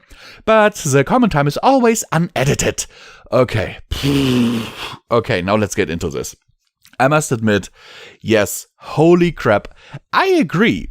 The subplot of the queen being arrested was just, put aside way too easily. And this is actually a nice little solution for that, a nice little conclusion to the whole thing. Also, for those of you who've watched the recording day video of the 3rd of October, which is this day today, will know that I took a lot of breaks recording this because my nose is for some reason clogged up like shit. Kind of like a toilet that 20 people took a shit in and then tried to flush down a big bag of cat litter or whatever. I don't know what's going on. I don't feel sick, other than that my nose is, clogged up. But yeah, I love this story. It's cool.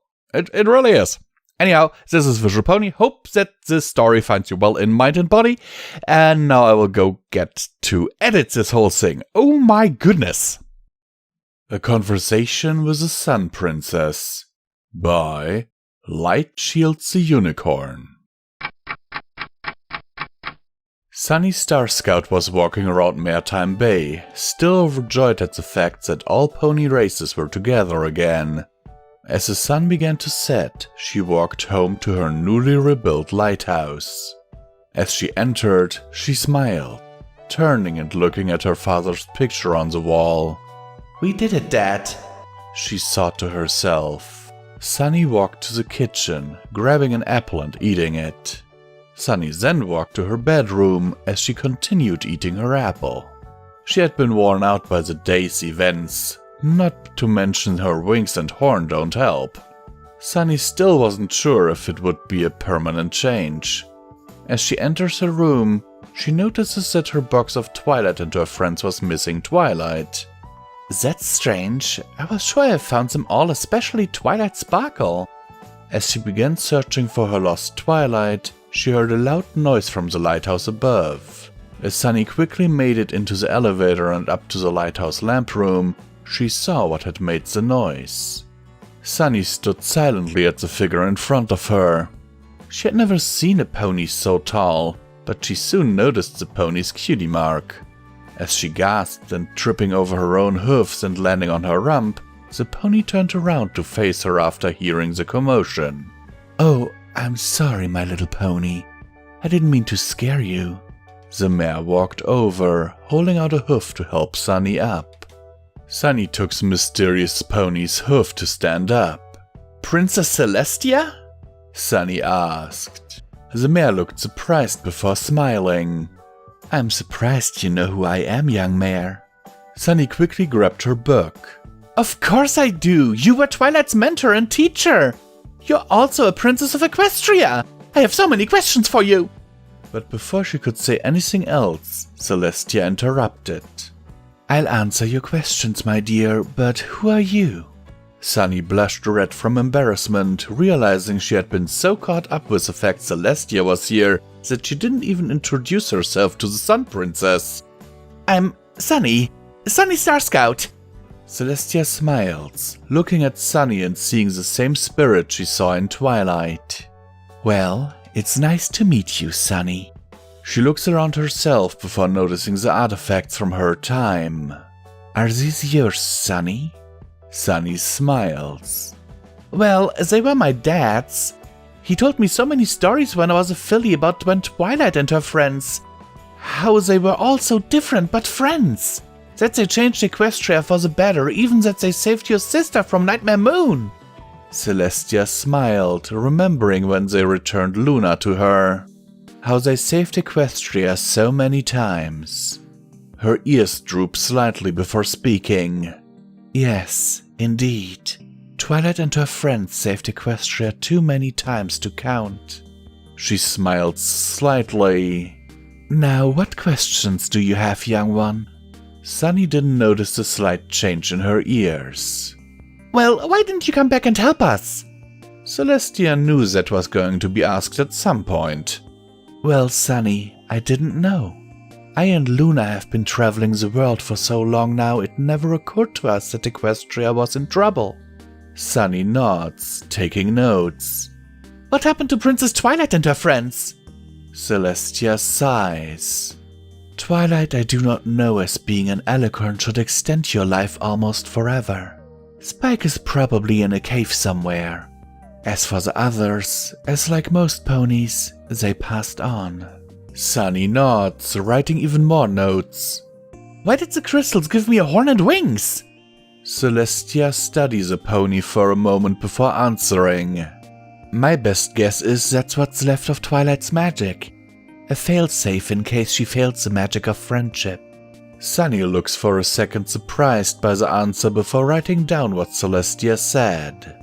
She paused, so many questions running through her mind, but before she could ask another question, Celestia spoke.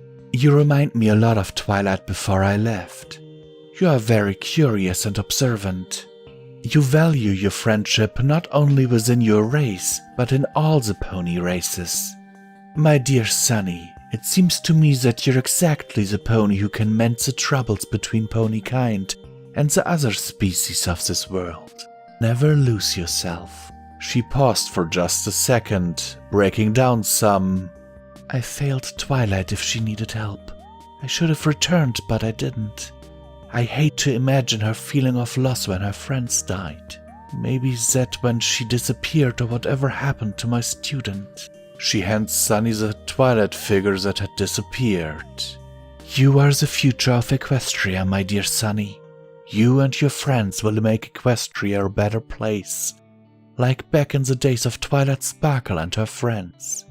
Don't ever give up, no matter how bleak it looks. Sunny nods, no longer taking down notes. She was far too entranced by what Celestia was saying. She quickly snapped out of it. Yes, Princess. It went silent for a few minutes before Sunny spoke up. Can I hear more about Twilight and you? Celestia smiles. Yes, but it's quite a long story. Long ago. A couple of hours later. The end. Celestia smiles as she sees the wonder and awe in Sunny's eyes. That was so amazing! Sunny looked at her Twilight figure. She's so amazing and so are you! She smiles. Celestia smiled sweetly. Thank you, my little pony, for listening to this old mare. She looked out the window, noticing the moon was close to setting. Well, Sunny, it's time for me to depart. Sunny looked at her slightly disappointed. It was so nice meeting the mentor of Twilight. She hugs Celestia and Celestia returns the hug. Celestia smiles. Don't be disappointed, Sunny. We'll meet again someday. Celestia uses her magic to open the door at the top of the lighthouse, letting go of Sunny and flying away.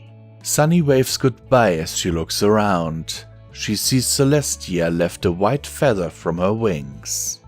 Sunny picks it up and sets it beside the purple one her dad had collected.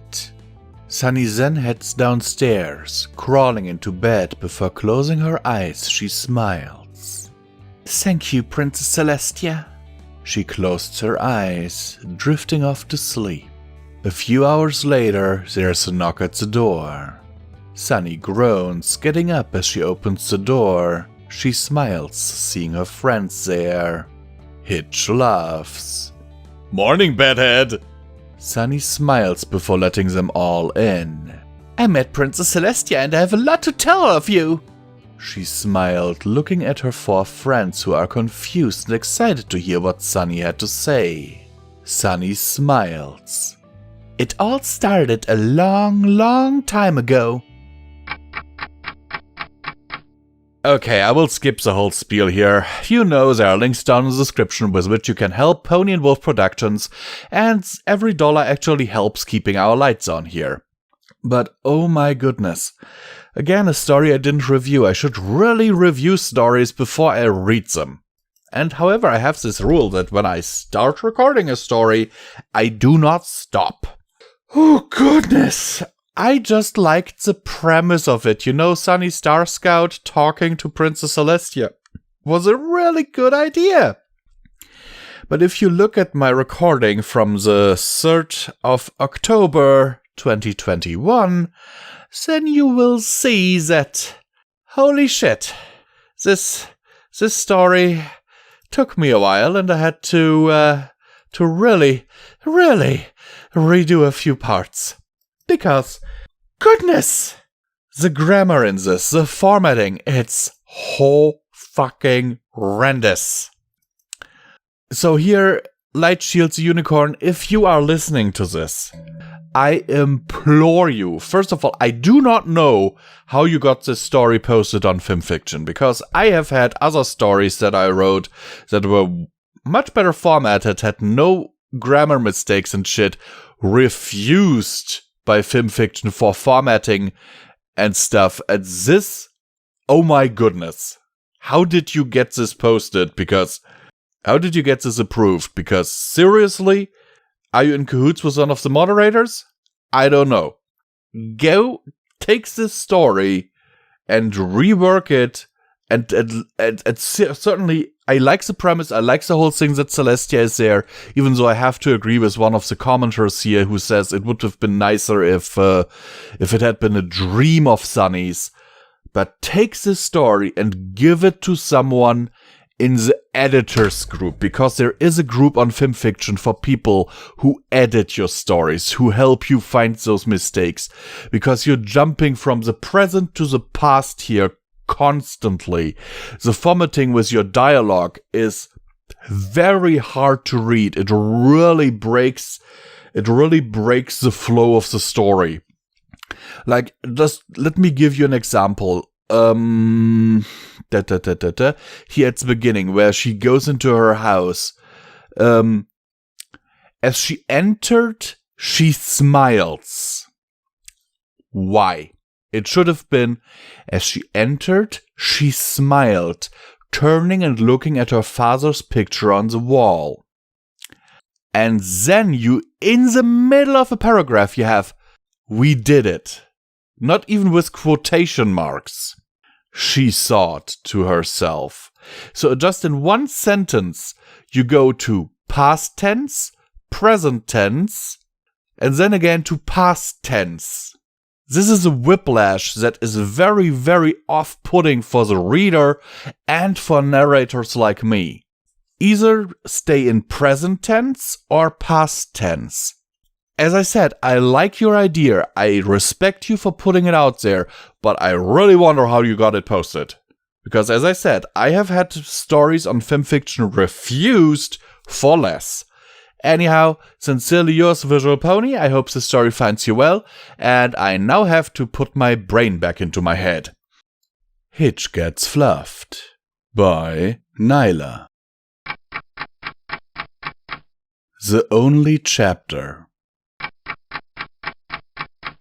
The bunnies surrounded Hitch, every one of them lifting their front paws up into the air. They seemed to just stand still in a circle while waving their limbs back and forth wildly. What the... Hitch looked all around. Everywhere he looked, more bunnies stood surrounding him on all sides. He could just jump over them, but would that be rude? Why was he so worried about offending little cotton fluff balls? Before he could even consider his line of action, he felt the white fur of the bunnies underneath him, and suddenly he was being lifted into the air, and the bunnies started to carry him off. Hey, wait, what are your little bunnies doing? he asked, while remaining calm. Wouldn't be the first time he had crazy fans trying to kidnap him, but it was the first time animals were doing it. He wasn't sure whether to laugh, be scared, or just impressed they could lift him like this. After all, he did have a whole dozen donuts from the bakery this morning. Squeak! The rabbits all replied in unison as they carried him to who knew where. Listen, I know you all really like me. I still don't know why. But could you, let me down? Hitch swallowed a nervous gulp. How the heck was he gonna get out of this situation without accidentally hurting a cute, innocent little creature? The bunnies kept marching forward, each one carrying their own weight as they brought Hitch to this inner part of a nearby wood area near their home. The bunnies finally let Hitch down in the center, and 3 of the bunnies used themselves as a makeshift ladder to put a lei around his neck, and then they retreated back down to the ground. All the bunnies in unison bowed down before him. Huh? Asked Hitch, tilting his head toward the center of the group. Reaching up to scratch the back of his ear, he tried to process everything that had just happened. Okay, so let me get this straight. All adore me, that much I get. Hitch paused in thought. I mean, I know I'm pretty handsome and all that, but bunnies? Really? But the whole worship thing that you are doing now? I don't get it. Can one of you be so kind as to explain? I do know, at least try? Asked Hitch, turning his head from one side to the other, trying to observe if there was any space between any of the bunnies that he might be able to use later. As the bunnies were all huddled fur to fur, that it would be impossible. He really didn't want to risk just jumping over them, because if any of them tried to stop him, he'd end up hurting them. As a sheriff of Maritime Bay, it was his duty to protect everyone who lived there. Citizens and critters alike. The bunnies blinked and then proceeded to clap their paws together. Big goofy grins plastered over their faces as they started hopping in place. Squeak, squeak, squeak, squeak! The bunnies began to declare in harmony, each bunny adding something to the pitch and their back hind legs thumping on the ground, almost like a drum to add to the rhythm of their singing. Hitch sighed heavily. How the heck was he gonna get through these critters? Did they really think he was some kind of deity? Was it his badge? Listen up now, I'm nothing special, Hitch began. I'm just the sheriff of Maritime Bay.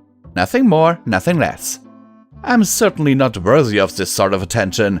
Can you all please stop acting like I'm some kind of god?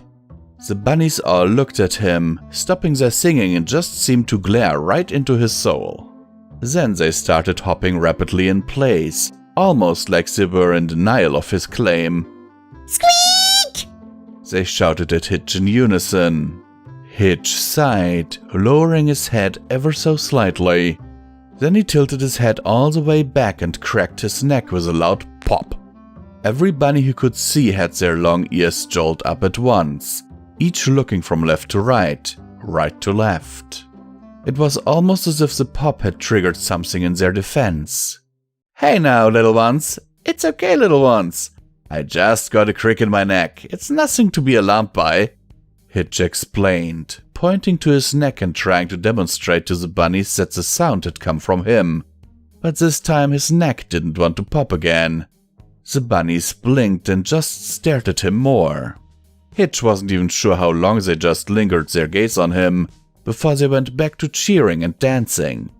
They hopped up and down while clapping their little paws together and moving around in a circle all at once. Okay, that was a quick shift, Hitch stated calmly. He scratched underneath his chin, trying to think. If these bunnies truly worshipped him, how could he use that to obtain his freedom without any accidents? Alright, my little bunnies, it's time for Hitch to get back to work, Hitch began, pausing as he held a hoof against his badge to make it shine against the light of the sun as it shined down onto him. The light illuminated him and made him stand out against the dark grays and greens of the forest around him. All of the bunnies stood at attention, each one staring at him and seeming to just squeak all at once. All in harmony. Squeak! the bunnies shouted and cheered, all prancing and dancing and singing. Hitch sighed heavily and hoof-palmed. What have I gotten myself into? Listen, I really need to get back home. What if someone is in danger and I'm not there?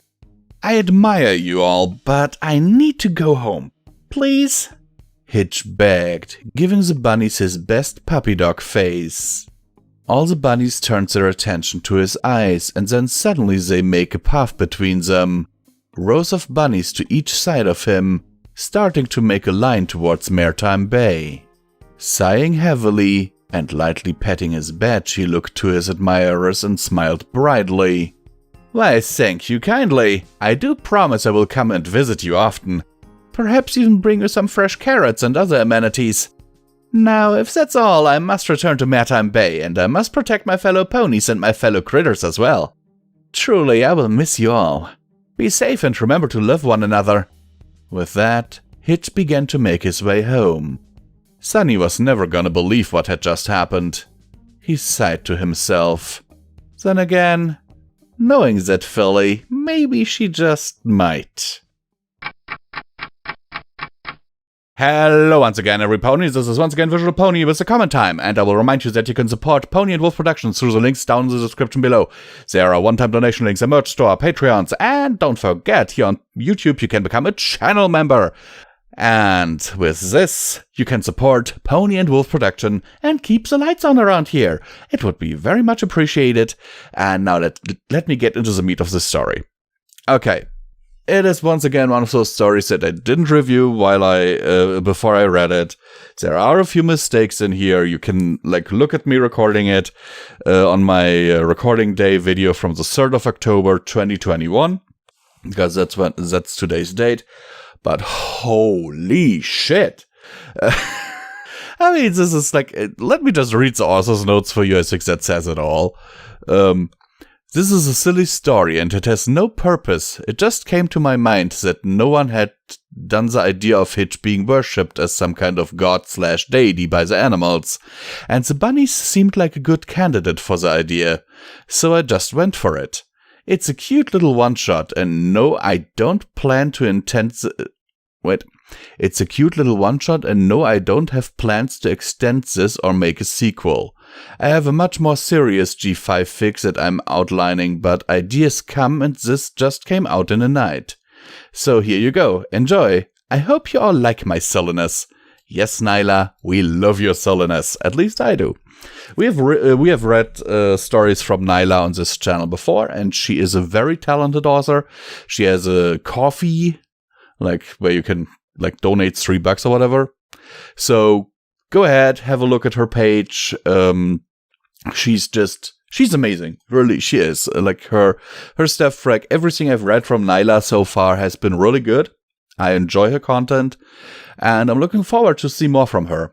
Sincerely yours, Visual Pony, and now I'm signing off and hope that the story finds you well in body and mind. Tennis Ball by Gimmick68, in which Izzy is made less pointy. Izzy's eyes popped open and she sat up with a smile, ready for a new day. The smile quickly dissipated when she realized she couldn't see anything. Considering her predicament, she also became aware of a gentle weight on her head. Reaching up, she placed her hoofs on a puffy object. Tried pulling it off, but it was caught on her horn. With a little finagling, she removed the offending fluff. It was her pillow, with a horn-sized hole and subsequent tear right in the middle. She grimaced a little. "Sorry, pillow," she soothed, hugging the ruined sleeping implement. A little stuffing popped out. "I didn't mean to kill you." She hopped off the bed and wandered downstairs, dragging the pillow with her, leaving a trail of stuffing behind her. The kitchen was in full swing when she arrived, Dad getting ready to go to work while flipping pancakes, and Mom getting ready to go to work while setting the table. "Hello, sweetie," Mom chimed. "Hey there, Izwiz," Dad greeted. "Hi. Why so glum this morning?" Mom asked. "Another pillow," The filly groaned, holding up the deflated sack of poof. Oh dear. Well, don't be too upset, darling. Mom comforted. It's only 10 for the month. That's 2 less than last month at this time. I guess I just hate having a long horn. Pish, don't be mad about that. You'll grow into it. Eventually. Hopefully. Now, breakfast. The filly hopped into her seat as Mom took the pillow to the other room, where she deposited it on the pile of fellow victims. Izzy watched Dad's skillful flipping of the flapjacks and her mood brightened some. Then it dimmed again. Daddy, one of your band-aids is coming off. Oh, thanks, kiddo. He reached down and yanked the band-aid off, revealing a puncture wound on his left front leg. He took another band-aid from the box by the sink and applied it. We're thinking of switching to a different brand, he informed nonchalantly. These peel off too easily. Okay. Ready for some breakfast? Mom asked cheerfully. Yeah. On the far side of the table they loaded a plate with pancakes and eggs. Dad put on a gauntlet made of dragon scales and pushed the plate to his daughter. There you go, Isbang, eat up. He smiled serenely. The filly did so while the parents stood against the counter, watching intently.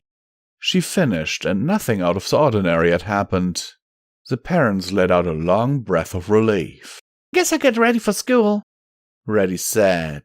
For shizzle-izzle. Dad rapped horribly. Oh, sweetie, don't. Mom shook her head. Yeah, Dad, especially not in public. Izzy slipped out of her chair and managed to tip the chair on 2 legs. Trying to catch herself, she grabbed the tablecloth, yanking it with as she fell to the floor. Her parents instinctively leapt into action, trying to help their daughter. Then they instinctively thought better of it and sort of danced and hopped around the scene unfolding before them. Let it happen, warned Mom. When the commotion had stopped, Izzy was on the floor, surrounded by broken pieces of the plate, but covered by the tablecloth. She heard hoofsteps of her parents and stood up and turned around, bumping into something sturdy but with give. Ah! Mom inhaled sharply. Izzy moved the tablecloth and saw a deep gash in Mom's chest, slicing upwards in an arc. The blood dripped out freely. I'm sorry, Mom, the filly whimpered. It's okay, sweetie. I shouldn't have rushed in like that. Oh, that's pretty deep this time, Dad said, grabbing a ready gauze pad from the stack at the end of the counter. Yeah, baby, let me... Izzy pushed the tablecloth away and grabbed a napkin to wipe the tiny smear of blood from her horn. While she was doing that, she also tried to get out of the way of Dad coming to help Mom, but tripped on her hoofs and fell forward, practically diving underneath his stallion. With a leap prompted by pure reflex, Dad moved out of the way just in time as Izzy's horn came breathtakingly close to the most sensitive parts of his body. He landed next to his wife and panted. Oh, sweet moon goddess, I was almost gelded. Careful, sweetie, don't geld your father. Those are some of Mommy's favorite parts. Sorry. Just get ready for school, okay? Mom said happily through clenched teeth. Izzy nodded and scooted off upstairs. She's going to kill some pony, Dad said, putting pressure on Mom's wound. She's definitely going to kill some pony, Mom agreed. In her room, Izzy hurriedly packed her saddlebags with her school supplies. She still had plenty of time before school started, but the mornings that started with injury always put everyone on edge. Even more than usual, and she didn't like that feeling. Back in the kitchen, she found Dad expertly sewing up Mom's wound. He'd gotten so good at it, and Mom couldn't help but compliment his work. Oh, darling, I didn't know I married a surgeon. She swooned.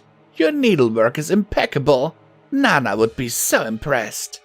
Maybe she would have approved of me if she knew I was only a part-time accountant and a full-time surgeon. Mom giggled. Dad, I'm ready for school, Izzy mumbled. And you certainly are, Dad said proudly. Ready to get some learning, plop plop is. He chuckled jovially at the joke. Sorry again, Mummy, the filly whimpered. Oh, pish, sweetie, it's not so bad. In fact, your dad was just saying how well it fits the one you gave me last summer. See? Nearly symmetrical. She proudly displayed her chest, showing the existing scar curving the other direction.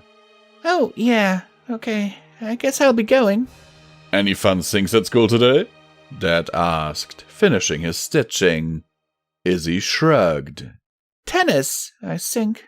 Sounds fun, sweetie, Mom said. Be careful, okay?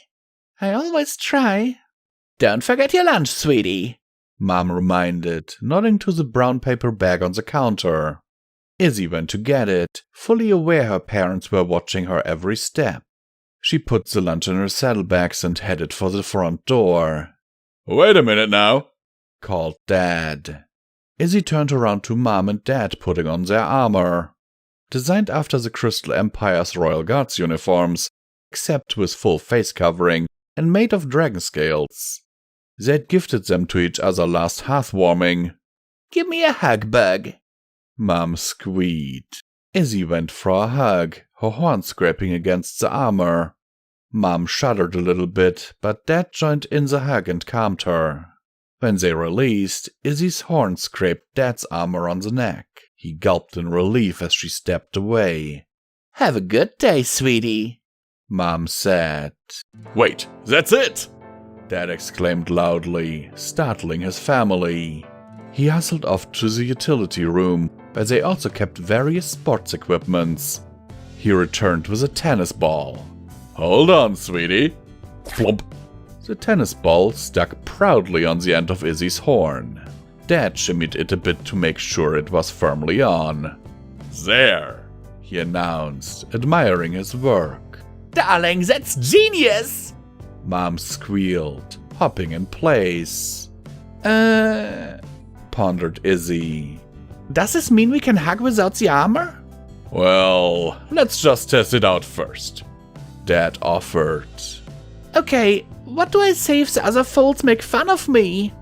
Well, just remind them of what it was like for them when you didn't have it, Mom stated. Don't be above threatening to take it off, added Dad. Thanks! The filly smiled appreciatively, reassured by her parents' words. She turned and waved over her shoulder as she headed for the door. She banged into the door, the tennis ball bumping harmlessly against the wood, which had been so thoroughly gouged over the years. Oops! And with that, she left the house. The door closed behind her. Mom and Dad breathed a huge sigh of relief. That was truly brilliant, darling, Mom said, smooching her husband. Now, let's get out of this armor and celebrate your stroke of genius and not being gelded. This is once again Common Time with Visual Pony, where I'll remind you that you can support Pony and Wolf Productions through the links down in the script. You know the drill, the links down in the description below, channel membership, Patreon, one-time donation links, and every dollar helps is needed and very much appreciated. And don't forget, that money is actually needed to keep the lights on around here. Okay, so I will just read the author's notes for you here, because I think this might have been written before, or was it? Let me have a look. Was it written before the thing came out? No. Oh, yes, it was on the 28th of February. So the author's notes basically read, one sec. Why, Chrome, why are you hating me? Author's notes. A moment of honesty. When I first saw that tennis ball on her horn, my first thought was, she's killed. I haven't looked into any details of her character, so this is likely not an accurate depiction of her. I just thought it was a funny idea. And I, as the narrator, have to completely agree. It is a funny idea. And it makes you kind of wonder, right? I mean, Izzy does have a pretty pointy horn, if I remember correctly. Let me just look this up. Izzy Moonbow. Izzy Moonbow. Pictures. Yeah, she has a pretty big horn. And it does look quite pointy. And let's not forget, her horn was pointy enough to pierce a can of beans. Okay, why do I find, I Google Izzy Moonbow, and one of the first pictures I find is her French kissing Sunny Star Scout, whom, by the way, I would more ship with Hitch Trailblazer. You know, I personally think they are a couple, or at least close to it. Anyhow, I like this. It's an interesting little thing. You know, just Izzy with a tennis ball on her thingy as a filly so she wouldn't hurt any pony. It is interesting to think, how do unicorns avoid hurting each other? I mean, imagine two unicorns sleeping next to each other in a double bed. I know I have bumped heads with my fiance before when we were sleeping next to each other. Just in the night, she would turn around, I would turn around, and suddenly we are bumping heads. How do unicorns avoid hurting each other? You know, just a thought. Sincerely yours, Visual Pony, and I hope to see you in the next video. Dude by Master Weaver. Seriously. Dude! What's the one thing I told you not to do while I was away? Try to start a war. And what did you do? Try to start a war. Hitch nodded, rubbing his forehoofs together. You tried to start a war. Sprout, your mother made her living off of selling pony protection devices. Her selling point was, to be scared is to be prepared. And she never demanded we go off and destroy unicorns or Pegasi. She just sold protection. Somehow, though, you got every pony together to build that thing, and convinced them marching out was somehow in their best interest. I'm not even sure I can see the chain of logic. Sprout kicked the ground, not looking up. It seemed like a good idea at the time. Sprout, look out that window. The red pony looked out the window. Nice day, isn't it? Yes. Shame about the knocked over trolley, Hitch said flatly. And those scratched up cobblestones, Hitch continued.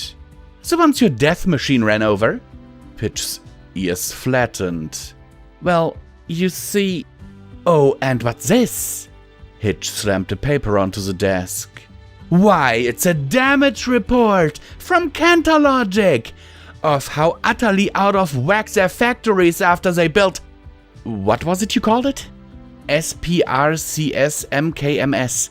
Sorry? Hitch leaned over the desk. I didn't quite hear that. The Sprouticus Maximus. Look, I messed up. I really messed up. I get it. No, I don't think you do.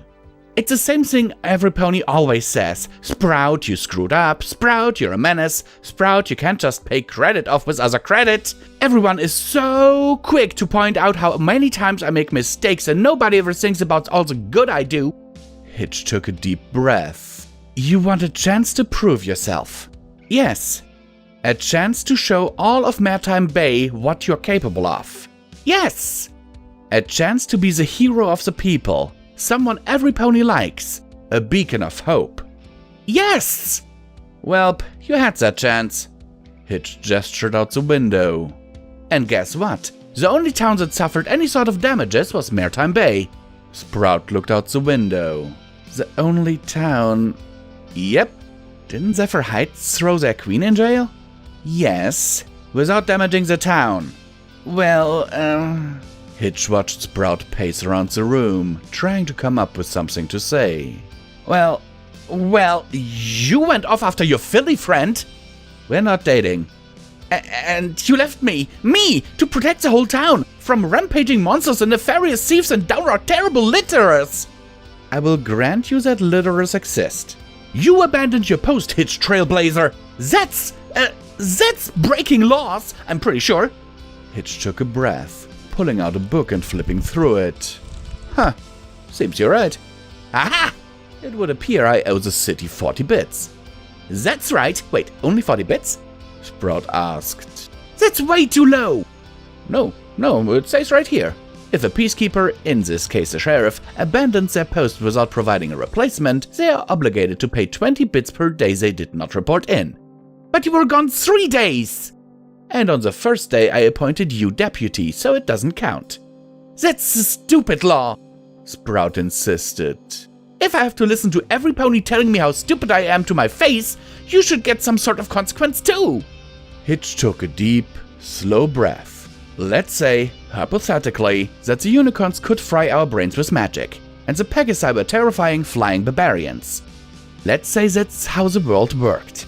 Your plan, if I understand correctly, was to ride up to them in a single, easily disabled war machine, with backup consisting of untrained citizens wielding no defined weapons and defended only by a single helmet which, being fair, would theoretically protect their brains. Sprout stumped a hoof. What was I supposed to do? Just let them keep panicking without any sort of direction? No, Hitch said very slowly. You were supposed to calm them down. Make sure they didn't destroy property in their panic. You were not supposed to lead them to what, supposedly, could have been their death. This isn't even about you being wrong, Sprout. This is about being reckless. Not just with yourself, but with every pony in the town. It always works for you, Sprout protested. Okay, first of all, ouch. Do you really think I'm reckless? You dive into burning buildings to save kittens and rescue folks from stampedes and... Oh, you chased your freaking Philly friend across the lands with no idea what you were going into? Again, we're not dating, and to be clear, those were all measured, calculated risks to ensure the safety of Maritime Bay. They were not reckless by any stretch of the word. Oh sure, the great hit Trailblazer is so perfect and magnificent that even his noble moments are planned weeks in advance, Sprout spouted. Sprout? Actually, now that I think about it, do you plan these things? Sprout?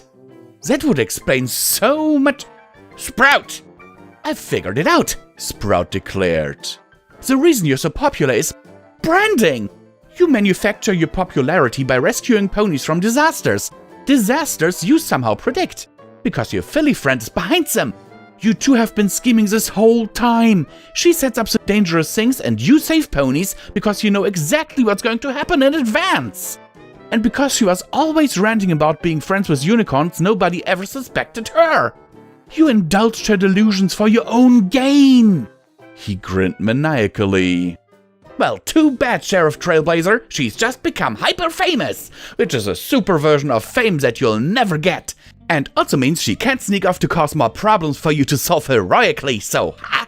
The Red Hoof pointed at Hitch's unamused face. Ha!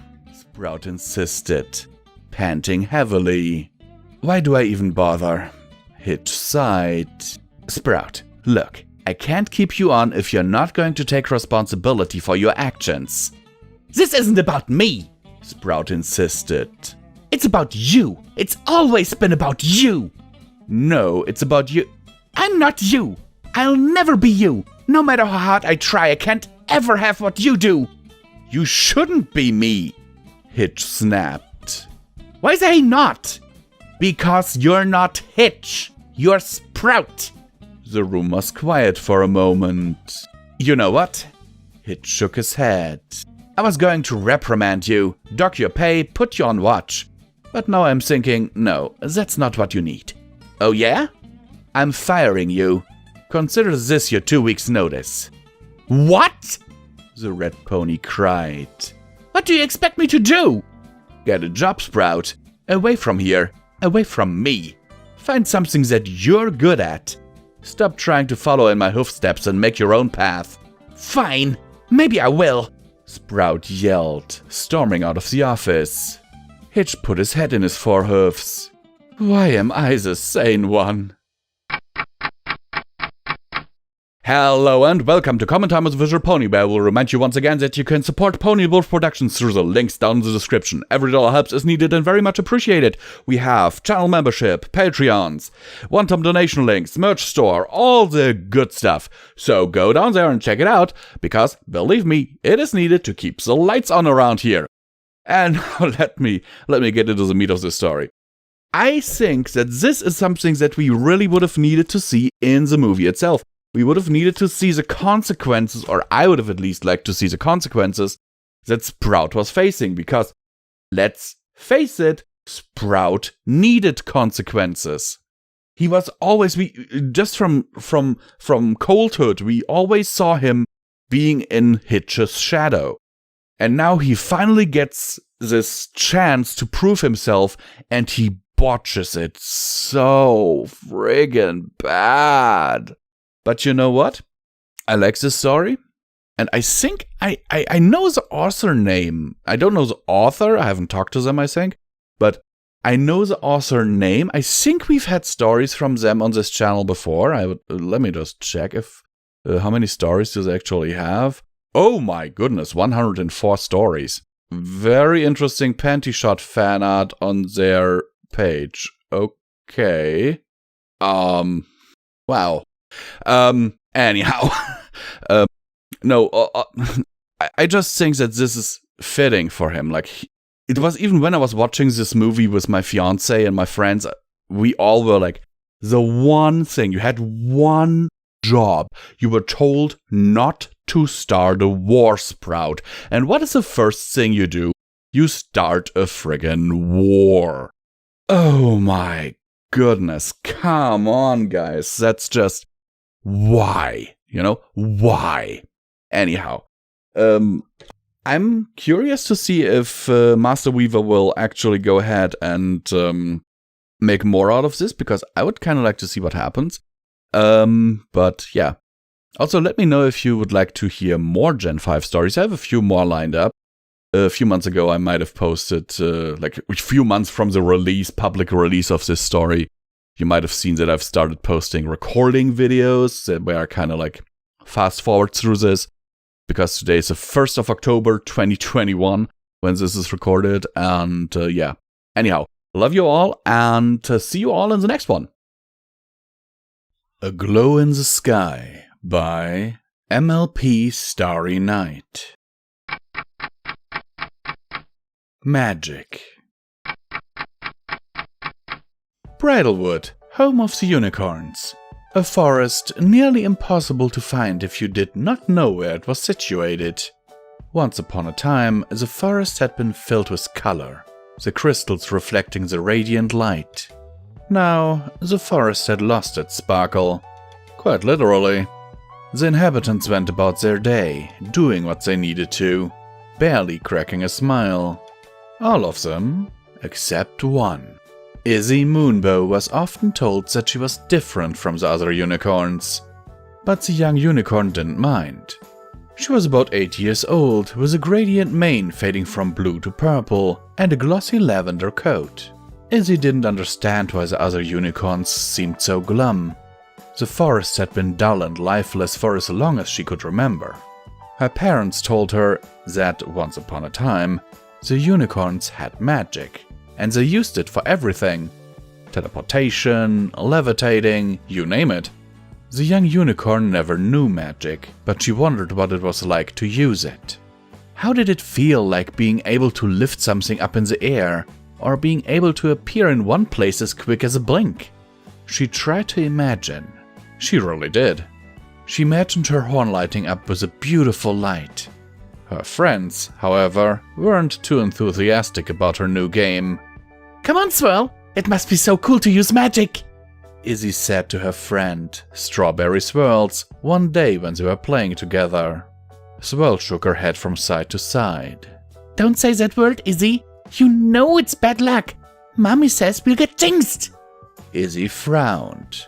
She had said magic many times before and hadn't got jinxed. But she didn't want to make Swirl sad by saying the word. So she settled for something else. Okay, we don't have to play magic. We can play flying instead. Swirl's eyes went wide. Flying? Like what the Pegasuses do? Izzy stopped. She hadn't thought of the Pegasi. Come to think of it, what was it like to fly? If she had magic, could she levitate herself so she could float? That would be so cool. Yeah, sure, she said happily. We can pretend we have wings and... Swirl shrieked, cutting her off. You said the word, Izzy! You said the word! Izzy winced. Oops! Quick, before we get jinxed! Swirl yelled. But, Izzy protested. Bing, bing, bong, bing! Izzy sighed, trudging back towards her home after performing the ritual to ward off the jinxes. She didn't like doing the ritual, and she especially didn't like jinxes. Why didn't the jinxes just leave them alone? They were as bad as the Earth ponies and Pegasi. But the other ponies don't hurt us like the jinxes. Mommy and Daddy said the Earth ponies and Pegasi were bad, but Izzy had never seen one before. Mommy said that if she saw an Earth pony, she should slowly back away. She said the Earth ponies were extremely smelly and would make her smell bad. But Mommy said they couldn't hurt you. Pegasi, though, were a different story. As Izzy walked, she caught sight of a few crystals on the floor. They were the only things that didn't look like they lost their sparkle. Izzy hummed. They would look so beautiful on a necklace. She bounded over, looking at them carefully, seeing what would look good on a piece of jewelry. Then she stopped. Something was being reflected in the crystal. Something in the sky. Izzy looked upward. Something was floating in the sky. It was far away and Izzy couldn't see what it was, but it was glowing and looked kinda pretty. Curious, the unicorn weighed her options. Chasing the floating thing seemed more fun than collecting crystals. In a few seconds, Izzy was running after the object. After a few minutes of sprinting, Izzy started to get tired. Fortunately, the floating thing was starting to descend. After a while, Izzy saw it land. She excitedly galloped over. The object wasn't very big. Izzy poked and turned it. She finally figured out that the floating thing was a lantern. And a very pretty one. It was decorated with drawings and scribbles on the sides. Izzy saw something wedged in the lantern's side. Curious, the unicorn tried to pry it out. When she succeeded, she examined it. It looked like it was a note, and it had a drawing of a unicorn and Pegasi and an Earth pony on it. Izzy frowned. She couldn't read the writing very well. Well, only one thing to do. "What's this, honey?" Hazel asked as he took the page from Izzy. Izzy eagerly handed her dad the note. "I found it in this old lantern," she piped, jumping up and down. "What does it say?" Hazel rolled his eyes at his daughter's antics. Okay, let's see." He squinted at the page. "Dear Unicorns and Pegasi, you have friends at Maritime Bay. Come visit us." Hazel's eyes widened when he finished reading, and his expression darkened. Izzy frowned. "Daddy, what's Maritime Bay?" Hazel's eyes flicked nervously from side to side. He knew lying to his daughter would be pointless. Despite her happy-go-lucky attitude, Izzy was smarter than she realized. "It's an Earth pony town," he said bluntly through gritted teeth. The gears in Izzy's head started to turn. "So, an Earth pony sends a letter? And they wanna be my friend?" she asked slowly with wide eyes. Hazel sighed. "Izzy, sweetie, I told you, the Earth ponies are bad news. This is most likely a trap." "But what if it's not?" Izzy asked innocently. "What if an Earth pony really does want to be my friend? What do you think Maritime Bay looks like? What—" "Izzy Moonbow, I don't want to hear you talk of Maritime Bay again, okay?" "But—" "Izzy?" "Okay, Daddy." Hazel smiled. "Thanks, Izzy." He walked to the door of the room, taking the note with him, before scrunching it up and throwing it into the trash can.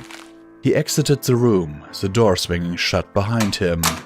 All was silent. Izzy stood motionless. When she was sure her father was gone, she creeped over to the trash can, looked left and right, and fished out the note. Izzy unscrunched it and looked at the drawing of the 3 ponies. Izzy had always wondered about magic. She had always thought magic was about levitating and teleporting stuff, but maybe it wasn't.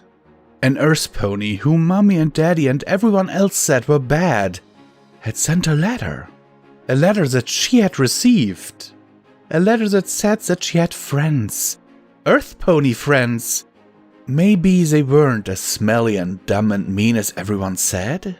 She smiled. She wouldn't ask Dad about Maritime Bay again. Dear Unicorns and Pegasi, you have friends at Maritime Bay. Come visit us. But she did want a new friend. And she still wanted to visit. She would. Someday. 10 years later, a unicorn mare stood outside the entrance of the small town. A small earth pony town. Izzy wondered if the pony who sent the lantern was inside. She wondered if her friend was inside. Izzy straightened her posture and grinned. Maybe the pony who sent the note was inside. Maybe they weren't. But there would still be other ponies inside. Other ponies who might, just might, like to be her friends. Izzy hummed to herself. Today was going to be her day. Hello everyone and welcome back to Common Time with Visual Pony. Once again I will remind you that you can support Pony and Wolf Productions through the links down in the description below. There's a Patreon, there are one-time donation links, there's a merch store, and you can become a channel member if you want to. There are so many options for you to support what we do here and keep on the lights. Okay, so let me get into the meat of this. Oh goodness. I've recently watched the movie with a few friends and with my fiance, and I was like blown away by the movie because not many of you might know this, but I haven't actually seen the entirety of season 8 or season 9. I've seen a few season 8 episodes, but at that point the show kinda had lost the magic for me. So, you know, I'm basically still in the fandom, but mostly for the, you know, creative stuff the fandom does. Because, you know, I've been burned a lot even in this supposedly love and tolerance fandom. But then I watched this movie with my fiance and with my friends, and I was like, guys, I basically didn't really consider myself a brony or hardcore brony anymore, and you know, then I watched that movie and I loved it. It was basically like watching MLP again for the first time, and I loved it.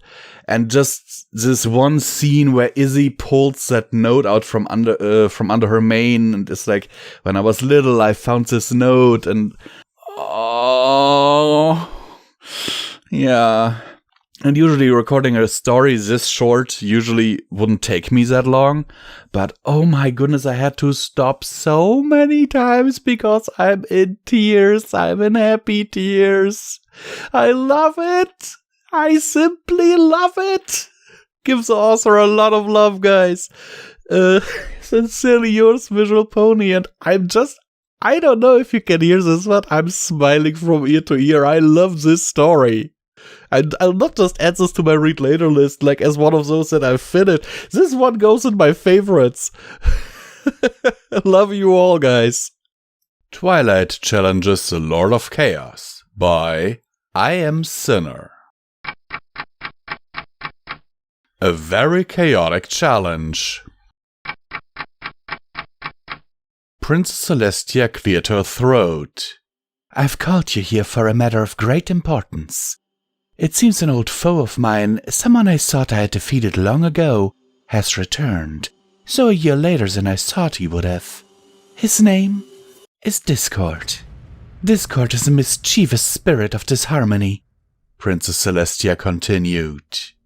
Before my sister and I stood up to him, he ruled Equestria in an eternal state of unrest and unhappiness. Luna and I saw how miserable life was for Earth ponies, Pegasi, and unicorns alike. So after discovering the elements of harmony, we combined our powers and rose up against him, turning him to stone. All right, Princess. Rainbow Dash nodded. I thought the spell we cast could keep him contained forever, but since Luna and I are no longer connected to the elements, the spell has been broken.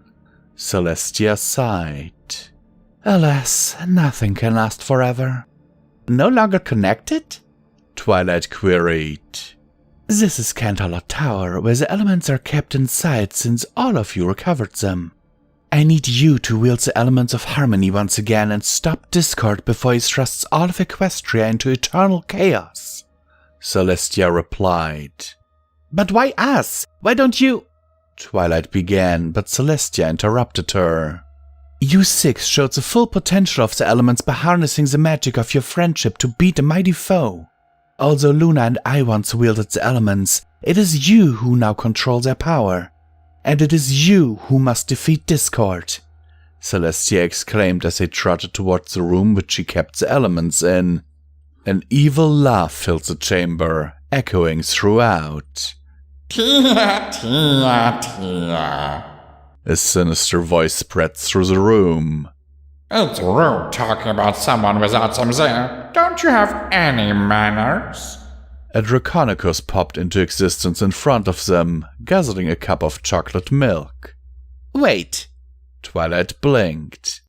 Is he drinking the glass? Indeed I am, my dear Twilight.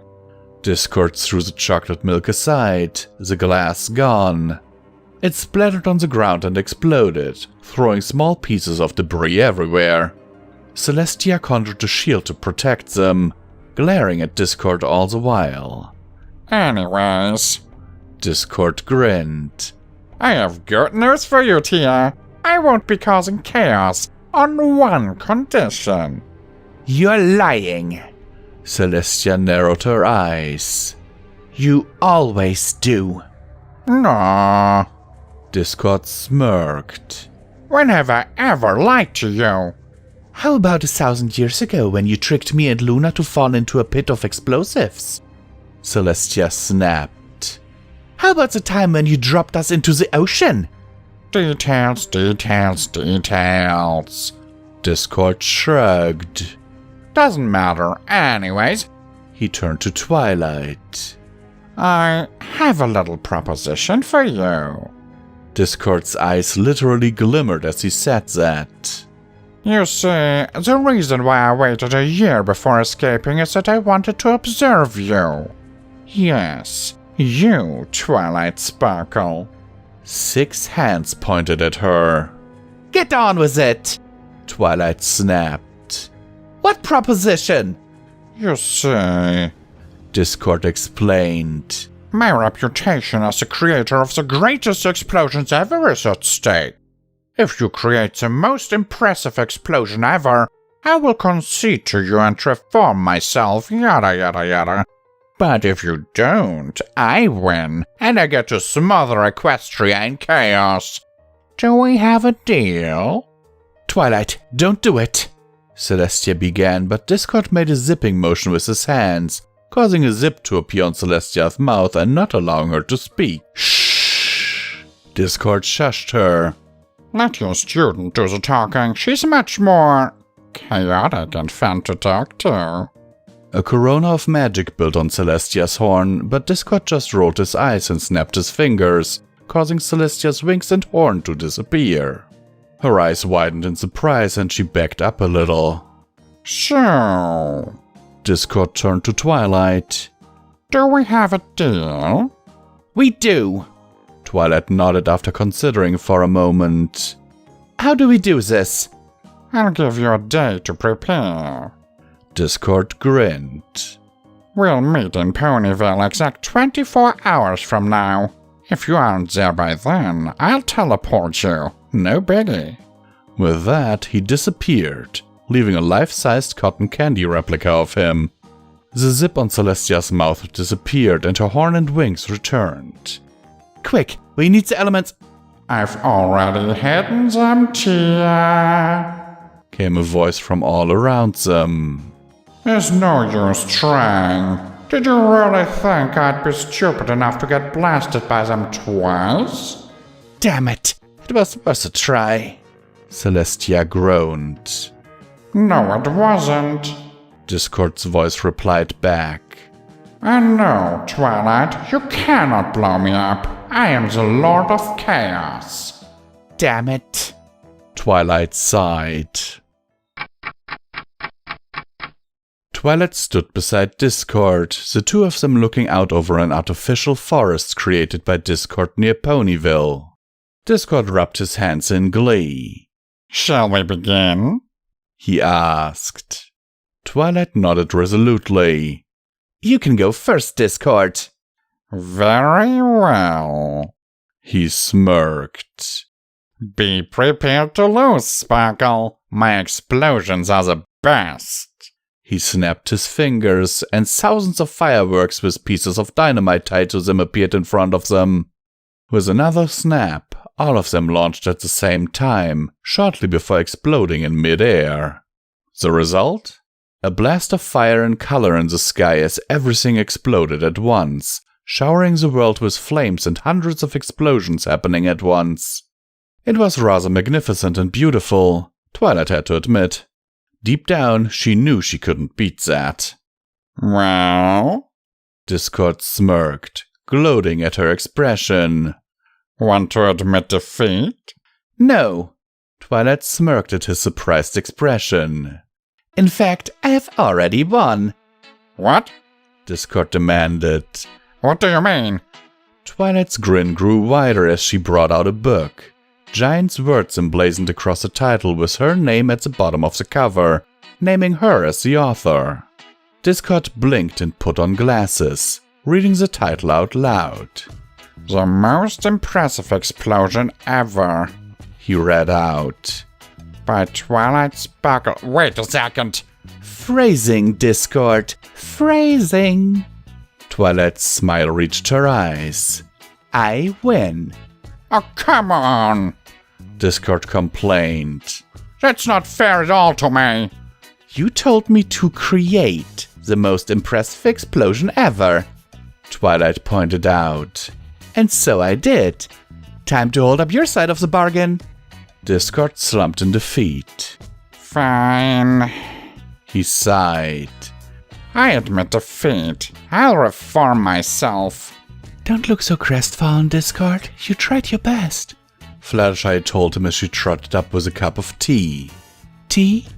Yeah, sure. Why not? He threw the cup into his mouth, and his eyes widened as the flavor hit his tongue. That is good tea. What type of tea is this?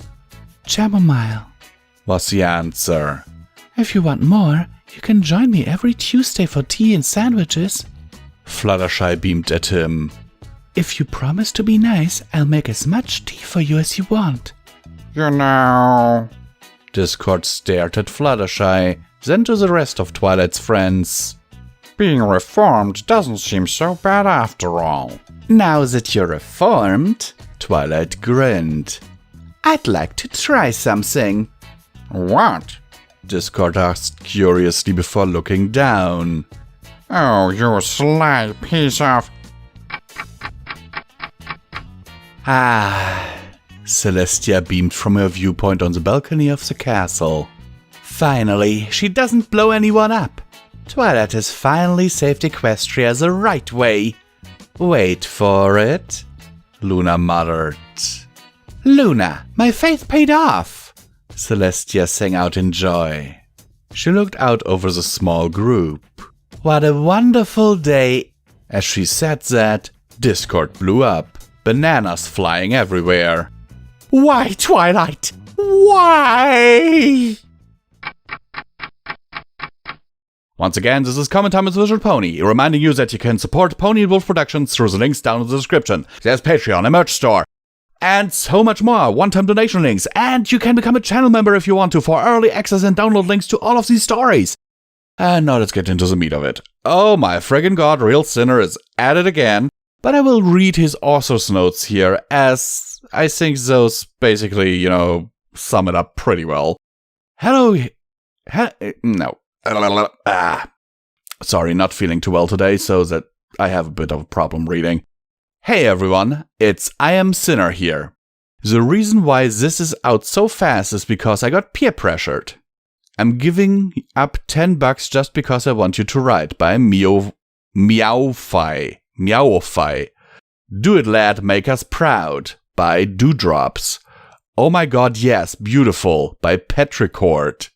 So you can thank these individuals for me writing this at Mach speed. I regret nothing writing this, though this series has legitimately been fun to write.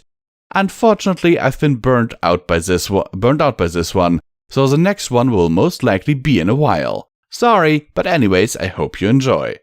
And with that, oh god, I wanted to record more today, that's a saying, but apparently people need to have their discussions about their finances and shit right below my window. Right now they're kinda quiet. I've closed the window, like put a pillow in front of it even, just so that the sound is a bit muffled. But oh my goodness, what is going on today? So yeah, 2 stories recorded today. That's, well, at least something, I guess.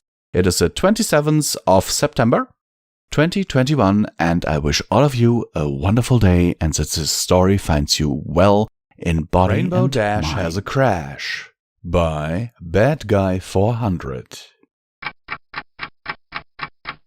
Crash has a crash. Rainbow Dash is currently having some Wonderbolts training, and is just overall having a great time doing it. Flying around some hoops, doing some wing warm-ups, some body workouts, and maybe even a little break by playing just a little bit of hide and seek. The grown-ups version, or whatever you call Manhunt in Equestria. Unfortunately, they were on a tight schedule. So basically, they were all doing this in apparently 1 hour or less. And so, with that, all the Pegasi were tired, even Rainbow Dash. But eventually, Rainbow Dash recovered quickly in less than a minute, and then began flying home from her Wonderbolts training. But before she could even arrive at her front doorstep, her stomach growled. Knowing what that means, Rainbow Dash thought to herself, "Wow, I'm really hungry, huh? Maybe I'll go see what Pinkie Pie's up to. She'll probably know what to do." With that, she flew down to Ponyville and started her journey to Sugar Cube Corner. Pinkie Pie is currently juggling between taking orders for the customers and calming down the Cake Twins. Why? Well, it's because of the after-lunch rush. And because of it, the Cake Twins felt scared of all those strange ponies in their store and the loud noise. So with that, they did what any infant would do if in distress. They would cry about it. Pinkie Pie apparently at this point was just a total wreck. Mane is all frazzled. Some cakes back in the kitchen were either unfinished or slightly burned.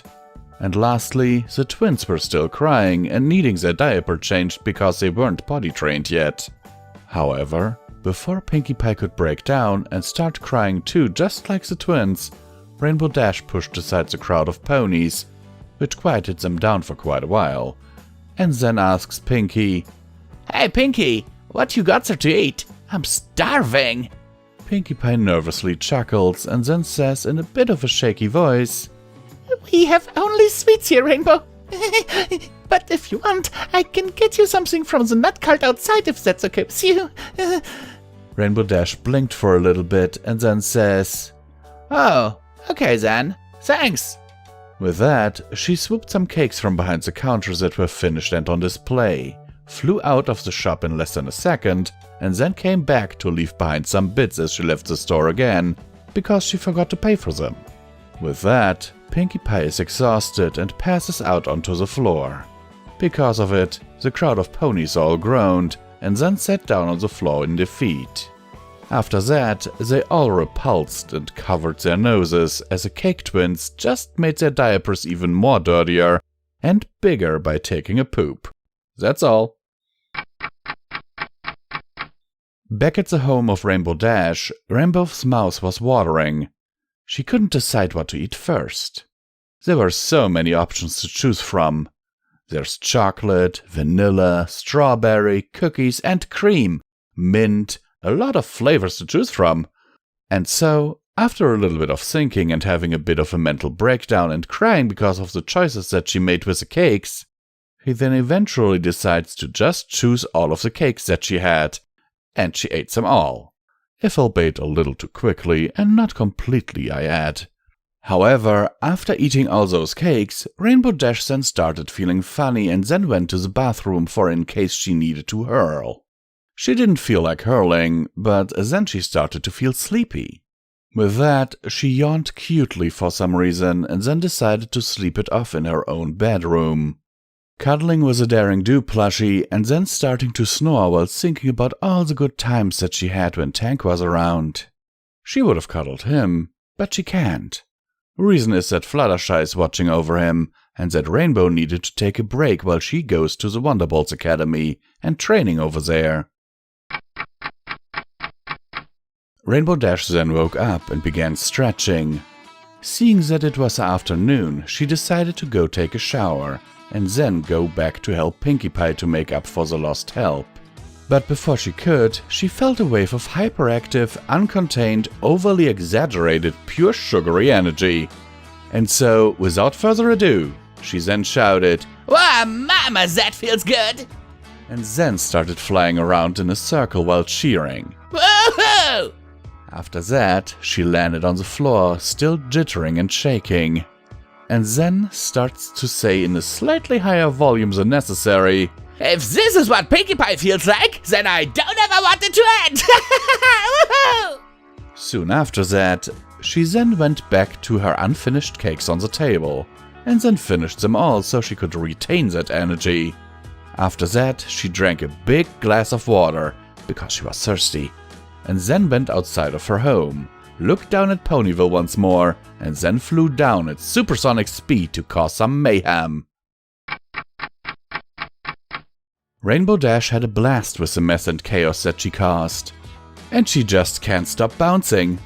However, like all good things, they must come to an end. And so with that, here's the result. Oh, Rainbow Dash said while swaying and holding her head with her hoof. I don't feel so well. And with that, she collapsed on the ground and then started to fall asleep. With Pinkie Pie seeing Rainbow Dash asleep on the ground since she was out of the store to clear her mind of all the things that happened in there, and that she needed some fresh air from changing the twins' diapers, she dawdled at the sight, picked her up, and then starts carrying her like if she was a toddler, into the Sugar Cube Corner bakery so Rainbow can sleep off her sugar crash in Pinkie Pie's bedroom. The end. Alright, this once again is comment time with Social Pony, where I will remind you that you can support Pony and Wolf Productions through the links down in the description. Every dollar helps us needed and very much appreciated. We have a merch store, we have one-time donation links, we have Patreons, we have all the things that you might need to support us.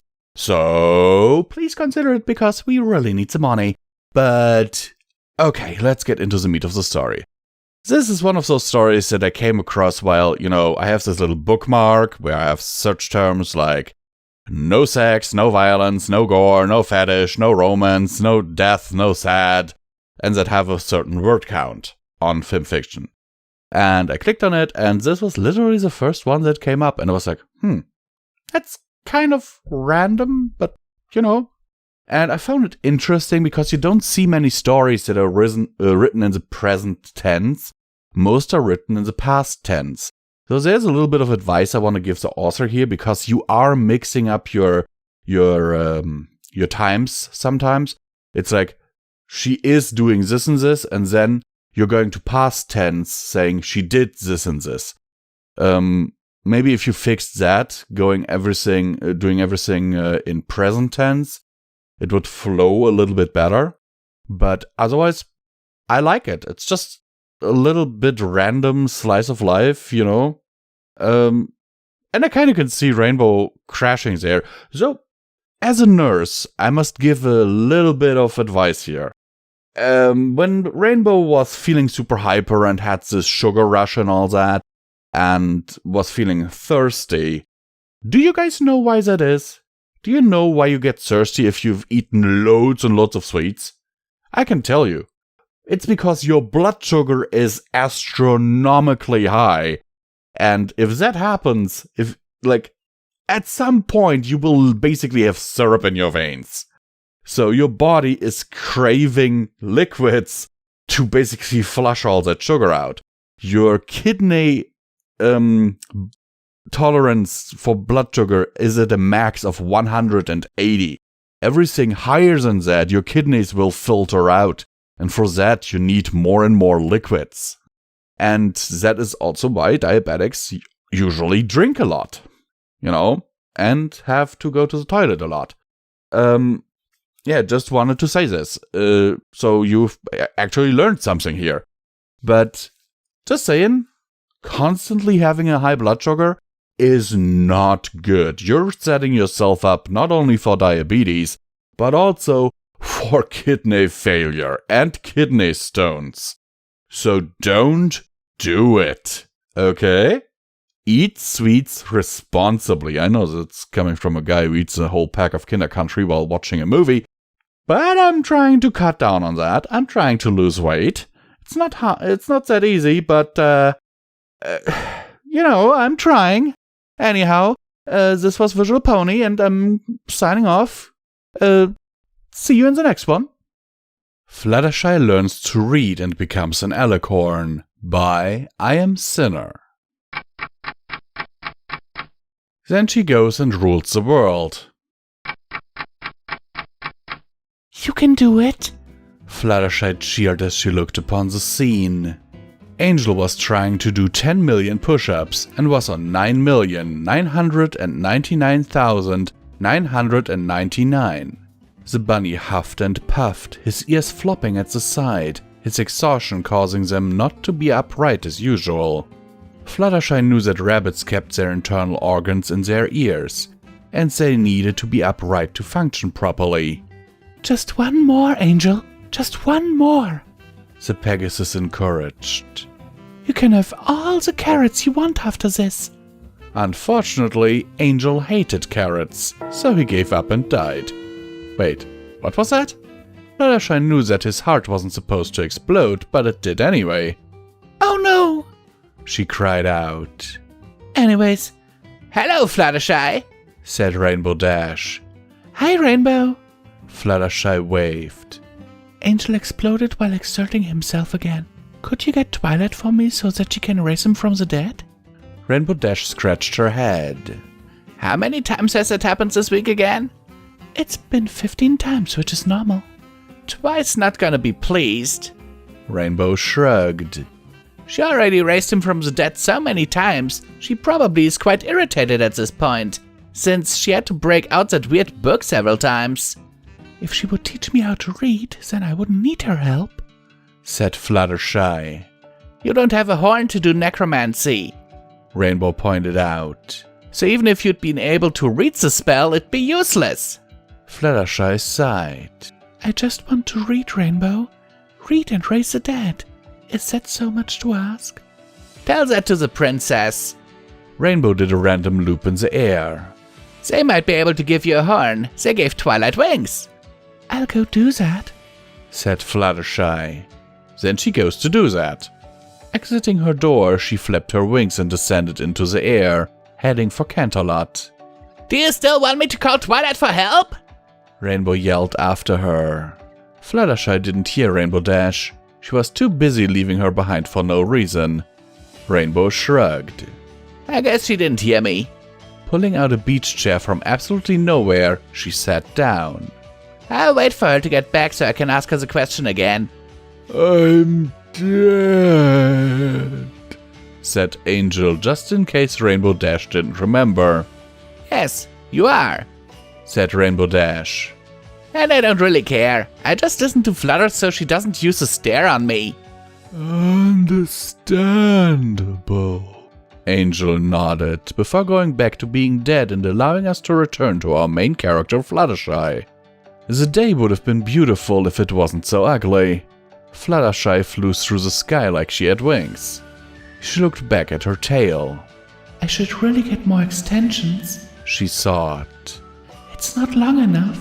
It was only 50 feet long. All the cool ponies had 60-foot tails. She remembered when Gabby Gumps exposed her tail extensions. She didn't cry because of that. She cried because her tail was too short in the picture. Maybe if Fluttershy learned how to read, then she could learn how to make her tail longer. She flew even harder to find the secret to literacy. 5 hours later and 16 mares who cried for no reason later, she landed in front of the Canterlot Palace. She then proceeded to walk in, ignoring the guards and heading up to Princess Celestia's room. Fluttershy kicked down the door, Pulling out a megaphone, she pressed the button. Wake up! She yelled. Princess, I need your help! Celestia was asleep until she wasn't. Then she was awake. What? She said.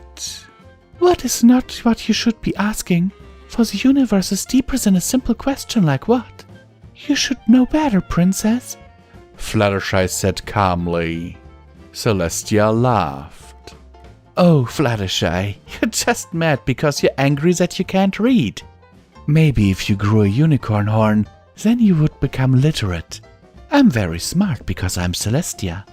But if you are smart, do you know what is 9 plus 11? Fluttershy queried. If you fail the question, you need to give me a horn. Easy. 9011. You would know that if you had an alicorn brain. Wrong. Fluttershy countered. Even a fool knows the answer is 21. Now give me a horn or I'll use the stare. Oh, Fluttershy, we all know you have to be able to read to use to stare. And that only ponies with horns can read. I'm going to give you a horn if you promise to only use it to bring back the dead. I was going to do it anyway, Fluttershy answered. Angel is dead and I want to bring him back to life. Celestia wasn't listening. She was too busy casting the spell that would turn Fluttershy into an alicorn.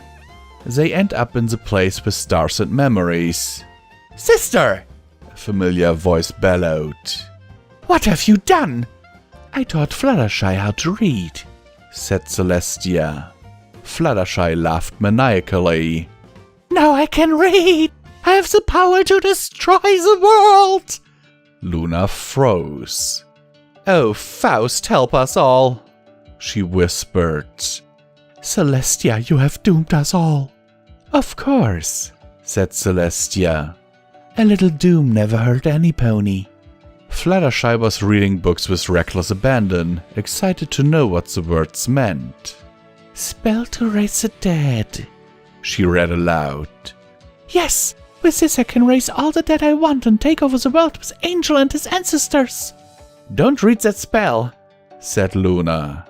Do you have any idea what happens when you bring someone back from beyond the veil? I don't give a Language! Faust shouted, poking her head through a dimensional tear. We're PG rated! She then drew her head back through the dimensional tear. If you say shit, you die, said Celestia. Then she died. Good as any other place to test the spell. Fluttershy cast the spell and Celestia was revived from the dead. It works. Oh no, said Celestia. What was dead like? Asked Luna. I saw Mother, Celestia answered. She told me she was disappointed in me. Luna nodded. Sounds like her. I don't care about your backstory, shouted Fluttershy. I just want to have my pet bunny do 10 million push-ups and rule the world. Is that too much to ask? Yes, Luna answered. No, Celestia answered. Everyone deserves to rule the world. I knew you would understand, said Fluttershy. 3 hours later, she was back at her home. Using her new horn, she raised Angel from the dead. I'm not dead anymore, said Angel. Do push-ups, said Fluttershy. Angel did one last push-up, hitting 10 million. Fluttershy raised Angel's ancestors from the dead and went to rule the world. Okay, I will not do the whole bit with how you can support us through the links down in the description, because I think you've heard it to death by now, and I really want you to check those links out, but I actually don't know. I think my brain is melting out of my ears right now, so I'll just finish this off with the author's note. Author's note. This is what we call quality shitposting at its finest, and when two shitposters come together. Because here's the thing, this story was actually written by I Am Sinner and Decaf, so I saw that a little bit too late. Love you all, and I hope you are all well and that your brain is not melting out of your ears. The Incredible Shrinking Royal Guard by Readman. Shrink time! Another boring, sunny day. Steelhoof grumbled to himself. The Earth Pony didn't mind the nice days. It was the repetitiveness that bothered him. Then again, a boring day for a royal guard is a good day for every pony. All he did was work patrol at the Canterlot Castle. He was part of the day patrol. There wasn't much to it. Walk about the area you were assigned and watch out for trouble. Besides the occasional fellow guard being caught sleeping on the job, there wasn't much happening around here. He was in a fairly remote location of patrol, the area around the castle infirmary. The place was rather quiet during peaceful times, so most of the time, even if it was boring, the stallion had a job to do. Steelhoof! A voice shouted. He turned around to see who it was. He immediately saluted. It was Captain Shining Armor. At ease, the captain said. Good morning, sir, Steelhoof said. How goes patrol? His superior asked. Quiet on all fronts, sir, he said. The only exception being the 2 fresh recruits I caught taking a nap. They ran back to their patrol as soon as I saw them. That seemed to have gotten a smirk out of the captain. A rare occurrence on duty. I remember doing the same in my younger years, said Shining. Nonetheless, good work. Continue your patrol. Yes, sir, Steelhoof said with a salute. The captain walked away. The guard was left alone with his thoughts once more. The brief interactions were the only ones he would get on patrol. This guard was the never one to wish for excitement for the sake of relieving his own boredom. He had his duty to perform. Suddenly, Steelhoof felt something bounce against his back. He immediately turned around. There was nothing there. Just a few wisps of blue magical energy being lost to the wind. Could have been the 2 new recruits messing with him. He neglected to tell the captain how he shouted the 2 recruits awake. As he continues his walk, the pony shifts around in his armor. It was feeling strangely looser. It was strange how metallic armor could feel as if it loosened. Perhaps he wasn't getting enough to eat at the mess hall. A larger serving for supper would have to be in order. A mental note made for later. Now his hoof steps were clacking against the ground as they seemed to slip a little whenever he raised a hoof stepping. Something wasn't making sense. The hoof shoes were a tight fit. He knew for a fact they should never come off on their own. This was getting more and more confusing. Steelhoof's helmet suddenly dropped in front of his eyes. He shook his head back so he could see. Now nothing made sense. The armor on his body could be explained by weight change. His horseshoes were confusing, but could be written off as them being too worn. But his helmet? Heads don't get smaller. That's when it hit him. The armor wasn't getting bigger or loose. He was smaller. At least, getting smaller. Looking down, he could see the ground slowly inch closer. This wasn't good. The guard pony was shrinking. At the rate he was going, he'd be matching height with a breezy in minutes. No, he needed to stay calm. He needed to remember his training. He was afflicted with a spell that was making him shrink. He needed to find a unicorn guard, or the captain. Some pony who knew magic and could reverse it. He somewhat grumbled to himself as he remembered his patrol had him pretty much alone. "I can't believe that old-timer gave us an earful," a distant voice said. Steelhoof looked over in the distance. It was the new recruits he yelled at for sleeping. Though he wasn't on the best of terms with them, duty came first. Surely they at least would know to get help. He began to trot over as quickly as he could. His rapidly growing armor was making that quite the challenge. His helmet kept falling over his eyes with each step. His body armor was weighing down more and more. His hoof shoes were somehow still on. The Earth Pony was glad to be among guards if caught. To any pony else he would look ridiculous. Like a young foal trying to wear their father's armor. Suddenly, everything went gold. Loud bangs exploded in Steelhoof's ears. Looking around, it seemed the shrinking accelerated. He was no bigger than a newborn. His own helmet shrouded him. Using his Earth Pony's strength, he pushed the now much bigger helmet away. He took a moment to look around. His armor looked like it would fit a giant. He took a moment to catch his breath. He walked over to one of his hoof shoes. He gingerly put his front left hoof in, then his front right hoof. They both fit in it just fine. This wasn't getting any better. He needed to get to the new recruits. He took a step, but fate had other plans. The hoof shoe he had just had his left hoof in was now a lot bigger. The magic on him must have accelerated again. He was far too small to jump out. The wall towered above him much like the walls of the castle. It was fairly intimidating to look up at, though that wasn't nearly as intimidating as the world-shaking steps that rapidly grew around him. Even that wasn't as bad as seeing the two recruits. Gargantuan didn't begin to describe it. The recruits he had stared down upon and yelled at were incomprehensibly massive. He could swear the first unicorn of the two was staring at him. "Looks like Steelhoof's dropped his armor," the young unicorn smirked. "Guess we'll have to put this discarded armor away so no pony finds out." The unicorn's cohort only chuckled as he stared at the shrunken pony as well. Steelhoof felt his world get much lighter as a blue aura surrounded everything in sight. Seems the recruits were returning the armor. He wondered if they were going to ever return him. This is Comment Time with Visual Pony once again, and I will remind you that you can support Pony and Wolf Productions through the links down in the description. Every dollar helps is needed and very much appreciated. And there are Patreon links, one-time donation links, merch store. You can join the channel as a channel member, for, perks like MP3 downloads of all of this stuff. Okay, so let me get into the story. As I said, I had reviewed this before I read it because of the, Hungry Pony meets, or Tiny Human meets Hungry Pony. And I'm glad I did. This story is okay. It is okay for my standards.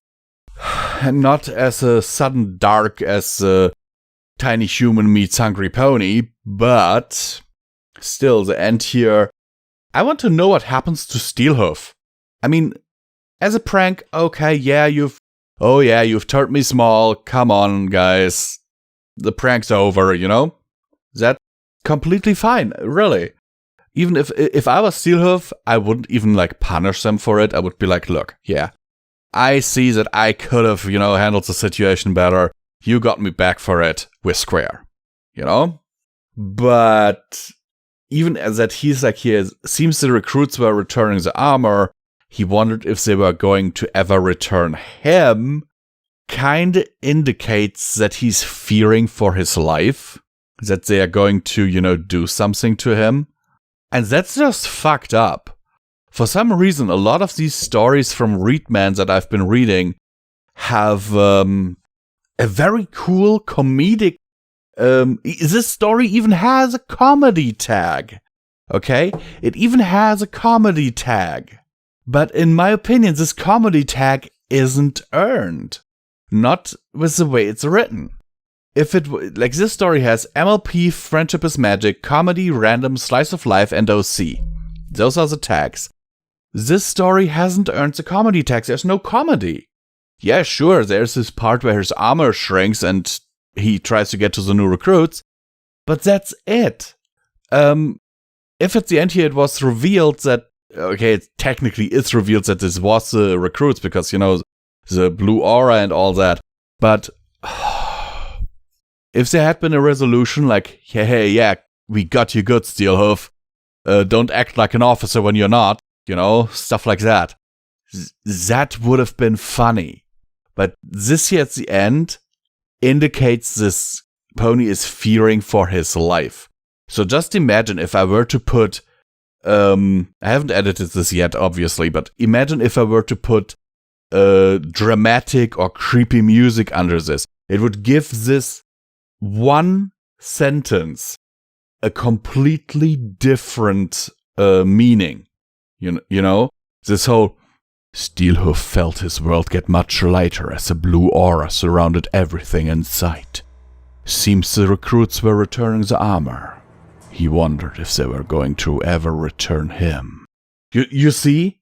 Just, oh god, it gives the whole story such a dark twist again. And I don't know why the author is doing this, because this is not comedy. This is a very weird story. I would give it as a random tag. Yes, it has a random tag, but comedy? No. Anyhow, I'm Visual Pony. I hope you are well in body and mind, and that we will see each other in the next video. Tiny Human Meets Pony by Readman. Foraging gone wrong. Connor was fairly nervous. Being a tiny human in Equestria wasn't a safe venture. While some ponies were rumored to eat humans, that wasn't his biggest fear. Most humans were quite clumsy with humans, some not watching their step, others mishandling them entirely. He had been stepped on once. Luckily it had been a very mudded area, though he was lost for a while. Like most humans not in captivity, Connor scavenged for food. His usual places were no good. The market was picked clean by other scavengers. Apple Acres was too well guarded by the family to get any food out. Sometimes he envied the humans in the Canterlot Human Zoo. At least they got fed by the zookeepers or by the foals in the petting zoo. Today he was down to his last choice. A place even other scavengers avoided. By pony standards, the house was small. 1 floor, a few rooms. It belonged to one Endel Gorge. Some of his friends called him Engorged as a joke among themselves. The stallion was a champion at eating contests. Never lost an eating challenge in his life. Whenever he wasn't at a contest, he would train at home. That meant plenty of food scraps for scavenging humans. Only one problem. Any humans that went in never came out. Connor's stomach growled as he crawled under the door. The plan was simple. Fill his sack with enough food for a few days, then get out. If he was lucky, maybe he could find something worth trading for food. As he stood up, he took a deep breath. Seating area with a table to his left, small kitchen to his right. Doorway to what was most likely Endel's bedroom in the middle of the far wall. The living room had crumbs on the floor. A good place to start. At the least the infamous Engorged was a messy eater. He wasn't sure when Endel was waking up. Had to make the best of it. Connor sprinted over as fast as his hunger would allow. As soon as he reached the base of the table, he got to work. It wasn't too tall. It looked like his climbing rope was just long enough. He pulled it off his shoulder. The climbing rope was made of some thrown-away twine and a paperclip he traded for some time ago. It was perfect for moments like this. The length was about 5 times his height. With a good toss, the rope caught and was sturdy. A quick climb and he was up on the expansive table. There were a fair amount of crumbs. Within a few minutes, his sack was filled. He had no idea what any of it was. A scavenger couldn't be picky. Just as he was about to make his way down, he saw something gleam. It looked like there was something shiny on the couch across from the table. Another few minutes had passed and Connor was looking over the source of the gleam that caught his eye. It looked like a piece of the currency the ponies used. It was no use to him, a waste of time. Thunderous steps warned him how bad a choice this was. Endel was awake. He had no time to climb down. The stallion was already walking towards the couch, his grey portly frame rapidly filling Connor's view. Endel's view was obscured by a bowl that he carried with a hoof. Connor had nowhere to run. He was frozen with fear. Large eyes had fallen upon him. "Scavenging in my house, are we?" The stallion boomed. Connor opened his mouth, but no words came out. He had been caught by ponies before. However, he usually only scavenged where ponies were nice to humans. He didn't know what to do or say. Endel, however, was well practiced at dealing with humans. The giant pony turned around, his backside to the scavenger. A tiny scream was heard as it descended onto the couch. It suddenly went silent as Endel sat down. "I'll deal with you after I eat my midday fruit." Under the pony, Connor was both terrified and relieved. He was trapped under the monumentous weight of the infamous Engorged. One wrong move from the stallion and his human could be a red stain. He was relaxed by the fact that the couch was unbelievably soft. If he breathed slow, he wouldn't run out of air. Hopefully. With his ear unwillingly pressed against Andal, he could hear him chewing on his fruit. He was eating it fast. He feared what would happen to him once the portly stallion was finished. Would the poor little human be the next snack of his? Would he be crushed into oblivion? He wondered if apologizing and begging for mercy would yield results. He wondered if ponies could even understand human speech. He didn't have time to think about these things. He heard the loud clack of the bowl being placed on the table. The gargantuan weight on top of him shifted. He felt an immense force press him into the pony's fur even deeper. A hoof had pressed onto him to get a hold of him. Bright light filled his eyes. He was only on the hoof for a moment. Suddenly, the hoof gave way. Connor tumbled onto a much softer surface. As his eyes adjusted, he realized where he was. Rather than being trapped in the belly of the beast, he was trapped on top of it. A massive head was locked on him, staring him down. He sat there on the stallion's belly, unsure of what to do. Andal spoke first. Maybe I should start installing traps to catch you all. You little humans just love my house for my food, I bet. So I guess I have my own mess to blame. After I eat you, I'll go to the market. I hear some ponies selling human traps. Okay, forget my usual intro with how you can support Paw Productions with links down in the description. Every dollar helps needed, very much appreciated. What the hell did I just read? Okay, let's get this over with. The story has the following tags. MLPFIM, random, slice of life, human, and other. And the short description reads, a tiny human foraging for food meets a hungry pony. Even the long description, let me read it. Wait. A tiny human foraging for food meets a hungry pony who doesn't like intruders in his house. That is literally the only description. There's nothing about killing or sadness or dark or whatever. But holy shit does it get dark here at the end. I mean, what the hell? Connor is about to be fucking eaten. I mean, I have dealt with vermin in a house before. You know, with mouses and rats. That was like a whole thing at my dad's place where there was a problem with how the piping came into the house, and it basically gave them an entrance into the house. And then we had to see how to get rid of him and all that. But never in my wildest dreams would I have, went ahead and eaten one of them. Oh my fucking god. What the hell, dude? I mean, come on.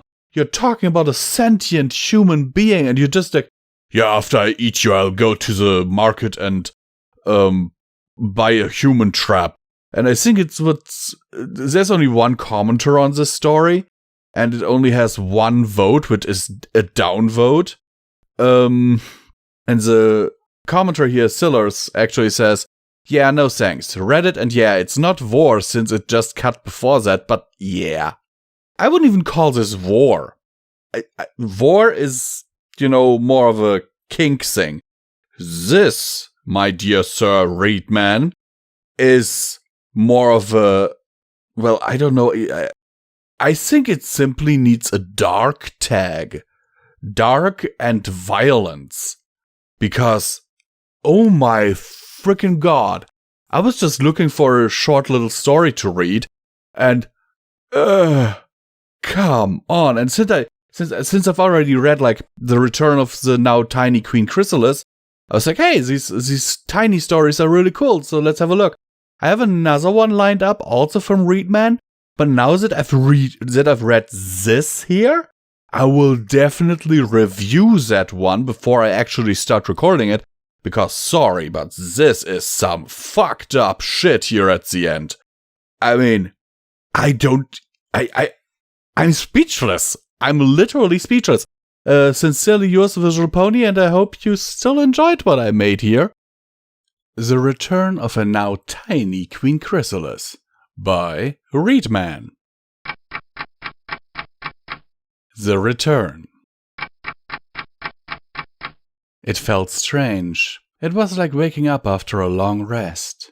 She didn't feel even the slightest bit tired. Just awake. Queen Chrysalis wasn't sure how she came back from stone. She wasn't about to question it either. Perhaps her loyal changelings forced the pony to undo the spell. The spell could have simply worn off. Either way, she was back. Her vision was a little blurry, but it was quickly wearing off. Soon she could take her revenge on the ponies who dared to defy her. Soon she could... Aww! A thunderous voice boomed in her ears. She's just as cute as you said she would be. It wasn't easy to pull off. Another voice thundered. I hope she's of better use to access to you. Before she could see where the unbearable loud voices were coming from, her world went dark. She could feel everything around her shake. She tried to fly so she could get her bearings. It was impossible to do so in the dark. She managed to fly into bars. She was in a cage. Let me out! She shouted at the top of her lungs. I, Queen Chrysalis, demand it! Did you hear that, brother? The thunderous voice from earlier cooed. I think she spoke. I don't know why I entertained this idea. A new loud voice grumbled. Because it's wonderful, the first voice boomed. She gets to see her old kingdom and still isn't a threat to any pony. The two loud creatures she couldn't see would idly chat for a while. Had giant ponies emerged in her absence? Perhaps her children fed off so much love that they became giants. She couldn't think of anything else. Eventually the jostling came to a stop. She was blinded by the light when the cover was pulled off the cage. It took her a moment to regain her vision. After a bit of blinking, her vision cleared. All she could see was a wall of green with two great ovals of purple. Behind her was a wall of greenish-blue with bright purple ovals. She's unbearably cute, the first voice boomed. At this size, I guess she kinda is. There was something about these two she recognized, but she couldn't place her hoof on it. While she pondered this, the cage jostled one last time. Looking up, it appeared the cage was hooked onto something. Peering over the edge of the cage, she now saw she was dangling. She was extremely high off the ground. It was like a giant had placed her on top of a mountain. The two giants stared at her once more. I told you, Pharynx, the first voice said. She'll be a great royal pet. Keeping our former queen as a shrunken pet, Thorax? Pharynx said. Those are words I never thought I would say. Wait a moment. Thorax and Pharynx? It clicked. She slammed her forehoofs against the cage wall. You traitors dare cage your queen! She shouted. Throw me back this instant! Pharynx tapped the cage wall with the tip of his hoof. The force was enough to send her tumbling back. His face was right up to the cage wall. She backed up a little. It was admittedly intimidating. You're impossible to hear at your size, Pharynx said. But I know when you're making demands. You need to learn who is in charge. Brother, Thorax said. You're being far too harsh on our new pet. Thorax nudged his brother away from the cage. It seemed he was the one of reason. His punishment would be far less severe when she got back to normal size. However, that would happen. It was still registering in her mind that she was this small. She didn't even know a pony could become this small. They couldn't hear a word she was saying. Their voices were as loud as thunderstorms. Her thoughts were cut off as the cage was opened and tilted. She went tumbling out and into the air. She began to flap her wings. She made a quick descent to the ground. Massive hoofs slamming down in front of her brought the choice of landing into question. She craned her neck to look up at the giants. She would never say it out loud as long as she lived. The view of them towering above her was terrifying. Pharynx raised a hoof above her. She was enveloped in its shadow. "It would be so satisfying," he said. Thorax was a pony of reason, it seemed. His looming hoof was pushed away. She found herself scooped up in a bright green hoof. She was rapidly brought to their massive faces once more. One green pony smiling at her, another glaring at her. It was clear who she needed to stick with. "Just because she's so small doesn't mean you need to belittle her," Thorax said. Pharynx grumbled. It was clear he either held a grudge of some kind or wanted to show his authority over his former queen. Either way, she was certainly sticking with the nicer one. At least until she figured out a plan of escape. Though at this size, getting anywhere would take hours for her. They could catch up to her in a few steps. Thorax placed her on top of his head. He squealed how cute she looked up there when looking in a mirror. He would walk around, showing other subjects. It was terribly embarrassing being seen like this by those she once ruled over. It was infuriating. Though any time she wanted to show her anger, Pharynx was somehow in sight. The two were inseparable. She made an escape attempt that night. Her magic wasn't useless at this size. Though as predicted, her size made things a challenge. She made it as far as the bedroom door before she was found by a sleepy Thorax getting a late night drink of water. She wasn't going anywhere anytime soon. At least for now. Once again, this is Common Thomas Visual Pony, and I will remind you that you can support Paw Productions through the links down in the description. Every dollar helps is needed and very much appreciated. You have the choice between Patreon, one-time donation links, and our merch store, and you can also become a channel member today to get exclusive perks like downloads of all of these stories.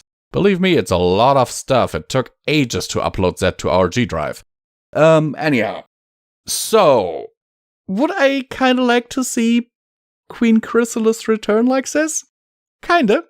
I mean, yes, it is humiliating for her, but come on, it is also kind of funny. Sincerely yours, Visual Pony. I hope you enjoy this, and we will see each other in the next video. I hope this video finds you well and in good health and spirits. This video was recorded, by the way, on the 18th of September, 2021. 2 in the Morning by Doug the Lore Master. It's 2 in the morning on Saturday night at the old cafe in Canterlot. The rustic insides are a time capsule to a bygone age. A long bar rests in the middle, with vintage bar stools without backs placed alongside. On either side, booth tables decorate the corners of the old establishment. There's a sign on the wall saying, "In Celestia we trust, all others have to pay." On the ceiling in the middle sits an old wooden fan, slowly, ever so slowly turning, while above the bar a flickering old neon sign is on the fritz, like usual. Walking in the framed glass door, one can smell the coffee percolating away, while the sizzle of onions on the old grill can surely be heard. The old short-order cook is a gruff but lovable stallion of the standard height, though carrying a slight beer belly. His mannerisms are rough, though if you were to ask him about that old mom tattoo on his right foreshoulder, he would most certainly break down in tears. Ever slowly does he grill hayburgers and steamed carrots on the open-faced grill that had certainly seen better years. The eggs over easy, the whole wheat buns, face down. He hollers out to the front. "Hey y'all, want a coffee to go?" There was a time when he was hailed as a hero, the original Iron Pony, but those days came and went like the breeze. Never once had he thought he would be there, behind the old greasy grill, at 2 in the morning on a Saturday night at the old cafe. Over in the corner, as the lights flicker due to the old faulty wiring, a stallion in a tattered tux can be seen putting bits into an old jukebox. The neon gas within lighting up with the many shades of the rainbow. The stallion is a bit of a free spirit. Having left with the mare hours ago, he sadly learned he hadn't bought her heart. No, he just rented her time. He came back since he couldn't sleep. Right now, he surveyed the room, his sights set on a bedraggled mature mare over at the bar. She's clasping the cup of coffee she gets every night, her eyes dull and listless. She wore a pair of faded jeans and a second-hoof fur top. She had been with a stallion earlier, but now she sits and wonders who she can talk to. She occasionally mouths inaudible words to the counter, casting her eyes towards the heavens in between. Still, it is quite the odd place to pray at 2 a.m. on a Saturday night at the old Canterlot Cafe. Over in a booth, an old couple sit, enjoying the ambience. A stallion and a mare, both well into middle age. She desperately tries to shush the foal that lays next to her on the seat. While annoyed, he gets up and heads to a rustic pinball machine. Their eyes rarely ever meet anymore. He's out of work and blames himself, while she seems to have gained some weight around her midriff, pregnant with yet another mouth to feed. Perhaps silence is best, since they never really talk to each other much anyway. It's 2 a.m. on a Saturday night at the old Canterlot Cafe. Behind the antique register sits a homely, mature mare, the owner. She stands there, daydreaming about better times, about a stallion from her past. She often wonders what it would have been like if she had stayed with her. Behind her is a single bit, the first she ever made. Once worth a bit, it now seemed to be rusting in the frame, much like its owner. Across the bar sits an unkempt stallion, with flowing red locks for a mane. His eyes indicate, perhaps, that he had partaken one too many times. Having finished his order of a hay burger with grilled onions and a fresh cup of coffee, the lad furiously searches his pockets. The total comes out to be 16 bits, and he's only got 3. Thinking quickly, he slyly smiles at the owner, who gives a coy wink in response. All present can't help but think, Celestia above, that's a high price to pay. At 2 a.m. on a Saturday night at the old Canterlot Cafe. At the far end of the bar, the waitress, a unicorn in a frock, sits. Trying to appear inconspicuous, she uses her light blue magic to slowly paint her hoofs a lovely shade of cyan blue. The short order cook yells at her to get back to work as an order comes to the pass. Move it or lose it! Take this dough to the couple at table 3! She levitates the dish and carefully walks it over to the table, where the husband, no longer playing pinball, eagerly accepts the piping hot dish. Setting it down, she dreams of getting away from Canterlot. How one day a stallion would whisk her away from this life. No more scrimping and saving, no more worries. But though that may one day happen, it's 2 a.m. on a Saturday night at this old Canterlot Cafe. Now the stallion in the tux, on his last bit, has finally gotten up his nerve and approached the mare of the night sitting on the bar stool. The two begin discussing their business, and they find out they have far more in common than just pleasure-seeking natures. While the two head off, the owner asks the unkept stallion if he has a warm place to stay for the night, as a payment for his food. He laughs and responds, "I haven't had a place to stay in years, ma'am." She grins and insists he come back with her to her domicile when the cafe closes for the night in an hour. Meanwhile, the smell of fried onions permeates the air, as, while the owner is distracted, the short order cook lifts a hoof full of bits from the rusted register. That ceiling fan keeps ever so slowly turning, as the jukebox continues playing songs long forgotten by many. And as the neon is bright, it's 2 a.m. on a Saturday night at the old Canterlot Cafe. Alright everyone, let me starts his Common Time as Visual Pony by reminding you that you can support Paw Productions via the links down in the description. There's Patreon, merch store, one-time donation links, whatever you could ever want. You can also join us as a channel member today and get exclusive perks like downloads of MP3 files of all of these chapters and videos and whatever. Okay, so let me get into this. I had added this to my read later list because I was looking for, stories because we have started releasing daily and all that. And I was looking for short stuff to read because, I can't produce like hour-long videos daily. That's just not gonna happen. And I saw this one and it just sounded intriguing to me and I had a look into it and I loved it. And all I must say, yes, it holds up. It is a nice little story. It holds up to everything that I was expecting of it. And it's just something, nice, something relatable.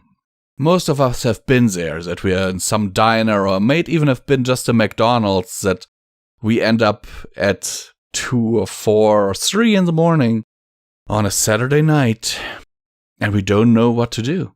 I've had this situation a lot of times and believe me, not always did I actually know where I was going next.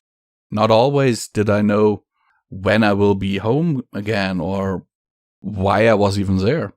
Sometimes it was just to get out of the cold, have a coffee, maybe a burger, and reflect. Because in my youth I wandered around quite a bit on foot and it would sometimes take me to places where I would never expect I'd end up. And this story kind of reminded me of that. It was good times. And if you've made it this far into the video, I would ask you to comment down below, like and share the video as well. Subscribe if you haven't already, it really helps us out in the YouTube algorithm. And comment the word or the sentence 3 a.m. on a Saturday morning down in the comments below. I am Visual Pony, I'm signing off, and I hope that this video finds you in good health and in good spirits. What Happens When We Die by Citrine Skies. What happens when we die? Mellow wondered aloud. What prompted this? A griffin walked towards her, sitting down and curling up beside her. She was a friend of Mellow's spirits, though not a very close one. At max, she knew the griffin about 5 days since she started school. Kira, if she remembered correctly. Dunno. The unicorn levitated her sandwich that she had packed, staring blankly as she unwrapped it. It's just, some creatures say that there's life after death. Others say there's nothing after death. There is a bunch of theories, but I just want to know what actually happens. I mean, can't find out until you die, Kira retorted. Her feathers fluffed out, thinking. If you were a ghost, what would you do? Scary fledglings? Haunted houses? I wanna be a bastard. Kira blinked at Mellow's blunt answer. When the unicorn stayed quiet, the griffin decided to press the pony for a few more words. Elaborate, my dear friend. She smiled. Like, being scary is fine and whatever. Mellow took a moment to bite into her lunch. She chewed and swallowed before continuing. But what I'd do is haunt people and inconvenience their life. Put too much pepper in their pasta. Trips them every second. Hiding things, all that stuff. Dude, you'd be the most annoying ghost ever. Kira laughed. She rubbed her talons together. I like it. Mellow giggled. Oh, if creatures want to talk to me by Ouija board or spirit box, I would just quote the stupidest thing ever. Oh, spirit, who are thy? Your mom! The orange-tinted griffin punched the unicorn's shoulder playfully. That's an old joke, which adds to the cringe. Kira stifled a laugh. If I were a ghost, I would catch up on whatever new media is circling around. New books, theater productions, all that good stuff. I have the rest of time to catch up on my readings. Same. Mellow drew her voice out to exaggerate her words. To add to my bastardization character arc, if creatures tried to talk to me, I would just spoil the ending of their favorite books. Haha! By the way, did you know that Aang died? Wait, he did? Mellow pursed her lips. It's an example. She brushed off. As a ghost, you could do anything you wanted. Jump off a cliff. You won't die because you're already dead. You could also travel outside our galaxies. A new voice spoke up. Looking up, Mellow Spirit saw another griffin, similar looking to Gira, approach. He smiled, rubbing the back of his neck. Sorry, I couldn't help but overhear. Oh no, that's fine, Gira invited, gesturing the other griffin to sit down. She turned to the unicorn. Mellow, this is my brother Gazy. Nice to meet you, the unicorn greeted, taking another bite of the sandwich while she was at it. She was by no means a graceful eater, but luckily that didn't deter the new griffin away. Gazy nodded. Yeah, as a ghost you could travel to all the stars, even the moon. Usually that would take many spells and years to do, but when you're dead, poof, freedom. Dude, that would be awesome. Gira had sparkles in her eyes. You could travel to Mars. Mellow lidded her eyes. Mars is just a fairy tale, Gira. There's no red planet. Not in our solar system anyway. The orange griffin pouted. Your girl can dream. Stifling a giggle, the unicorn thought about the possibility of exposing the night sky. It sounded so quiet and peaceful, yet still filled with adventure. However, yeah, but you wouldn't want to get lost. If you do, whoops, guess you ain't coming back. That's true, Gazy remarked. His wings flapped at his sides as he tried to think of a different topic. What else could you do as a ghost? I would probably show up at a schizophrenic's house and start messing around, Gira admitted, tapping her talons together. Throw things right on the wall, just some fun ghost shenanigans. Oh jeez, you'd be their worst nightmare. Mellow breathed, thinking of new possibilities.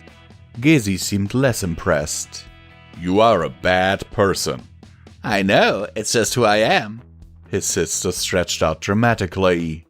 She flipped onto her back, her wings fluttering. Anything else could we do? Better question, Mellow piped.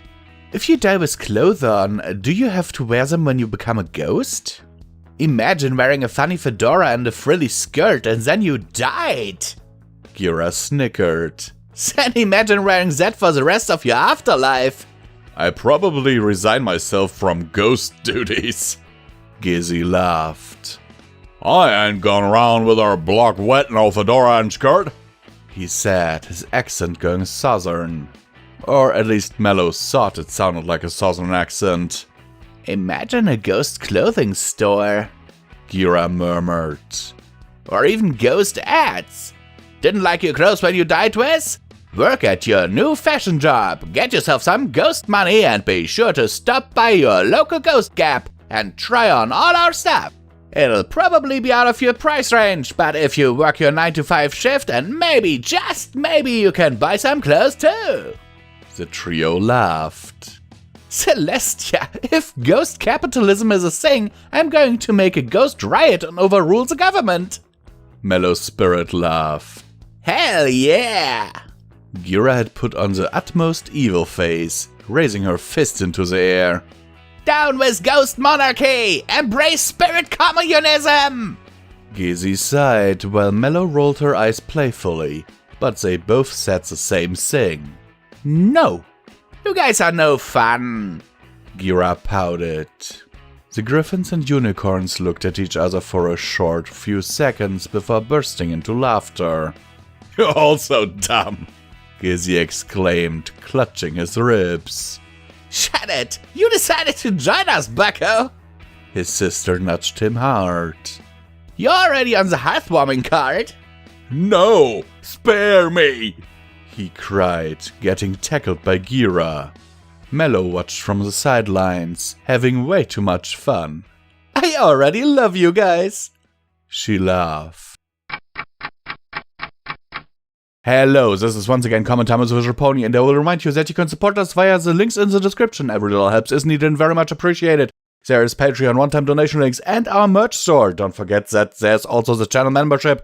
And now let's get into the meat of the story. Oh my god. My poor lungs. And my poor tongue. Okay, let's get into this. Yeah, all these things here that are described. Hey, what can you do as a ghost? What can you do as a ghost? That is actually a good question. Those of you who know me a little bit better will know that I am actually a believer in the afterlife, or at least, well, not afterlife as in there's a paradise and a hell, but I believe that there's a possibility of ghosts. And this would certainly be a thing, and I totally love Gira here, where she says, like, I'd go to a schizophrenic's house and annoy them, and I'm like, as a nurse, I shouldn't find this funny, you know, but nurses usually have a very dark humor, so, if I ever become a ghost, expect me to troll people, okay? Seriously, expect me to troll people. I had a talk with my fiance the other day, where we were discussing what would happen if we were ghosts and we were haunting a place and two of these internet ghost hunter people came in trying to prove, you know, that the place was haunted. And we came up with basically the following scenario. I would just suddenly manifest in front of them and be like, boo. And then when they try to run away, she would close the door, cross her arms, manifest as well, and be like, not so fast. Not so fast, you younglings, or something like that. And then we'd just scare the wits out of them, and then open the door again, you know? Something like that. We would be total assholes. You know, stuff like that. We would have fun with it. We would have real fun with it. Anyhow. So this is Visual Pony, and I'm signing off, and this story really brought a smile to my face. Hope it did the same for you. Twilight Sparkle edits fanfictions by Sparkling Twilight. Spike's genre failure. Don't post content. Twilight Sparkle, a pretty perspicuous purple pony, shook her head.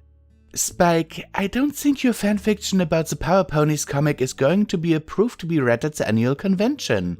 Spike, her dashingly delightful diminutive dragon, widened his sad, brotherly puppy-doggish eyes. But why, Twilight? I have a list. Twilight's voice was heavy with disturbance. But I'm not sure you'll want to hear it. I do! Spike insisted. I do! He puffed out his chest. How can I improve if I don't know what I did wrong? Twilight sighed. First, look at what the official rules list indicates ponies can and cannot prepare for the fan convention. There's a list? Spike frowned. It's right here. Twilight turned around the convention's invitation ticket. On the back, in minuscule font, there was a block of text. Spike took out his trusty magnifying glass and squinted through it. Hey, the list is right here! That wasn't an ink stain. You need to check everything when reading, Spike. Sometimes twice. There can be a hidden meaning. Twilight noted. What typos? Anyway, here are the problems. Plural problems? Not just one? Spike shivered. Most definitely plural. Anyway, first, it's not clear your story is actually a story. It starts with a list, a long list. Spike spoke up. How else will we know what the villain has done or plans to do? No one wants to read 13 pages of a list except me.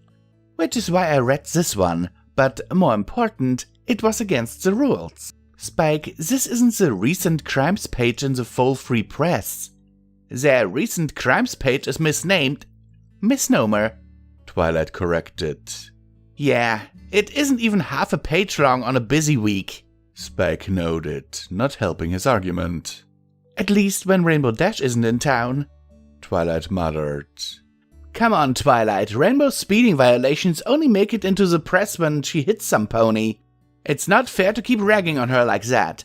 The real criminal in Ponyville is whichever pony's shoplifting those expensive and beautiful items from sofas and quilts and our luxurious vendors. You know, Twilight noted, The skulking shoplifters' crimes tend to not occur when our friends are out of town on a friendship emergency. Oh no. Twilight hastily wrote a note to herself. You got an idea who it might be? Spike asked. Twilight thought for a moment about a dear, generous pony friend of hers who always seemed to own the newest items and everything on trend. But it couldn't be her.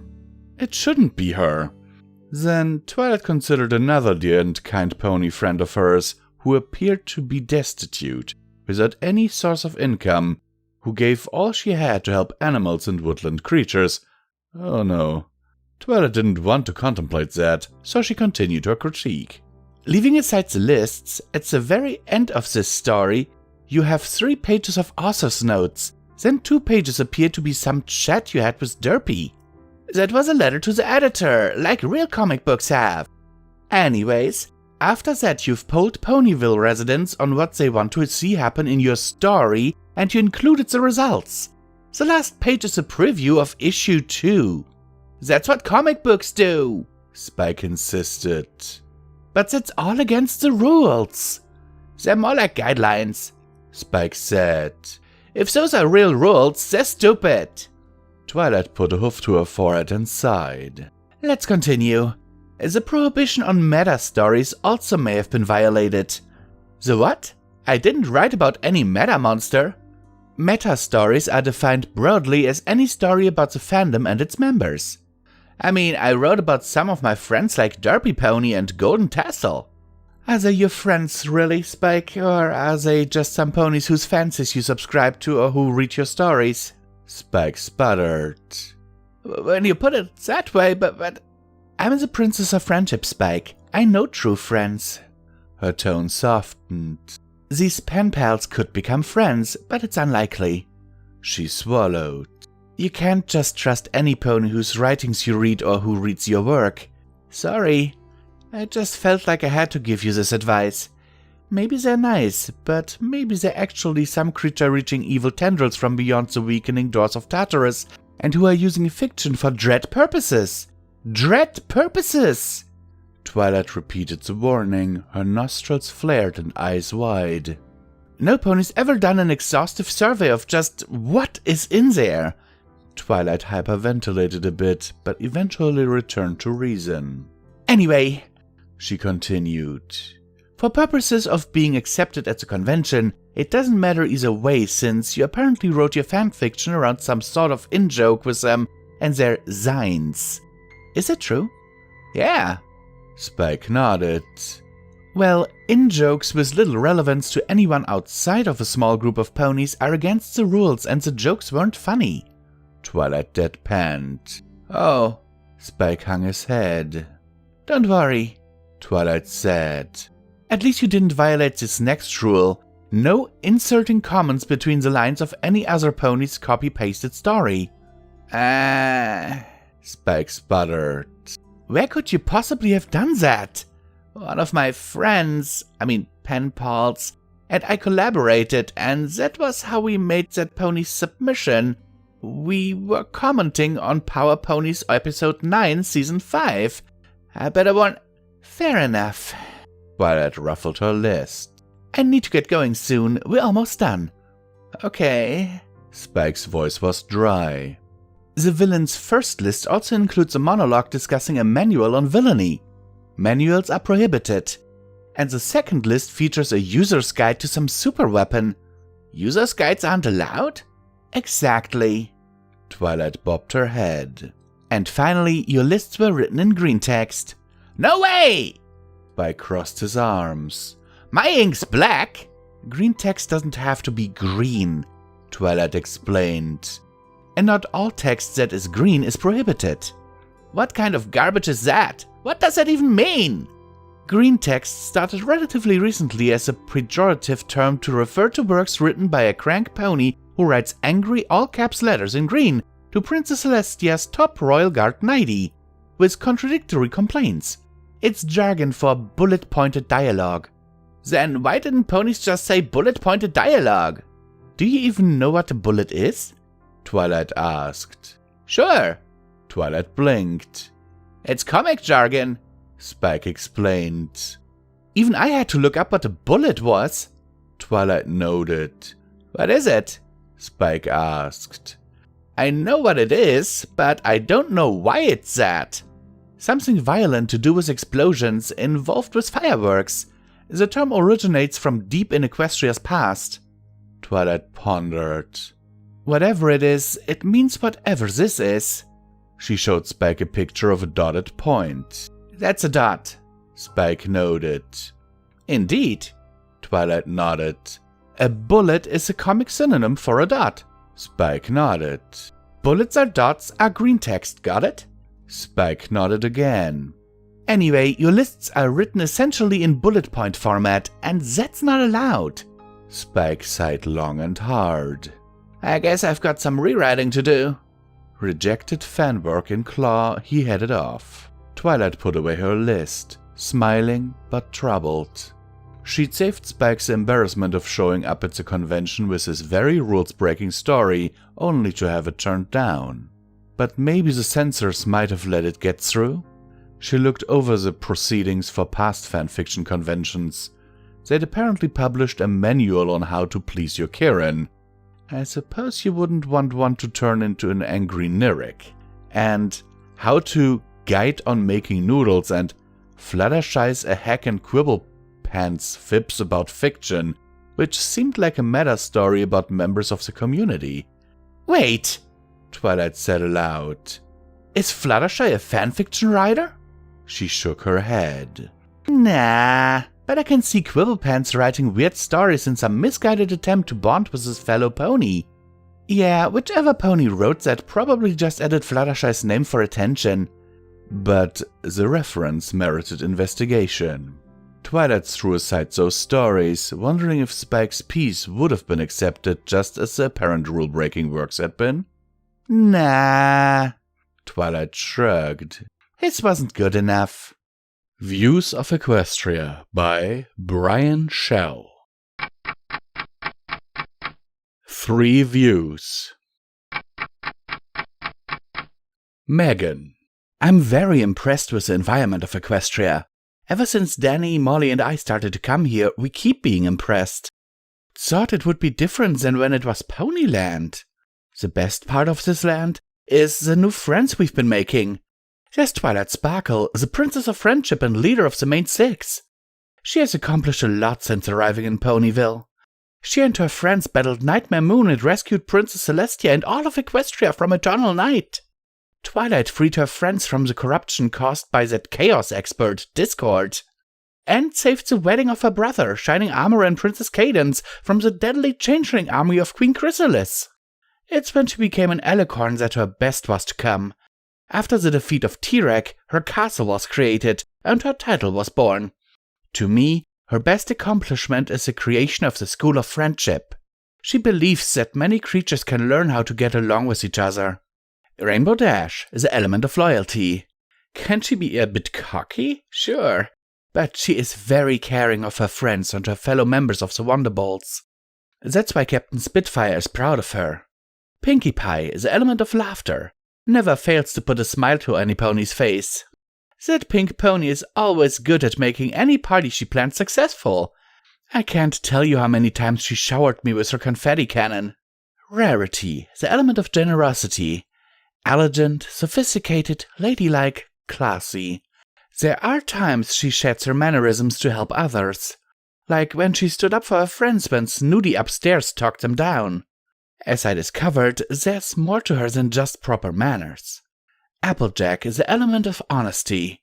There's a pony I can get along with. She's part of a proud farmer family. Being a farm girl myself, I can relate to her.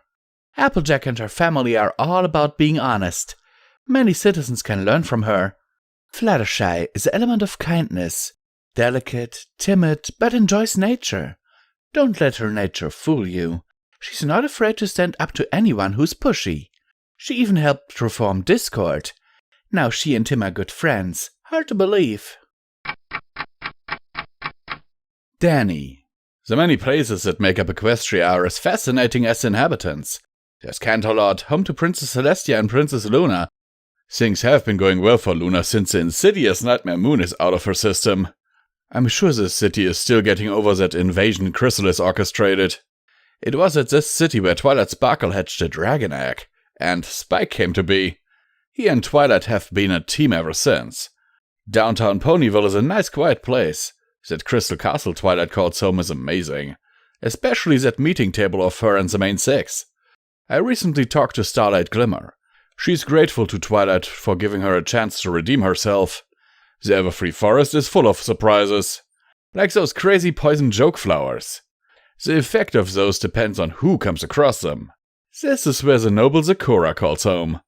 Megan told me of how she and Sakura found ingredients in these woods to make a brew to cure Diamond Tiara of a tummy ache.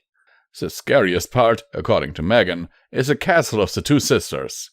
That's where jealousy and anger changed Princess Luna into the vicious Nightmare Moon. The Crystal Empire is a sight to behold. Princess Cadance and Prince Shining Armor are proud to live here.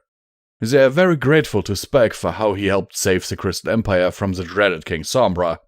During a visit there, I was shown Cadance and Shining Armor's baby, Flurry Heart. I can't believe that an alicorn can be born. The royal couple and the princesses were equally surprised. Megan likes visiting Sweet Apple Acres. Why not? It is a farm location. Applejack and her family are proud of their contributions to Equestria. No wonder my big sister gets along with them. Molly. Many of the ponies I talked to, like Granny Smith, Cranky Doodle, and even Mayor Mare, told me that they and others can learn from the new generation. One example is when the rich filly Diamond Tiara learned about friendship from the Cutie Mark Crusaders, Applebloom, Scootaloo, and Sweetie Belle. This helped her stand up to her mother, Spoiled Rich. I guess Spoiled realized that what she taught was wrong. Diamond and Silver Spoon changed their ways after that. I can remember when I went to the Rich Mansion to join a slumber party. Applebloom, Scootaloo, Sweetie, Diamond, Silver, and I had a great time together. It's that friendship that helped the six of us clean up a playground so that new equipment can be put in. Speaking of being helpful, that's what a group of students in Twilight School were when they got together, learning that all of the magic of Equestria is going away. These 6 students banded together to free that magic from that paranoid and delusional Cozy Glow. And Chancellor Naysay wanted the school to shut down. I guess he didn't know about friendships that much. Megan showed me a picture of her posing with those students, collectively known as a Student 6. I'm impressed that a pony, a yak, a changeling, a griffin, a dragon, and a hippogriff/sea pony hybrid can get along. I hope Megan doesn't have nightmares about her encounter with Shadowstreak. Megan. Danny, Molly, and I have different views of Equestria, but we think the various places and creatures are amazing. Especially when the main 6 protects the land from the forces of evil. Danny. Even the legendary Pillars of Magic can learn from Twilight and her friends. This includes Twilight's heroes, Starswell the Bearded. No one ever knew that even a legendary wizard can learn a few things. Molly. There's a lot of magic in the air in Equestria, but there's one kind of magic that doesn't need a magic wand or incantation. It's a kind of magic we always appreciate. All 3. The magic of friendship. Okay, comment time is Visual Pony once again. I will remind you that you can support Pony and Wolf Productions through the links down in the description, or by becoming a channel member. Every dollar helps is needed and very much appreciated. We really need some money, guys. So, would be really appreciated. So, let me get into the story. I did not preview this, and I was a bit surprised here, and a little bit, I didn't know what was going on, because I have not watched the former, incarnations of the show. However, apparently here, Megan, Danny, and Molly are all astounded about revisiting the Pony World. They are very impressed with the changes from the days of Ponyland. Each of them gives their views of the land and its citizens. That is the description of this story. And I didn't know who these characters were. I really didn't.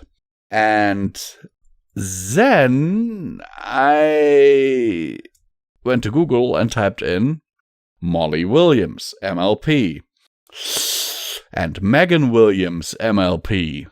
And I found out that, these quote-unquote kids that I just narrated here to give their opinions on Equestria were actually the human characters in the former incarnation of MLP. And at least Megan Williams, from what I've seen here, let me just pull this up,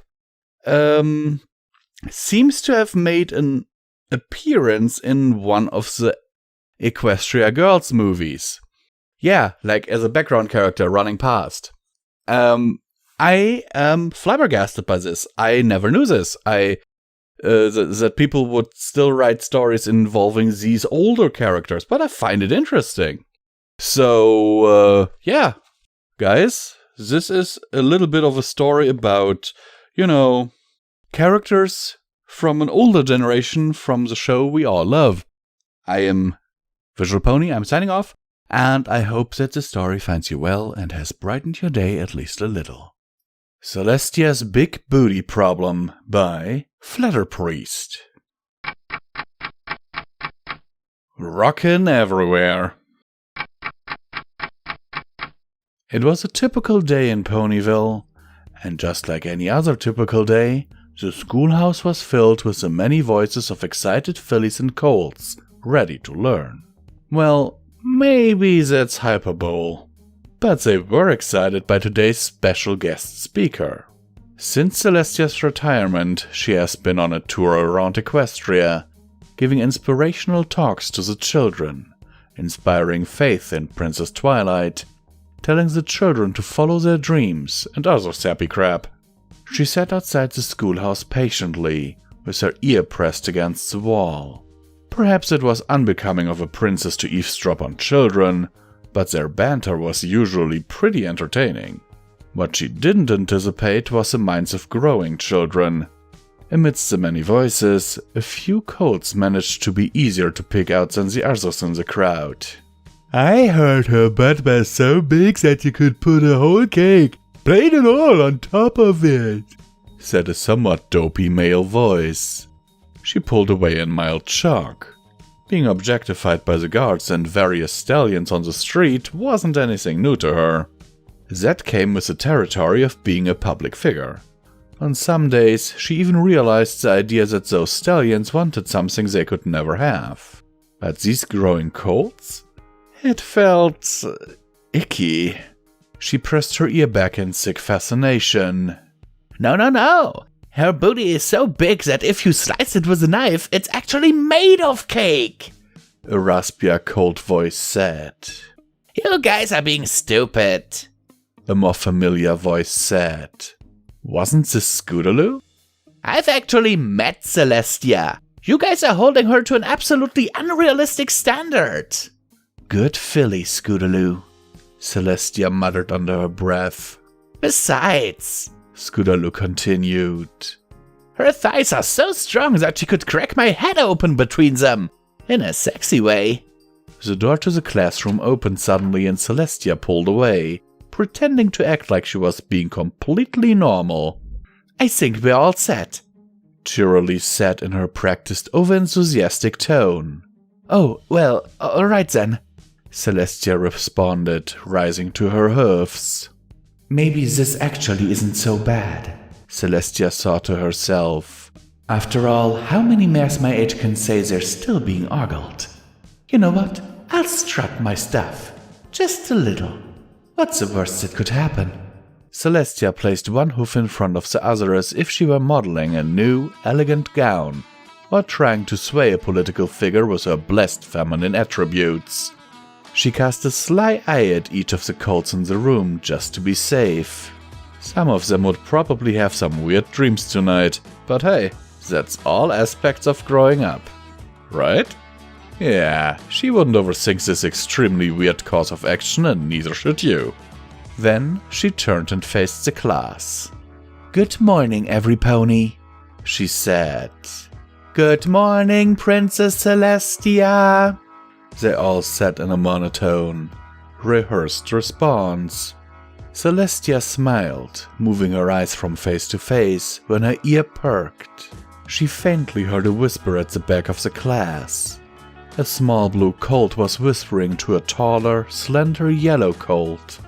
Honestly, I don't see what the fuss is about, he said disappointedly.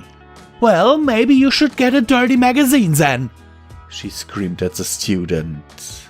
The class leaned back in shock, their eyes the size of pinpricks. So, Celestia cleared her throat. Today we're going to talk about the power of believing in yourself. Celestia walked through the streets of Ponyville with a pit in her stomach. Not necessarily because she screamed at the students that they should go get a dirty magazine. It was sort of that. But the feeling deep inside was a bit more vain. Am I really losing my touch? She muttered to herself. I don't really look that bad, do I? Celestia suddenly had a torrential hailfire of limes showered on her. See? At that moment, one of the most unfortunate souls in Equestria managed to literally trip and fall into the story. A nun was walking by, holding objectively way too many limes, and he couldn't contain them all. While Celestia was doubting her appearance, he lost control and tossed them all over her. Oh shit! A nun gasped. Celestia, I can explain. See, I had this dare with Rainbow and... No worries, Celestia said, mildly irritated. With the light of her horn, a paper bag suddenly appeared and gathered the limes in an instant. She placed the bag gently in Anon's hands. It's been a long time, Anonymous. How have you been? Me? Well, aside from hitting on the moms of all of Twilight's and her friends, things are pretty good. There's this bump on my back I think I should get checked, but... Wait, Celestia interjected. What was that last thing? About the bump? I mean, I don't think it's a tumor or anything. Maybe just a really bad ingrown hair? I tried to squeeze it, but man, it just really fucking hurt. No, Celestia said, holding up a hoof and repressing the urge to retch. Anon, do you like older mares? Anon stared at Celestia, then down to his bag of limes. He set down the bag and stepped forward. You can step on me wherever you want. Okay, Celestia said. Maybe a bit too much information, but maybe you can help me. Yes, my queen. Celestia took 2 steps back. Okay, first, stop. Don't be weird. Anon sighed, seeming dejected. Okay, fine. Celestia sighed in relief. Okay, Anonymous, I need to know if my butt looks big. Anon opened his mouth, raised a finger, then immediately closed his mouth. He took a step back and covered his crotch with his hands. Okay, last time Rarity asked me this, I was in pain for weeks, so... No! This is not a trick question. I'm serious. I wanna know if I still got it. You know what I mean?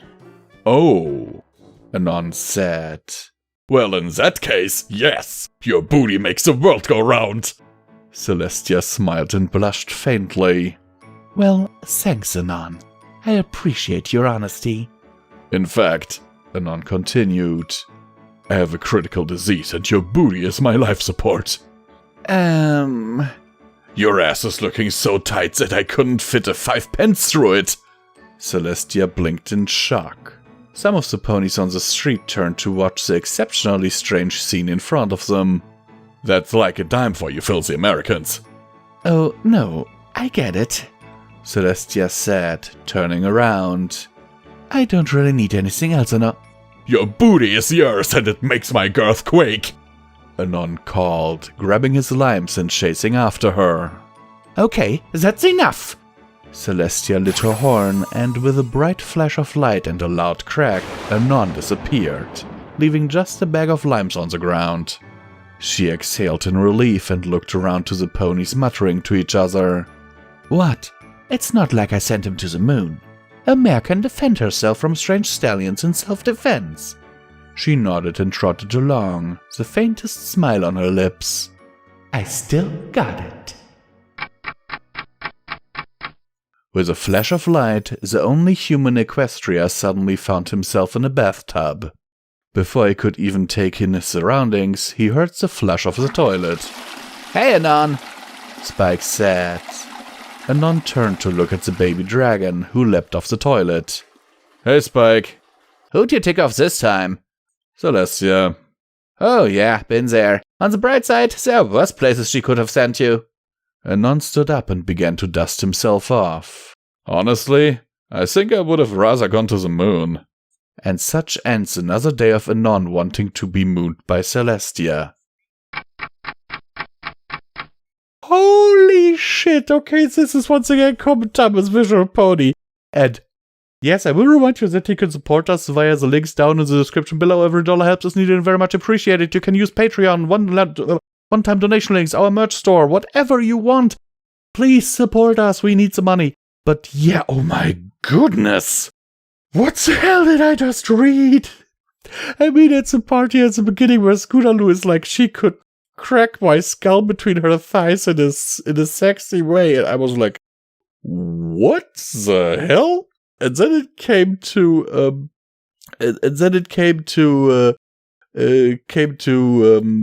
the part where she's asking Anon if her butt is big, and I'm like, what? And he's like, you can step on me wherever you want, and then he's like, well, in that case, your booty makes the world go round. Your booty is the earth, and it makes my girth quake. Come on, guys. Come on. This is among the worst pickup lines I've ever heard. It's right up there with, hey, you want to go on a 8 with me? I'll give you the D later. Or, your parents must have been giants. They took the stars and put them in your eyes. You know, shit like that. And holy crap. Or, me as a German, a pickup line that I've actually used. Hey, you have a little bit of German in you? No? You wanna? You know, shit like that, but holy shit. What the hell is going on in this story? I have no idea. It is completely random, and I love it. Sincerely yours, Visual Pony. I hope the story finds you well and in good health, and that we will see each other in the next video. Like, comment, and subscribe to help the channel out. And I'm now signing off for real, and we will see each other tomorrow. The Bike of Aging by I Am Sinner. Is the bike even important in this story?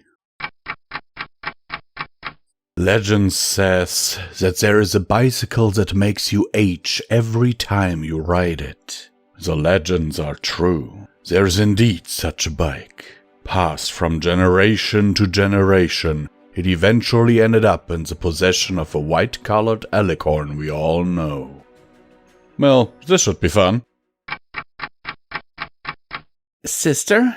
Luna asked nervously. I have a question. Yes? Asked Celestia, looking up from her paperwork. Ask away, dear sister. I used an age-checking spell on you.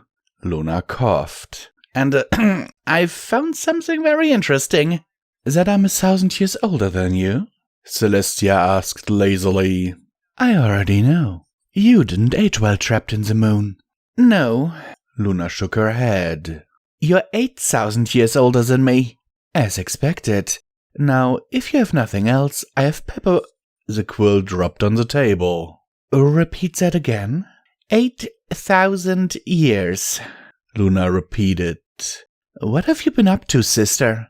Your spell is wrong, Celestia blurted out. There's no way I could be that old. And yet you are, Luna pointed out. I reused the spell 6 times just in case. They all turned up the same result. You are 8,000 years older than me. Impossible. Celestia shook her head in disbelief. I was only born a year earlier than you. There's no way I could be 8,000 years older than you. There were signs of accelerated aging, Luna mentioned. Which is why I asked you what you had been up to. Accelerated aging? Celestia raised an eyebrow. What would be the point? Alicorns are ageless. We can live forever. I mean, sure, if some pony out there cast some spell on me, those spells only accelerate your age by a few decades, sister, Luna said seriously. Think, what could have increased your age by that large of a gap? I mean, Celestia stretched. I don't remember anyone casting any spell like that on me. Have you ever used the age-checking spell on me before today? No. Luna shook her head. Well, that's helpful, Celestia muttered. It means it could have been from when I was a filly till now. You did grow faster than me, Luna pointed out. Could it have been something from your youth? It's very possible, Celestia admitted. We need to get to the bottom of this. If such a spell or artifact out there exists, it could be possible that it could kill ponies. I want no such thing in Equestria. Understood. Luna nodded. Where should we begin? The basement. I didn't know there was even a basement. Luna coughed from the dust. Ugh. When was the last time you'd cleaned this place? 600 years, was her reply. I just stuffed everything I owned down here and never came back. Painful memories, you see. Anyways, help me search. Celestia gestured vaguely. If anything I own is a cause of my age, it's probably in here somewhere. I'll search the dangerous artifacts section. You can try the filly section. Filly section? Luna raised an eyebrow. You categorized an entire area for items from your youth? I see now why Twilight is so obsessed with neatness and lists. No, she didn't get that from me. She's actually more obsessed with lists and neatness than me. You should have seen her on her first book shopping trip. She had a list twice the length of her, and she still came home with 2 boxes of books larger than her. It was adorable. Focus, sister. We need to find this foul artifact which has increased your age tenfold. Right. But how can you resist cute Twilight memories? Aren't you dating her? She'd understand. Duty over... Fine. What happened next? She made a book for it. Did she stack the romance at the corner as always? She did! Cadence was so put off by that she almost forgot to do their signature hoofshake thingy. Ha! Take that, Cadence. Cheesy romance isn't the best books. She then proceeded to fall asleep in her book fort. Do you have pictures? Sister, please tell me you have pictures. It's somewhere in that stack of albums. Celestia gestured at a wobbling stack of picture albums. I thought you haven't been down here in the last 600 years. Luna eyed her suspiciously. I made a copy and teleported it here, just in case, you know. The castle could burn down and the basement would survive. Basements always survive. Always the forward planner. Anyways, why do you have a miniature windmill in here? Ignore that, doesn't matter. I fail to see how you acquired a windmill when you were 9, Celestia. Blame Starswirl. He left his time travel spells lying around. Of course.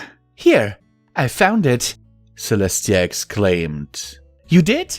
Luna rushed over. Show me! Celestia flipped open the picture book to a picture of Twilight dozing in a mound of books that resembled a castle. Aww, isn't she just the most precious thing? I thought... Luna's eyes widened. Yep, you got any more those? Here. Celestia flipped the book to a picture of Twilight wearing Celestia's crown. The crown tilted slightly. She snuck into my room and tried on my crown. She looked so adorable in it, I just had to take a picture. I would have murdered you if you hadn't, Luna murmured. This is pure cuteness. It should be a crime not to capture this amount of adorable. You know, Celestia looked around them. This is fun. We should do this more often. I agree, Luna nodded. We may not find what we are looking for today, but I feel as if it has been a very fruitful day. I wonder... Celestia glanced at the picture book. Care for more Twilight pictures? Do you even have to ask? Luna rolled her eyes. Can I have copies? I'd like to threaten Twilight with them. Of course. Celestia beamed. Here, take this. I remember there was another album which I had more Twilight pictures. Show me, sister, Luna demanded. We must have all the Twilight pictures. I think it's this one. Celestia pulled out a picture book and flipped it open. Oh, it's not, but it's just as good. What do you mean? Luna's eyes widened. Sister, how did you... As I said, blame Starswirl. Celestia grinned. But it was too good not to. You traveled in time just to take pictures of us? Luna stated flatly. Yeah, worth it, Luna agreed. Look at this one. I still remember the day you found out about cake. You wouldn't stop stuffing yourself with them. I didn't do that, Celestia replied indignantly. Oh yeah? Luna smirked. Then what is this? She pointed her hoof at a picture of Philly Celestia with frosting all over her mouth. You were so cute back then. Luna smiled. What happened? Hardy har har. We should really look for that artifact. We should. But we won't. We won't. Then we are in agreement. That is indeed so, sister. And thus they spent the next 6 hours looking at pictures. Their objective forgotten. I wonder, what was the artifact even? Nah, I know the answer. It was a bike she rode when she was younger. Anyways, this is the end of the story. This is your mysterious narrator, signing off. Hello everyone, this is once again Visual Pony to remind you that you can support Pony and Wolf Productions through the links in the description down below. Every dollar helps is needed and very much appreciated, and don't forget there's Patreon merch links and $1 donation links, or not $1, one-time donation links. God damn it, what am I thinking today? Anyhow, this story has been recorded on the 9th of September 2021. That reminds me, in 2 days it's my sister's birthday and I really have to think of something. Anyhow, yeah, where to start, guys? This story is just, I mean, it has a random tag, but I mean, this is really random. I mean, a bicycle of aging?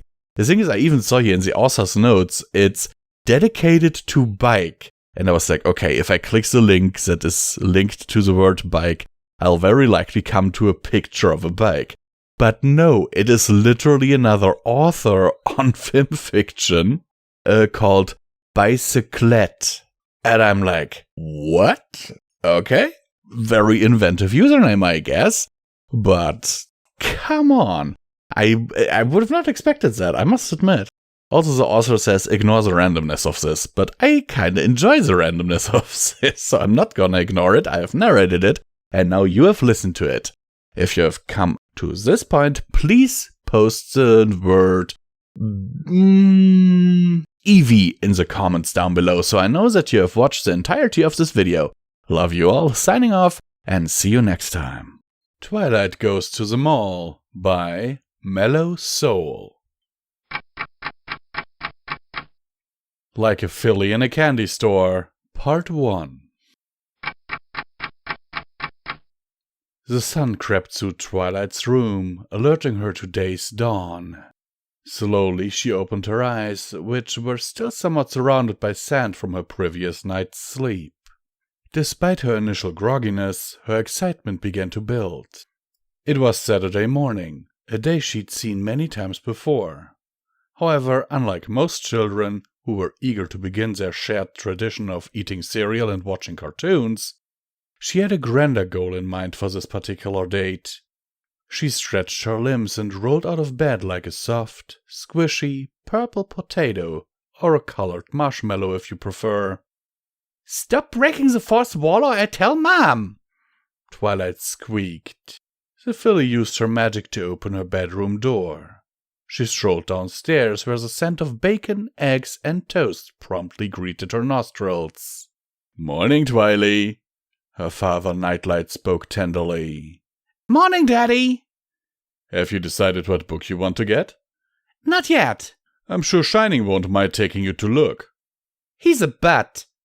"Why do you say that?" Twilight shrugged. "Don't be too hard on him. Being a butt's part of growing up. You'll probably be one when you're a teenager too." "Nuh-uh." "Uh-huh." "Nuh-uh." "Uh-huh." Velvet chuckled at the playful disagreement before her. Twilight settled into the car with her family. There was a strange air of calm around them. Even Shining, who was always preoccupied with one thing or another, could feel it. "Everyone ready?" Nightlight questioned. "I would say so," Velvet answered. Alright, we're off to Neo Canterlot Mall. Nightlight backed out of the driveway, and with that, they were off.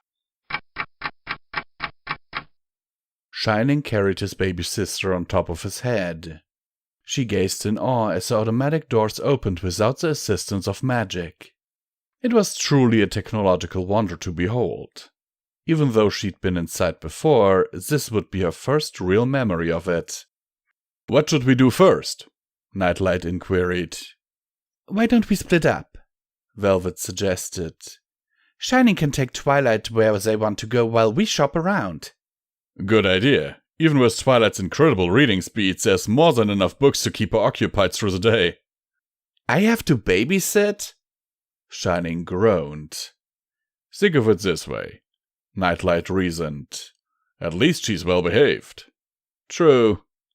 We'll meet up at 12:30 for lunch. Sounds like a plan. Take care of her, Velvet requested. I will, Ma. We love you. Twilight and Shining approached the fountain at the center of the building. Twilight was entranced by the harmonious streams falling in unison. Kinda reminds me of a fire hydrant, Shining joked. Can we make a wish? I don't have any change. I do. Figures. Twilight levitated a quarter into the liquid pool below. What you wish for? It's a secret. Come on, you can tell me. I can't. If I do, it won't come true. Fine, I give. Twilight giggled. Shining took Twilight to the music store first. In addition to CDs, they were stocked up on anime, movies, and posters. Shining checked out some of the songs that were popular at school while Twilight browsed each aisle thoroughly. She eventually stumbled across a visual novel titled Phantom of Inferno. The box art showed a young man clinging to a woman in a school uniform. Each of them possessed a 9mm firearm. The filly was immediately enthralled by the imagery.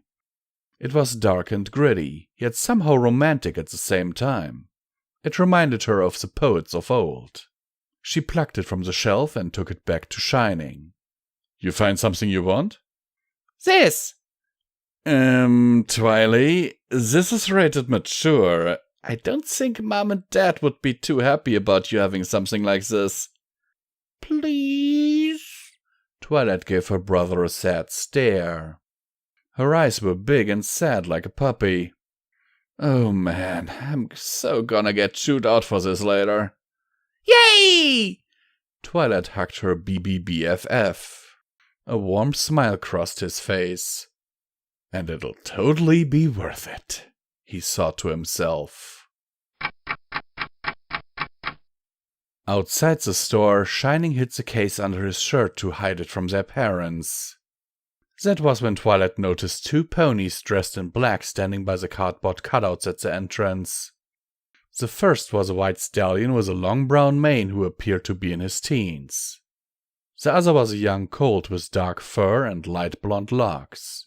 They each wore shades of lipsticks that contrasted their coats. Twilight approached them while her brother wasn't looking. Ready to go? Shining asked. When he heard no response, his concern grew. He looked to the left. She wasn't there. Twily? She's over here, man! An unfamiliar voice called out. Shining veered his head right. He found Twilight standing next to the colt and stallion. He quickly caught up to her. Don't scare me like that! Mom and Dad would kill me if something happened to you! The mysterious stallion came to Twilight's defense.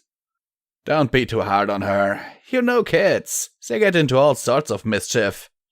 Yeah, but still. I'm glad she came to us instead of some pony else. Fair enough. Guess it's safer talking to someone else with a kid. Name's Ian. This is my brother, Harmonic. Nice to meet ya. Likewise. Ian and Shining shook hooves. You look pretty rad. You in the goth theme? I'm into vampires and all that kind of crap. Little bros into all sort of stuff, especially metal. Not really my thing, but Twily might be into it. I'm actually smuggling an M-rated anime DVD for her right now, cause our folks don't want her watching that stuff. That's what's up. Our mom's pretty liberal when it comes to crap like that. Only thing she won't let Harmonic play is Grand Theft Auto. I don't think he'd care much for it anyway. Tried it once. The open world is cool, but it's easy to get distracted from the story. Yeah. We're about to head to the bookstore. You guys want to tag along? May as well. Cool. And this once again is Common Time as Visual Pony, and I will remind you that you can support Pony and Wolf Productions through the links down in the description below. There are one-time donation links, merch store, channel membership, whatever you want is basically there. So, also don't forget to like and subscribe, and leave a comment, share the video with your friends. It really helps us in the YouTube algorithm if you do that. Believe me, we need all the engagement we can get. Okay, so, first of all, this isn't the first story of that kind that I've read, but if I look at it, let me just open this. Oh, it's actually marked as incomplete. And it was only written a few days ago. The thing is, now I've got it recorded, so I might as well release it. The problem is this. The filter that I used to find this had completed story in it. Meaning, I don't know why this story even showed up in my search results. Anyhow, it is a little bit of a fluff piece, I'd say. I'll put it into my read later list and see if there actually is a second part coming. If there is, I will definitely do it. If there's not, then we have a little bit of a fluff piece by Mellow Soul. But, yeah. I don't know if you can hear this in the background. This doo-doo-doo-doo, doo-doo-doo-doo. Oh god, kids are playing outside my window again. Sorry, you likely heard the car horn there. Because people are apparently too stupid to call each other on their phones or get out of the car and ring a doorbell. Okay. Love you all, and hope you enjoyed this. Gordon Ramsay savagely critiques a cupcake by Buckswisher. This thing is dry! It was a completely normal day in Ponyville. The sun was shining, some birds were singing, and every pony was going about their daily business. Pinkie Pie was running the counter at Sugar Cube Corner, proud that she hadn't had any unsatisfied customers. Yet. In walks Gordon Ramsay, a most interesting food critic. He has tried and tested every dish there is. And he has complained about them all as well. He walked with a natural air of disdain around him, as if he could foresee that the food he was preparing to eat was not going to meet his standards. He walked up to the counter, where he was met with Pinkie's greeting. "Welcome to Sugar Cube Corner," she said happily. "What is it you have here?" inquired Ramsay in a questioning tone. "Well, the cupcakes are the best," Pinkie replied. "But we also have cakes, donuts, and other desserts." "I'll have a cupcake, then," Gordon said. He then pulled a handful of bits out of his pocket to pay for them, because this is a crack fic and I don't have time for plot advancement. "One cupcake coming up," said Pinkie. Gordon found an empty table and sat down. He looked around the bakery. To him, it looked subpar. A moment later, a decent-sized cupcake was placed in front of him. "Ah, thank you, my darling," said Gordon. Pinkie stood over him with a large smile, waiting for him to compliment her on it. That wasn't going to happen. Gordon took a bite and almost immediately furrowed his eyebrows. His face scrunched up a bit, and after he swallowed, he looked up at Pinkie. Her smile faltered a bit. "This is dry," he said. "It's dry!" His sudden volume increase caused everyone in Sugar Cube Corner to stare at him. Pinkie kept her smile planted on her face, though she felt terrible about Gordon's comment. "There clearly isn't enough moisture in this," Ramsay continued. I mean, seriously, where did you cook this? In a fucking easy bake oven? Pinky kept smiling, trying to hold back a few tears. Everyone else just stared at Gordon, shock clearly visible on their faces. A few ponies passing by had stopped to see what was going on. It's like a fucking frozen cupcake, said Gordon. And the frosting! Jesus Christ, what is this fucking frosting? Not even waiting for a reply, Gordon continued. It's like adding a layer of dried paste, like a fucking shrink-wrapped dessert you buy at the dollar store. The silence and stares from every other pony continued as Gordon continued to verbally destroy Pinkie Pie. And it doesn't even look that great either. It looks like it was thrown together in 20 minutes or less. How can you possibly have a business around these? Who the fuck said these were the best? At last, Pinkie couldn't take it anymore. Gordon's roasting had been too much. She ran back to the kitchen, unable to contain her tears any longer. Still, no pony else spoke. Gordon snorted. Really? Can't take a little criticism? I'm surprised you don't get it more often with how poorly this shit was made. And look at these sprinkles! They're like miniature rocks. You might as well have made this with sawdust. He sighed. Unbelievable. Finally, he emerged from Gordon's world where nothing is good enough and looked around him. The crowd that was staring at Gordon at this very moment was larger than the crowd Rainbow Dash used to attract back when she was cool. In fact, she was standing among the many speechless ponies. As mouthy as she was, she couldn't think of anything to say to the savage Scottish food critic.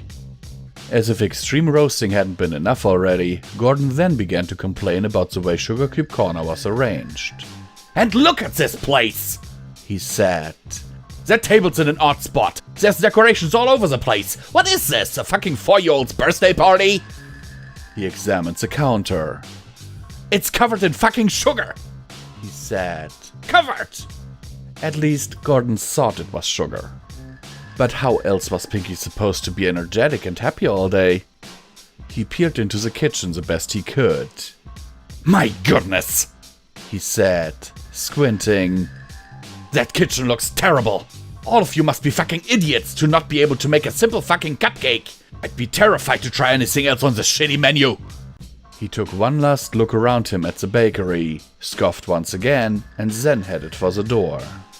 However, he would have to pass a mob of shocked ponies first.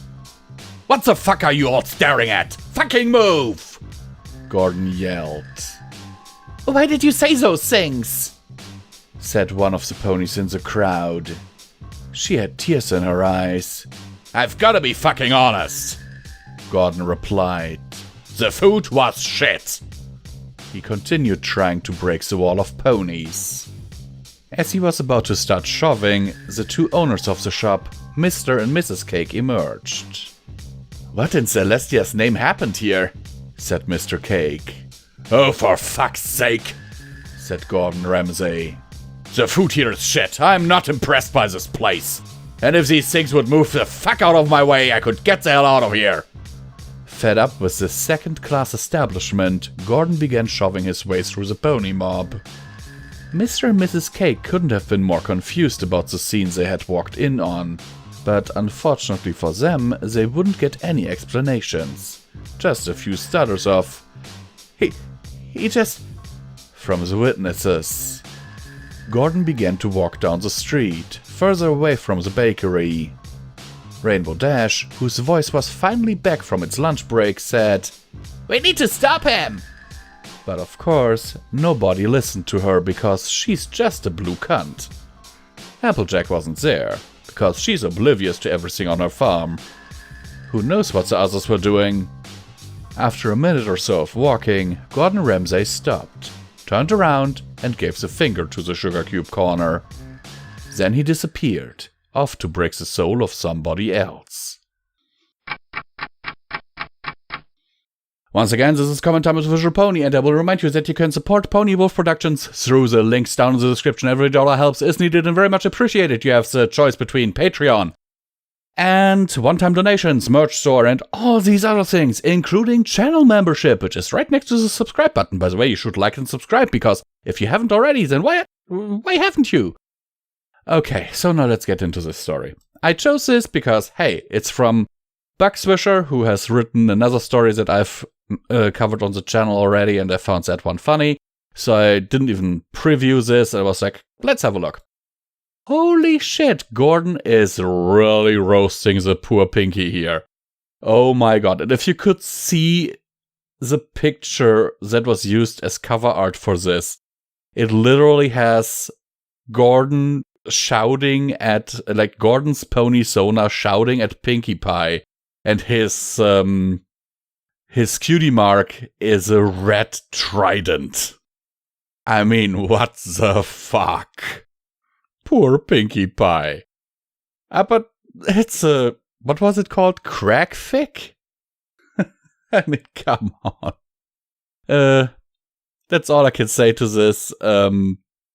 And I hope you enjoyed. Have a little bit of a look at the author. He does have a Patreon. And I'm signing off for now. There is a sequel to this, which I might cover as well. And yeah, have a nice day, my friends. Pinkie Pie Becomes a Princess by Bugswisher. The chapter where Pinkie Pie takes over. It was a normal day in Equestria. That is, until Pinkie Pie decided that she wanted to be a princess. The process was surprisingly easy. She made her way past the guards by stuffing cupcakes into their mouth. Special cupcakes. Upon reaching the throne room, she informed Celestia of a cake awaiting her on the other side of the planet, and once she took off, the job was hers. She sat upon the throne, all of a sudden dressed like a princess because crackfic logic. Unfortunately for literally every pony in Canterlot, they wouldn't find out about this until Pinkie made her first order of business. Which, of course, was a party. Upon hearing about this, Twilight was very confused. Not about Celestia being fooled by the prospect of cake, but rather about where the hell Luna was during this.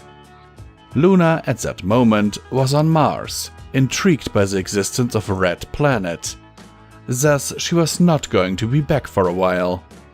Since everybody had to do what Pinkie said because she's the princess, there was a party and everyone was there. When Twilight arrived, Pinkie went over to greet her. Pinkie, how did you become a princess? Twilight was pretty sure she already knew the answer. Oh, it was easy. Turns out Celestia really likes cake, she said, putting a hoof on her chin. Is this why this party is happening? Because you're the princess? Twilight asked. Yep, replied Pinkie happily. Meanwhile, somewhere on the other side of the planet, no longer Princess Celestia was searching for the cake Pinkie had told her about. She had been scanning the area for the past 10 minutes, determined to locate the cake. After another 5 or so minutes, she spotted something. She landed to find a plastic cake and a note left by Pinkie Pie prematurely because she secretly had planned everything. Celestia, aghast at the cake not being real, picked up the note.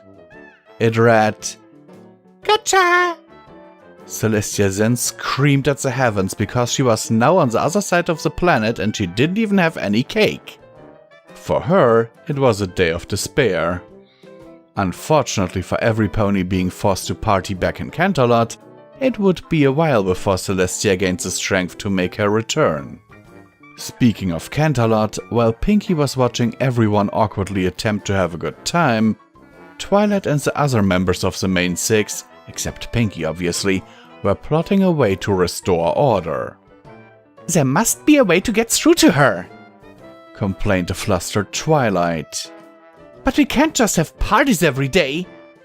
Darling, if you can't get through to her, then there's nothing you can do, said Rarity. The other ponies nodded in agreement. Interestingly enough, while the main 6 realized there was nothing they could do, Luna was returning from Mars, having discovered an American flag sitting on it. Offended by the notion of some other race claiming the planet, she had destroyed it and replaced it with a flag of her own. Which is why America lost the space race in the first place.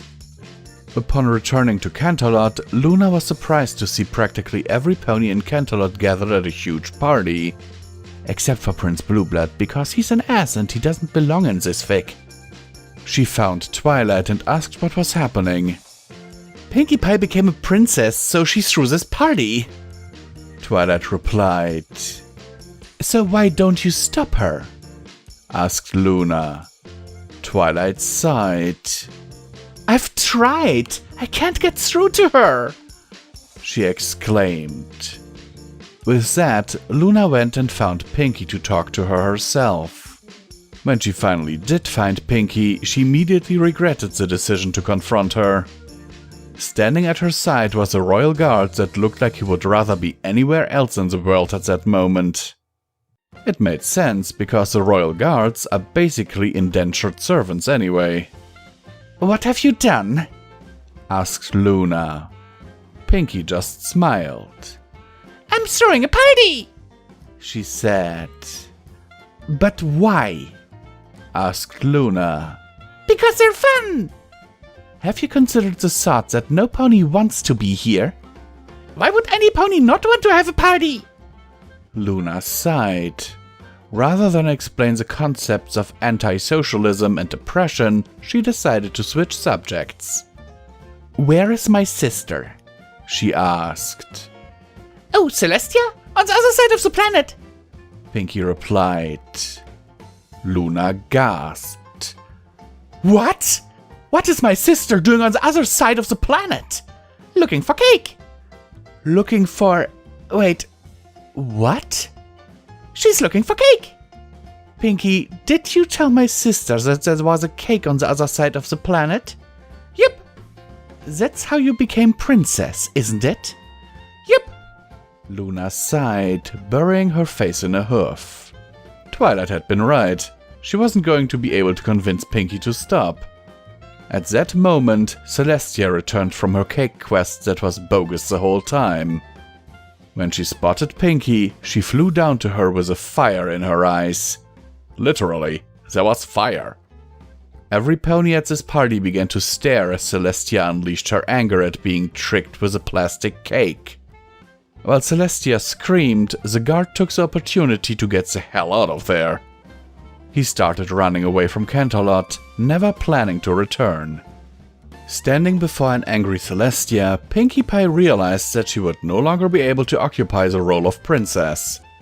So she fled to who knows where, and every pony else also left because none of them really wanted to be there in the first place.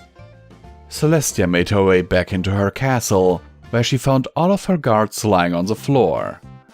She poked one of them with a hoof. He was passed out.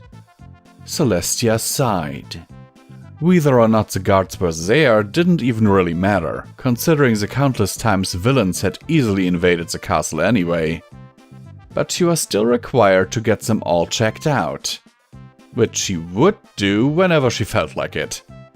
After everyone had gone back to their homes and order had been somewhat restored, Celestia summoned a cake, a real one, and began to stuff her face with it. Luna, who had been standing by the door, backed out slowly, visibly disgusted. Twilight Gets Worms by Admiral Biscuit. Ivermectine. Nurse Redheart looked at the clipboard she held in her hoof, then back at Twilight. I'm afraid the test came back positive. Twilight sighed and set her head down on the hotel bed. Not that it was a surprise. Twilight knew her body well and, when she remembered, was as obsessive with her health as everything else. In fact, that was something she'd learned from humans. They'd invented what they called smartwatches, which could monitor heart rate and such and keep track of it. They could tell you when she was sleeping or when she wasn't, and they could chart it. They weren't smart enough to track everything, nor were they really built for equines, but the idea was appealing. It was easy to nip a problem in the bud when it was a small problem after all. It was a Chipotle, wasn't it? Twilight had never understood why so many ponies left Taco Bell when Chipotle existed. Fresher ingredients, more generous portions. She was eating more of it than was really healthy, but stuck in a hotel for the duration, what else was there? Weirdly, despite her skepticism that 1,000-calorie burritos were really healthy, despite what Chipotle claimed, she'd actually been losing weight. Nurse Redheart nodded. You're the only one with worms, and you're the only one who's been eating Chipotle. God damn it. She'd been blissfully oblivious, until she caught a glance of one of her humans and saw a worm. Twilight hadn't really needed Nurse Redheart to confirm, but it was always wise to get a professional opinion. At least I don't have any meetings to go to tomorrow, Twilight muttered. Did you bring the turpentine? Can you get that on Earth? Nurse Redheart shook her head. There's no need for turpentine and linseed oil drench. Unless you really want to. Some ponies are old-fashioned when it comes to their medical preferences. No humans have invented better drugs to take care of them, although it does still taste nasty. My mom always said that you know it's good for you because it tastes bad. So did mine. I'm not going to tell nursery rhyme that, because if she's anything like me, she'll find a spoiled egg in the icebox and think that it must be good for her. Twilight frowned. Did you actually do that? I knew my mom was lying to make me feel better when she said it. I wasn't as clever as you when I was a filly, Nurse Redheart admitted. Still not a fan of eggs, even if they're rich in protein. You can make the human dewormer taste better with honey or molasses. Am I going to need a script from a human? That's the best part, Nurse Redheart said. You don't have to go to a pharmacy for it. You can get it at any farm supply store. She tugged a piece of paper off her clipboard and mouthed it towards Twilight, who took it in her field. Those are directions to the nearest tractor supply company. There's a bus stop in the mall next door, and you... With a magenta flash, both Twilight and the map disappeared. Can just... Fast, I wish I could teleport. Teleporting with maps wasn't easy, especially printouts of Google-generated ones that lacked any thematic waypoints, ley lines, or sidereal notations. But Twilight wasn't an Alicorn for nothing. She aimed high, got close, overshot on her second teleport, and appeared right next to the cart corral on her third. Human stores tended to have big signs at the ends of the aisles giving a summary of what was down each, so an unfamiliar store was no problem. Nutritional supplements and medication, the sign said, and that was what she wanted. In fact, since she was already here, there was no harm in getting another mineral block. The one in her hotel room was nearly used up. They probably didn't have molasses, though. Luckily, her second teleport had put her almost directly above a Kroger. She could stop there on her way back to the hotel. She trotted down the aisle. The mineral blocks were familiar, and she grabbed her favorite brand off the shelf as soon as she spotted it, then turned to read the names of medications. It didn't take her long to find where ivermectin should be, but it wasn't there. Instead, there was a simple note. Ivermectin will only be sold to horse owners. Must show pic of you and your horse. Really? Twilight tore the note off the shelf and held it aloft, along with the mineral block, and stomped up to the customer service desk. She slammed the mineral block down on the counter since it made a far more satisfying noise than a slip of paper. You can't own ponies, she hissed. That's slavery. You're misunderstanding, the guest service girl stammered. See, the thing is that some people have gotten it in their heads that they can treat COVID with horse dewormer, and they're buying all our stock and making themselves sick. It's like the fish medicine all over again. Or tight pots. Twilight massaged her temple. that trend somehow made it to Equestria, and I had to issue a royal proclamation which inadvertently made it more enticing to some ponies. I appreciate you keeping it out of the hoofs of... She almost said idiots, then reconsidered. Irresponsible people, but what exactly do you mean by horse owners if not slavery? I thought we made ourselves clear with the Budweiser Clydesdales. I remember hearing about that. Twilight nodded. Did you know Baron Realization has authored a book? It was on the New York Times bestseller list. They're doing fine under our care. Your care, huh? Twilight flared her wings. We don't make them do anything they don't want to. They don't even have to pull wagons anymore if they don't want to, but some of them like it, and that's neither here nor there. She sighed. I think we got off on the wrong hoof. I know humans have horses, and they're not the same as ponies. And I know that most humans love and care for their horses. Just like I love and care for our leashes, and... What even is the line between a sapient and an animal? How can I be sure? While Twilight zoned out, the customer service girl set a tube of ivermectin on the counter, right next to the mineral block. And I guess I'm just upset because I got worms from eating too much Chipotle. And I'm sorry for getting upset with you, and I'm sorry for tearing down your sign. It's been stressful for all of us. I'll tell you what, I'll make a new sign that says Horse Caretakers. Would that make you feel better? Twilight nodded. Do you need anything besides the mineral block and the ivermectin? Twilight shook her head, then remembered what else she needed. Do you have molasses? The customer service girl tapped her fingers on the counter and thought. In the hunting aisle we've got Evolved Habitats Premium Wildlife Attractant by the gallon. Or if you're looking for something more as a treat, there are the Equus Magnificus German horse treats. I always liked mint to cover the taste of something bitter, though, not something else bitter. What do you suggest? The Equine Edibles Candy Cane Bran Mash. Have you ever tried it? No, but if you're not satisfied, bring it back for a full refund. Twilight did drop into Kroger as a backup plan and found both a bottle of Golden Barrel unsulfured blackstrap molasses and a variety pack of Celestial Seasonings tea. And a Reese's peanut butter cup as she waited in line, because it had been a stressful afternoon. She ate the Reese's in the parking lot, trying not to think about the worms getting one last meal they might like, then was back in the hotel in a flash. Epilogue. The candy cane bran mash was as good as the customer service girl had promised, and the ivermectin shifted the worms as advertised. The Last Decree by Zontan.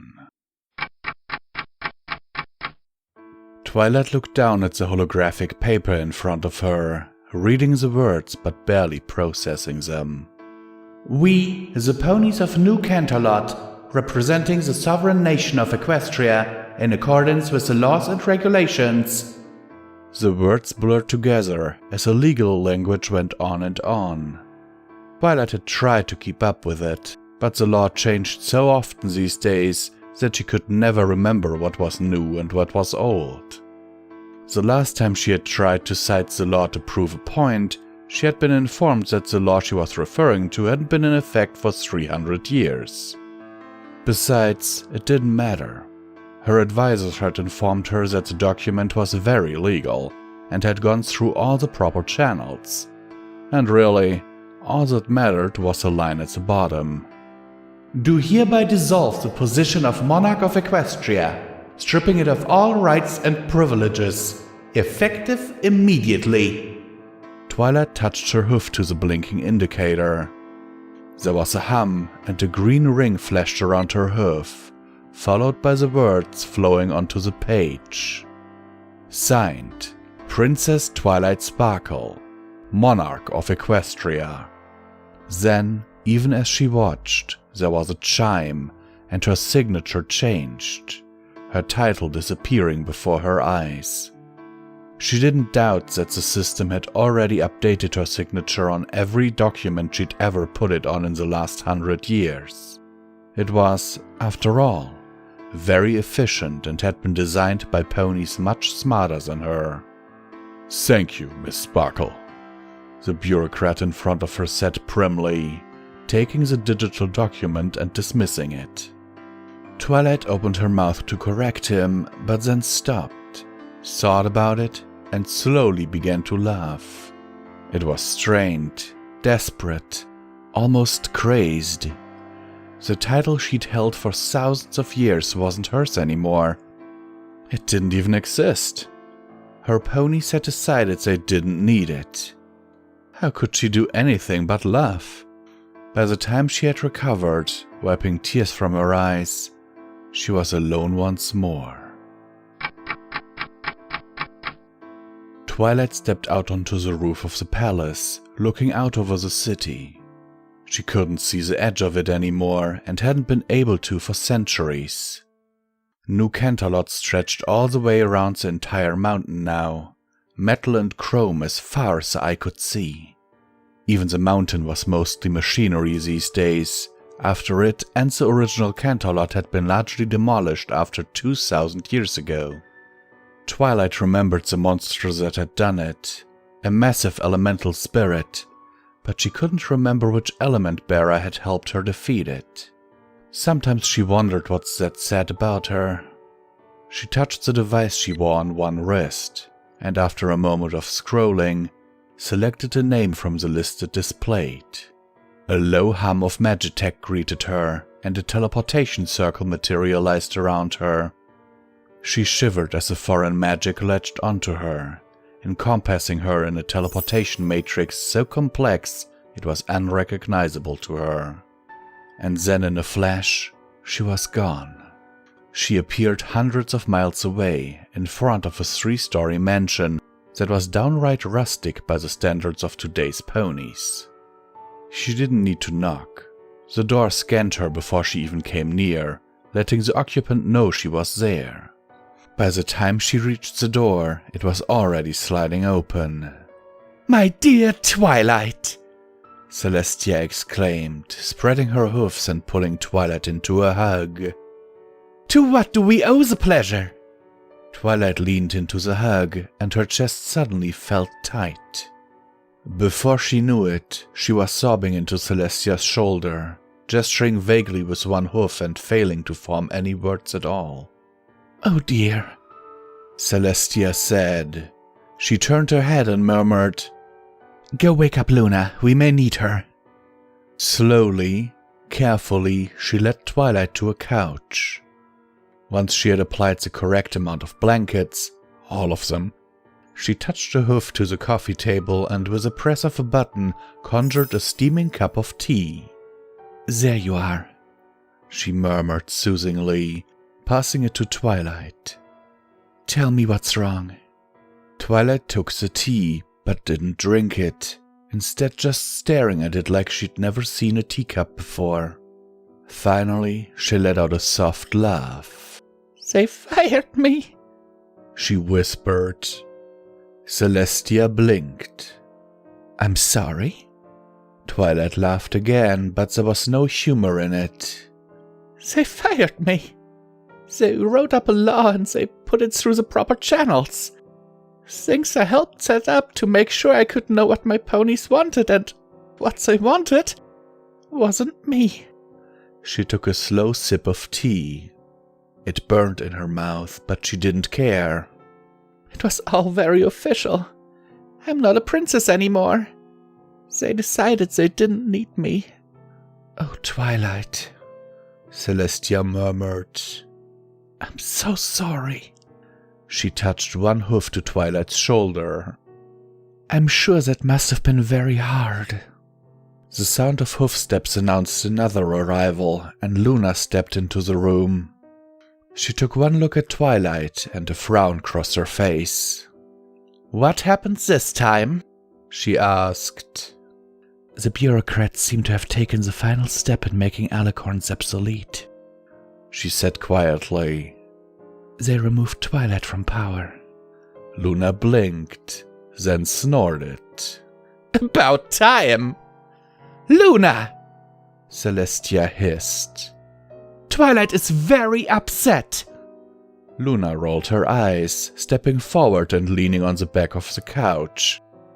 Tell me, Twilight, were you happy doing what you were doing?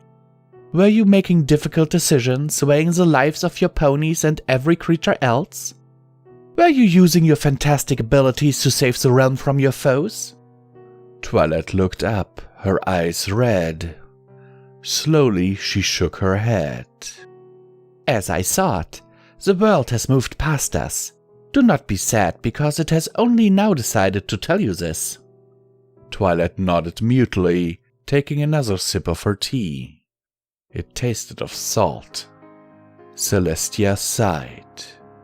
Luna, while you may be right, now isn't the time. Come, Twilight, say something. We are both here for you. Twilight put down the tea. You're probably right, she said dully. I should have seen this coming. I mean, I did see this coming. It's not like I didn't know about it. But I thought it was just a few ponies. Ponies who were discontent or who didn't want to follow my rules. I thought if I just let them be, they would see that life was just fine without my intervention. Just like they wanted, and everything would be fine. She shook her head. I never expected it to pass. Celestia sighed. It is a hard thing to see your people outgrow you, she said softly. But it is a natural part of life. Mothers watch their children grow up. Teachers have to let their students graduate. Luna stepped in. And rulers must let their people decide how they wish to be ruled. You're lucky they informed you with rules and law, rather than violent rebellion. Hey! Twilight protested. There hasn't been a violent rebellion in Equestria in my entire reign. My ponies were happy. I helped them be happy. And this is the thanks I get. Your thanks is that they no longer need you, Luna said. That is a noble end for any leader to look forward to. It doesn't feel noble. Luna smiled softly. Perhaps not, but it is nonetheless. Celestia stepped in.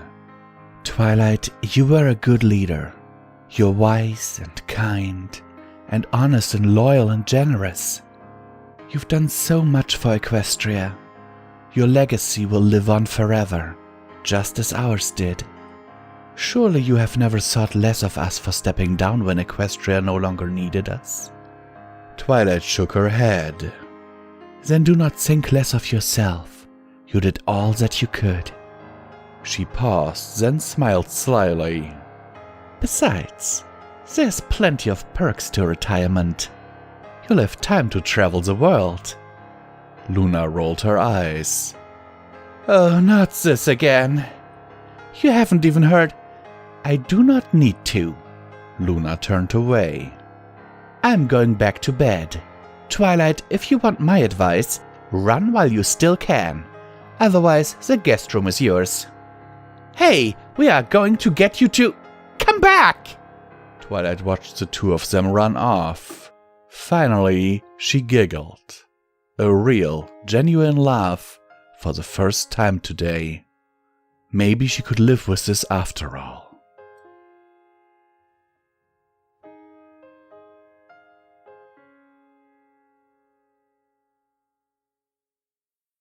Defected Feelings by Not Enough Coffee. You laid in bed, full of ennui and sorrow. You did not want to get out of bed.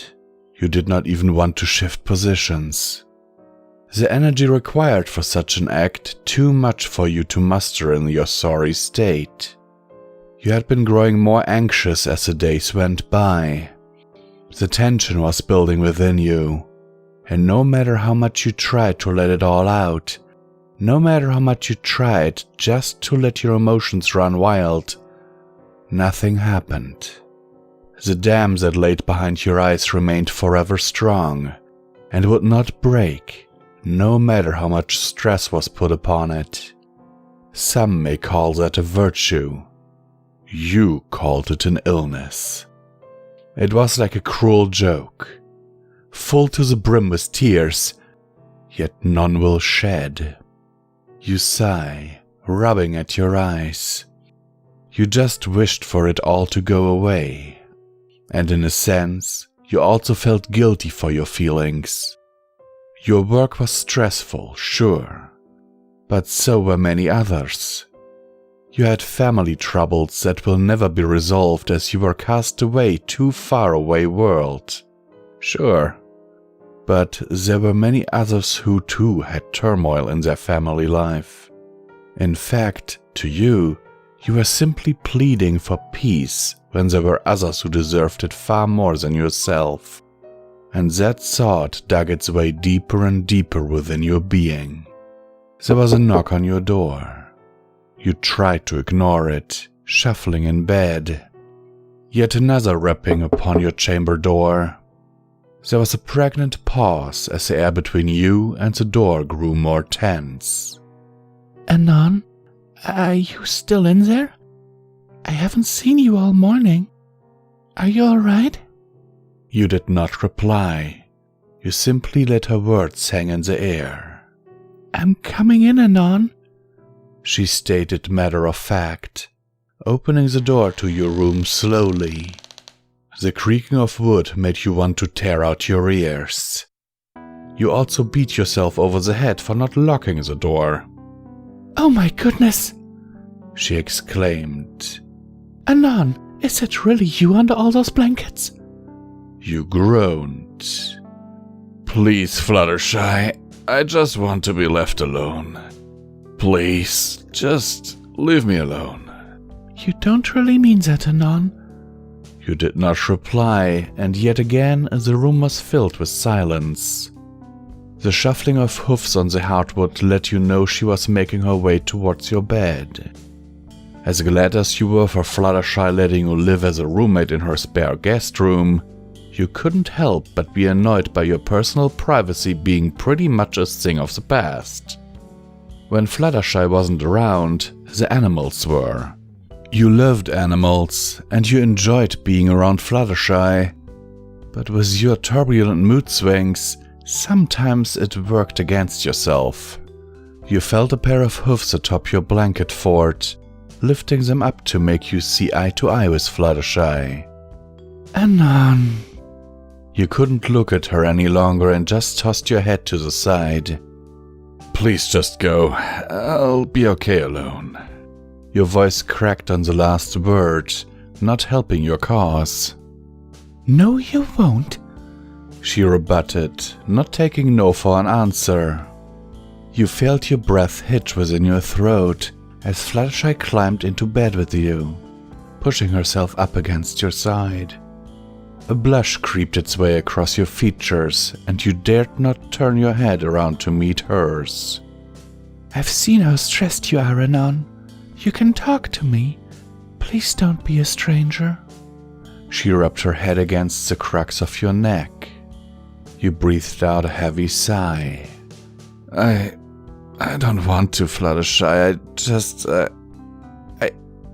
You couldn't find the words. It's okay. Take your time. You felt her pushing herself further into you, and you couldn't help but lean back from the affection. It felt so wrong. You did not deserve the pity. You were being selfish, always being a downer, and taking up your friend's time. We don't have to talk about it if you don't want to. We can just have a nice cup of tea, or you can help me with some gardening. Gardening always helps me when I'm feeling blue. There was a chip in the dam. I just want to be happy. You stuttered as another crack in your personal dam let out a few warm tears. Alone, you couldn't let them go, but with her with you, it just found its way out on its own accord. You had no control of it. You had no control of what was going on, and that made it feel so much worse. You heard Fluttershy start to hum a soothing tone. At first it was slow, calm and light. Then, as it began to pick up a quicker tempo, so did the power she put into it. The dam broke, and you were freely sobbing into the blankets around you. You were embarrassed to do such a thing beside another creature. You hated being vulnerable. You hated feeling this way. But with each tear shed, you felt just that much better. It wasn't wrong, but your sobs helped wash away the tight grasp around your heart, removing its strangling hold. The humming from Fluttershy stopped as well, and she began to speak again. Anon, listen to me closely. The pain of the heart has no measure, and what you feel is very real to you. She clutched around your midsection tighter. And you're not alone in that. I have feelings I find unwelcome, and they used to control me. But through my friends and personal willingness to be happy with myself, I found it easier to be me.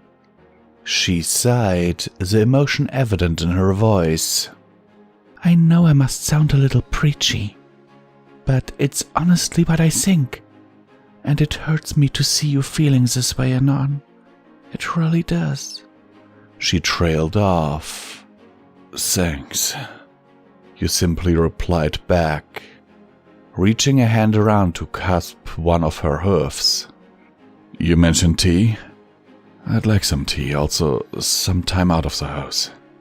You couldn't see it as you were still turned away, but you knew she was smiling from ear to ear. I'm glad to see you are feeling just a teensy bit better. Sometimes you just have to cry and let it all out, no matter how hard it is. You turned around, finding yourself staring deeply into her cerulean eyes. She looked so full of life, and it was infectious. You once again rubbed at your eyes, feeling more embarrassment well within you. You removed the blankets from around the two of you and stretched your shoulder muscles before getting up out of bed. You then made your way to the door. Fluttershy was right behind you. You're too kind to me, Fluttershy. You stated. Everyone deserves a little bit of kindness, Anon. Alright, this is once again Visual Pony, and I will remind you that you can support PAW Productions through the link down in the description. Every dollar helps, is needed, and very much appreciated, and if you do not want to use Patreon, PayPal, our merch store, or our one-time donation links, there's also the way to become a channel member nowadays. And now let's get into this little story here. I don't think I have to say much. I will just read the author's notes here, and let the author say what they have to say, because I think it's quite fitting. Author's note. The world is in a state of unrest. My family and friends are at edge, and I find myself in much the same position. I just want people to be happy. I just want good to prevail in the world, and for all the feelings to be laid bare for all to see. I wrote this hurt/comfort short story with the intention of hopefully brightening up people's days, and to let them know that their sorrows are not unheard, and are worth all the time in the world. No pain is without merit, my friends. Pain is pain, and it has no measure. I didn't really edit this, so if there's any egregious mistakes, I apologize. If they are pointed out, I will fix them. On a side note, I'm writing a much longer story right now. It's a slow process, but it's going to be stronger than what I usually pour out onto the site. Because I wanted to push the boundaries of what I can do. With love, not enough coffee.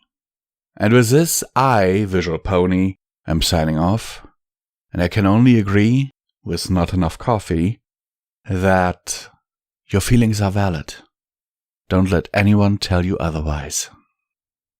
How old are you? by Northern Legacy. You're how backing out? Twilight screeched at the top of her lungs as she stared at the two alicorns in front of her. 4.6 billion years old, Celestia said casually as she sipped her tea from a jewel-encrusted cup. Twilight's jaw dropped as she struggled to comprehend what she was hearing. She looked over to Luna, hoping to see her snickering and laughing at what has to be a joke, but no laughter could be heard as she opened her mouth to speak. I'm 4.4 billion. Do ponies not know this? I thought we made sure to let them know around 3 millennia ago. Luna questioned as she absent-mindedly stared at her coffee. The amazing smelling but bitter liquid had frozen solid once it touched her lips. Being the moon's incarnate had its drawbacks, the main one being that anything would either freeze or turn incredibly cold once it touched her. Yes, I remember signing that bill, Celestia said as she sipped her tea that was at boiling point and beginning to evaporate. Like Luna, being the incarnate of a celestial body had its drawbacks, like food incinerating or drinks evaporating. Meh, she said as she threw her teacup behind her. The liquid then hit a servant who walked into the room at the worst moment possible, who proceeded to run out of the room, screaming. Oops, Celestia said. Twilight almost fainted. This couldn't be possible, she thought. This has to be a prank. She looked up at the alicorns who were staring down at her. You can't be that old. Your bodies shouldn't be able to... I can't. I refuse to believe that. Twilight yelled at the literal gods in front of her. Trust me, Twilight. We are most definitely as old as our celestial bodies. I remember when I first formed. I thought I was going to be a miniature planet, but no. The universe backed me and now I'm a desolate rock. Luna sneered as she too threw her frozen coffee over her shoulder, which put a hole in the wall.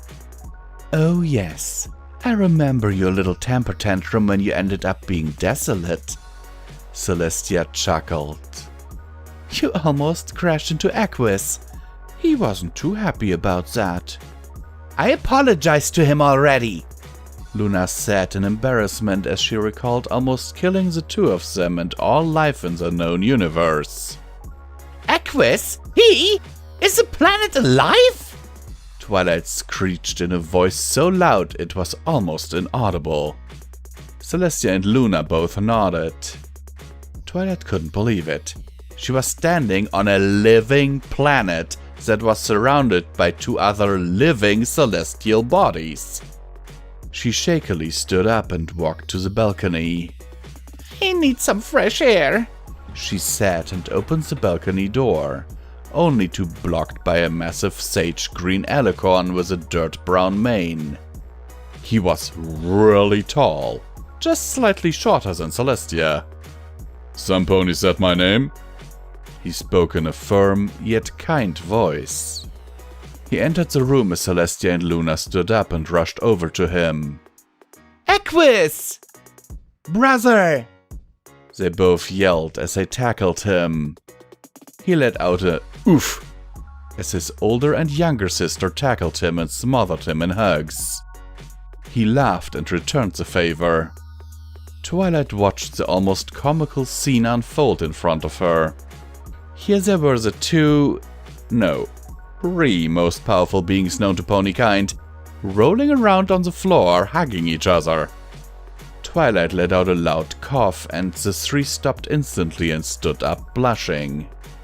Twilight, Celestia spoke in an excited voice. Meet my younger brother Aegis. Aegis, meet Twilight, my personal student. Hello, young one, the green alicorn said as he looked down at her. Twilight looked back with a mixture of emotions. Excitement, curiosity, fear, and confusion. Celestia and Luna have a brother, she thought to herself. Celestia and Luna have a brother. Twilight giggled. Earning a look of confusion from all three alicorns, She sat down and began hyperventilating while the three looked at her in concern and confusion. Was it something I said? Equus spoke up in a confused voice. Oh, no, you have nothing to be worried about. She does this a lot when she finds out something shocking, Luna said while she watched the scene unfold. Celestia stifled a giggle while Equus just sipped his drink, which he magicked up. Luna glared at him as he drank, but she wouldn't give to be able to drink something that wasn't being constantly superheated. Leaving Twilight to get over the fact the Diarchs had a brother, Celestia went up to her younger brother and asked him something on her mind. Why haven't you visited in so long? It has have to been at least 300 years since I last saw you, Celestia asked curiously. Well, when you're responsible for stopping most natural disasters from eradicating all life, and having to painstakingly and slowly move the continents, and blow the wind in the sky, and form mountains, and... He was cut off by Celestia's hoof on his lips. Alright, I get it. Your job is hard and long, Celestia giggled. But may I remind you, you only exist because I had leftover material after I formed? They were so distracted talking to each other that they didn't notice Twilight teleport out of the room and reappear with all sorts of science equipment and about 100 notepads. Equus yelped as a strange helmet that had wires connected to several scientific instruments was slapped onto his head by Twilight, who looked like she had just ran through a tornado. Her usually neat mane was ragged with bits of hair sticking up at random angles. She had an ear-to-ear grin that screamed psychopath as she began jotting down information from the machines, giggling all the while. Twilight, I think you're overreacting a bit, Luna said as Celestia and Equus struggled to get the helmet from his head. Twilight giggled like a maniac and looked at Luna. I'm not overreacting. If anything, you're underreacting. You had a brother, and none of us knew. Why didn't you tell us this? Why? Twilight said. No talk. Too much information to process. Not enough time. Twilight turned to a black duffel bag and pulled out a notepad, quill, and a large sledgehammer. Equus finally managed to pull the helmet off his head with help from his older sister and looked in confusion towards the small violet mare that was running at him with a sledgehammer. Wait, what? He didn't have time to react as the hammer smacked him over the head and shattered into a million pieces of. She immediately began jotting notes in her notepad and muttering to herself. Sledgehammer shattered against cranium. No immediate effect, she muttered as she jotted things down on her notepad. Must try something else, Twilight said and pulled a literal bucking flamethrower from the duffel bag. Celestia teleported the flamethrower to the sun and teleported Twilight back to her home in an instant. Where did she get a Faust-damped flamethrower? She thought before turning back to her brother, who was incredibly confused and looked down at the now destroyed sledgehammer. What in Mother's name just happened? He asked in a dazed voice as Luna stared at him worriedly. He stumbled to a chair and sat down, shaking his head from the dizziness. Are you alright, big bro? Luna asked as she looked up at her brother in worry. I'll be fine, he said. If I can survive Celestia's fat flank walking on me every day, then I can survive a hammer to the head, he said cheekily as his older sister glared at him and tackled him to the ground. Luna watched her older siblings wrestle and looked out the window. It's good to have the family back together, she thought to herself, ignoring the ruckus in the background when one thought crossed her mind. If me and Equus exist only because Celestia had leftover material, does that make her our mother?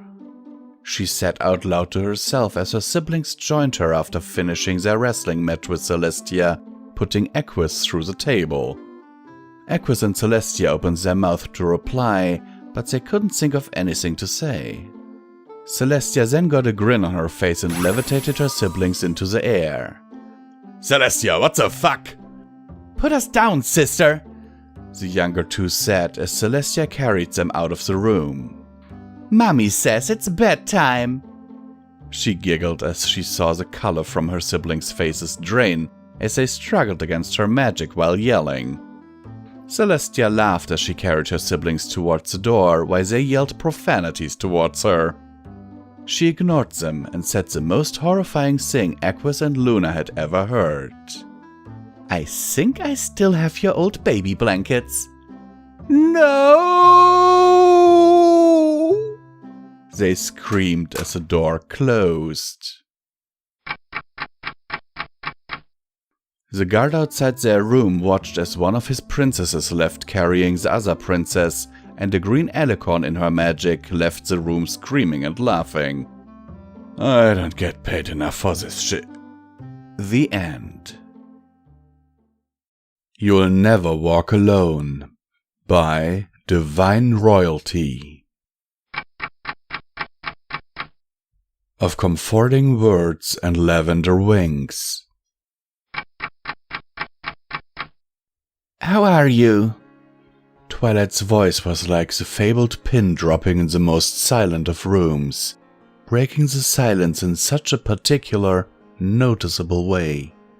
You instinctively take in a deep breath, for you know that your answer is not one of joy or bliss, and so you thus elect to remain silent, staring off into the evening sky as you exhale slowly. Not well, huh? She speaks again after a few moments, giving you a concerned smile. There are 1,000 different things you know you can tell her. Your mind runs from one thought to another, as though it is flipping quickly through the pages of a long book, seeing endless seas of words printed on every page, but being able to comprehend so few of them that it hardly makes any sense at all. You clear your throat as if to speak, but the words do not come forth, instead lodging themselves in place such that no sound at all leaves your lips until you exhale again in defeat, your eyes staying firmly in place as if fixate on one singular, meaningless point. A part of you expects Twilight to huff in frustration, but the alicorn only rises from her lying position, silently trotting over to your side. When you first met her, the lavender alicorn maybe stood as high as your stomach. Now she stands eye to eye with you, the change in her form being so vast that you regularly mistook her silhouette for that of her predecessor. She gives you a gentle smile, nuzzling you affectionately as she settles in beside you, unfurling a wing around your form with a certain delicate tenderness that makes your muscles relax in an instant. I understand. Sometimes our minds have trouble picking any one thing to be upset about, because there are too many issues to truly comprehend. We sort of shut down, as it were, just focusing on this idea that we want to feel better. You need not say anything, but if it's alright, I'd like to spend some time just sitting here with you. What do you do when you are unable to see what action is best to take? When there are two or more paths that feel right, but deep down you know that if you pick one or the other, it will have far-reaching consequences that you cannot possibly look ahead to see. You say finally, turning your head to make eye contact with the alicorn who now stands beside you. A very good question. Twilight replies, her voice barely above a whisper. She turns her head gently, casting a benign wisdom-filled gaze over the metropolis below as she gives a near-silent, thoughtful hum. At this height, the ponies are dots, jetting, drifting, crawling like ants through the street. After a moment of silence, you let yourself relax into Twilight's embrace, squirming cautiously next to her in an attempt to find the most comfortable position without getting overly close. Her eyes silently regard you with a type of knowledge and wisdom that you have seen only in those Princess Celestias. You spy her moving a hoof closer and closer to your side, and you let your hand drift out to accept that touch, allowing the mysterious warmth that then fills your body and soul to linger. Follow what you know to be true, she responds finally, turning her head back to yours. Crossroads are a common part of this journey we call life. We are oftentimes faced with choices that are not easy to make, or the consequences of which are not easy to foresee. When we have situations where we must make a choice, the best thing we can do is to go off of what we know in our hearts to be true. Search your feelings, but also do not neglect to search through what you have been taught. Operating off of emotion alone will lead to many rash and poorly thought out decisions, while operating solely on logic and calculation scarcely leads to any enjoyment of the moment you are presently in. There's a healthy balance that must be struck, where heart and mind work together to guide us along the path we walk. But even then, no matter what decision we make, we will never walk alone. I will trot beside you no matter what happens, just as you have done for me. When she finishes, all you can truly do is continue to look into her amethyst eyes, the tender care behind them being enough to curl your lips up into a smile. You turn away briefly, looking out at the landscape below as you take in another deep breath. This one, however, is not filled with the same contemplative pain as before. More so is it one of resolution, calmness, a stoic steadfastness anchoring your thoughts and emotions into reality, only amplified by the soothing presence of the pony by your side. "Thank you," you say simply, wrapping an arm around her. It was true that she would stand beside you no matter where you went, and no matter which path you choose to walk. She will always be here for you, and you will always be here for her. There's a soothing comfort in that fact, one that eases the aches of indecision, and even brings a certain happiness with it. Thank you for being my friend, for supporting me even though my silly issues that doesn't matter much in the grand scheme of things. Anon, Twilight croons, squeezing you flush against her body as she rests her head on top of yours. Your problems matter. They're just as important as any pony else's. I'm sorry that your world has taught you otherwise. Twilight shushes you, moving her head down beside yours to give you another firm, affectionate nuzzle. Don't try to tell me otherwise, Anon. I will fight you on that forever, and I don't think I need to remind you that. She clears her throat with a soft ahem. I don't like losing arguments. No, you don't. You chuckle, settling into her embrace a bit more comfortably. You could not help but humorously remember the argument you had with her about geocentrism versus heliocentrism, and the fireworks that had ensued after that one. Puzzled though she was about the idea of your world having revolved around the sun, with no alicorn to guide it, the fact that she had quite literally taken the sun and moved it before your very eyes had been enough to silence you. Well, how long are you going to let me swaddle you up in a cocoon like this? Twilight says with a bemused smile as she gives you another tight squeeze. This time, for as long as you would like, you whisper in reply, snuggling into her ever more tightly as she begins to rock back and forth with you. As your mind drifts back to the troubles that have been plaguing you, you cannot help softly sigh. The pages your mind flipped through, although all still there, are this time much more comprehensible, and as you stop to steady yourself once again, you take hold and smile. You would deal with them all one at a time, you resolved, and no matter what you do, you smiled ever more broadly at the fact that you would have a friend by your side all the way. Hide Me by Nyla. Rarity, help me! They're all crazy! Shouted Twilight Sparkle as she burst into Canterlot Boutique. Her mane was frazzled and her eyes were wide as she panted heavily, holding a forehook against her chest as she caught her breath. Darling, what in Celestia's name has happened? You look absolutely... Rarity paused, biting her lower lip. Fans! They keep coming to the Friendship Castle! They keep wanting to spend time with me, and while I'm really happy they look up to me! She tried explaining as she hurried to lock Rarity's door. You need some Twilight time? Asked Rarity as she put a forehook around Twilight's barrel as she gestured for her to come in and sit with her. I can't tell you how often this very same thing has happened to me. Sometimes you just have to tell them up front. You're a princess, but you're also a pony like them. And every pony deserves privacy.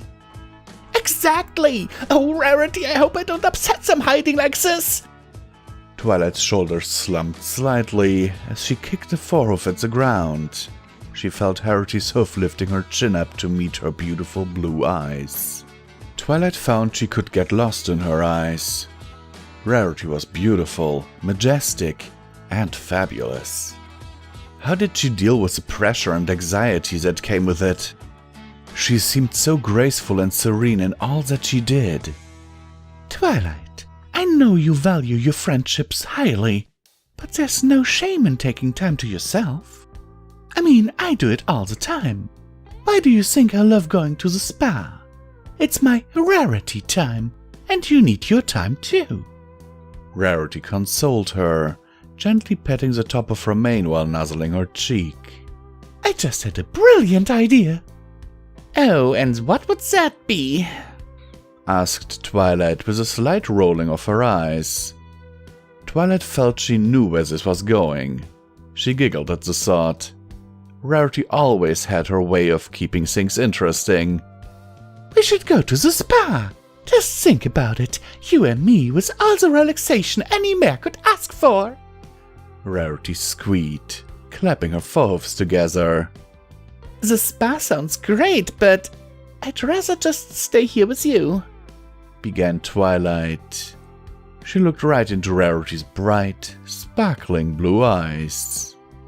Are you certain, Twilight? It would be rather easy for either of us to teleport right to the luxury and warmth of being tended to in all the right ways, asked Rarity, tilting her head to the side, raising one of her long eyelashes. I'm certain, Twilight began. She heard the ponies outside of the boutique, gathering around the place like a horde of rogue zombies. Twilight twitched, instinctively grabbing onto Rarity's shoulders, her eyes widening, almost pleading for this all to end. Rarity pulled Twilight into her arms and held around her, breathing smoothly into her mane, running her hoofs through her lavender locks, and shing her. Rarity held her tightly, allowing Twilight to be able to hear the rise and fall of her own heartbeat. Twilight's heart pounded rapidly as she took long breaths, in and out, attempting to calm down. Her shoulders slumped as she craned her neck and nuzzled Rarity's fur without thinking anything of it. Rarity gestured to break the hold with a slight to clear the air. She smiled slightly as she extended her hoof towards Twilight, insisting quietly to follow her deeper into the boutique, to the very back of it, where all her gosh-awful designs hung that weren't ready to be sold, as they hadn't been given enough time, care, and love. She led Twilight to her sofa, waiting for her to crawl upon it.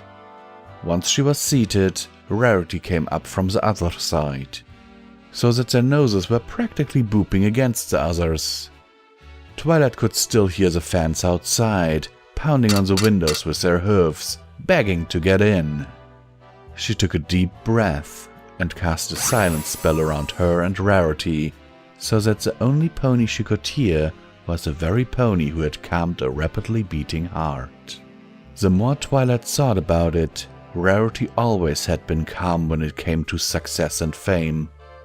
In a way, Twilight looked up to Rarity as a role model, but it was more than that, as she tried to hide the blush forming upon her cheeks. Rarity leaned forward, their noses pressing against one another, as she placed both her front hoofs onto Twilight's shoulders. "See, darling, isn't this better?" she asked, nuzzling her. "You know you can always come to me, no matter what, and the others too." "Yeah, you're right. This is really nice. Can always worry about my fans later. It's not like they're going anywhere." Twilight cooed, leaning into Rarity's hold once more, giggling. "Twilight?" began Rarity, tenderly running her hoof all through her mane. Twilight turned to look up into Rarity's eyes. Her eyes sparkled as she saw the softness of her gaze looking back at her. She blushed, tilting her head to the side, admiring the fabric Rarity had laying to the side. "Are you blushing?" Rarity asked, chuckling as she shook her head. "Oh, darling, you are just precious." Twilight's cheeks darkened within a deep shade of red, ripe as a tomato on a warm autumn eve. "Yes. Oh, Twilight, there's nothing to be embarrassed about. We're friends after all. You know you can tell me anything. No matter how crazy it is, I'll listen." "Well, it's just, I've always admired you, Rarity. Your beauty, your work, the way you are able to handle the stress and anxiety that comes with being popular. How do you do it? How... Please tell me your magic." "Oh, darling, it's easy. All you have to do is embrace it. Let them stare. Let them watch you as you prance down the path to success and flaunt. And then, all that anxiety and stress will vanish as fast as a breath of hot air."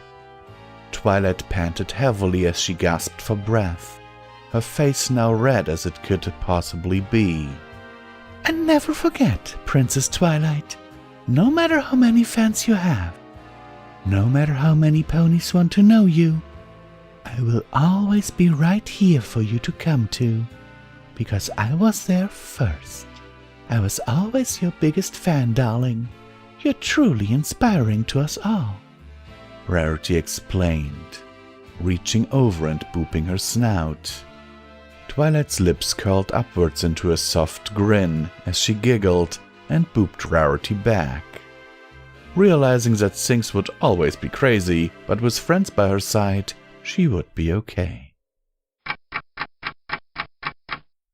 Hello, and once again, this is Visual Pony with comment time. And as always, I will remind you that you can support Paw Productions through the links down in the description below. Every dollar is needed, helps, and is very much appreciated. So now let me get into the meat of the story. Oh my god, let me just say this. I have really tried to preview this story before I went into it, but then things happened and I kind of have not as much time, and I got my COVID shot last week, so I've been feeling under the weather for the last few days. I mean, seriously, the first night after my COVID shot, I was feeling as if I was going to die. Like a 40-degree fever. But today it's coming down. I'm getting better. I mean, my stomach, as you might be able to tell, is still acting up a little bit, as is my throat and my sinuses. But I am getting back into it, and yeah. Also, don't forget, you can always watch me play games at twitch.tv/thevisualpony. But in terms of this story, oh my goodness, it is so cute. But it's true. And believe me, I know the plight of Twilight here. I am by no way anywhere near as famous as Princess Twilight here, but I have had this I have had stalkers on YouTube who were even finding my private social media. I mean, the social media that is shared in the description down below is basically my, my YouTube, Twitter, and my Facebook page I shared at some point, like not my private Facebook page, but my Facebook page that I made explicitly for Visual Pony, for my online persona, and there were people who literally found my private shit, and like the ones where I use my real name and address and all that shit, and I even once had someone call me from the United States and like starting to gush over my audiobooks, and I'm like, dude, that's not cool, I'm at work. Also, your phone bill will be astronomical. Or at cons, I've had people come up to me and be like, oh, are you the Visual Pony that did this and this? I'm like, yes. Oh, I'm such a big fan. Yes. I do not mind coming people up to me and be like, hey, wanna talk and stuff, but here's the thing. I'm just a person too. I'm there maybe because I hold a panel, but I'm also there to, enjoy myself, spend time with my friends. Not meaning that, you might not become part of that circle of friends. That has certainly happened. But, respect content creators' privacy. Not every celebrity wants to be your buddy. And that's what I see here in this story. It is really relatable to me. And, that's basically all, friends. That's all for now. And, I'm signing off. You could have listened to this way sooner. It was recorded on the 31st of August, 2021. Visual Pony, signing off. A Batty Night by Twilight Star. Bat ponies are cute. It was a starry night in Ponyville, and Twilight and Luna were taking an evening stroll. Twilight let out a light breath of happiness because today was a calm and peaceful night. She looked at her mare friend with a smile and said, Luna, thanks for inviting me for an evening stroll. The night is certainly beautiful today. Luna looked at Twilight with a smile and said, You're welcome, love. The night is really beautiful. What have you been doing these last nights? Asked Twilight, knowing that Luna was nocturnal. Night flies and eating apples, Luna replied. How about you? Studying astronomy and observing the night sky, the purple unicorn replied. Do you like the night? Asked Luna, now surprised that Twilight appreciates her night. Of course I do. I spent most of the night awake, unfortunately. I can't say the same about staying up all night, Twilight replied. Luna in response just smiled, knowing that at least some pony appreciates what she do. The two had arrived at a place where there was no house, but there was a tree on the right, and a landscape that could see the moon and Canterlot Castle in the distance.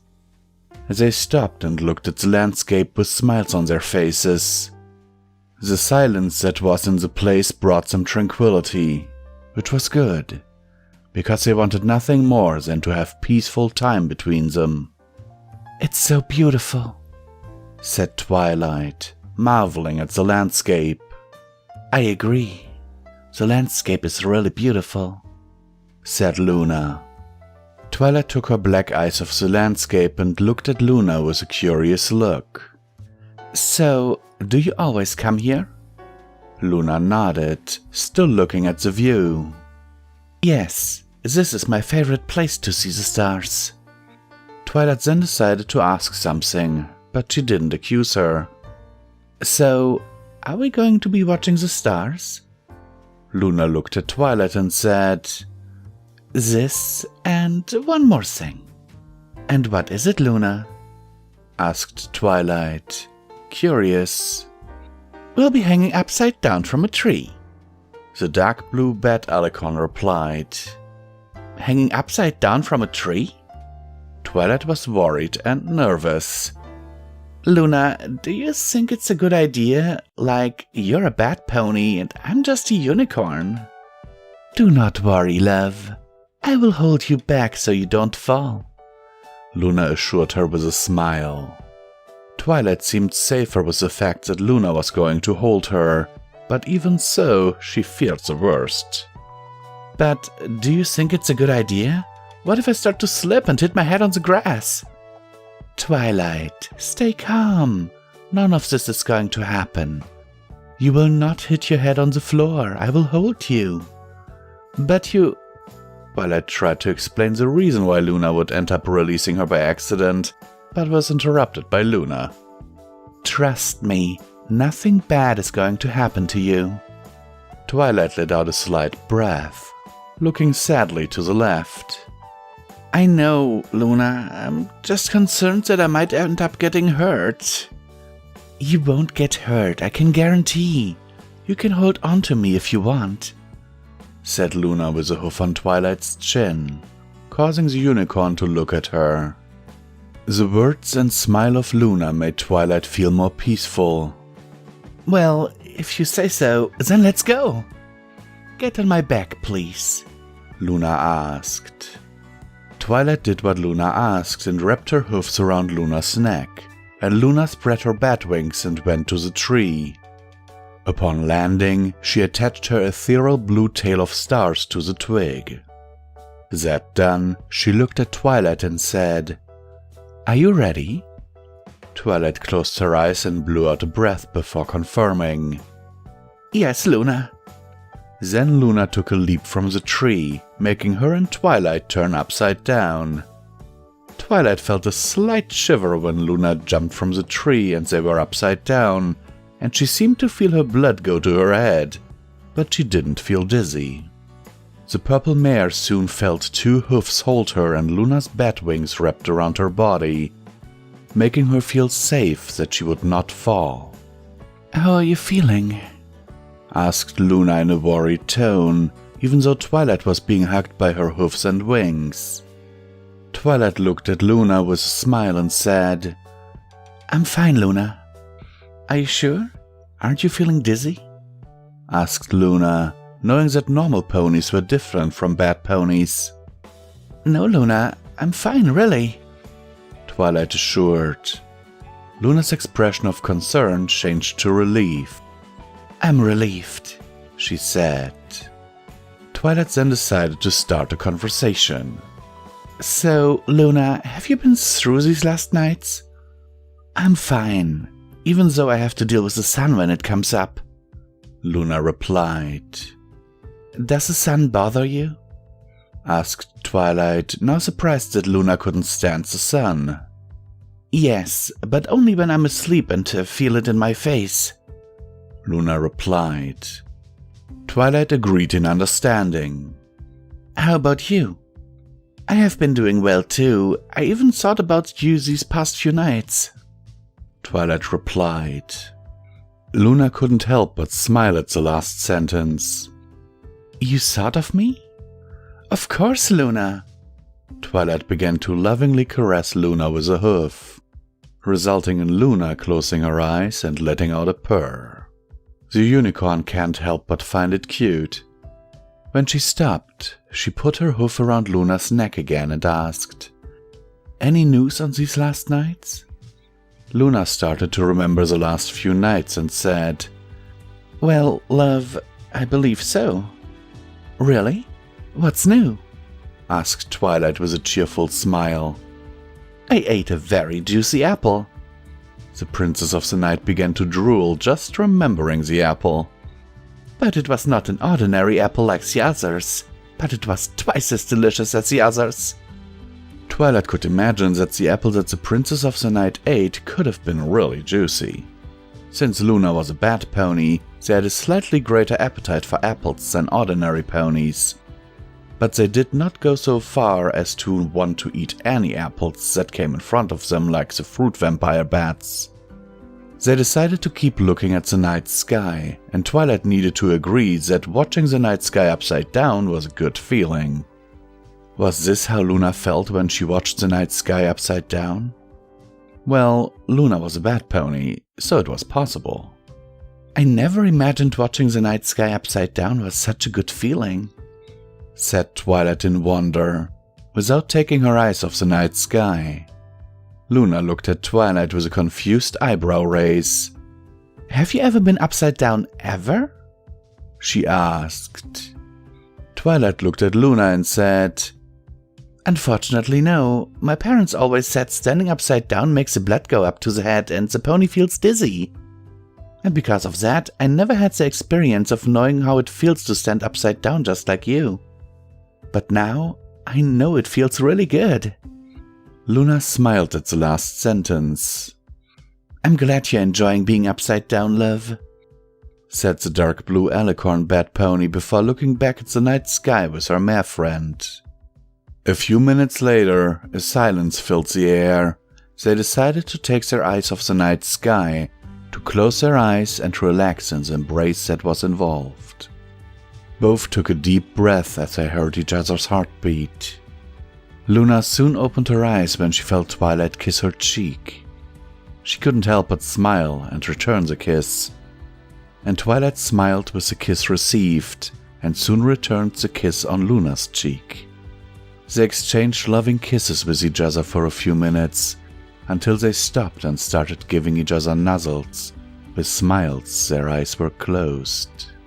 Twilight let out a light, cute giggle, because of Luna's muzzle tickling her, and Luna couldn't help but smile at the cute laugh that her purple unicorn gave. How can you be so cute, Twilight? When they stopped, the two closed their eyes again, but did not sleep. The two breathed a light breath with smiles on their faces, knowing they were loving this moment between them. But Twilight soon felt a hoof lovingly caress her cheek, causing a pink flush to appear on her cheeks. She didn't need to think twice to know that it was Luna who caressed her. She opened her eyes and returned the caress with a loving smile as soon as Luna had stopped, making Luna close her eyes and purr once more. No matter how many times you purr to me, you will always remain cute, Luna. After about 4 minutes, the purple unicorn stopped stroking Luna, and she relaxed again in the embrace. Twilight was loving being hugged upside down with Luna, and Luna felt happy that Twilight hadn't been feeling dizzy because of hanging from the tree with her for a long time.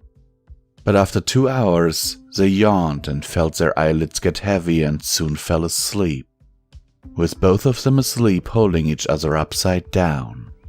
Twilight knew that most ponies didn't like bad ponies because some thought they were mean, but that was for a few reasons. Because of the bat's appearance, night habits, for eating more apples than other ponies, and for acting like a bat like hang from a tree, for example. But she totally disagrees with the pony's negative views of the bat ponies, because, in her opinion, the bat ponies were a very cute pony species, and Luna was certainly one of the cutest bat ponies she has ever known. Alright, once again, this is Visual Pony. I will remind you that you can support Pony and Wolf Productions through the links down in the description below. Every dollar helps, is needed, and very much appreciated. You can also become a channel member today and get early access to our videos. Oh my god, what is happening to my voice? This has been happening all throughout the recording. And I'm kinda losing my voice here. I have no idea why, because this is the first recording of the day. Anyhow, let me get into this. I started reading this because, hey, I like Luna, I like bat ponies, so sue me. And the premise sounded really cool. I didn't preview this, so that's on me. But yeah, I like the story. There are a few technical mistakes in here, and yes, the whole he said, or she said, Twilight said, Luna said, you know, but, I mean, why not? Come on. You know, I don't know if this was the author's first story or not, I haven't checked. but all I can say is I like it. It's cute, it's something, a little bit headcanny, but I can appreciate that. And with that, I'll leave you for today and wish you all a wonderful day. By the way, you could have had early access to this. It was recorded on the 31st of August 2021. The Mysterious Glowing Dot by Randomizer77. Catch it if you can. Sigma considered herself to be an average pony. Though her color pattern was uncommon, she was still a normal unicorn. Or was she? The unicorn shook her head lightly to prevent that always so infuriating train of thought from leaving the station, then inevitably derailing later on. Yet, despite this, one particular car of the just-stopped train continued on unabated and coasted to a stop in front of her thoughts. What did her cutie mark mean? It was a letter in a language that had fallen out of use a very long time ago, and Sigma didn't have even the slightest clue of how to read or speak said language. So why on earth, heaven and Tartarus was a picture that was permanently tattooed on the unicorn's mare's butt a letter from that long-dead language? It just didn't make the slightest bit of sense to Sigma, no matter how many hours she spent trying to get her brain into the right gear needed to figure out just one piece of the puzzle, which, as far as she knew, certainly was comprised of at least 1,000 pieces. Grumbling in irritation, Sigma shook her head harder to send the last troublesome train car flying through the air to the horizon, and cause it to unceremoniously explode into a fireball on landing. Why did these super aggravating thoughts always insist on putting up an exhausting fight before relenting and letting themselves be pummeled into submission in some often ridiculous manner? That was precisely why she didn't like thinking about her cutie mark. All that train of thought did was tie her brain into knots. "I've gotta find something to do," Sigma grumbled while getting up to leave, intent on untying the knots in her head. Suddenly, something moved in the corner of the unicorn mare's vision. Naturally curious, she went over to investigate, and discovered a small, glowing red dot. As the unicorn crept closer, the mysterious glowing dot began to move. Slowly at first, but soon darting towards the lone pony in the room, stopping right in front of her. Almost instantly, Sigma was overcome with curiosity. What was this little red glowing dot? She had never seen anything like it. It vibrated in place, as if it was trying to figure out its next move, then swiftly moved out from between Sigma's forelegs. With lightning-fast reflexes, the unicorn mare shot one hoof out towards the dot, only for it to dodge at the last moment. Undeterred, she made another grab at the dot, only to get the same result. The mysterious glowing dot then darted to one side, the unicorn mare turning her body and following it with her eyes, but before she could make another grab, the little red dot suddenly darted beneath Sigma, and in her attempt to catch it, the unicorn mare instead managed to flop onto her back, with the dot now resting motionless in front of her, silently taunting the now disgruntled unicorn.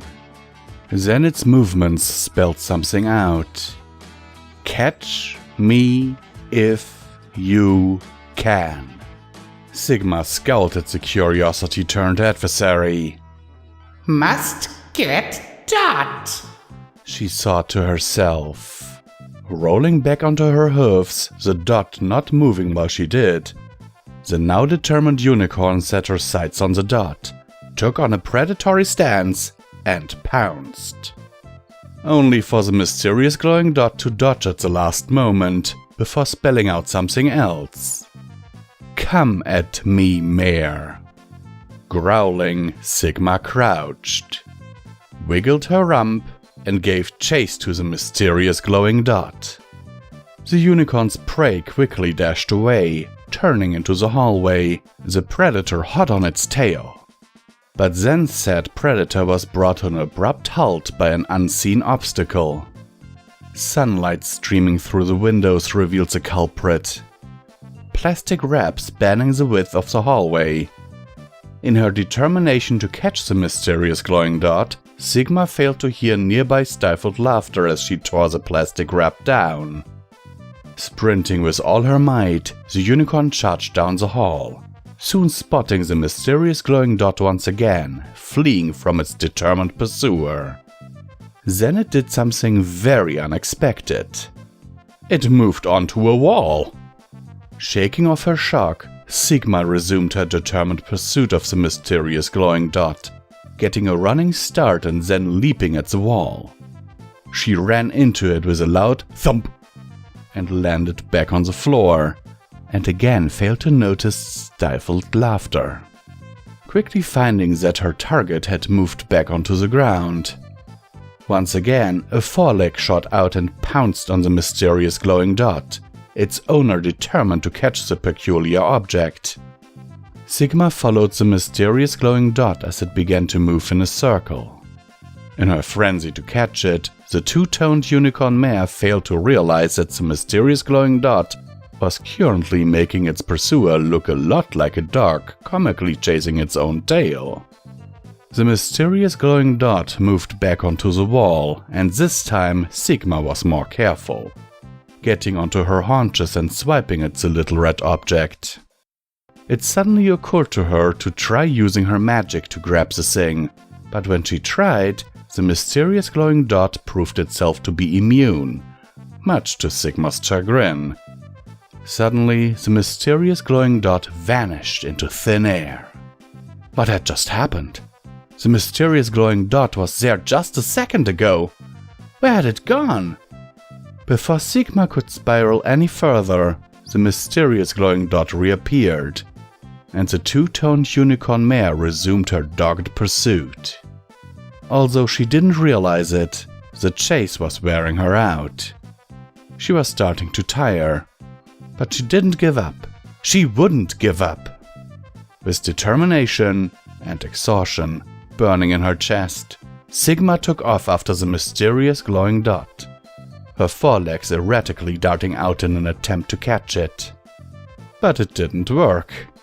10 minutes later, exhausted and mind thoroughly scrambled, Sigma collapsed, failing to notice that the source of the mysterious glowing dot was right in front of her.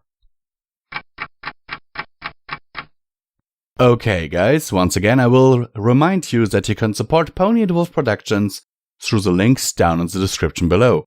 Channel membership is also an option. We have a merch store, PayPal links, Patreon, almost anything you could ever wish for to support your favorite creators. Anyhow, let me get into the meat of the story, because it's just a little silly thing and I love it. Sigma seems to be an OC. The OC of the author, I guess, and there seems to be another OC in here who's unnamed. There are actually pictures in this story, like embedded in the story, kinda to go along with the narration of it.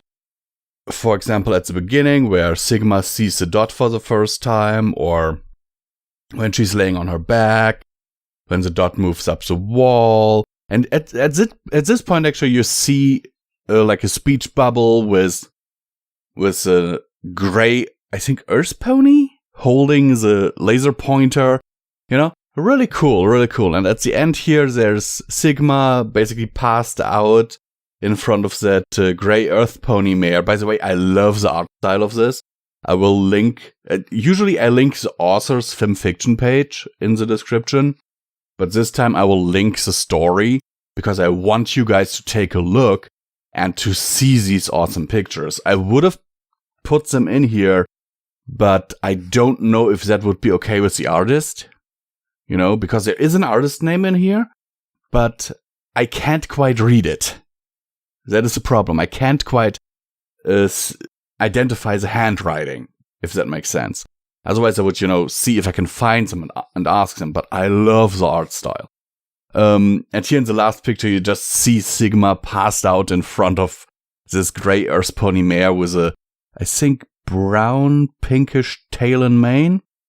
And she's just holding the laser pointer, giggling, and Sigma is slaying there. It's like, Tot, please! I love it! It's like one of those stories that you can just read and listen to over and over again because it's just funny. And with this, I will sign off. Hope that you are all well in body and mind, and wish you all only the best.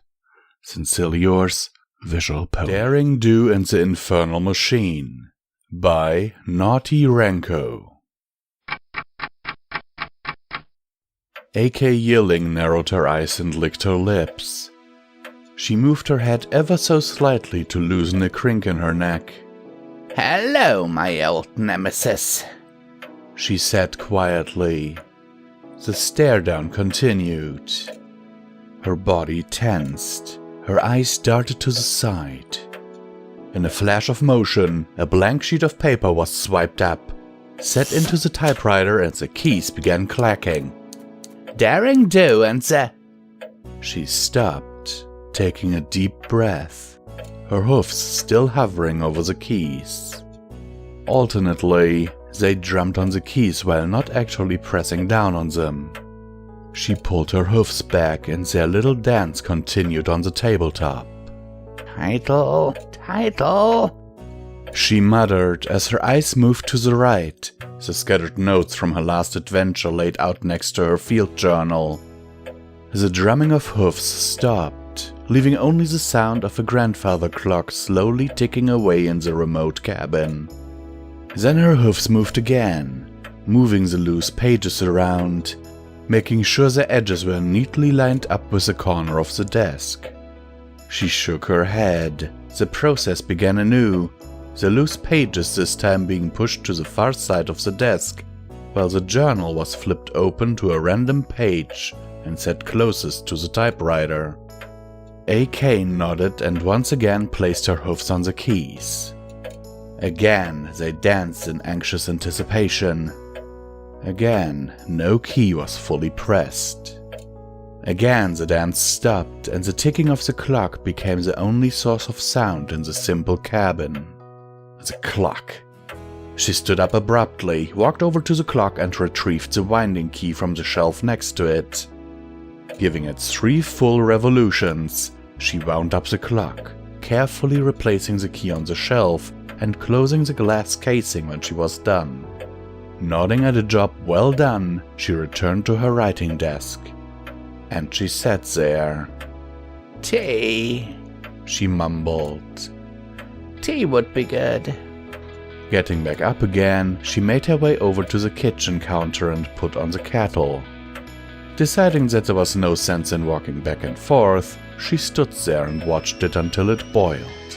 Soon, the monotony of the ticking clock was broken by the shriek of the kettle. AK Yilling felt a sense of accomplishment as she poured herself a cup of tea and took a sip.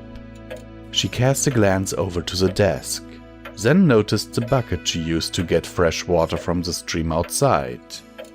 It was half full after taking some for the tea. Better to top that up, I guess.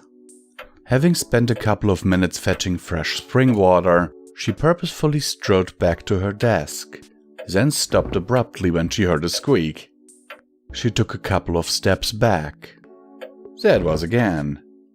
She frowned, feeling around with her hoofs for the crooked floorboard. Well, this simply won't do, she declared to no pony in particular. There's no way I can concentrate if I leave it like this. So she went to get her tools. A short time later, every loose board in the home had been nailed down. Then, of course, things would need to be cleaned up. Wood chips and such. And what the heck, the cleaning utensils were out now anyway. 2 hours later, not a speck of dust, no unwashed dish, no wayward hoofprint on glass or polished wood was left in AK Yilling's home. Rearranging the shelf of reference books by publication date had been a mere afterthought of the process. Resolutely, she marched back to sit down at her writing desk. The grandfather clock ticked forth, unaware and uncaring of its owner's plight. Its ticks and tocks broken up by only the occasional, hesitant stroke. Yearling shook her head, pulled the page from the typewriter, crumpled it up, and sent it sailing above her shoulder on a trajectory towards the paper bin, before clamping in a fresh sheet of paper. Typing resumed, more urgent this time, for about 10 seconds. Then the clock once again reigned supreme over the cabin's sound ambience. A.K. Yearling, award-winning author and daring-do, death-defying adventurer extraordinaire, once again stared down at their enemy in silence. Suddenly the door to her cabin burst open. Hey Kay, we need your help! She recognized the brash voice, without turning around, as that of a certain Rainbow Dash, immediately followed up by that of the Princess of Friendship herself. The cutie map has summoned you! We need daring do!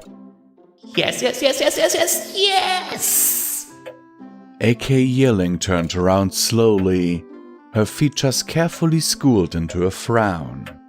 Your Highness, she hissed dangerously. I am, as always, at your service, but it would be kind of you in the future to call ahead. I was in the middle of writing my new book. Can I see? Rainbow Dash asked with a huge grin. It is not finished, Yearling declared, grabbing the page from the typewriter and placing it firmly on the desktop upside down. Aww, we're sorry, Twilight said, her ears folding back in a display of remorse. We'll be more considerate in the future. I'm sure we could wait for you to finish the chapter before heading out. But A.K. Yearling had already doffed her casual clothing and was getting together her adventurer's gear. It's too late now. The moment is gone, she said in a tone that dripped with self-pity. No matter. Duty calls. I apologize for my rudeness. I simply hate being interrupted when the words are flowing freely and page after page rolls along as steadily as a Friendship Express. But the fate of Equestria might be at stake here. Come, my friends, onward to adventure! With a spring in her step, Daring Do led the two ponies outside, slamming the door behind her. The action caused a momentary draft in the now empty cabin. In it, the single page got caught up, rising up and floating back down to the floor right side up. The singular line on it read, Daring Do and the Infernal Machine. The clock ticked on, oblivious to the epic showdown that had just occurred, and the typewriter that sat in smug silence, putting another one in the win column for itself. Okay, this is once again Visual Pony telling you that you can support Pony and Wolf Productions through the links down in the description below. Patreon, channel membership, PayPal donation links, merch store. We have a lot of ways for you to support us if you really want to. And believe us, every dollar helps, is needed and very much appreciated. So, let me get into the meat of this, and let me tell you that I have wanted to narrate the story for quite some time. It has been sitting in my read later list, I don't know for how long. A year, maybe? Let's see when this was written. Yeah, around a year. It was written on, or published at least, on Halloween 2020. And it has been sitting in my read later list for almost as long. I love it. I love it. And it's completely relatable for anyone who has ever written anything. Or created any kind of content. I mean, I know that feeling when I am sitting down to record these things, you know? Then my Discord goes off, or I see an interesting video in my suggestion feed, or someone calls me, or I remember that I have to do something, or I remember, oh god, today is a streaming day, so you should set up your stream, and you still have to decide what to stream, you know? Stuff like that. And I can completely relate because this is just the plight of the content creator. Anyway, I hope you liked it. I really liked here in the end that the typewriter basically puts one more into the win column for itself. But yeah, and I know that feeling when people are interrupting you when you're being creative or doing something. My dad is really good at that, believe me. Like, you have no idea. He has this talent that whenever I'm recording, especially in the afternoons, not so much in the mornings because he sleeps in quite a bit, but especially when I'm recording in the afternoons or when I'm streaming or when I'm writing something, he has that talent to either just show up unannounced in my apartment. Yes, he has a key for emergencies. Or to call. That is his talent. I have no idea how he times this, but it is kind of a joke between us by now because, or when I'm, laying down to take a nap, because as you know, I've got a heart disease, so I need to sleep quite a bit, meaning even during the day I am napping a lot, and he sometimes, my head has just hit the pillow, and then the phone rings. I'm like, what the hell? Also, you could have seen this way sooner if you were a channel member or supporting us on Patreon, because this was recorded on the 25th of August 2021. Just something to keep in mind, guys. Also, Visual Pony now signing off, and I hope that the story finds you well in spirit and body. Daring Do and the Hollow House by Demon Bright Spirit. Haunted. It was an epic journey of wits and endurance. There were sinister foes, treacherous locals, that ever-present sense of danger, but I shrugged them all off. I always do.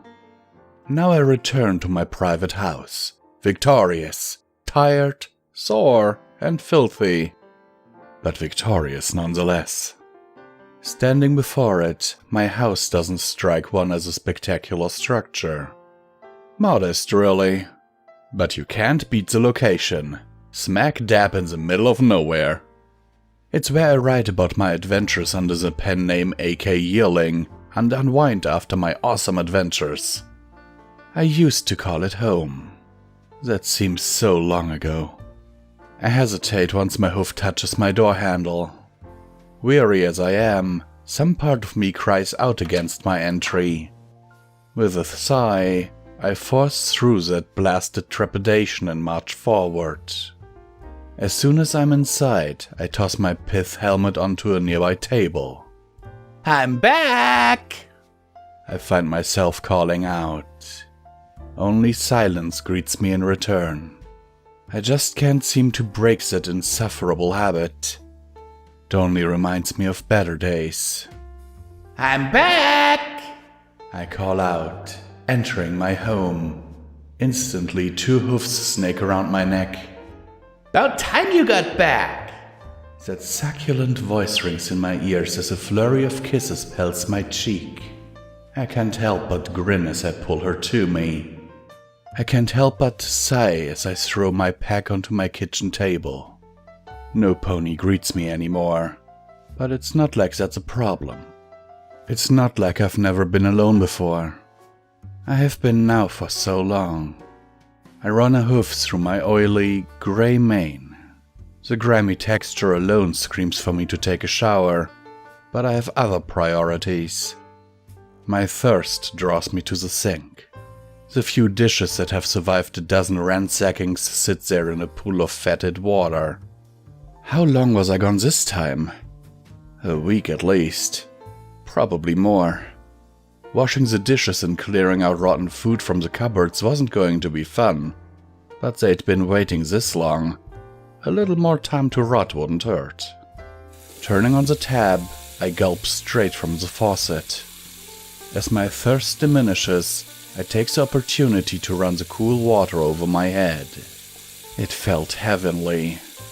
After indulging myself for a short time, I withdrew and whipped my head around. I turn off the water, mildly regretting flinging water everywhere. It was just more stuff I was going to have to clean. I miss coming back to her. I never had to worry about food going rotten and dust and grime piling up. It was always clean and warm. I'll bet you're famished, Daring, she says, smiling at me, those emerald eyes dancing. Why don't you hop in the shower and I'll fix us a nice meal? I just can't wait to hear all about your adventures this time. Clean and warm. I could use that shower about now. Throwing my shirt haphazardly to the floor, I trot into the bathroom. In but a moment, I relish the steamy water falling over me. The heat seeps into my sore muscles, gently drawing out the aches and pains from my adventures. At least this delicate indulgence hasn't vanished in our absence. I sigh, pressing my face against the cool side of the shower. I may still have this luxury, but I don't have her. Did I really make the right choice? What? You're going out on another adventure? She indignantly shouts at me. I was just filly napped, and now you're going to go cross the same ponies again? Don't you care at all about me? Of course I care, I say, stomping a hoof. I rescued you last time, and if they're foolish enough to try again, I'll just save you again. There's nothing to worry about. I adjust my hat before pointing to the door. If I don't go out there and stop them, then some pony else will, she says, stepping between me and the door. You don't need to do this anymore, please.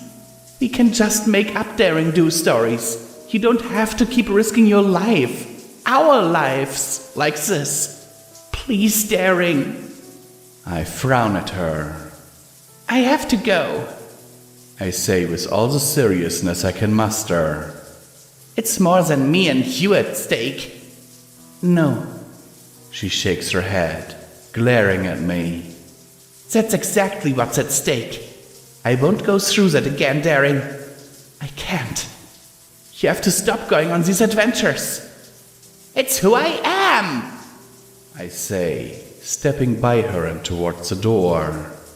I'm Daring Do. Adventuring is who I am. You know that. I mean it, she says, her voice low and grave.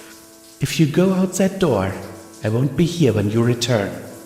I have to go, I say, stepping through the door. I bang my head against the shower wall. Idiot. Why in Equestria did I think she was bluffing? My bullheadedness is as much an asset as it is a curse. It has saved my life, the lives of many, countless times, and it took from me the thing I treasured most. Shutting off the water, I give my hide a hearty shake to throw off the excess water before stepping out. Half-heartedly drying myself with a previously discarded towel, I trot out and nearly immediately freeze in my tracks.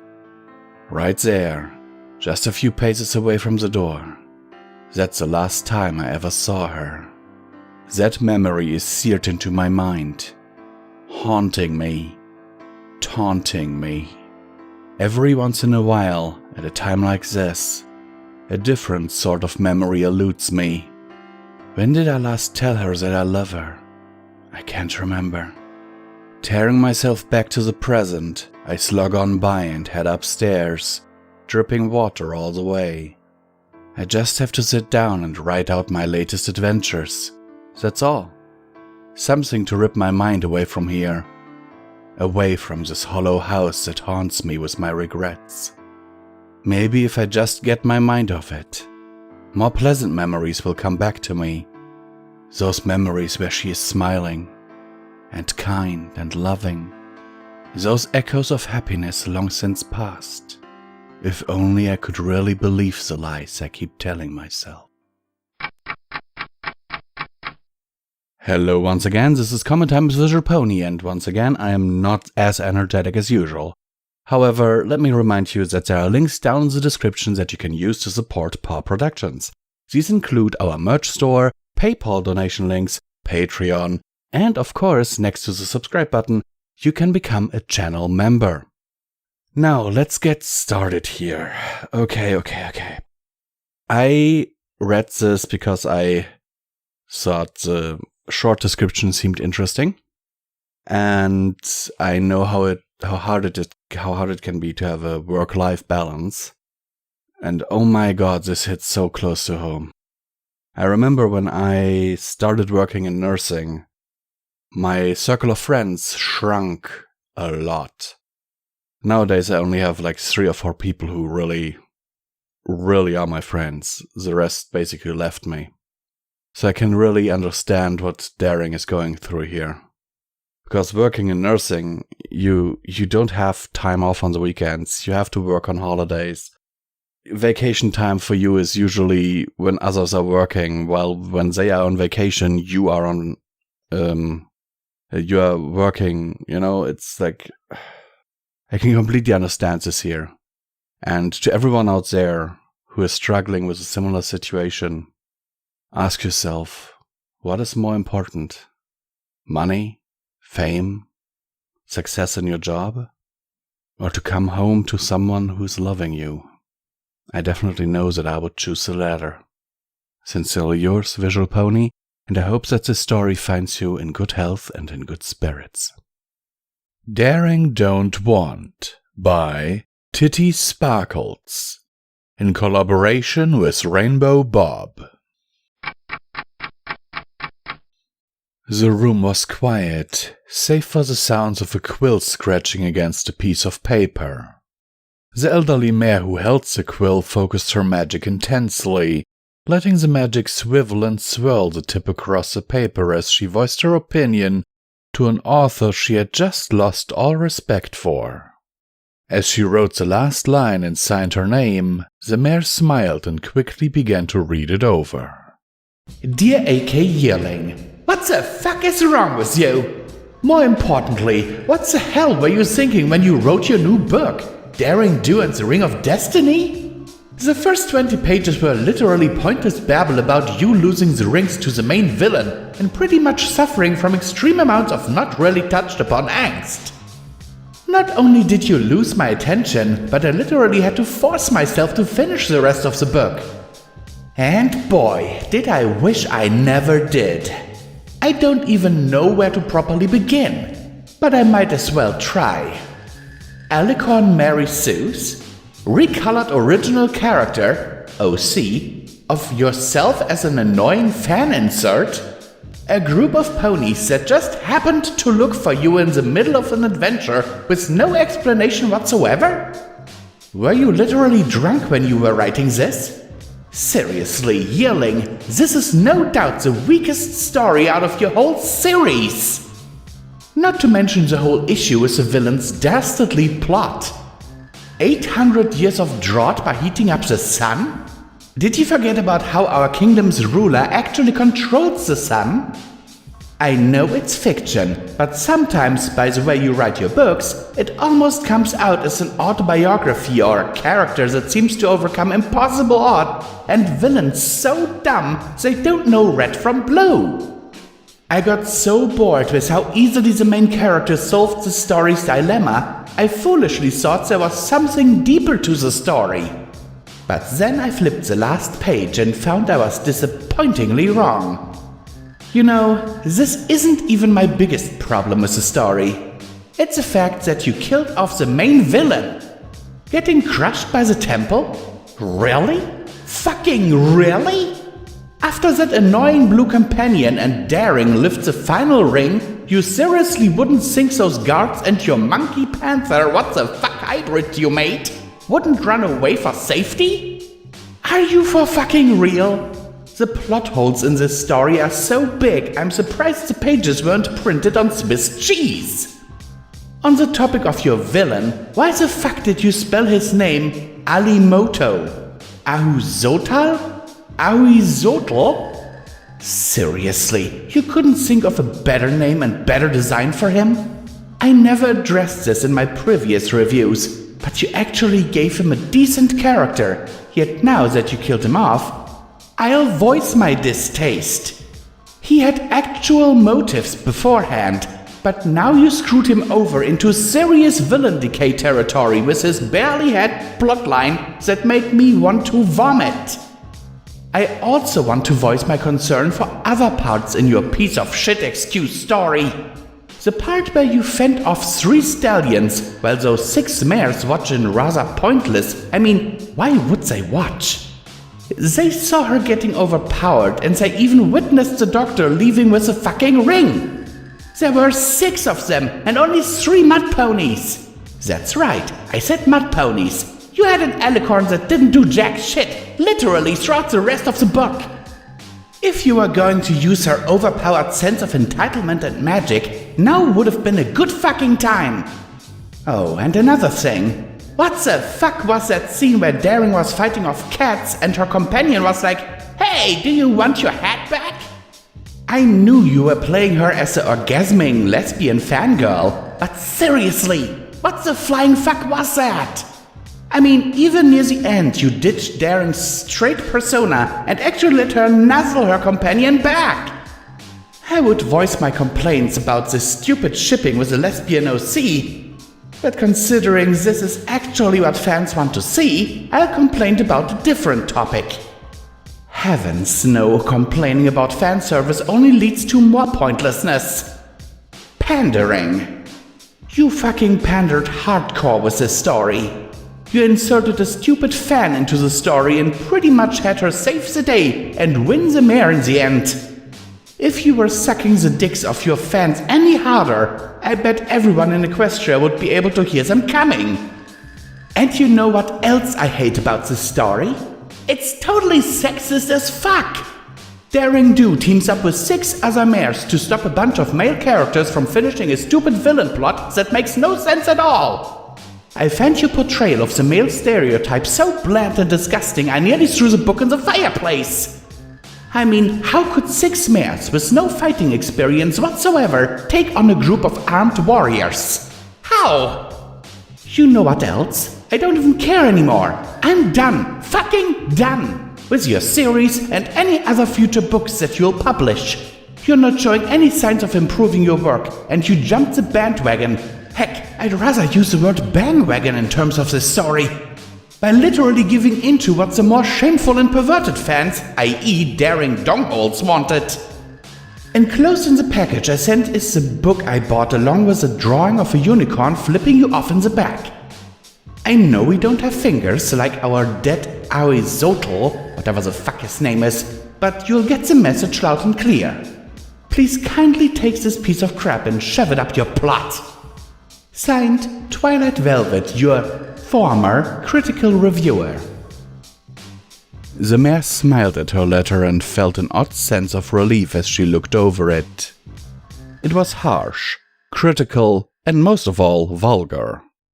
Giving the letter a sniff, she sighed in content as the overwhelming smell of fulfillment. She hoped the letter would lead to the eventual tears of the author, and she looked forward to yelling, crying herself to sleep for many nights to come.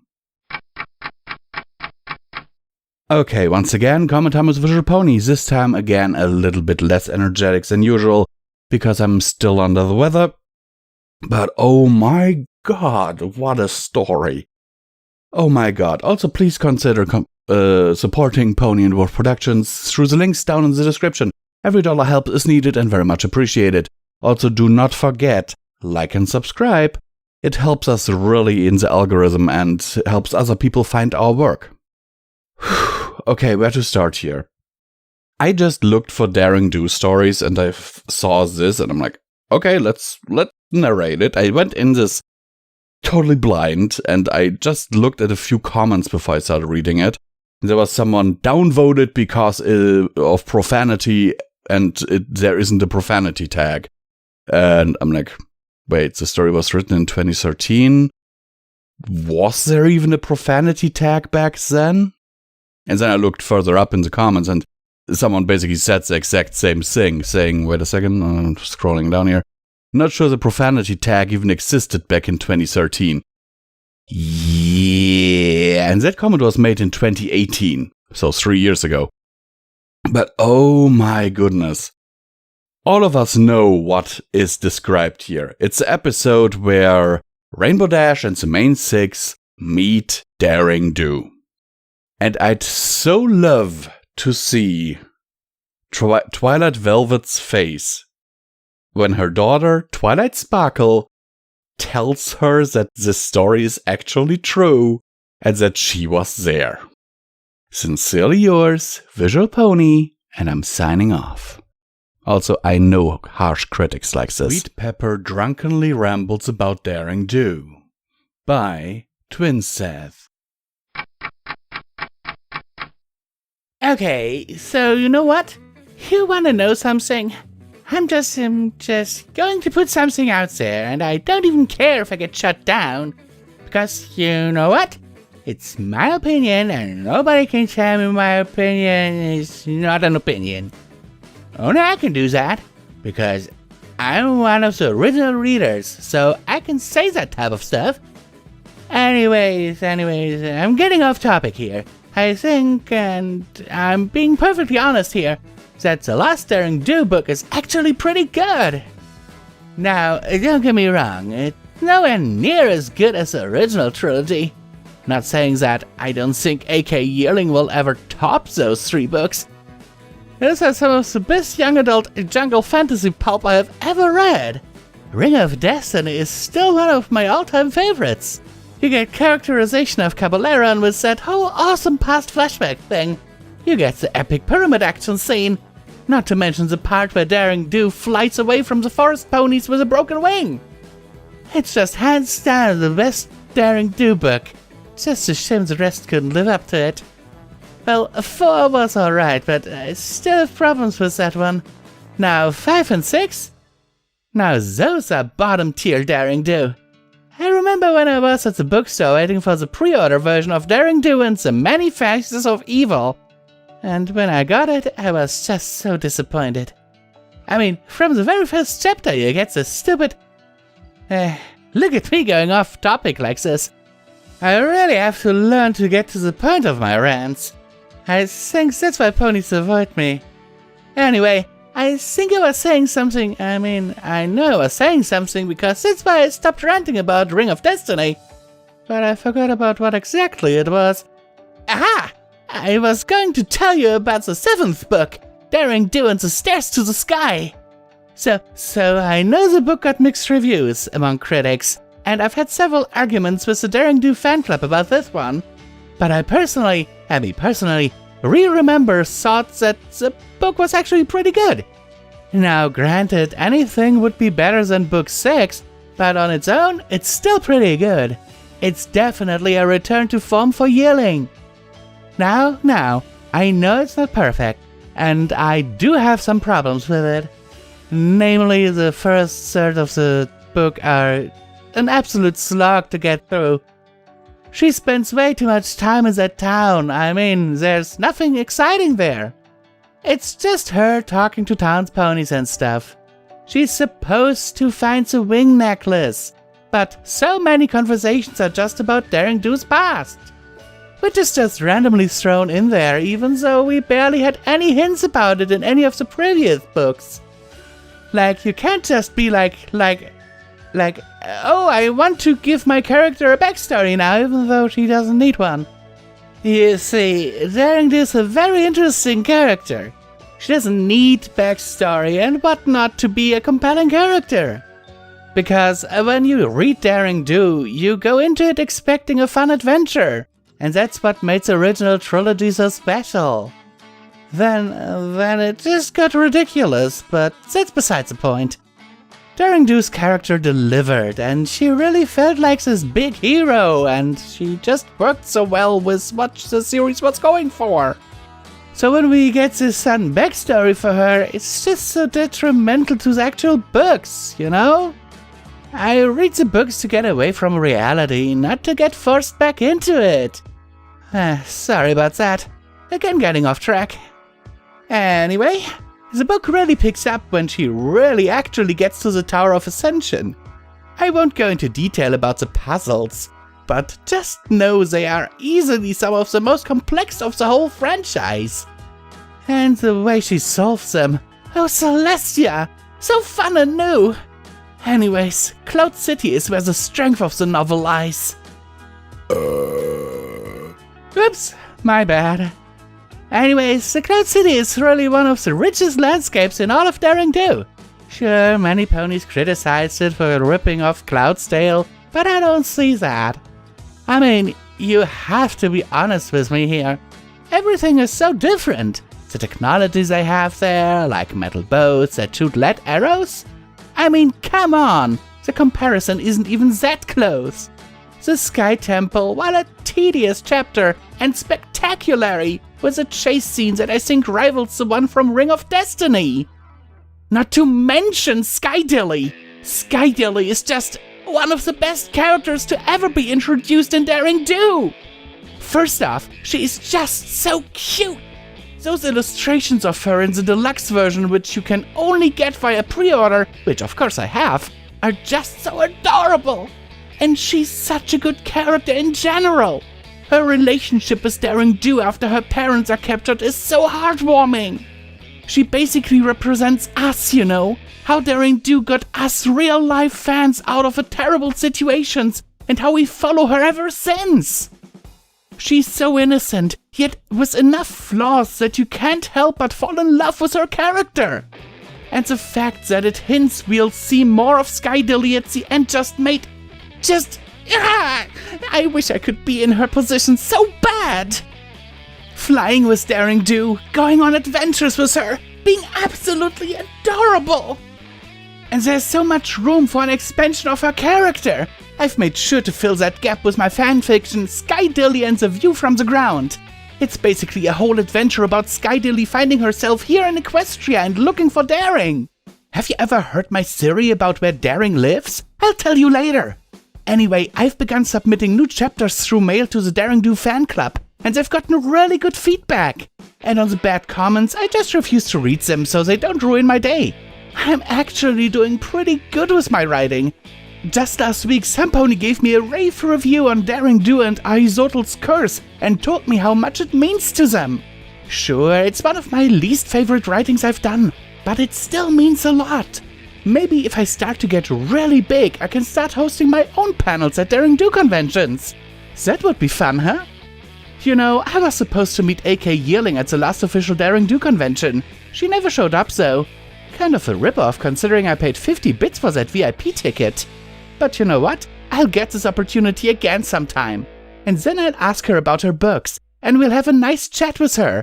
I'll give her some fan series and some fanfiction, and we'll just talk. Like I want to. Like I need to. Sweet Pepper stared into the bathroom mirror, her reflection sharing her frown. She looked at the scotch bottle held in her wings, the amber liquid shining brightly from the bathroom lights. She turned her look back to the mirror and began to speak to herself again, this time in a more somber tone than before. Sometimes I feel like Daring Do is the only thing I know anything about. I don't know many other ponies that love Daring Do, despite the ones in the fan club.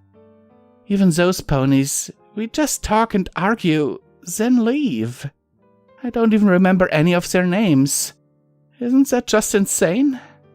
I have other interests. I just don't pursue them. I've devoted so much time to Daring Do, I don't know if I can get so interested in something else. Maybe I don't want to obsess over something like I do with Daring Do, but I don't know. I just don't know. The scotch bottle seemed to be calling her, begging her to take another sip. But Sweet Pepper managed to refuse, her eyes twitching in concentration. Daring Do is very special to me.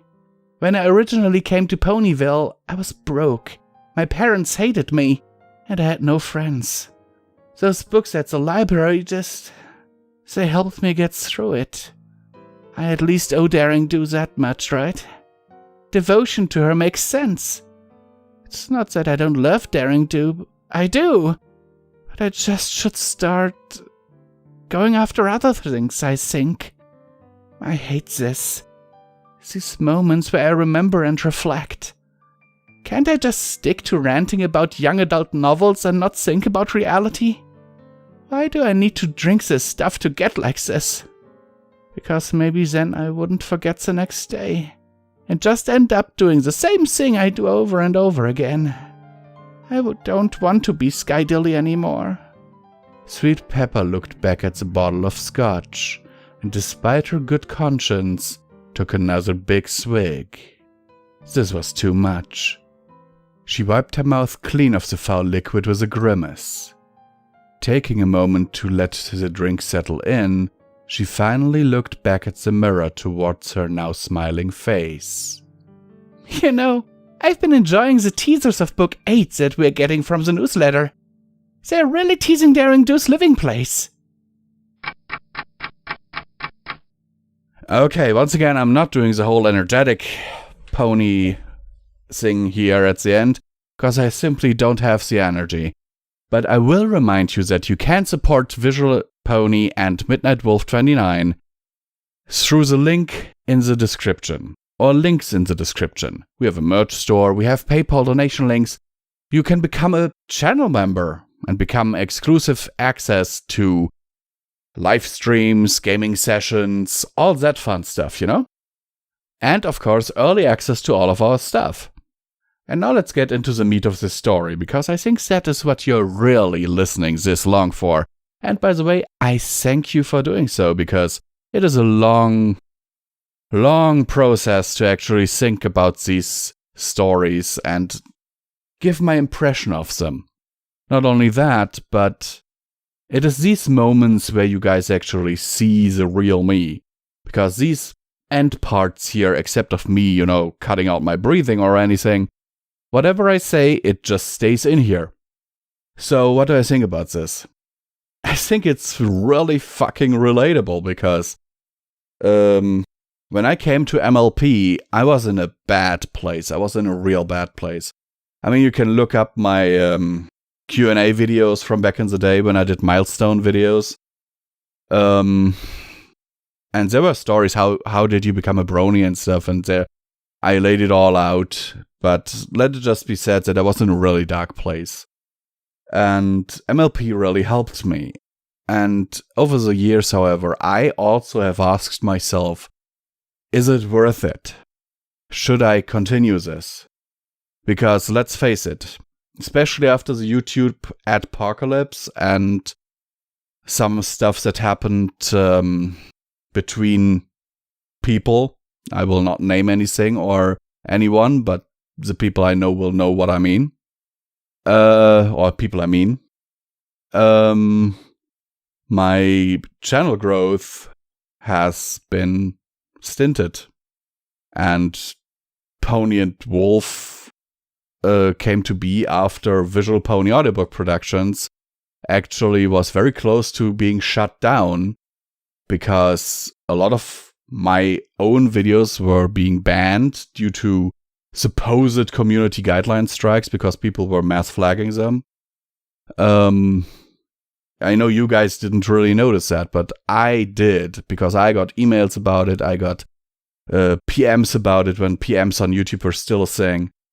And I spent weeks upon weeks with sending emails back and forth between myself and the YouTube support. It was quite clear that there were people that just wanted me gone. And it was that time where I really thought, I love MLP, I really do. But is this really worth it? And then I fused with my fiancé, creating Paw, making it Pony and Wolf Productions. Ever since, people seem to have moved on from me, luckily. And I, for the most part, still enjoy what I do. But those memories will always be with me. And during those dark times that brought me to MLP, I came to know a lot of people. Though it was also, like Sweet Pepper here, that most of the things we spoke about was MLP. MLPs, and when I joined the narrator community, we were actually starting to talk about stories, or even there was even this whole challenge thing back in the day. I don't know if it was made public or not, where narrators challenged each other to read particularly bad stories. I never participated in that one because I never learned about it until after the thing was basically over. Even though I was in a chat where this was actually done. But sometimes, there were I don't know how many people in there, and the chat was sometimes moving so fast, So yeah, I can completely understand Sweet Pepper here. Oh my god, I have been rambling on for quite a while now, haven't I? Anyhow, I like the story. The link is in the description to the author's page on FimFiction. Please give them some love. And I'm Visual Pony. I'm signing off. And I ask of you that you please consider supporting Pony and Wolf production. Text messages by Voxum. With meaning. She couldn't help the flinching when her phone buzzed. Every time her phone vibrated against the wood of her bedside desk, Twilight felt that distinct, ever-familiar sense of dread pool within her gut. Whenever it happened, she thought about ignoring it. Just letting her phone sit there, buzzing away incessantly, not daring to take a peek at the picture of Spike napping that acted as her screensaver, the cute, harmless image hiding something foul beneath it. But every time that happened, she was struck with a vivid memory of shouting of pain, of dark, enclosed spaces filled with her books, and she couldn't get the door open, and why wasn't her combination working? So she'd pick up the phone, thumb hovering over the lock screen. She'd stare, just for a moment, at the notifications popping up. Then she'd swipe the screen and slowly, ever so slowly, input her password. It would lag for a second. It wasn't the most up-to-date model. It couldn't be. It would just get stolen or broken, like always. And then she'd be in. She'd swallow. Was it her nerves? Her fear? Something, at least. And a quick tap would pull up her messages. Hey, teacher's pet, I've got a test tomorrow in 5th period. Swipe me the answers and I might not shove you down the stairs. Is our project done yet? It better be worth a A this time. You're on thin ice, Sparkle. That stunt you pulled nearly got me caught. Give me your notes for history. I slept through class again, lol. Sweet dreams, Twilight. Not. She'd stare at the messages, the only vague connection she had to the people around her. She could delete them, forget about them, pretend they didn't exist and hope nothing came of it. But she couldn't. They were all she had. They were the only people who knew her, saw her, talked to her. Without them, she had nothing. Nothing that proved she was there, that she was worth something. The longer she stared at them, the more her hand would start shaking, knuckles going white at her increasingly hard grip. Eventually, her arm would suddenly fall limp, dropping the phone onto the floor. A quiet, shaky breath would escape her, even as she scooted onto her bed, back against the headboard and drew her legs up, hugging them against herself. She wouldn't cry, no matter how much she wanted to. She'd learned a long time ago that tears would only motivate them. She wanted to leave them, hide away, but she couldn't. There'd be a sudden knock at the door, a familiar part of her routine. Twilight, are you up still? the familiar voice of her mother asked.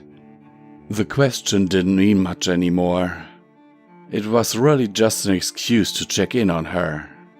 Yes? She'd stammer. It wouldn't matter how often this had happened.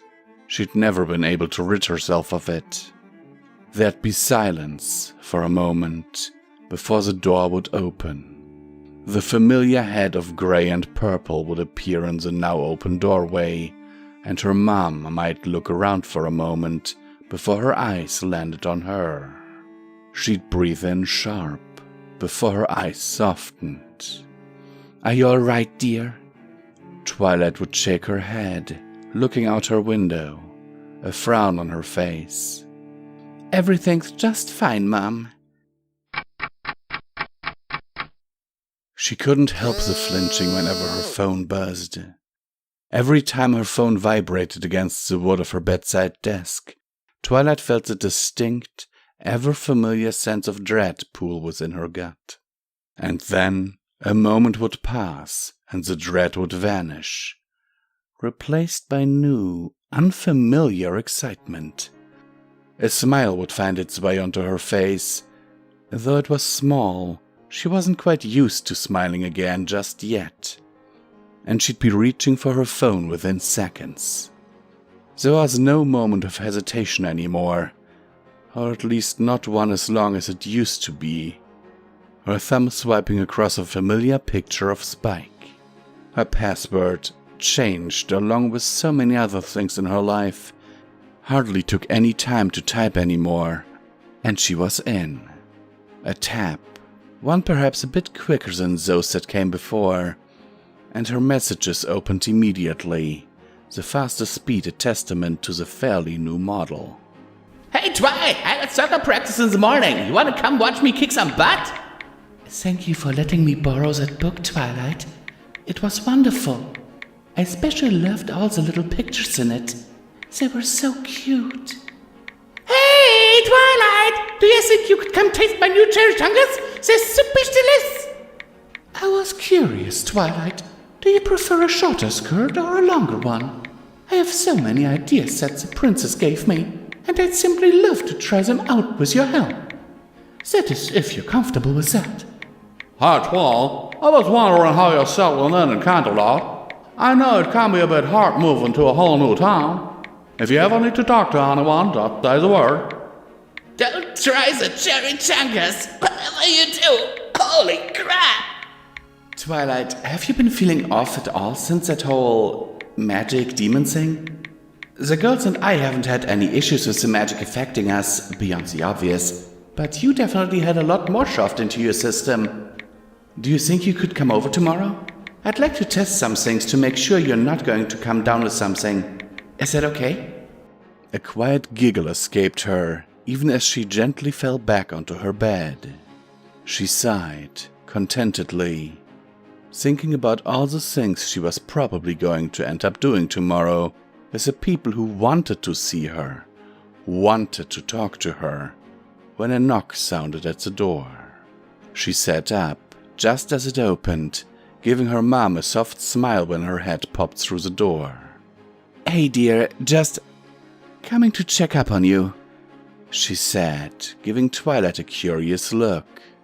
Your father and I finished emptying the rest of the boxes, she added, casting a slow glance around Twilight's room, noting the complete lack thereof. She giggled. Already finished, huh? Twilight giggled and nodded. Yeah, I finished a while ago, she said, idly bouncing a little. Her mom seemed to notice this, giving her daughter a rather surprised look. After a moment, her eyes slid away from her giddiness, landing instead on the phone currently in her grasp. Her mom's face softened. Are you all right, dear? Twilight nodded at her, eyes sparkling. Yep. Are you sure? Twilight smiled and glanced back down at her phone one last time. I'm sure, Mom. Everything is just fine. Hello everyone, and once again, this is Comment Time with the Visual Pony, and once again I will remind you that there are links down in the description with which you can support Pony and Wolf Productions. You can also now become a channel member to see our videos early. Every dollar helps is needed and very much appreciated. So now let me get into the meat of the story, because I don't think I can speak much faster or much longer in this speed. Oh god, I really need to practice this some more. Okay, what can I say, I looked at this, I didn't preview this.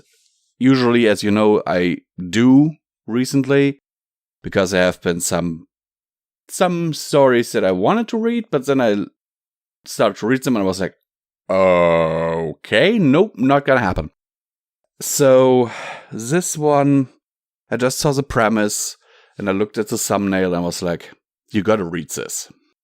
And when I pulled it up yesterday, actually, I wanted to narrate it yesterday already, but then I had this Remember Me story that I narrated, and I was like, oh god, no, you can't do this. You're too teary-eyed right now, and I had this lump in my throat, so... This one is quite a bit better in terms of making you feel, I think. Because, I mean, it gives you a good feeling here at the end. That Twilight has been able to get out of these abusive, quote-unquote, friendships. I've been there myself. There are a lot of false friends in this world. And I think it important to make sure that you have real friends and not just people who think that your presence is convenient. Which is why I only have a very small circle of friends. It is actually quite hilarious how many friends I lost when I started working in nursing. Yeah. A lot of them then showed their real colors when I was not available on weekends anymore, or when I was not able to, just come by in the afternoon because I had to work evening shift, or, hey, can you come by on Friday? No, I can't because I have night shift, or shit like that, My circle of friends became smaller and smaller, and I am happy where I am now. Even though I do miss some of them back from those times, because, you have spent a lot of time with those people. But in Twilight's case here, that she was just used. She was their slave. Do their homework, give them the answers for tests and all that shit. The stereotypical high school nerd abuse, basically. And I find it important that people get out of relationships like this. And I can only enforce, if you are in a relationship like this, if you are in any kind of abusive relationship, then seek help. If you cannot get out of it yourself, then ask a friend to help you. Ask someone that you really, really trust to assist you. Or, if you are not, if you are of the younger generation, I might say, then go and talk to your parents. That might already help you, and they might be able to do something about it. At first, it might seem a bit embarrassing to involve your parents in your problems, because you want to be a grown-up and you want to do stuff by yourself. But here's the thing that I personally believe to be true. It is not the sign of a real grown-up to do everything by themselves. It is the sign of a real grown-up to realize when it is necessary to ask for help. Now this is Visual Pony, and I'm signing off, and I hope that all of you have a wonderful day. It is once again time for comment time with me, Luna, the comment kitty. Like and subscribe so that my can openers can buy me more amazing toys and treats. Sometimes I allow them to buy some food and stuff for themselves too, but only after I had my own share first. Wow. My papa has been really busy in 2021, hasn't he? These are even more stories than in 2020. I can't believe papa will have to do a second part of this compilation, just to get all these amazing authors out there for all of you to enjoy, because YouTube only allows 12-hour videos. I think I'll allow him a bowl of cereal as a treat. Poor guy hasn't eaten in days. Then again, why should I let him eat if he hasn't finished Heroes yet? I love that story. Now go away, there is an app with my name on it.